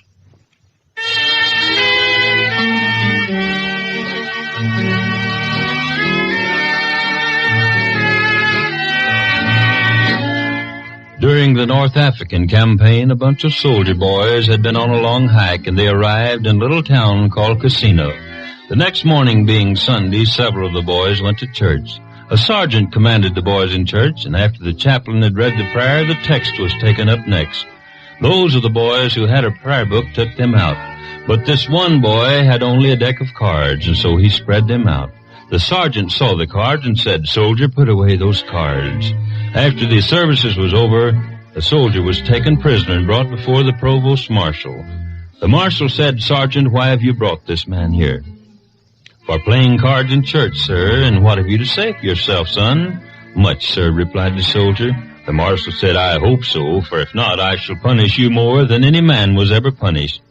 The soldier said, "Sir, I've been on the march for about 6 days. I had neither Bible nor prayer book, but I hope to satisfy you, sir, with the purity of my intentions." With that, the boy started his story.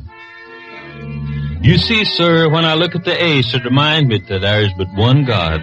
And the deuce reminds me that the Bible is divided into 2 parts, the Old and the New Testament. And when I see the tray, I think of the Father, the Son, and the Holy Ghost. And when I see the 4, I think of the 4 evangelists who preached the gospel. There was Matthew, Mark, Luke, and John. And when I see the 5, it reminds me of the 5 wise virgins who trimmed their lamps. There were 10 of them. 5 were wise and were saved. 5 were foolish and were shut out. And when I see the 6, it reminds me that in 6 days God made this great heaven and earth. When I see the 7, it reminds me that on the 7th day God rested from his great work. And when I see the 8, I think of the 8 righteous persons God saved when he destroyed this earth. There was Noah, his wife, their 3 sons, and their wives. And when I see the 9, I think of the lepers our Savior cleansed, and 9 out of the 10 didn't even thank him. When I see the 10, I think of the 10 commandments God handed down to Moses on a table of stone. When I see the King, it reminds me that there is but one King of heaven, God Almighty. And when I see the Queen, I think of the Blessed Virgin Mary, who is Queen of Heaven, and the jack or knave is the devil.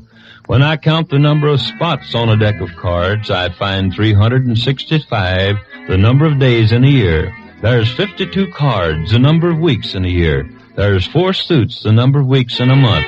There's 12 picture cards, the number of months in a year. There's 13 tricks, the number of weeks in a quarter. So you see, sir, my pack of cards serves me as a Bible, almanac, and prayer book. And friends, this story's true.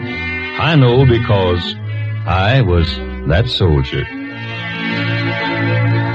Well, now your time is 6:30 and 15 seconds, and this is that Sunrise Roundup. This is Dude Martin doing the yakety-yakking here, and we come rolling out your way from 6:15 to 6:45 Monday through Friday, every morning with your favorite Western tunes. It's your request that we like to play, so don't you be bashful about dropping a line to Dude Martin, care of KGO in San Francisco, and telling us what that favorite record of yours is. If we haven't got it, we'll get it. Yes, sir. We have a very good friend over in San Leandro that likes a tune called The Best Deal in Town. It's one of Spade Cooley's very latest, so let's give that one a listen, huh?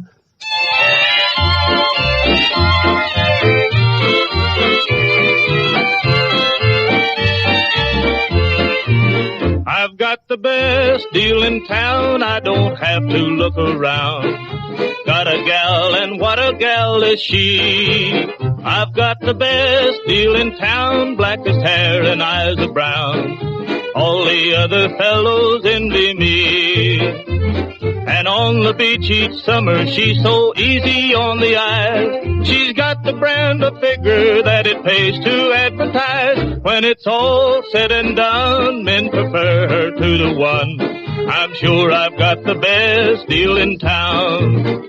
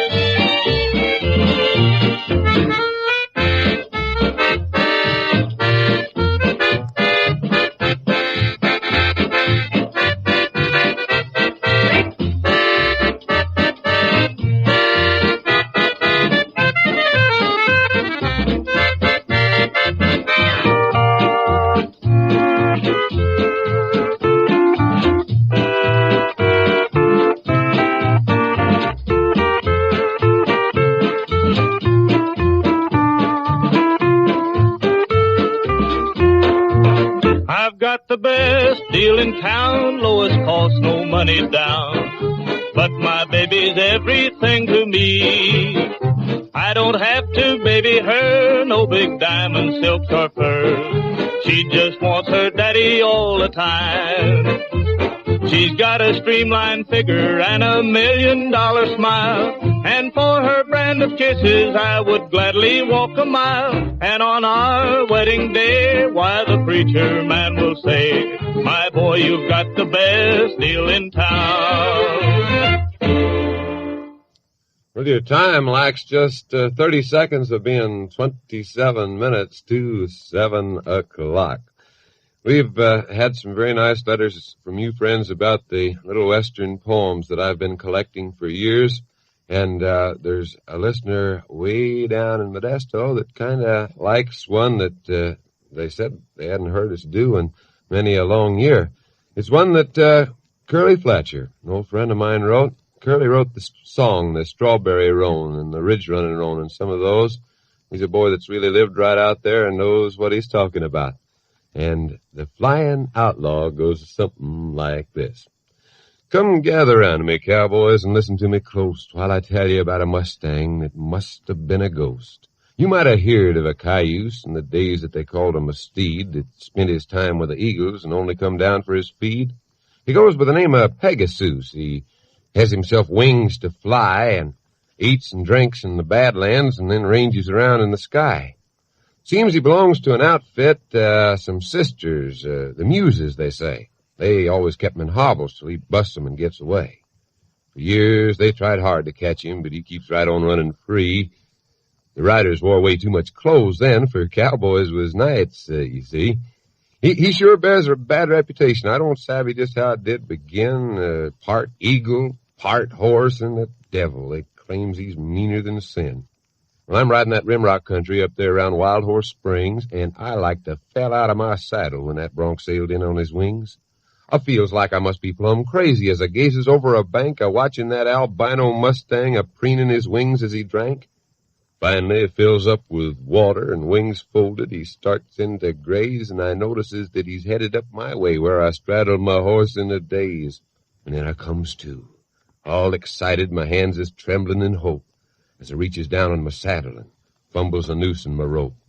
Ready, I rides right out at him, a-spurring and swinging my loop, and before he can turn and get going, I throws and it fits like a hoop. I jerks out the slack and I dallies, and I turn my horse and throws him neat. He lets out a blood-curdling beller while I'm hog-tying his feet. I puts my hackmore on him and a pair of blinds on his eyes, and I hobbles his wings tight together so he sure can't get back in those skies. I lets him up when he's saddled. The cinch is sunk deep in his hide, and I takes the slack out of my spur straps, 'cause it looks like a pretty tough ride. I crawls him just like he was gentle. I'm a little bit nervous, you can bet. I feels pretty sure I can ride him. I still has his wings hobbled yet. I raises the blinds, and he's snorting. Then he moves like he's walking on eggs. He grunts and explodes like a pistol, and I sees that he's at home on his legs. Why, wolves and panthers, grizzlies, centipedes, triantlers, and such, scorpions, snakes, and bad whiskey compared to him wasn't much. I got a deep seat in my saddle, and my spurs both bogged in the cinch. I don't aim to take any chances. I won't let him budge me an inch. He acts like he's just plumb full of loco, just ain't got a lick of sense. He's weaving and bucking so crooked that I thinks of an Arkansas fence. I'm riding my best, and I'm busy and troubled keeping my seat. He didn't need wings for flying. He's handy enough on his feet. He's got me half blind and weakening. He's bucking around in big rings, besides which he kept me a-guessing, a-ducking and dodging his wings. By golly, he starts getting rougher. He's spinning and sunfishing, too, and I grabs me both hands full of leather, and I'm weary and wishing he's through. He hits on that ground with a twister that broke the wing hobbles right there, and before I can get loose and quit him, we're sailing away in the air. He smooths out and keeps on a-climb until way down miles below I gets a look at the mountains and the peaks all covered with snow. Up through the clouds I'm freezing and plumb scared, and I'm dizzy to boot. I sure was wishing I had me one of them things called a parachute. And then I must have gone loco. Or maybe I go sound asleep. 'Cause when I wakes up, I'm lying right down on the ground in a heap. He may have had wings like an angel. He may have been light on his feet. But he ought to have had horns like the devil and a mouth fit for eating raw meat. I've lost a good saddle and bridle, my rope, and some other good things. But, boys, I'm sure glad to be here to tell you. Stay off of them horses with wings. And so goes a little Western classic by Curly Fletcher. Well, let me see here. We got a request from a listener in Oakland that sure likes the way Roy Cuff and those boys from Nashville, Tennessee, his do the old Wabash Cannonball. So, Oakland friends, coming right at you.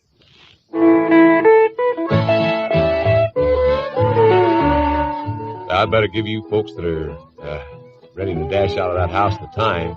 It's just 21 and a half minutes to 7 o'clock. Atlantic Ocean to the wide Pacific shore, from the queen of flowing mountains to the south belle by the shore. She's mighty tall and handsome and known quite well by all. She's the combination on the Wabash Cannonball. She came down from Birmingham one cold December day. As she rolled into the station, you could hear all the people say, "There's a girl from Tennessee, she's long and she's tall." She came down from Birmingham on the Wabash Cannonball.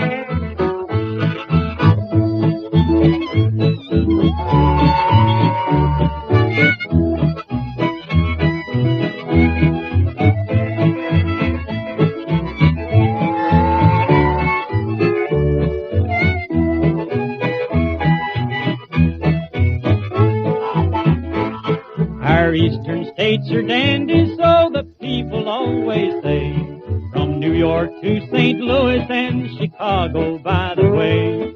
From the hills of Minnesota where the rippling waters fall, no changes can be taken on that Wabash Cannonball. Here's to Daddy Claxton, may his name forever stand, and always be remembered round the courts of Alabama. His earthly race is over and the curtains round him fall. We'll carry him home to victory on the Wabash Cannonball.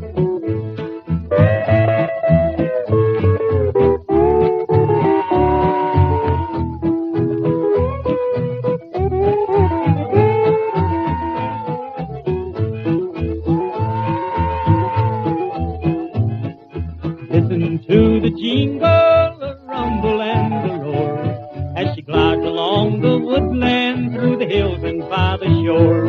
Hear the mighty rush of the engineer, that lonesome hobo squaw. You're traveling through the jungles on the Wabash Cannonball. Your time is 19 minutes to 7 in the morning. Well, here's an unusual little bit of fiddling. The original Arthur Smith, it is, and the Orange Blossom Special.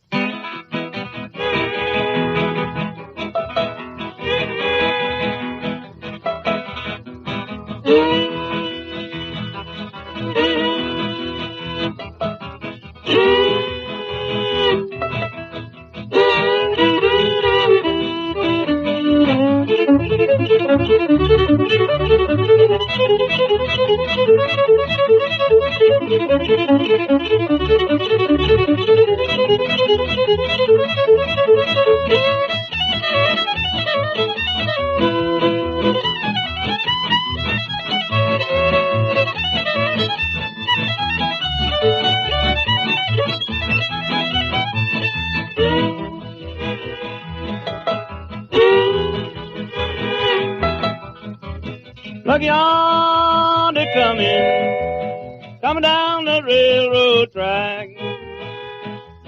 Look yonder coming down the railroad track. It's the orange blossom badger, bringing my baby back.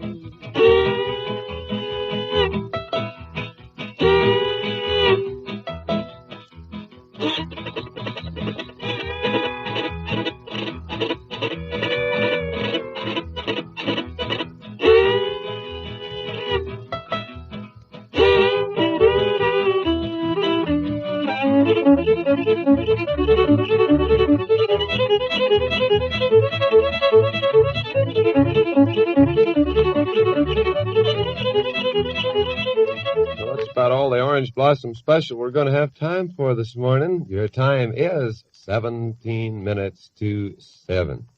And, when 6:15 rolls around tomorrow morning, if you're not there listening, I'm going to feel kind of lonesome all by myself here with my little platters. So be there listening, won't you? And you can help me to please you better and make it more fun for all of us if you'll drop me a line. Dude Martin, KGO, San Francisco. Tell me what your favorite tune is. We'll get it in here. Yes, we will. Until tomorrow, then, at the same time, it's Dude Martin saying for myself and all my little platters, thanks for listening. So long. Adios. Timber, timber, timber, timber, timber. Oh, the mountains high, down the canyons wide. Listen tomorrow at 6:15 for Dude Martin's Sunrise Roundup. Very funny how we go out of these things. I got quite a bit done on the telephone before the show this morning. The other fellow did most of the talking, but I had a pencil and the New York Times in front of me, and I filled in every single O.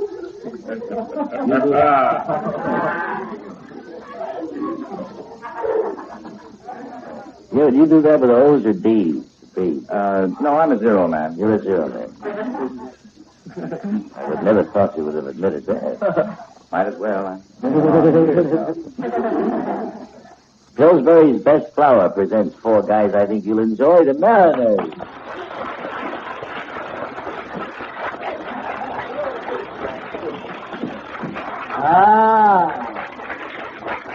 Good morning to you all. You look good. You look good. Thank you. Any of you fellas, you come from Michigan, don't you, Marty? Yes, I was going to speak to you about that, Arthur. I bought some land up in the northern peninsula last year. Where? It's about 10 miles from a place called Blaney Park, which is a recreational area there. That whole country is recreational. Oh, it's magnificent. It really is. Is it anywhere near this Waters meet I'm talking about? Or it's not too far from there. I don't know exactly the location. I'm not too familiar with it. I only spent 2 days up there looking over the land I bought. But it's a beautiful place. The charm of the place is in its, the wilderness quality of it. That's right. That's why I love it. Undisturbed by men. I saw some things back in the woods there that are the most amazing things. There are homesteads that have been deserted for about 80 years, completely made out of logs. Mm-hmm. The most magnificent log construction I've ever seen. Mm-hmm. Mm-hmm. And they'll stay there, too. They surely will. You know a place called, I guess it's Petoskey, all right. In the lower peninsula, Petoskey? Yes, that's right. It's in the upper part of the lower peninsula. Yeah.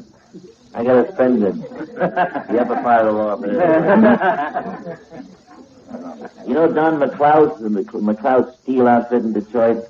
he built a place there at Petoskey, just outside of Petoskey, called Hidden Valley. Not Petoskey, Gaylord. Gaylord, that's the name of the place. Gaylord, yeah. It's called Hidden Valley. And that is the most beautiful place. It's open for the public, you know. In the wintertime, it's skiing, and in the summertime, they fish and they golf and so forth, you know. Beautiful. Oh, boy, that's a gorgeous place. It's called Hidden Valley. You ever been there, Archie? You should go sometime. There's a project that ought to be of interest to folks throughout the country that has been proposed as the ferry across the Straits of Mackinac. Oh, yeah. And although it's a beautiful ride, it does prevent a lot of people from making the trip up into the Upper Peninsula. And I understand they're projecting a project of building a bridge all the way across the Straits of Mackinac. Boy, that'll be a long bridge. 7 miles. Yeah. That island Mackinac, that Mackinac Island, that looks so beautiful, too. They don't have any automobiles. Just the horses. And the bicycles. That's like Bermuda. I've never been in there, but I've flown over it and circled over it this last summer, and I looked at it, boy, I wanted to go down and take a look. It looks like a very wonderful place. It's gorgeous country up in there. What do you fellas got to sing for Pillsbury? Talking about Michigan, we have down by the OIO.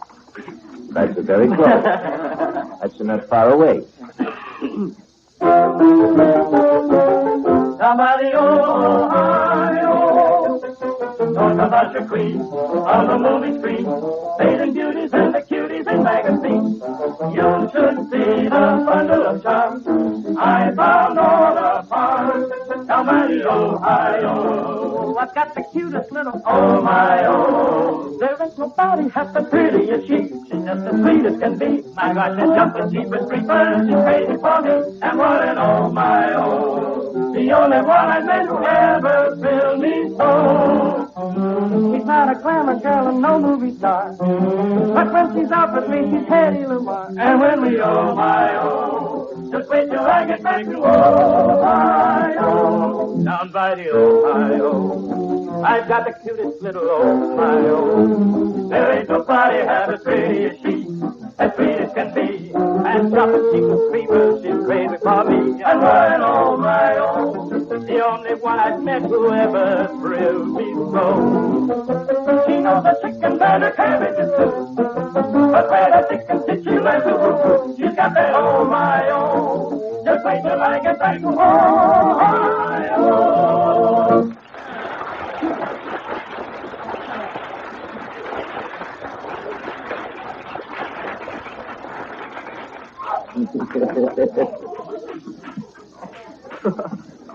What they do, Juliet? Back to the infirmary. Did they mash your shoulder again? Poor kid. It's always the way. If you got a sore spot, everybody hits it. All the time. Nobody ever slaps you on the back until you're all sunburned. That's sad. We had more fun kidding McCloud, Don McCloud. Owen Wilson and I went out with him one day. He's got 9,800 acres up there in a place. And he said, I want to take you out and show you a herd of elk out here. Big herd of elk on the place. A lot of deer. So we drove all over the 9,800 acres, saw one puny little deer. We got to kidding him about it. Then we came back and he has a little trout stream runs right in front of his place. Beautiful little trout stream. And he said, he took me out to teach me how to what do you call it, dry fly fishing with a trout rod, you know? Casting, and it's quite a sport, and quite an art to it, too. You don't get your hook in the trees and all that. So I tried for an hour and a half, and I couldn't get a rise out of anything. So way up the stream, there's a little bridge. When he wasn't looking, I went up the bridge and put the line in the water so that it traveled down with the stream, see, about 100 feet. And he's looking at it, look at that clunkhead. I'm trying to teach him how to dry fly fish so he can get some trout, and look what he's doing. Country fishing. Just about that time, the biggest trout you ever saw hit it. And not only that, but I got two more. The same way. The pole upside down, stick it in the water, just over like that. You should have heard him. Him and his fancy trout fishing. Heck, I'm a bent pin and a worm guy, you know. They did very well, We got something to eat anyhow, not much sport. Those trout are so delicious. Ooh. roll them in a little Pillsbury flour. I knew I'd work it in some way. You roll them in a little Pillsbury flour, and you got some. But let me speak to the folks who like to buy their flour 10, 25, 50 pounds at a time. Millions and millions of Americans do that. Why should you buy Pillsbury flour? Well, let me tell you why. The quality, the consistency, it's always the same. See, they blend these flours, I don't know, they got 35 or 40 different kinds of wheat in the country that they buy and bring to Minneapolis and mill, and they blend it so that it's always the same. Therefore, every time you make a bread or cake or pie, whatever it is, it comes out the same way every time. After all, the flour you use in any recipe is the least expensive ingredient, isn't it? A cake, for instance, the flour would maybe be 6, 7 cents, huh? And the rest of the cake recipe ingredients would cost you maybe 90 cents or $1 or something. So the flour is the most important thing, even though it's the least expensive. Why try to economize and save 1/10 of a cent on your flour when you can get uniform quality all the time with Pillsbury? Take a tip from me and do that. You get on to Pillsbury's and you'll never get off of it. And the recipes are in the top of the bag.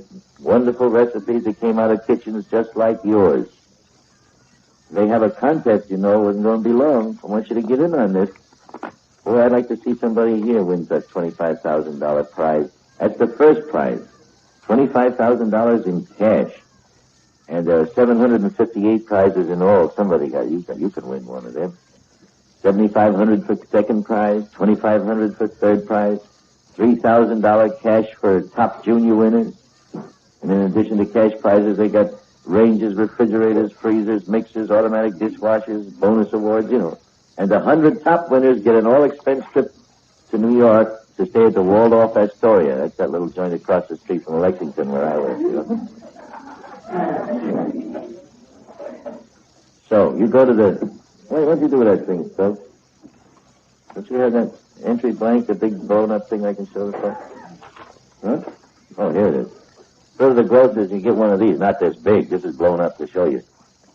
It's a little thing. You'll find it in the grocer's store. You just rip one off and take it home. It gives you all the rules and everything. And some recipe that your family likes. How do you know it might win? Gee, last year, the $25,000 prize went to a woman that made a mistake. Yeah. She put the what do you call it, the filling in with the batter. Her husband fouled it all up in the kitchen. That's exactly what happened. So she said, I'll show you, and she put the cake in the oven thinking it was going to be no good and comes out with a $25,000 prize with it. There's a moral to that, you know. Get in that kitchen once in a while.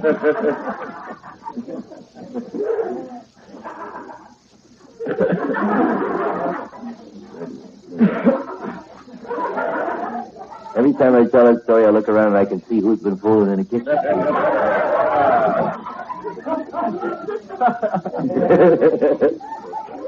Pillsbury's best flour. This is a CBS Radio Network. This is KOOK in Billings. Your friendly Bennett drugstores in Billings are headquarters for every school supply need. You'll find $1.25 zipper notebooks selling for just 79 cents. A dozen nickel lead pencils in a plastic container for only 25 cents. Pencils, pads, notebooks, fillers, pen and pencil sets, every school need can be found at your friendly Bennett drugstores where you're assured of prompt prescription service.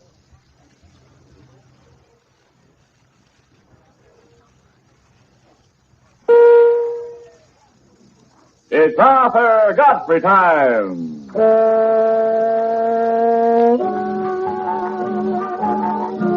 Yes, it's Arthur Godfrey time with all the little Godfreys. Brought to you by Nabisco, National Biscuit Company. Makers of Nabisco Sugar Honey Grahams, Nabisco Regular Grahams, and many other family favorites. And now here's that man himself. Nabisco's #1 cookie. Arthur Crisp and Crunchy Godfrey. Thank you. Thank you very much. Hey, here's a funny thing. In Pittsburgh, Pennsylvania, a local undertaker is now offering funerals on the installment plan. Well, that's very interesting. I can just see this worried mortician, you know. He goes to a medium to try to get in touch with one of his dear departed customers. He says, never mind, is he happy? Tell him he owes me $72.50. Did you ever go to one of those medium things? No, I've never been to a seance. Never been to a seance. I think it's wonderful the way they do it. I went to one once. You did? Yeah. Oh. Everybody said, see it? See it? There he is. I didn't see anything. Bad eyes, I guess.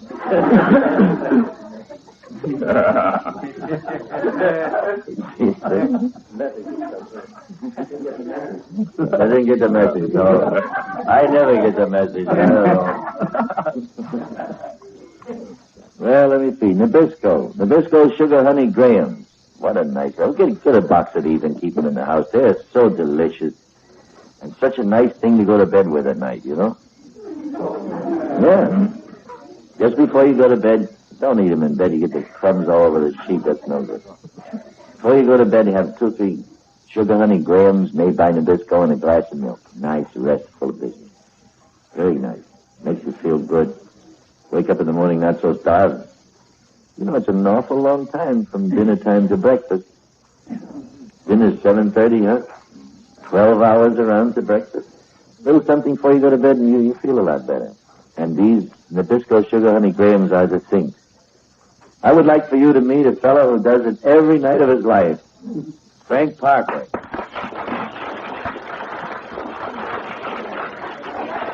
Hello, Frank. Gee, that's a nice looking suit. I like it. You got some of the nicest clothes. Well, I save them, you know.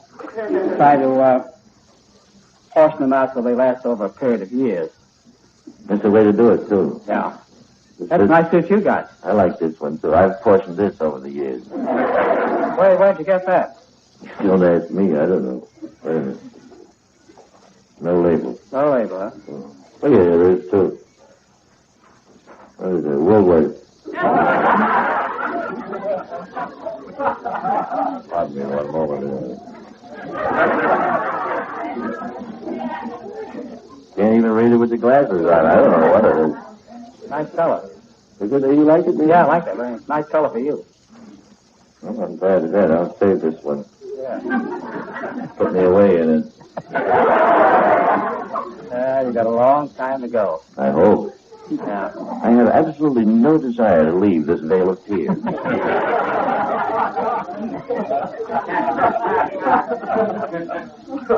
I like this place. It was a nice place. Yeah, I love it too, yeah. I'm just about getting used to it now. Sing a little song, and then we'll have a little picnic for the Fine. folks. Huh? What would you like to do? Well, I have an old song here called Tulips and Heather, but Go ahead, sing it. I need to marinate. Get them up. Thank you. They're not doing anything. Get them to sing with you. Well, they helped me in this song, and I like you. Well, let's sing the song first before we start. Yeah, be sure you help them. A spray of tulips and heather tied up together, I sent my love today. A spray of tulips and heather, asking her whether love's dream had gone astray. Or there's a meaning and heather, all the flowers I together, they tell a story that never lies. This purple heaven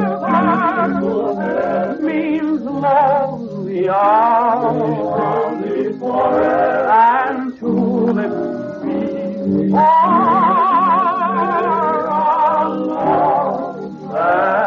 die.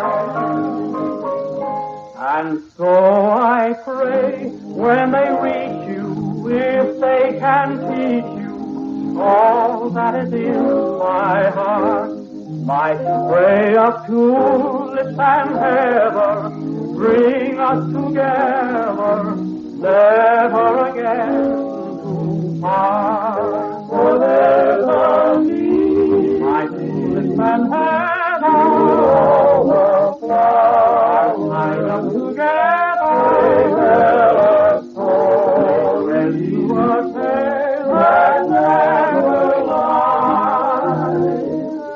This purple hair, beautiful hair, only ours, forever, and is sweet, for someday our lost has come.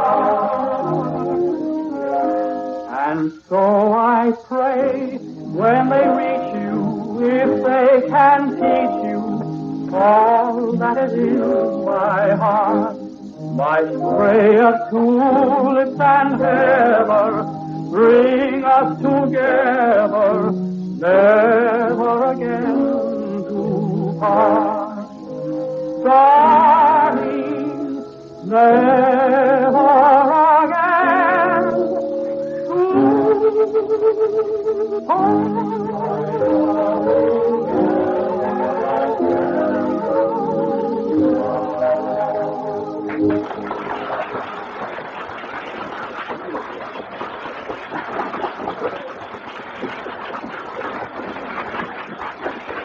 Thank you, Frank. That's a very nice arrangement. You boys really helped. Thank you. Well, not that he needed help, but we got a nice picnic for you today. Boys, will you open the doors and drive those Mack trucks in here? We have some sliced turkey for you. And for all of those of you who like to observe a meatless Friday, you know what we have? Some Star-Kissed tuna for you. Prepared with mayonnaise and premium crackers. You like a slice of turkey, huh, you fellas? You get...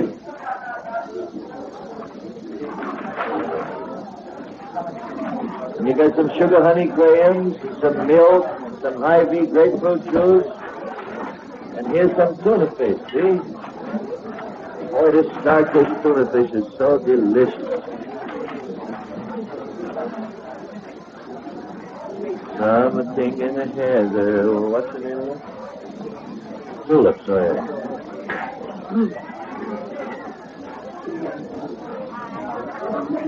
Let me know what you think of that tuna fish. That is the most delicious stuff, I think. Oh, boy. You like some tuna? That's good. Spread a little on. Oh, yeah. I didn't notice this. These Nabisco sugar honey grahams are packed 3 inner seal packets to the box. Are they all that way now? Yes, sir. The new packaging. Oh, that's wonderful. That keeps them fresh, you know. You can reclose the little packets. Oh, that's wonderful. Nabisco sugar honey graham. And look, the mail came. I got my interplanetary navigation set from a space cassette. And a button, too. Oh, isn't that wonderful? Do we have a badge? I got a badge now. Oh. It says I am a space cadet. Yes, sir. That's me, kid. See, I got a guide through the stars and everything. Uranus, Neptune, Earth. I don't want the Earth. Let's go somewhere else. Saturn, Jupiter, Moon. Oh, that's fine. I'm all set. I'm going to fly home this afternoon all by myself. I'll use this instead of my chart to see where I wind up. Okay? The wire from Mars? That is the wire from Mars on it. Oh, boy, look, I got a certificate, too. Oh. Space Academy. Tom Corbett, unit of the Space Academy. Signed in the year 2350 A.D. What? I'm going to have to wait a long time till that's valid.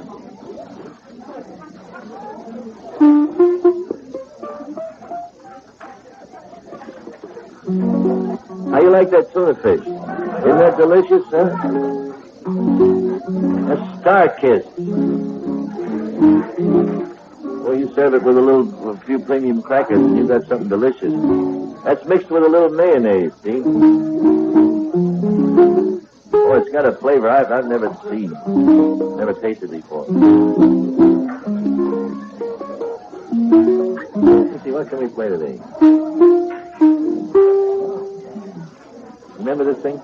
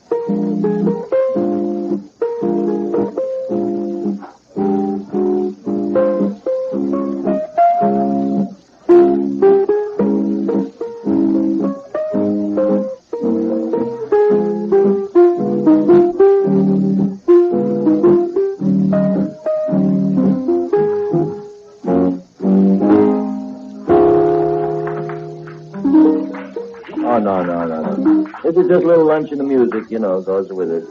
You don't have to applaud this.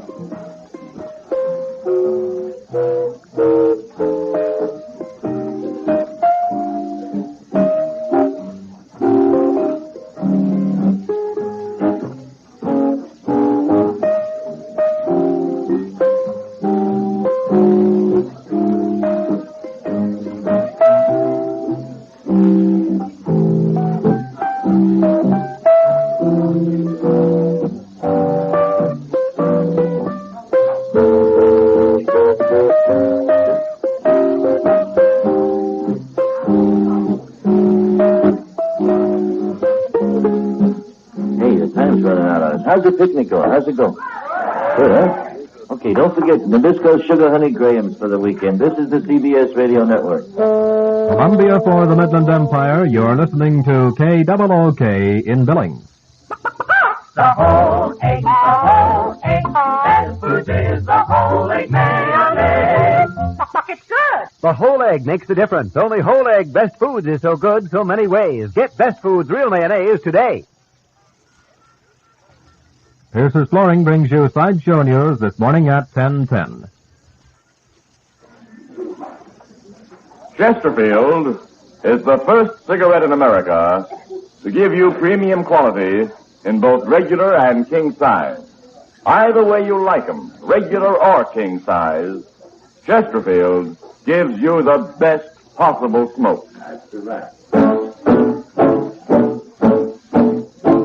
Attention gals, attention guys, both Chesterfield's regular or king size. Regular, king size, either way, best possible smoke, so get 'em today. Sound off. For Chesterfield. Sound off. For Chesterfield. Buy a pack of Chesterfield. Do it today. Chesterfield presents Arthur Godfrey time every Monday through Friday. Yes, it's Arthur Godfrey time with all the little Godfreys. And now, here's that man himself, Arthur, by the cart, Godfrey.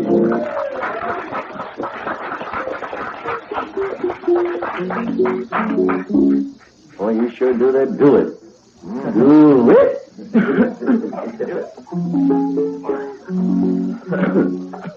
So used to hearing Jan do that. Do it. I feel like playing today. You mind if I play a little bit? But no, go right ahead. It's your program.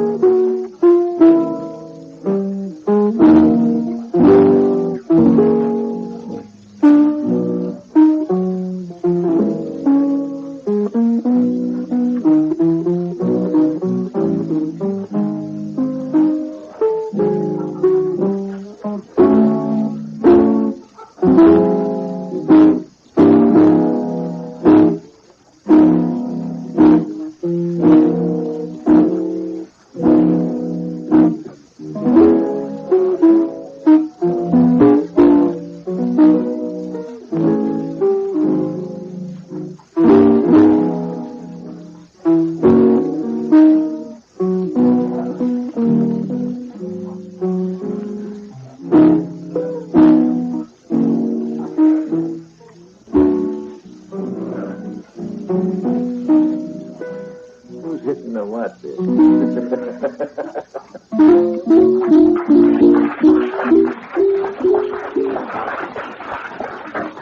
I love that letter from the gal the other day. She says, you inspired me to learn to play the uke. Now where shall I play it? That was wonderful. Hey, did you read about the mishap at the National Plowing Contest? Oh, no. Yeah, they had a big plastic balloon in the shape of a cow, and it broke loose from its moorings and sailed away. All the airlines flying in the air were alerted because it was a possible hazard to navigation. Can you imagine a pilot flying along and looks out there, what is this? A cow in the air, huh? Comes back and tells his wife, I saw a black and white cow at 10,000 feet. She looks at him and says, I knew it would get you. I knew it. That's what it counts for those saucers they see, you know, all kinds of things. Observation balloons, searchlights on the clouds, sunlight on airplane wings. I saw it with my own eyes. I saw it. It was going 3,500 miles an hour. Anything moving 3,500 miles an hour in this atmosphere here would be burnt to a crisp from friction. Of all the goo I ever heard, flying saucers, fiddle-dee-dee. This is the Chesterfield Hour. I want you to meet a very lovely, sweet little gal named Lou Ann Sims.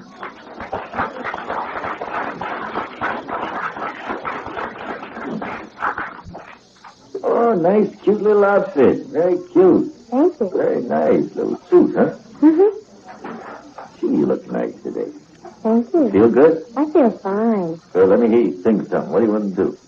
Well, being as how we're on Chesterfield, how about smoke rings?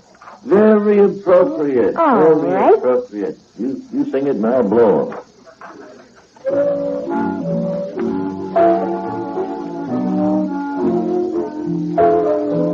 Where do they go? The smoke rings are low. Information, please. Presented each week at this time by Canada Dry, famous the world over for its fine beverages. Wake up, America. Time to stump the experts. Information, please, is devised for the purpose of giving the American public a break. Each Tuesday night at this time, we assemble 4 experts, and we invite you to torment them, trip them up, and otherwise make their lives miserable by firing questions at them that they cannot answer. Now listen carefully, because we will not repeat this announcement during this broadcast. You send us questions on any subjects with the correct answers. You may submit from 1 to 3 original questions per letter. If your question is used, you receive $5 and $10 additional if it stumps the board. So you may win $15 in all. Don't get bothered if our editorial staff changes or edits your question slightly. All questions become the property of Information, please. Letters with questions are to be addressed to Canada Dry, 1 Pershing Square, New York City. And now here's our Master of Ceremonies, Mr. Clifton Fadiman, literary critic of the New Yorker magazine. Mr. Fadiman. Thank you, Mr. Cross. Ladies and gentlemen, we'd like you to remember that Information, please, is as unpredictable as tomorrow's newspaper and as spontaneous as a baby. Our board of experts tonight is evenly divided into 50% veterans or old hand raisers and 50% innocent newcomers. The veterans, of course, are the famous columnist of the New York Post, Mr. Franklin P. Adams, and the equally renowned animated library and filing cabinet, Mr. John Curran. As for the newcomers, one of them is a former professor of mine, who for 4 years during my college days asked me questions I couldn't answer. It's taken a lot of maneuvering, but I finally got him here on the wrong side of the fence tonight. And I am very glad to welcome, in my own special way, the noted author of Philosopher's Holiday and other books, whose regular job is acting as professor of philosophy at Columbia University, the genial Dr. Irwin Edman. Our second newcomer and special guest of honor is that delightful actress, monologist, and humorous writer, Cornelia Otis Skinner. This distinguished star will temporarily forsake her one-woman show and star in her own production of George Bernard Shaw's Candida, which will open in Chicago late in January. And now, my learned quartet, if you are ready, remember to raise your hands if you know the answer or think you do. And if you miss an answer, Canada Dry rings up $10 on the cash register. And that $10 goes out to the lucky questioner. All ready? Here we go. The first question, coming to us from Mrs. Clara Miles of Meriden, Connecticut, is a question associated with numbers. What is commonly associated with each of these 5 numbers? And you must get the answer right 4 out of 5 times. The first one's awfully easy. 48. Mr. Adams. States in the Union. States in the Union. Quite correct. 98.6. Mr. Adams. Normal temperature of the human body. Yes, that's quite right. 366. 366, Mr. Kieran. Days in a leap year. Days in a leap year. 435. 435.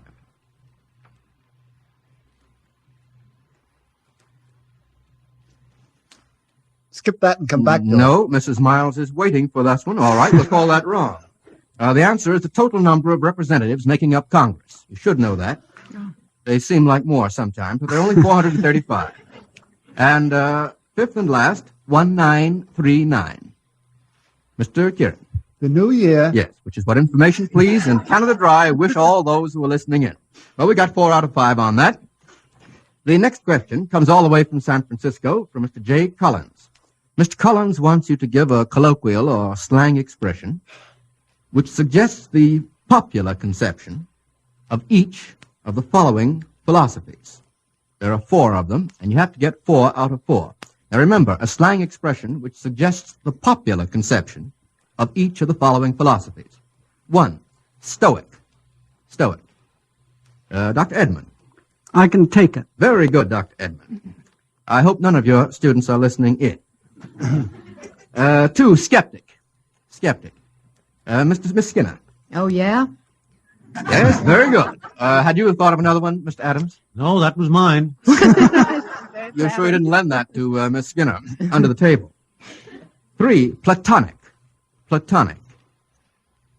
Mr. Kieran. I didn't know it was loaded. Don't quite see that. Don't quite see that one. I'd like to get another one on platonic. Miss Skinner, did you have an alternative? I was going to say I'd like to be a sister to you, but I'm Yes. afraid that's not. No, that's exactly quite good. Yes, can't I be a sister to you, or can't we be friends? That would be. Would you accept that, I Dr. think it's Edmund? worse to be a sister somehow. Yes. Would that be right, Dr. Edmund, as a... As a popular conception. Yes, as a popular conception. And fourth and last, cynic. Cynic. A slang phrase which would give us the popular conception of what a cynic is. Miss Skinner? Says you. Says you would be good. So what? Yes, there's a sucker born every minute. Do any of you remember that famous definition of a cynic from Oscar Wilde? This is off the kitchen record. cynic? I beg pardon? No, not a kitchen cynic. Ordinary cynic. Mr. Edmund? Cynic is one who knows the price of everything and the value of nothing. Very good. Very good. That's quite correct. Knows his Oscar Wilde, too. All right, that's 4 out of 4. See if we can't get them down. Canada Dry hasn't lost any money so far. The next question comes from this city, from Miss Beulah Vogel. Deals with crimes. Crimes. What crime was committed by each of the following literary characters? I'm going to ask you to get 5 out of 5 on this. The first is Danny Deever. What crime did Danny Deever commit? Miss Skinner had a hand up first. He shot a comrade sleeping. Very good. Very good. From what poem? From Danny Deever by Kipling. Very good, Miss Skinner. Thank you. 2, Clyde Griffiths. Clyde Griffiths. Mr. Adams had his hand up first. Clyde Griffiths murdered a girl up in New York State. Mm-hmm. From what book is it? Well, An American Tragedy. Yes, by whom?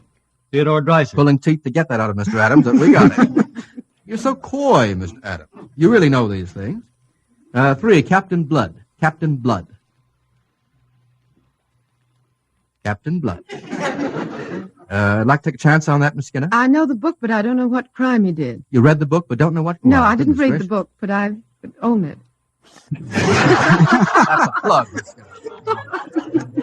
Oh, you're that girl who has a book we've heard about. Has a lovely cover. It's by Sabatini. That's all delightful, but it will not answer the question. I'm sorry. I know. Now, isn't it I dreadful? really didn't raise Do you my retire hand. in humiliation? I do. All right. Any of the rest of you like to guess at that? Mr. Kieran, love He stabbed a man in a duel. Not a bit of it. Not a bit of it. What self-confidence, Mr. Kieran? And how ill-founded? Now, the answer is piracy. The crime of Captain Blood was piracy, which you might possibly have gathered from the very title. For Mrs. Annie Arden. Mrs. Annie Arden. Arden, A-R-D-E-N. Mr. Kieran. Bigamy. Bigamy is correct. Want to explain your answer? She was the wife of Enoch Arden. Yes, and of another man.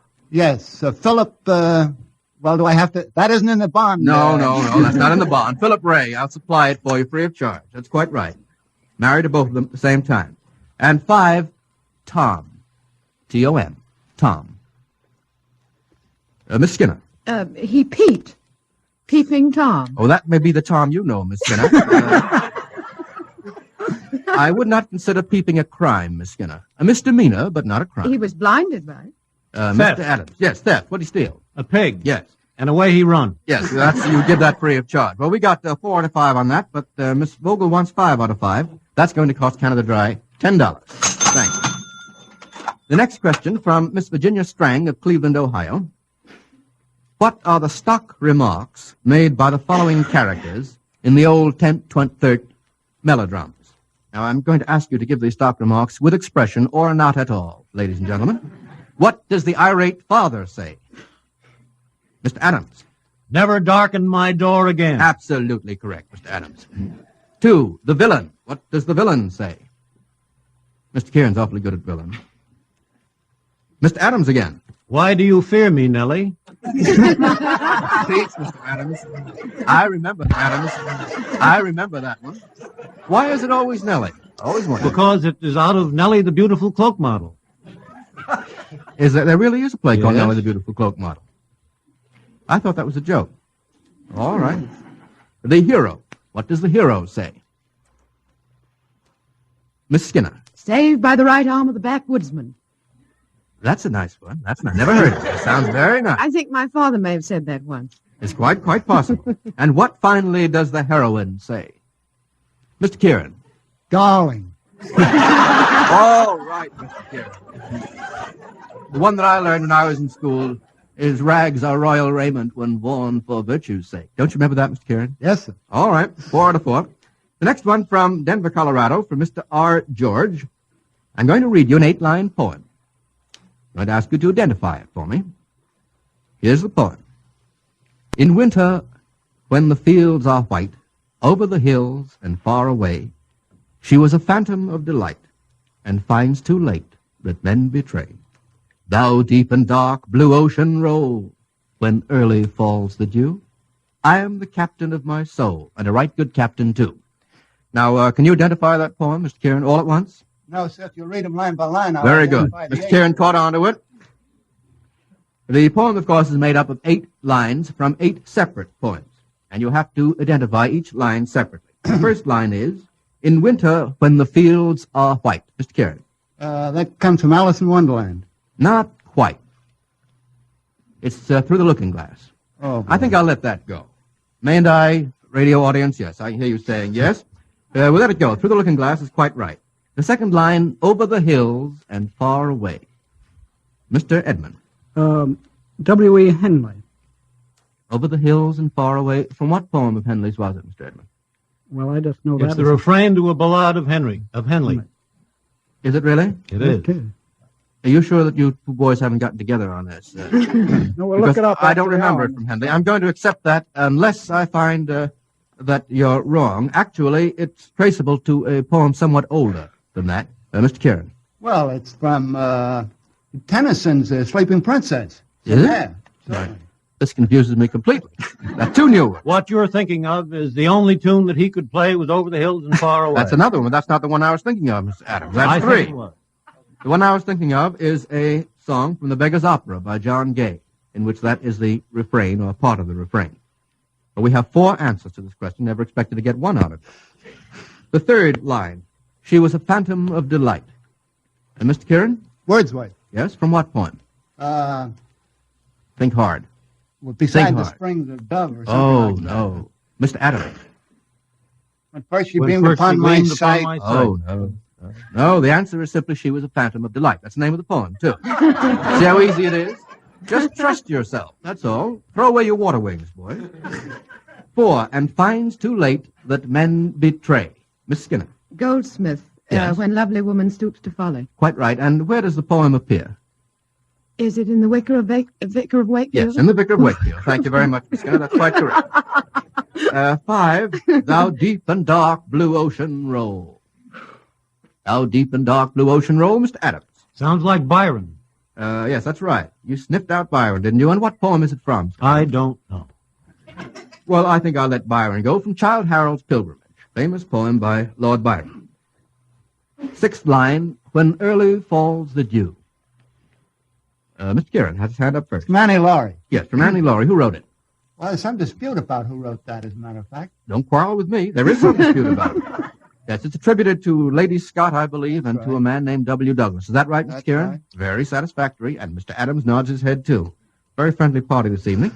7, I am the captain of my soul. Miss Skinner. Henley's Invictus. Henley's Invictus is quite right. And a right good captain, too, Mr. Edmund. W.S. Gilbert. That's right. And what, Pinafore. Pinafore is quite right.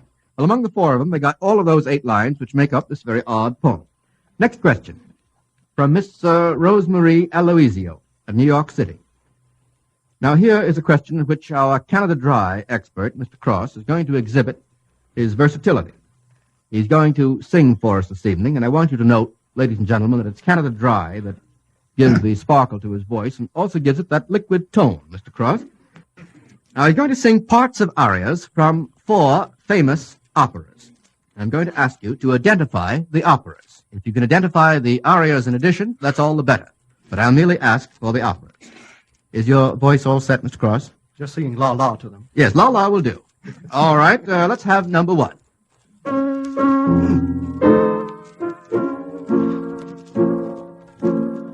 La la la la la la la la la la. Hands? La la la la. Miss Skinner? It's from Tosca. It's Scarpia's. Yes, it's from Tosca. E luce van, is it luce van le stelle? Is it? I don't know. The stars are the shining. Is that right, Mr. Cross? Stars are shining. All right, the second one. Second aria. La la la la la la la la la la. Dr. Edmund? The prize song from the Meister Singer. Thank you, Dr. Edmund. That's quite right. Third.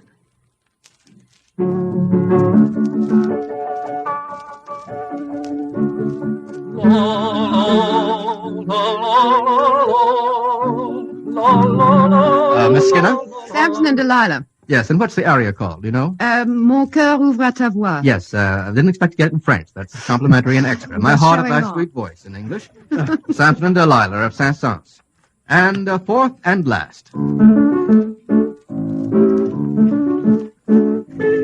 la la la la. Mr. Adams. That's from Lucia di Lammermoor. Yes, who wrote it? Donizetti. Donizetti, and it's, what's the aria known as? Sextet. The sextet. I think Mr. Cross did it very well for a single man. All right, 4 out of 4. I think that's pretty good considering that no one of these 4 experts this evening is a musical authority per se. I know that Dr. Edmund and Miss Skinner hear a lot of music, but they are a philosopher and an actress, respectively. Now, so far, we have lost, Canada Dry has lost only $10, which is not good enough for me. We'll see what we can do after Mr. Cross, our expert on Canada Dry, has his say. Thank you, Mr. Fadiman. Many of our friends have commented on what a happy coincidence it is that Canada Dry sponsors Information Please. For Canada Dry Ginger Ale has all the sparkle of the spontaneous wit and humor heard on this program and all the real pleasure that goes with good radio entertainment. And I'm the expert who is ready to tell you why Canada Dry Ginger Ale has so much sparkle and gives so much pleasure. So from time to time, I'm going to relate the story of Canada Dry. The growing of the finest ginger in Jamaica, purchased by our own resident buyer. The bottling under our own secret process in the most modern plants, scientifically controlled by graduate chemists. For we believe that when you buy Canada Dry Ginger Ale, you want to know why it is one of the finest beverages on the market today. Why, it supplies quick energy, refreshes inwardly, and aids digestion. In other words, why Canada Dry Ginger Ale is gingervating. Thanks, Mr. Cross. Our Canada Dry expert made it in exactly 56 questions. And now we'll go on with a question based on the news of last year. This question comes from Mr. H. Robinson of New Orleans, Louisiana. What front page news event of the year 1938, you remember 1938, Mr. Adams, don't you, is brought to mind by each of the following? I'm going to read 5 phrases, and you have to tell me what 4 out of 5 of them bring to your mind. The first phrase is, fractured transverse process, third lumbar vertebrae. I hardly know what it means, much less what it calls to mind. Mr. Kieran. Max Schmeling had one of those little items. That's right. It's the injury sustained by Schmeling when he was knocked out by Joe Louis. How do you happen to remember that, Mr. Kieran? Well, my son had one from football. Oh, I see. Just a family association. 2, report and consultation. What does the phrase report and consultation mean to you? Mr. Adams. It might have been the illness of James Roosevelt. Well, it might have been. They made a report on it, and they had a consultation. They did. They had both. That's quite true. But I don't think that phrase was used particularly with respect to that. No, Mr. Kieran. Calling back Ambassador Dodd from abroad. You got the right recall, but the wrong ambassador. Well, give me another ambassador and I'll let you Kennedy. Go. No. Well, Hugh Wilson. Pick another ambassador. Mr. Edmund? Hugh Wilson. Yes. Well, I really think I'm going to count you wrong on that. Mr. I Edmund can't came keep to bat. these ambassadors straight. It is hard to keep them straight. President Roosevelt recalled Ambassador Hugh Wilson from Germany, you remember, and for report and consultation, a phrase used constantly in the newspapers. What I had the family right. I beg pardon? I had the family right. Yes, you had the family right, yes. Mr. Adams, thank you. The third one, 17 oil companies. What does the phrase 17 oil companies bring to mind? Mr. Adams. Mexico? Yes. Want to tell us a little bit more about Mexico? No, that's all I know. That's all you know about Mexico is Mexico.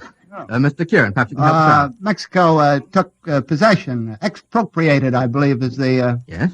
Good term word. of their possessions, oil lands, wells, and apparatus. Yes, 17 oil companies were expropriated. United States oil companies and also British. Count that right. What does the phrase 9-year-old crate bring to mind? Mr. Kieran. The crate in which Mr. Corrigan flew backward forward. That's right. That's quite right. And fifth and last, poultry racket. Now be careful on this. Poultry racket.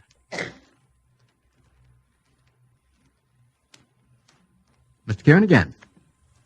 In the trial of Jimmy Hines. Yes? A question was asked by Mr. Dewey, which led to the declaring of a mistrial by the presiding judge. Yes, and the question had to do with the phrase poultry racket. That's absolutely right, Mr. Kieran. Very good, I think. It's the case of Mr. Dewey losing on a foul. Well, we got 4 out of 5, correct? Don't like that one, eh? You do better. The next question comes from Miss Virginia McDaniel of Los Angeles, California. She wants you to quote at least 2 lines following those given of each of the following soliloquies. I'm going to read just the first line, and you'll have to follow it up with 2 or more. These all come from Shakespeare. 1, all the world's a stage. Miss Skinner? And all the men and women merely players. Yes, you have to give us another line or 2. They have their exits and their entrances, and one man in his life plays many parts, his life being 7 ages. Very good indeed. Thank you so much, Miss Skinner. Very well done. 2, friends, Romans, countrymen, lend me your ear. Miss Kieran knows that. Miss Skinner, do you know that one? I don't know any well, more then than don't say a word if you don't know it. Mr. Adams. I come to bury Caesar, not to praise him. And the next line. We usually can get Mr. That's Adams why I back to pulled the down second my line. hand. The good that men do lives after them. Take another virtue. Or rather, let me have the opposite of good, and you'll be all right. The evil. Yes, the evil that men do lives after them. The good is often turred with their bones. Very good. Now, the third is the hardest of all, I think. Speak the speech, I pray you. Speak the speech, I pray you. Mr. Adams? Trippingly on the tongue. That's one of the phrases that follows that phrase. Not enough. You usually As stop I gave at the it fifth to you. word, don't you? As I gave it to you. Not quite. Not quite. If anyone can amend that and get it quite correct, I'll allow it. No, then I'll have to give it to you Then myself. it comes, or I had as lief the town crier mouth my lines. Yes, you're getting it in sections. I wish we could skipped put a that little together bit. like a mechano set, Mr. Adams. Speak the speech, I pray you, as I pronounced it to you, trippingly on the tongue. But if you mouth it, as many of your players do, I had as lief the town crier spoke my lines. I think I can only give you half credit on that. You which didn't is not ask for quite the enough. uncut Hamlet, Mr. Fadiman. I beg pardon? You didn't ask for the uncut Hamlet. Oh, I should have asked for the uncut Hamlet, yes. Well, that's 2 out of 3, and that's going to cost Canada Dry $10 going out to Miss McDaniel. Thank you. Let's try a question now based on old-time songs. This comes from Mr. A. Austin of Boston. He wants you to answer the following questions about old-time songs. There are 4 of them, and you have to get 3 out of 4. In the song, For He's a Jolly Good Fellow, why did the bear go over the mountain? Mr. Kieran. To see the other side. Yes, to see what he could see, which was the other side of the mountain. Very good. In the song, Hinky Dinky Parley-Vous, why did the 2 German officers cross the Rhine? Mr. Kieran, aren't you a veteran? I didn't get up to the Rhine. Sorry. The answer is to kiss the women and drink the wine, which you might have guessed, Mr. Kieran, as a matter of fact. Ours was all about our adjutant. Not on the air. Oh, yes, we are. Now, the third one, in the song Call Me Up Some Rainy Afternoon, what did the girl promise when she asked the boy to call her up some rainy afternoon? Mr. Adams, I'm sure knows that. The rhyme I know is spoon, but that's all I know about it. You ought to be able to fill that in, Mr. Adams, from your own imagination. I don't Yes, know how it that's goes the after that. tune. I'll arrange for a quiet little spoon. Now, I want you to remember that next time, Mr. Adams. In the song, She'll Be Coming Round the Mountain, what did they say they would do when she came round the mountain? What did they say they would do when she came round the mountain? Well, I'm sorry, the answer is, we will kill the old red rooster. We will kill the old red rooster, and we'll all have chicken dumplings when she comes. Well, that's 3 wrong out of 4, and that's going to cost Canada Dry $10. Thank you. Now, the next question is a sort of hands-across-the-sea one. Comes from Mr. J. Stockton of Toronto, Canada. Give the British equivalent of each of the following American terms. First, men's garters. Mr. Adams. Sock suspenders. Very good. A run in a stocking. Miss Skinner. A ladder. A ladder is quite right. A highball. Mr. Edmund. A whiskey and soda. Yes, and sometimes they leave out the and when they want to be particularly smart, don't they? They say whiskey and Schweppes. Whiskey and Schweppes. They sometimes say a quick one. Whiskey soda. Whiskey soda, they do say. For, bouncer. Bouncer. Mr. Kieran. A chucker out. A chucker out. And American children call a locomotive a choo-choo, don't they? What do English children call a locomotive when they're feeling affectionate? I've heard one call it a traction engine. A progressive school child. No, no, the answer would be a puff-puff. They call it a puff-puff. Isn't that quaint and cute? A puff-puff. Well, let's see. I don't think we'll have time for very many more questions. So far, we've lost $30. I'm afraid that's all we have time for tonight. In a moment, I'll be giving you the lineup for next week, but in the meantime, Mr. Milton Cross has a word to say. Now I'm going to tell you how you can get your game of Information Please by mail.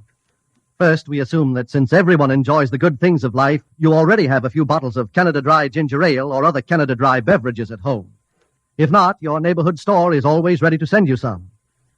Now, listen closely to these simple directions. Remove the large labels from 2 bottles of any of Canada Dry's many beverages. These labels are glued only on 2 edges. You'll find it's a simple matter to tear off enough of the label so it can be identified easily. Then mail your piece of labels and 10 cents to cover the cost of postage and handling to Canada Dry, 1 Pershing Square, New York. If you live in Canada, the address is Canada Dry, Toronto, Canada. The Information Please game, containing enough questions for 4 typical programs, is one of the solutions to your entertaining problem. So send for your copy tonight. And by all means, don't forget to include your own name and address. Thank you very much, Mr. Cross. And now, if I may, let me announce our board for next week at the same time. Our two regulars, John Kieran and Franklin P. Adams, of course, we cannot dispense with, and they'll be here again. And our semi-regular, Mr. Oscar Levant, will be back in his seat, or at the piano, or wherever it seems most necessary. And this is a very special announcement. Our guest of honor, by overwhelming popular request, will be that incomparable raconteur and star of radio, stage, screen, and literature, Alexander Woolcott. Now remember, ladies and gentlemen, letters with questions are to be addressed to Information Please, Canada Dry, 1 Pershing Square, New York City. All questions become the property of Information Please.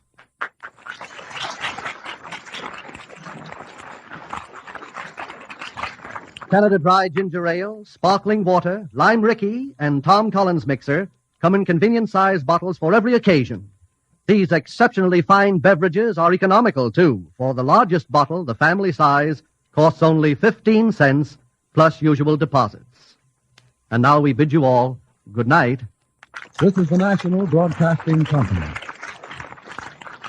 Good morning, ladies. This is Jim Amici.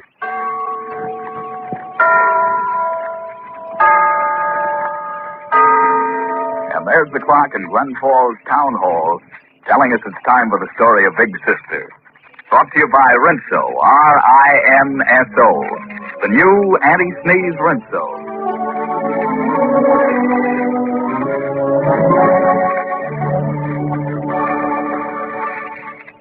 Here they come, folks. You'll hear them in just a minute. And here they are. It's the Rinso girls, Lily White and Addie Sneeze in person. To get clothes Lily White with these, be sure to get new Rinso. You'll try to wash they like a breeze if you get Rinso. For Rinso then to sneeze, you know, it saves you wash they sorrow. You spell it R-I-N-S-O. Yes, some tomorrow. Say, you girls look mighty pert this morning. Been up to something? Nope, we've been down in a lady's basement, showing her how to rise above her troubles. Yep, there she was, running her washer on, and worrying herself sick about how she was wearing it out. Well, you girls certainly could give her the answer to that in a hurry. Oh, sure. We showed her how as little as a 5-minute run with Rinso would give her a load of clothes as white as fresh fallen snow. Really, Lily White. Of course, she saw in a flash how easy a short run like that is on a washer. Yes, and the clothes, too. It really saves them. And that's something to think about in wartime. So, ladies, think of it when you buy soap, won't you? And get the new anti-sneeze Rinso Sure. And now, it's time for Rinso's story of Big Sister.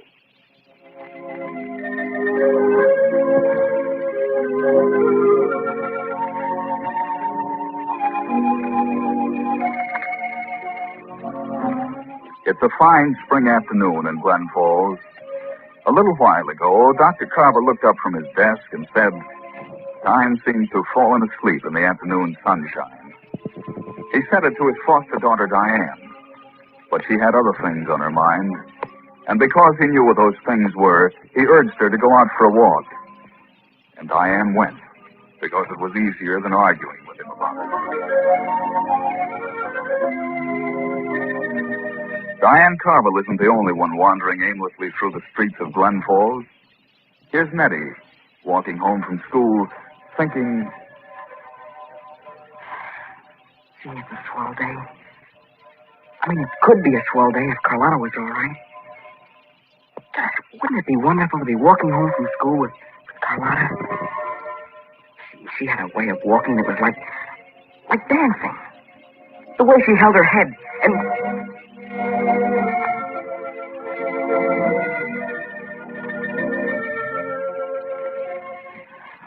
Dry up, you dope. Carlotta will never be able to walk again. It's your fault. No. No, it wasn't my fault. Sure, I asked her to go for a ride with Gordon and me. But it wasn't my fault that Gordon was driving so crazy. I've got to stop thinking about that. I wonder if Dr. Carvel and Ruth really believe that someday Carlotta's going to be all right. Of course it's true. Otherwise, why would they say it? Oh, but they'd say it even if it wasn't true. You can't tell a girl who's only 16 that it's hopeless. Hello, Nettie. Oh. Oh, Miss Carvel. Hello. Who are you? Oh, I'm all right. You sure? Sure. How's Carlotta? She's fine. Dr. Bannister's ordered a wheelchair for her. We'll be able to take her out in the sun just as soon as it comes. Oh, that'll be swell. Eddie, Yeah? you're not having a very good time these days, are you? Good time? See, how can You anybody... know, Nettie, you've got to get over the idea that what happened to Carlotta was in any way your fault. Well, I don't think it was my fault. I mean...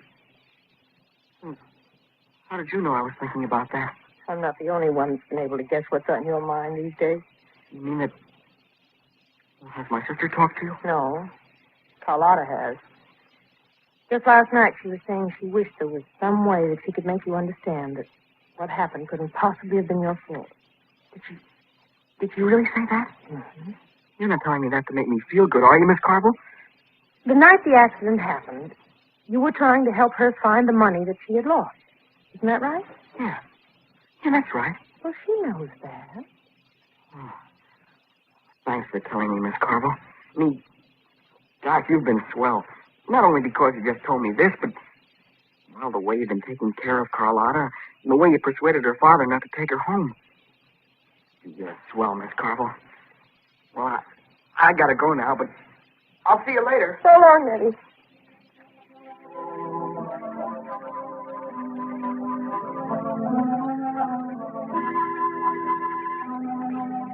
Do you hear that, Reed? That boy approves of me. I've got a heart of gold. Maybe I ought to get him to put it in writing. Dear Reed, this is to certify that Diane Carver, who's been eaten by loneliness and led a stormy life, has a heart of gold. Signed, Nettie Evans. I ought to write him a letter myself. Dear Reed, if you only knew how close you came to disaster the other night when you made the mistake of telling me you were in love with me. You see, I love you, and I might have said yes. And then where would you have been? Suppose I'd closed my mind and pretended you weren't in love with Bruce Wayne.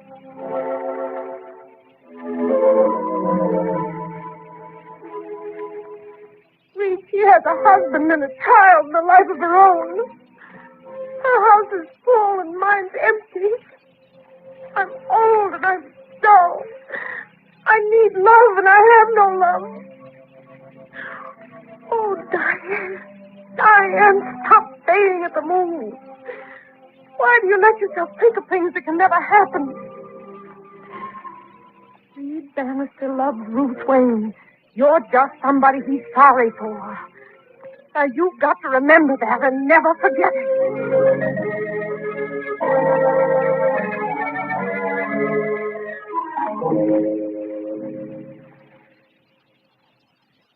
Yeah, well, let me carry the box, sis. All right, Nettie. What's in it, anyway? Virginia made an apple pie for the Carvels. Oh, swell. Sis, Yes, Eddie. do I look any different to you these days? Different? Yeah. I'm afraid I mean older. Oh. Don't say it if it isn't true. When I look at her now, I certainly feel older. I'm sure of that. You know, this accident of Carlotta's, it's done something to me.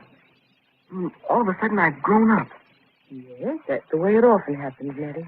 You know, last year, I felt I was pretty grown up, too. Now I realize I was just a dopey kid. Do you suppose that next year I'll say the same thing about the way I feel now? I hope so, Nettie. What do you mean, sis? Well, when I was your age, I felt the same way. And I still do. You mean that you feel more grown up and wiser than you did last year? Mm-hmm. That's it. See, I didn't know that. I thought only kids felt that way. I thought there was a time when people stopped growing. Oh, I don't mean physically. I mean, gosh, now I see that people never stop growing up. Well, kids don't know that. It makes them feel less discouraged if they knew that older people make mistakes, too. They don't always feel sure of themselves. I think you've got something there, Nettie. You know, I've always felt it was a mistake to teach children that their parents are infallible. They find out soon enough that it isn't so. Nobody pretends to be perfect, and parents shouldn't either. Admitting that they can and do make mistakes won't mean that they'll lose the respect and affection of their children. On the contrary, I think it'll deepen it. Well, come on, Nettie. Let's walk a little faster, dear. I don't want to be away from the house too long.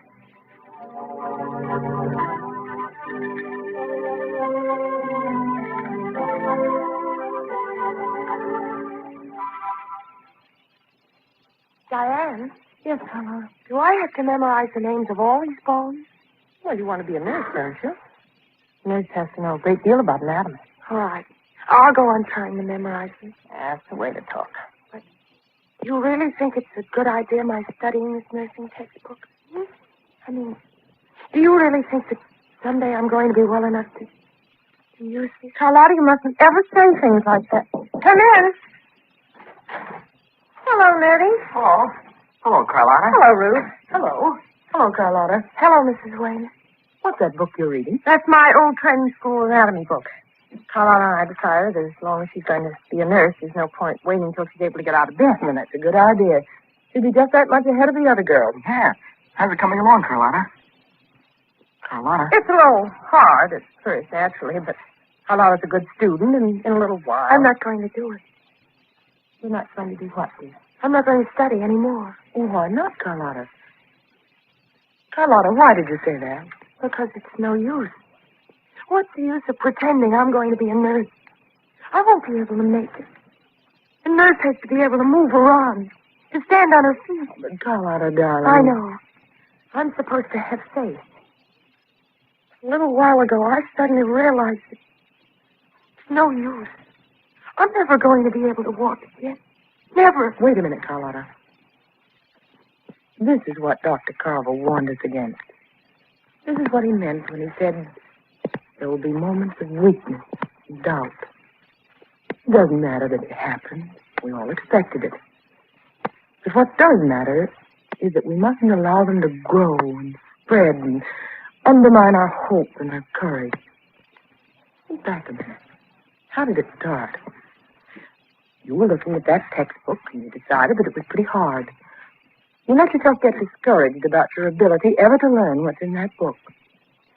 And then this discouraged attitude spread. Everything else became colored by it, including the future. Darling, that's the thing you've got to guard against. Letting little things discourage you. Permitting a moment of uncertainty to last more than a moment. I'm sorry. No, don't be. Be glad that it happened when your friends were all here with you and able to help. But remember this. It's going to happen again when there's no one around to help you. You've got to be prepared and you've got to be fearless. You hear me, Carlotta? Yes, I hear you, Mrs. Wayne. And I'll be prepared. I really will. I know you will, darling. We're all counting on you.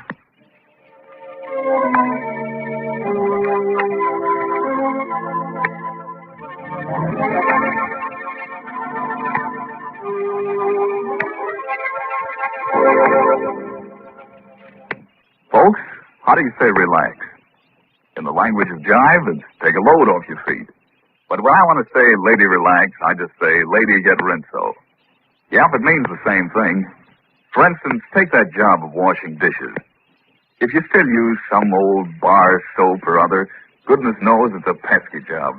Why, you have to rub at the soap to get suds, and then rub the dishes to try and get the grease off, till you wish dishes had never been invented. But believe you me, it's a different story with Rinso in the dishpan. Those grease-getting Rinso suds make the job a cinch, I promise you. Why, about all you have to do is pop the dishes in, then try your hair a new way or something, while Rinso does most of the work for you. Yep, just a short soaking in those up-and-atom suds, a few quick swishes and a wipe, and your dishwashing's done. So how about it, friends? Why not relax and let the new anti-sneeze Rinso do the hard work for you? Try it today, won't you?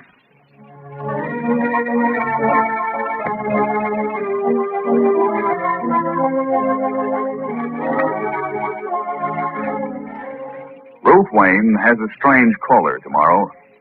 Please be sure to listen to the story of Big Sister tomorrow.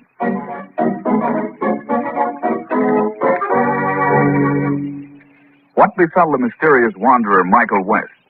Here is moving and dramatic story, the drama of a man regenerated, bright horizons, heard over most of these stations each weekday morning, Monday through Friday, at 11:30 Eastern Wartime.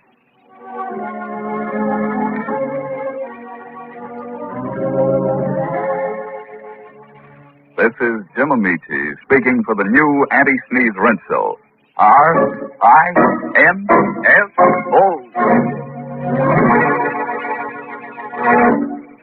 Yesterday, we heard the news for which the entire world has been waiting. The day has come. D-Day. We are invading Europe. In your hearts and in mine, there ain't any doubt but what it's going to be successful. But in your heart, I know, like in mine, is one big prayer that the invasion will be successful quickly and our losses won't be too great. Would I be out of order at a time like this to suggest that right now we have a few seconds of silence so that we can all offer up such a prayer?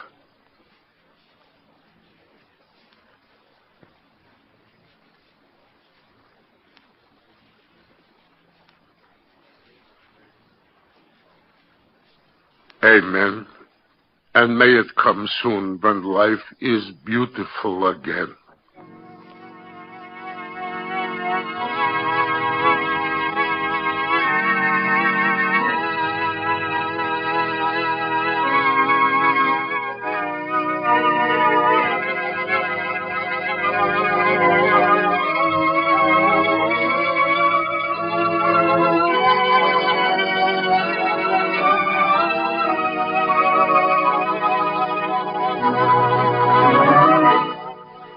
Life can be beautiful.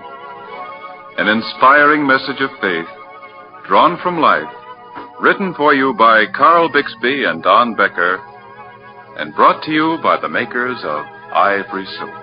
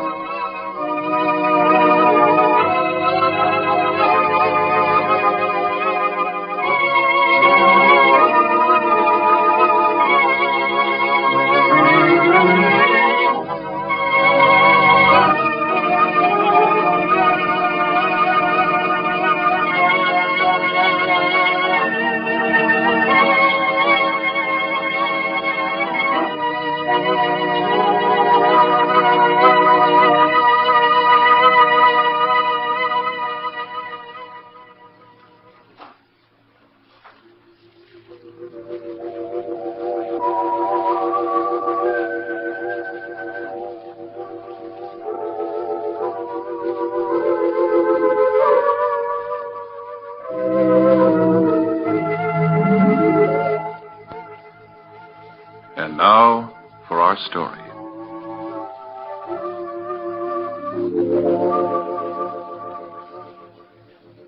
If Stephen was bewildered at seeing Andrew Coleman in the slightly red bookshop, if he was dumbfounded on being offered a job with Coleman Limited, with no non-marriage restriction, if he was speechless at learning he was to leave at once for South America to contact Jasper Brown, thus representing Mr. Coleman and Chi-Chi's interests in the mining discoveries left to her by the man she believes was her father, well, you should see him now, as Chi-Chi adds, if Stephen can get ready to leave for South America in 3 or 4 days, so can I. Mr. Coleman, please get 2 seats for South America. 1 for Stephen, and 1 for Stephen's wife.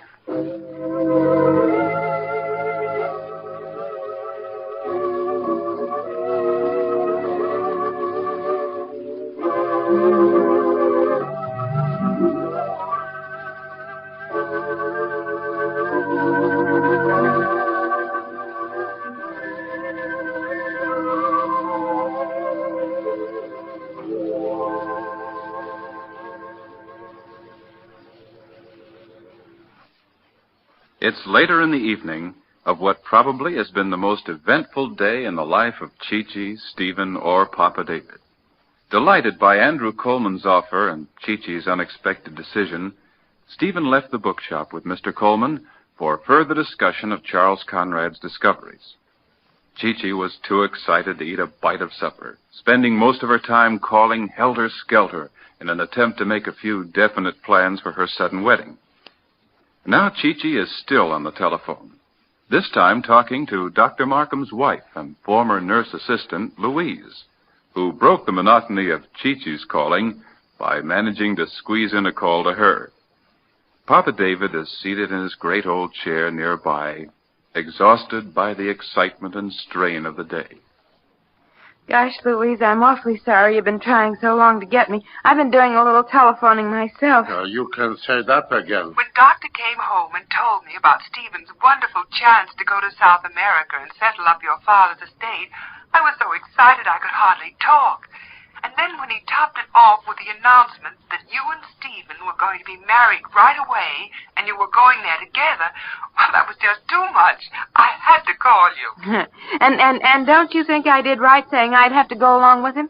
Being a woman, would Mrs. Markham say no, even if she disagreed? Absolutely, Chi-Chi. I would have disappointed in you if you hadn't. After all, if the mines are as valuable as Mr. Coleman says they are, and they need those chemicals for the war, and if I own them like Stephen and Dr. Markham think I do, then they ought to want me to go along, oughtn't they? Why, of course. And at the same time, think what a wonderful honeymoon it'll be for you and Stephen. I get goose pimples even thinking about it. Leighton, how often do I have to tell you that when you're talking on the telephone while I'm listening, kindly give out with an occasional hint what's being said on the other end? I had a hunch that something exciting like this would happen once you and Stephen made up your minds. Yeah. I can't ever do anything simple and quiet, can I? I always got to get tangled up in a three-ring circus. But you always manage to work it out. By the way, have you decided where you'll be married? Oh, not positively. What ain't positively, Chicha? I thought perhaps you'd have the ceremony in the bookshop as Doctor and I did. Well, that's what I always thought I'd like to do. I love that. What was it you always thought you'd like to do? Please, Papa David, I can't hear. Okay. Now, look, Chi-Chi, I'm planning to come down to the bookshop tomorrow. Oh, gee, Louise, I'd love to see you. I've waited for this marriage between you and Stephen for a long time, and you're not going to deprive me of being a part of it. Incidentally, don't worry about a wedding dress. I've got one for you. Oh, well, that's awful sweet of you, but I sort of... Well, Ben Levy said he could get me one at a discount. Look out, he ain't marking it up first. I know ordinarily you'd want to select it yourself, but I've got your wedding dress. I've already ripped a few of the seams, and I'll be down in the morning to see what alterations I have to make on it. Well, what's it like? Leighton, this one-sided cryptic conversation of yours sounds deliberate. Can you tell me what it's like? I mean, I sort of had one picked out I saw in a magazine, and... Well, at the time I packed up for Stephen, when he broke up his apartment uptown, there were several things he asked me to keep for him because he didn't know what he was going to do. Yeah, I remember. Among them was the dress Stephen's mother wore when she got married. Oh, Louise. Honest? And it's perfectly lovely. I know it'll please him so much. Oh, gee, that's too sweet for anything. Stephen's mother must have been a tiny woman like you, Chi-Chi. I don't think I'll have to make many alterations. Chichi, what is it Mrs. Markham is doing that's so sweet that it's bringing tears to your eyes? What wouldn't I give for an extension telephone? You better decide right away where you'll hold the wedding ceremony and the reception afterwards. Oh, my gosh, the wedding and the reception. We could let that go, couldn't we? The reception, I mean? Why is it women always think they know everything about weddings? Chi-Chi, I wouldn't think of letting you get married and not have a reception. Yeah. And as many trimmings as we can muster up in such a short time. You leave everything to me. And Chi-Chi, believe me, I'm so happy for you and Stephen. Well, I can't tell you how sweet I think you are and how happy you've made me. If you're so happy, why are you crying? And I'll see you tomorrow, Chi-Chi, and we'll start making plans. All right, Louise. Thanks. All the happiness in the world, Chi-Chi. Congratulate Stephen for me, and God bless you both. Goodbye. Bye.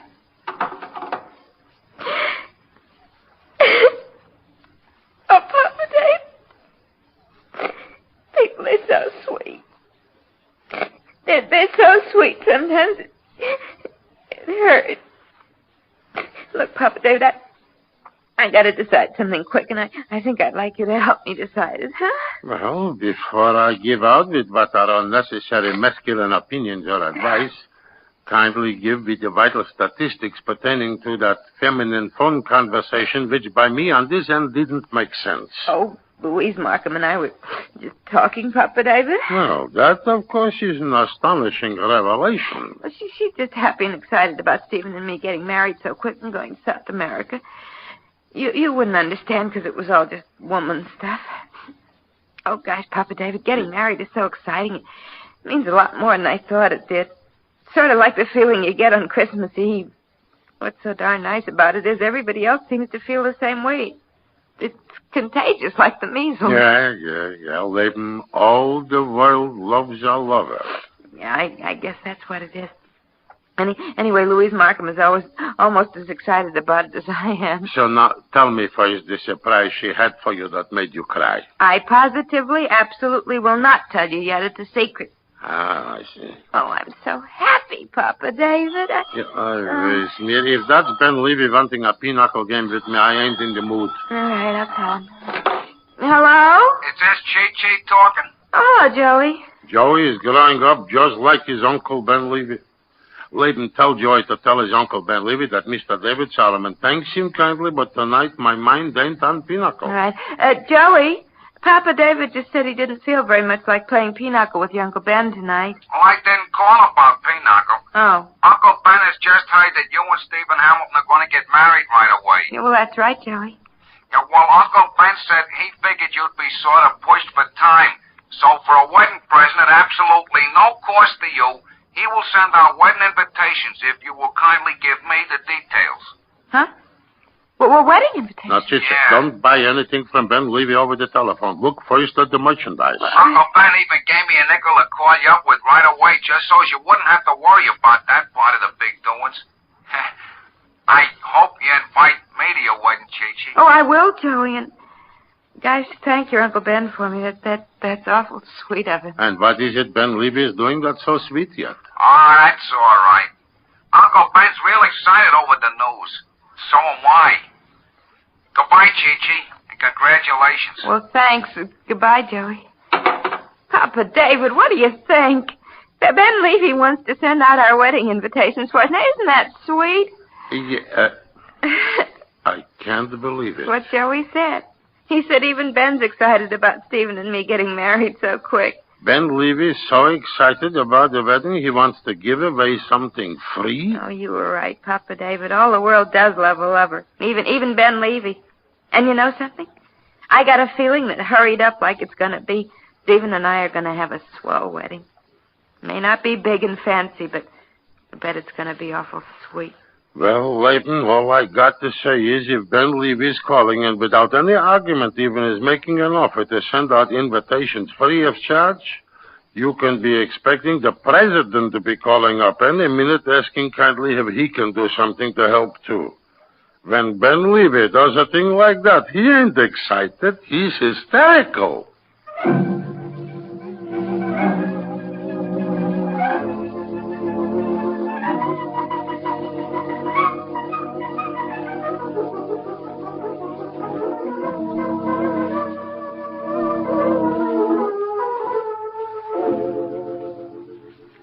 Poor Papa David seems to think he's being left out of Chi-Chi's wedding preparations.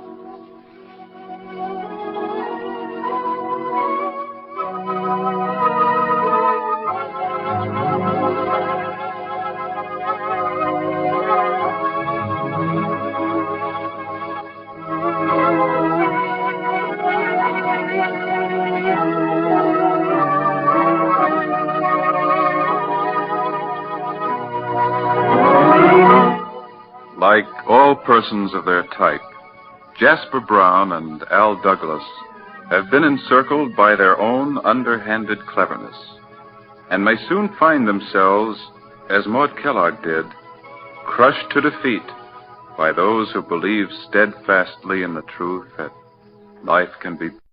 The Jergens Journal, featuring Walter Winchell.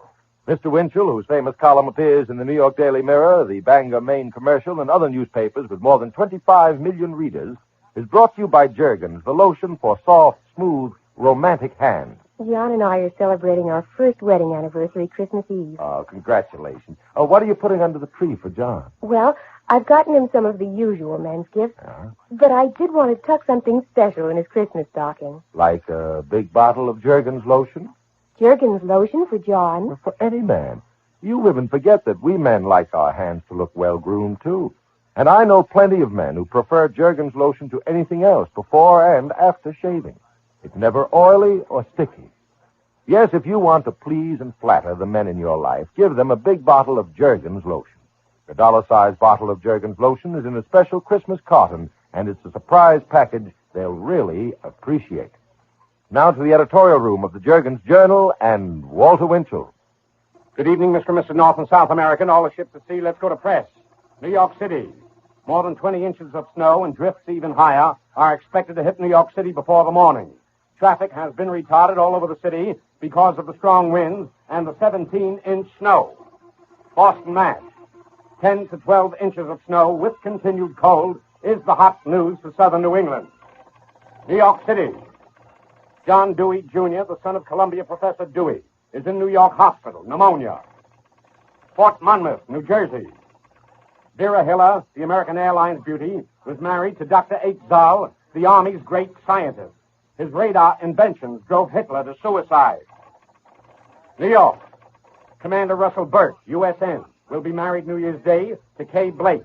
She is the half-sister of Mrs. Irving Berlin. New York City. The leading ballerina, Lubov Rudenko of Annie Get Your Gun, will be married to Richard Marks, the New York manufacturer, in Greenwich, Connecticut on New Year's Day. Los Angeles. Rochelle Hudson and Richard Hyland, the former Stanford All-American, were married today in the Brentwood home of Dr. Frank G. Nolan. Detroit, Michigan. Reader's Digest magazine has a dozen investigator reporters trying to get an airtight, non-libelous case against a certain gangster politician. The magazine will allege that he has Michigan in the palm of his hand. New York City. Murray Stan, the city clerk of New York, performed over 60,000 marriages at City Hall. He will be married to Rose Sarrow this week. New York. The widowed husband of opera star Grace Moore, Valentin Pereira, was married again to a protege of his wife. The bride's name is Alice Vanderbrook, a French actress. Hollywood. The marriage for Gloria Haley, the daughter of Jack Haley, the star of Inside USA, and Tom Drake, the actor, slated for December the 27th, has been suddenly canceled. Behind the international cables, Rio. Washington has been warned to expect revolutions in South America perhaps by next spring. Intelligence agents for Argentina are now collaborating with the communists. Next target, Bolivia. Stockholm. Russian garrisons are being replaced with Mongolian troops. Shanghai. The Reds will accept coalition government with Chiang Kai-shek, and the plan is to take over as the Reds did in Czechoslovakia. Berlin. The Russians' newest weapon is the tank cycle, a miniature tank on a motorbike for street fighting, operated by one man. Indonesia. This will soon be the communists' next big triumph unless Washington does something for the Dutch colonials. With American money and support, the Dutch leaders are reported driving their subjects into the hands of the Kremlin. London. The British War Office is more concerned tonight about new Russian war weapons than they are about A-bombs. The British hear, by rumor, that Nazi scientists in Moscow have perfected a V-2 guided missile, which allegedly can be dropped on your front lawn if they know your address. The Washington Ticker. In the New York Mirror's Thursday night editions, dated Friday, I first revealed that the FBI had traced the mysterious typewriter in the spy tape.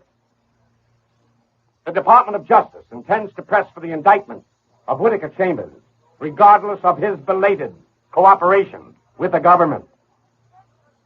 Insiders in Washington tell me that the microfilms, which caused so many front-page headlines after they were planted in a pumpkin, are a lot of so what. The FBI, John Edgar Hoover, now knows the extent of communist organization in the United States. It is organized in 600 cities with 1,600 community clubs, 300 shops, 425 industrial, 200 professional, and as many student youth clubs. The White House, a full-fledged lend-lease military aid to Europe, will start by summer. Another reason, ladies and gentlemen, why there will be no depression. Industrial mobilization is already underway. Mr. and Mrs. United States, the geography books are wrong. The oldest and the largest tree in the world is not a California redwood. It is the Christmas tree in your home. The giant redwood, it is true, has stood for centuries against the mountain storms. But your Christmas tree has braved 2,000 years of the rages of men and the tornadoes of war. The redwood is only 300 feet high, but your Christmas tree reaches to the sky itself. That is because its base is so broad that under its branches, every race, color, and creed on earth meet as brothers. The wise men who followed the Christmas star saw far greater heavens than will ever be seen by the astronomer's telescope. Science has been able to measure the outward darkness, but it will never be able to explain the Christmas tree. Because for 2,000 years, the lights on your tree have been lit by a mysterious current which comes from somewhere inside your heart.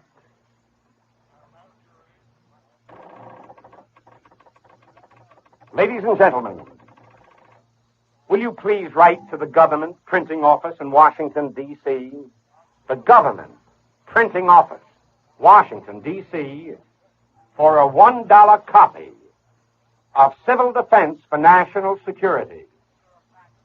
Civil Defense for National Security. This is the very highfalutin name for the Hopley Report, which I have been warning you about. Secretary Forrestal's office writes to people that what Winchell said on the radio is not true. The coward. Read it, please, ladies and gentlemen, and see for yourselves. See what they are doing to your liberty. A reporter's report to the people, Washington. These facts come from government experts to assure all of you that there cannot again be a depression such as we had in the 1930s, or see men and women, Americans, selling apples on street corners again. Because both parties, Republicans and Democrats, have pledged the United States Treasury against that. Government leaders assure you that our crops are the largest in history, and so is the national income. So are the employment rolls, more people working than ever.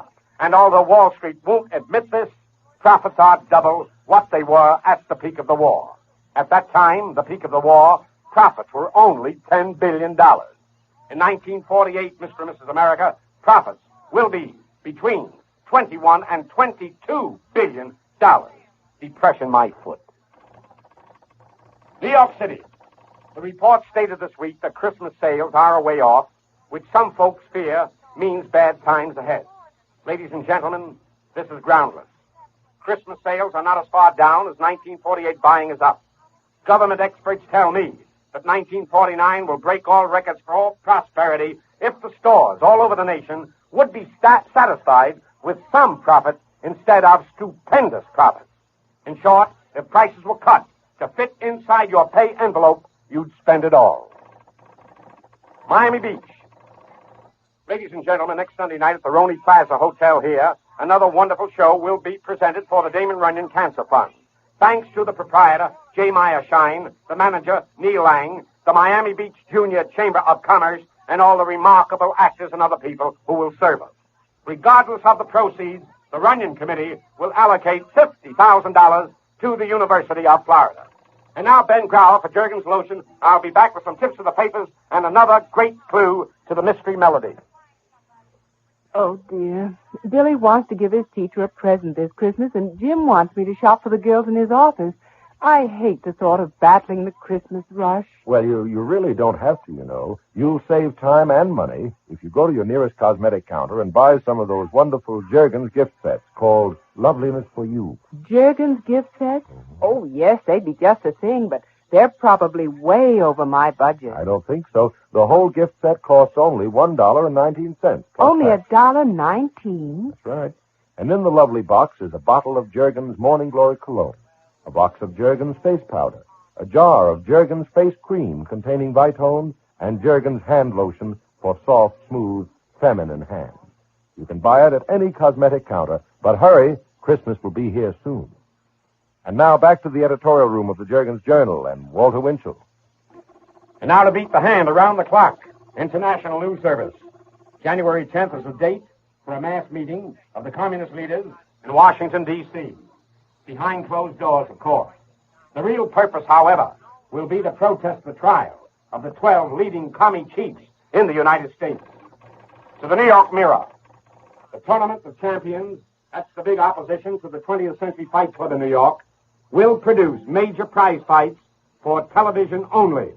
Next month, they will name their new head man, Jack Dempsey, the one and only champ.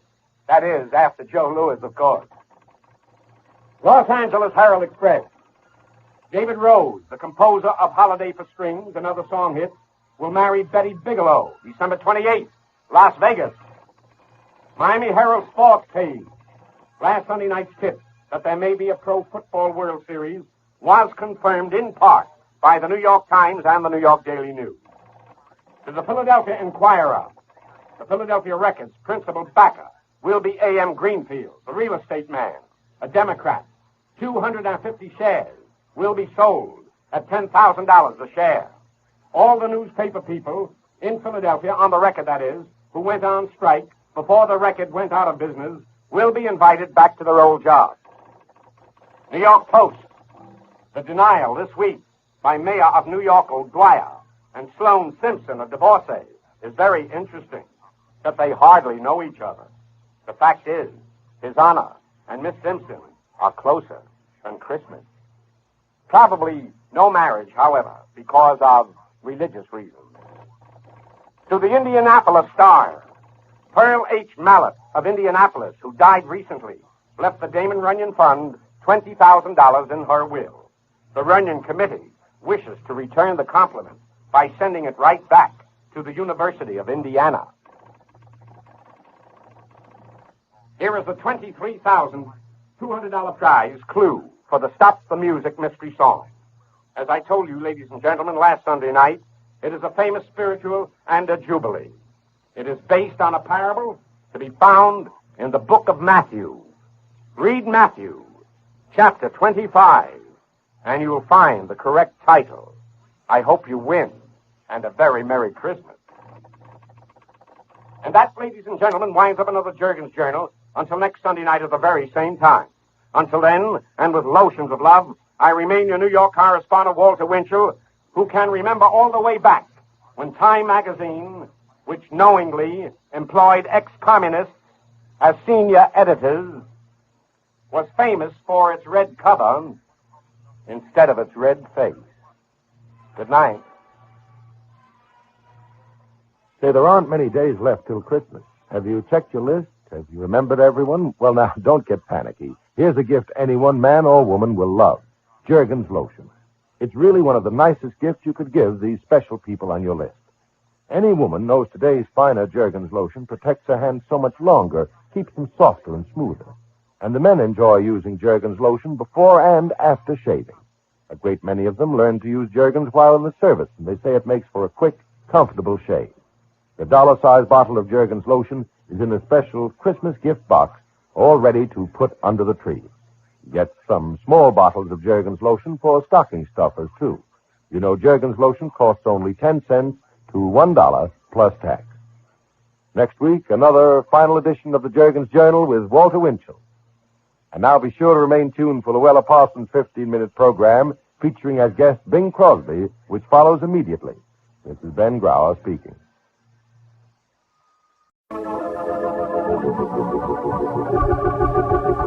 The story of Myrt and Marge.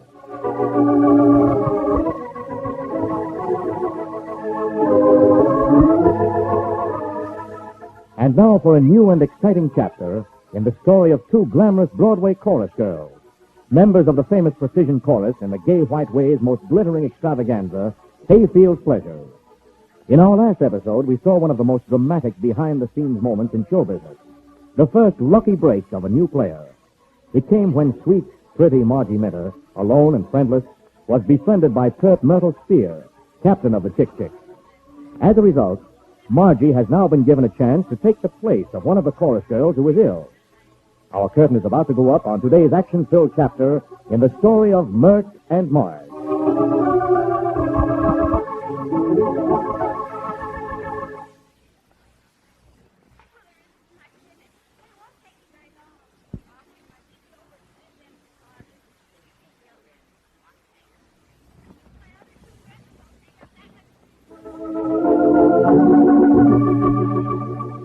Let's go backstage at the Hayfield Theater once again. Downstairs, beneath the great stage, the girls are gathered in the huge sewing room for the first fitting of their new costumes, under the supervision of the costume designer, Clarence Duffer. The door opens, and a large rack jammed with colorful costumes is wheeled in. Oh, Margie, just look at those costumes. Aren't they beautiful? Just look at this Spanish shawl and the length of the fringe. Oh, they're just too beautiful. What will I wear, Miss Spear? Cora will get around to you soon, dear. Will they let me wear such lovely things? Of course, you're one of us. Oh, Cora, come here. Just a minute, Miss Myrt. Cora, this is Margie Minter, the girl who's taking Ann's place. Mighty glad to know you, Miss Margie. But my land, child, you ain't a growed up yet. You need the fattening. Nothing around here gonna fit you. Well, of course, you'll probably wear Ann's costume. Myrt, you think Ann is really very bad off? Well, Mel, I only know what Gwen said. Her foot's pretty badly infected. Oh, I just hope they don't have to. Oh, no, Gwen, it can't be that bad. Now, listen, if your Chick Chicks don't stand on these here flow sheets, I'm going to pull out all your tail feathers. Who's this here hat? That's Ann. Fell off the rack. Hey, let's see how it looks on you, Margie. Oh, say, girls, let's not neglect Ann while she's in the hospital. What do you say we send her some flowers? Sure, good. We'll all put in 50 cents. Yeah. Not in my dough. This is a dirty deal she gave me on that John from Detroit. Oh, honestly. Well, I think flowers would be lovely. I have 50 cents, Miss Spear. Forget it, Margie.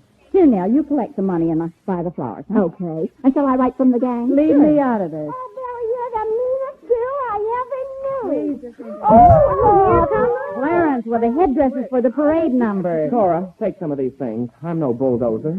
Man, you ain't even a Jeep. Oh, pish-pash. Well, I guess this is yours now. Take it. Oh, isn't this gorgeous? Here, this is yours, Billy. Yeah, I won't wear that thing. It would fit a horse. Well, it was made for one, Sarah. One more crack out of you, Clarence, and I'll spray you with DDT. Who is it? Oh, girls, are you decent? Oh, it's Mr. Hunt.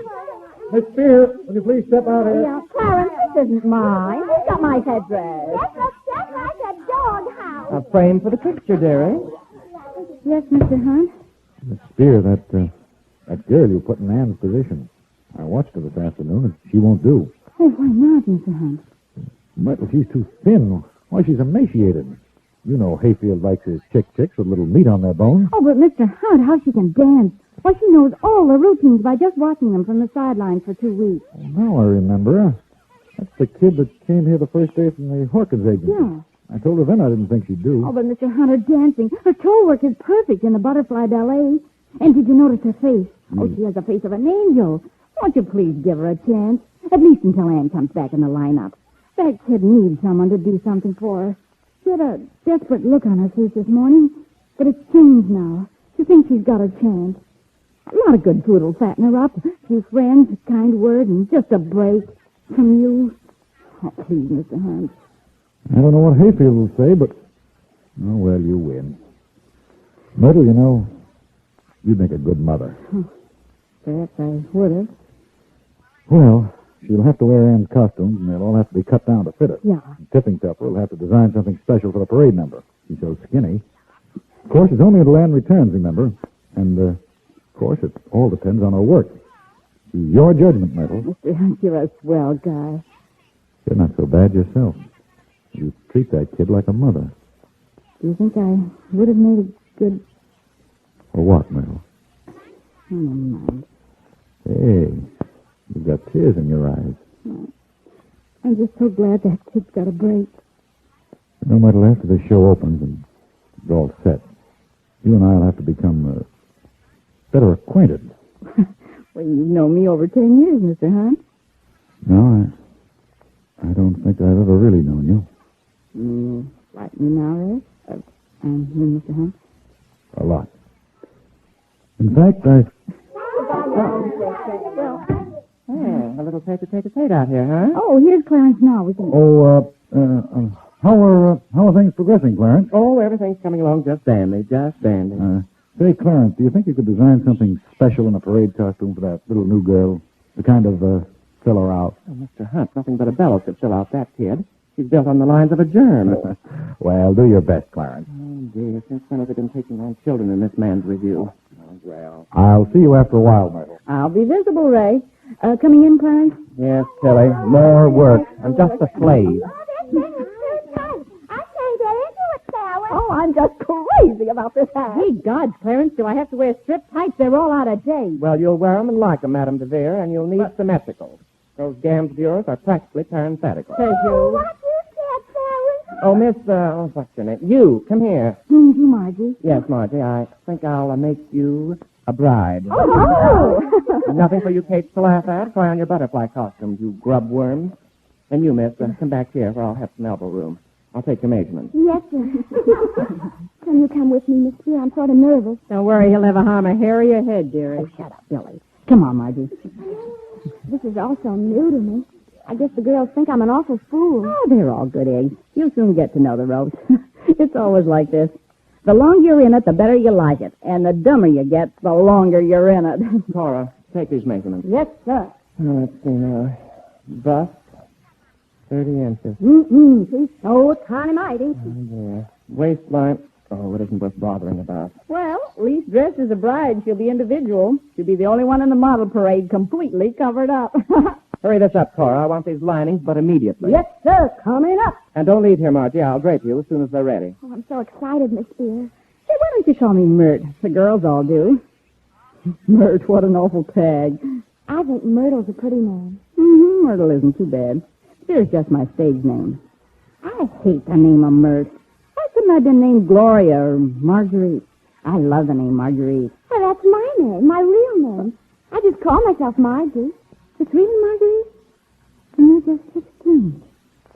Oh, what a strange coincidence. You like the name Marguerite? Oh, I think it's beautiful. How did you say what a strange coincidence? Well, like you, Margie, I have a long story. I'll tell you sometime. Couldn't tell you now. It'd take too long. I should go up and hear the principals rehearse. You know, I understudy one of the parts. What kind of a part? Oh, she's a torch singer, Miss Hall. She plays in one or two of the short comedy scenes and cracks wise with one of the comics. But she'd probably have to drop dead before I'd ever get a chance to go on. Unless Ray Hunt. Ray Hunt. Say, there's a great guy, Margie. First stage director I ever saw with a heart. Say, kid, do I look all burned up? I know. Are you warm? Yeah. I think I'm carrying a torch. You what? Oh, you little baby. I mean, I think I could be crazy about that guy. In fact, he's been my big moment for a long time, only he didn't know it. You mean you're in love? Got all the symptoms, but it may be just another headache. I've never been in love. What a shock you've got coming. Why, baby, I've been in and out of love a dozen times. Married once. Once was enough. But there's something else again. Why, kid, I was married when I was your age. And then when I was 17, well, there I go running off at the mouth. Why, Myrtle, you don't look any older than the other girls. Don't look now, but Margie, I'm 33. Oh, no. I know I haven't fooled Rachel all these years. Guess you just feel sorry for me. Forget all this, honey, and don't tell the girls. They drag me to death. I Can't believe you're more than 25. No, I don't think I'm fooling anyone, least of all myself. Here is, little half-pint. Put this here lawn and sitting on. Oh, I guess Clarence is ready for you, Margie. I'll help you. Okay. There. All right, Miss Margie. Hold the end of the chiffon. Pins. Cora. Pins, pins, pins. Yes, sir. Oh, dear. My blood pressure. Margie, as soon as you're through with this fitting, I'll meet you up on stage, and we'll run over to the hospital and see Anne. Poor kid. What's that straight for? Then we'll have dinner afterwards.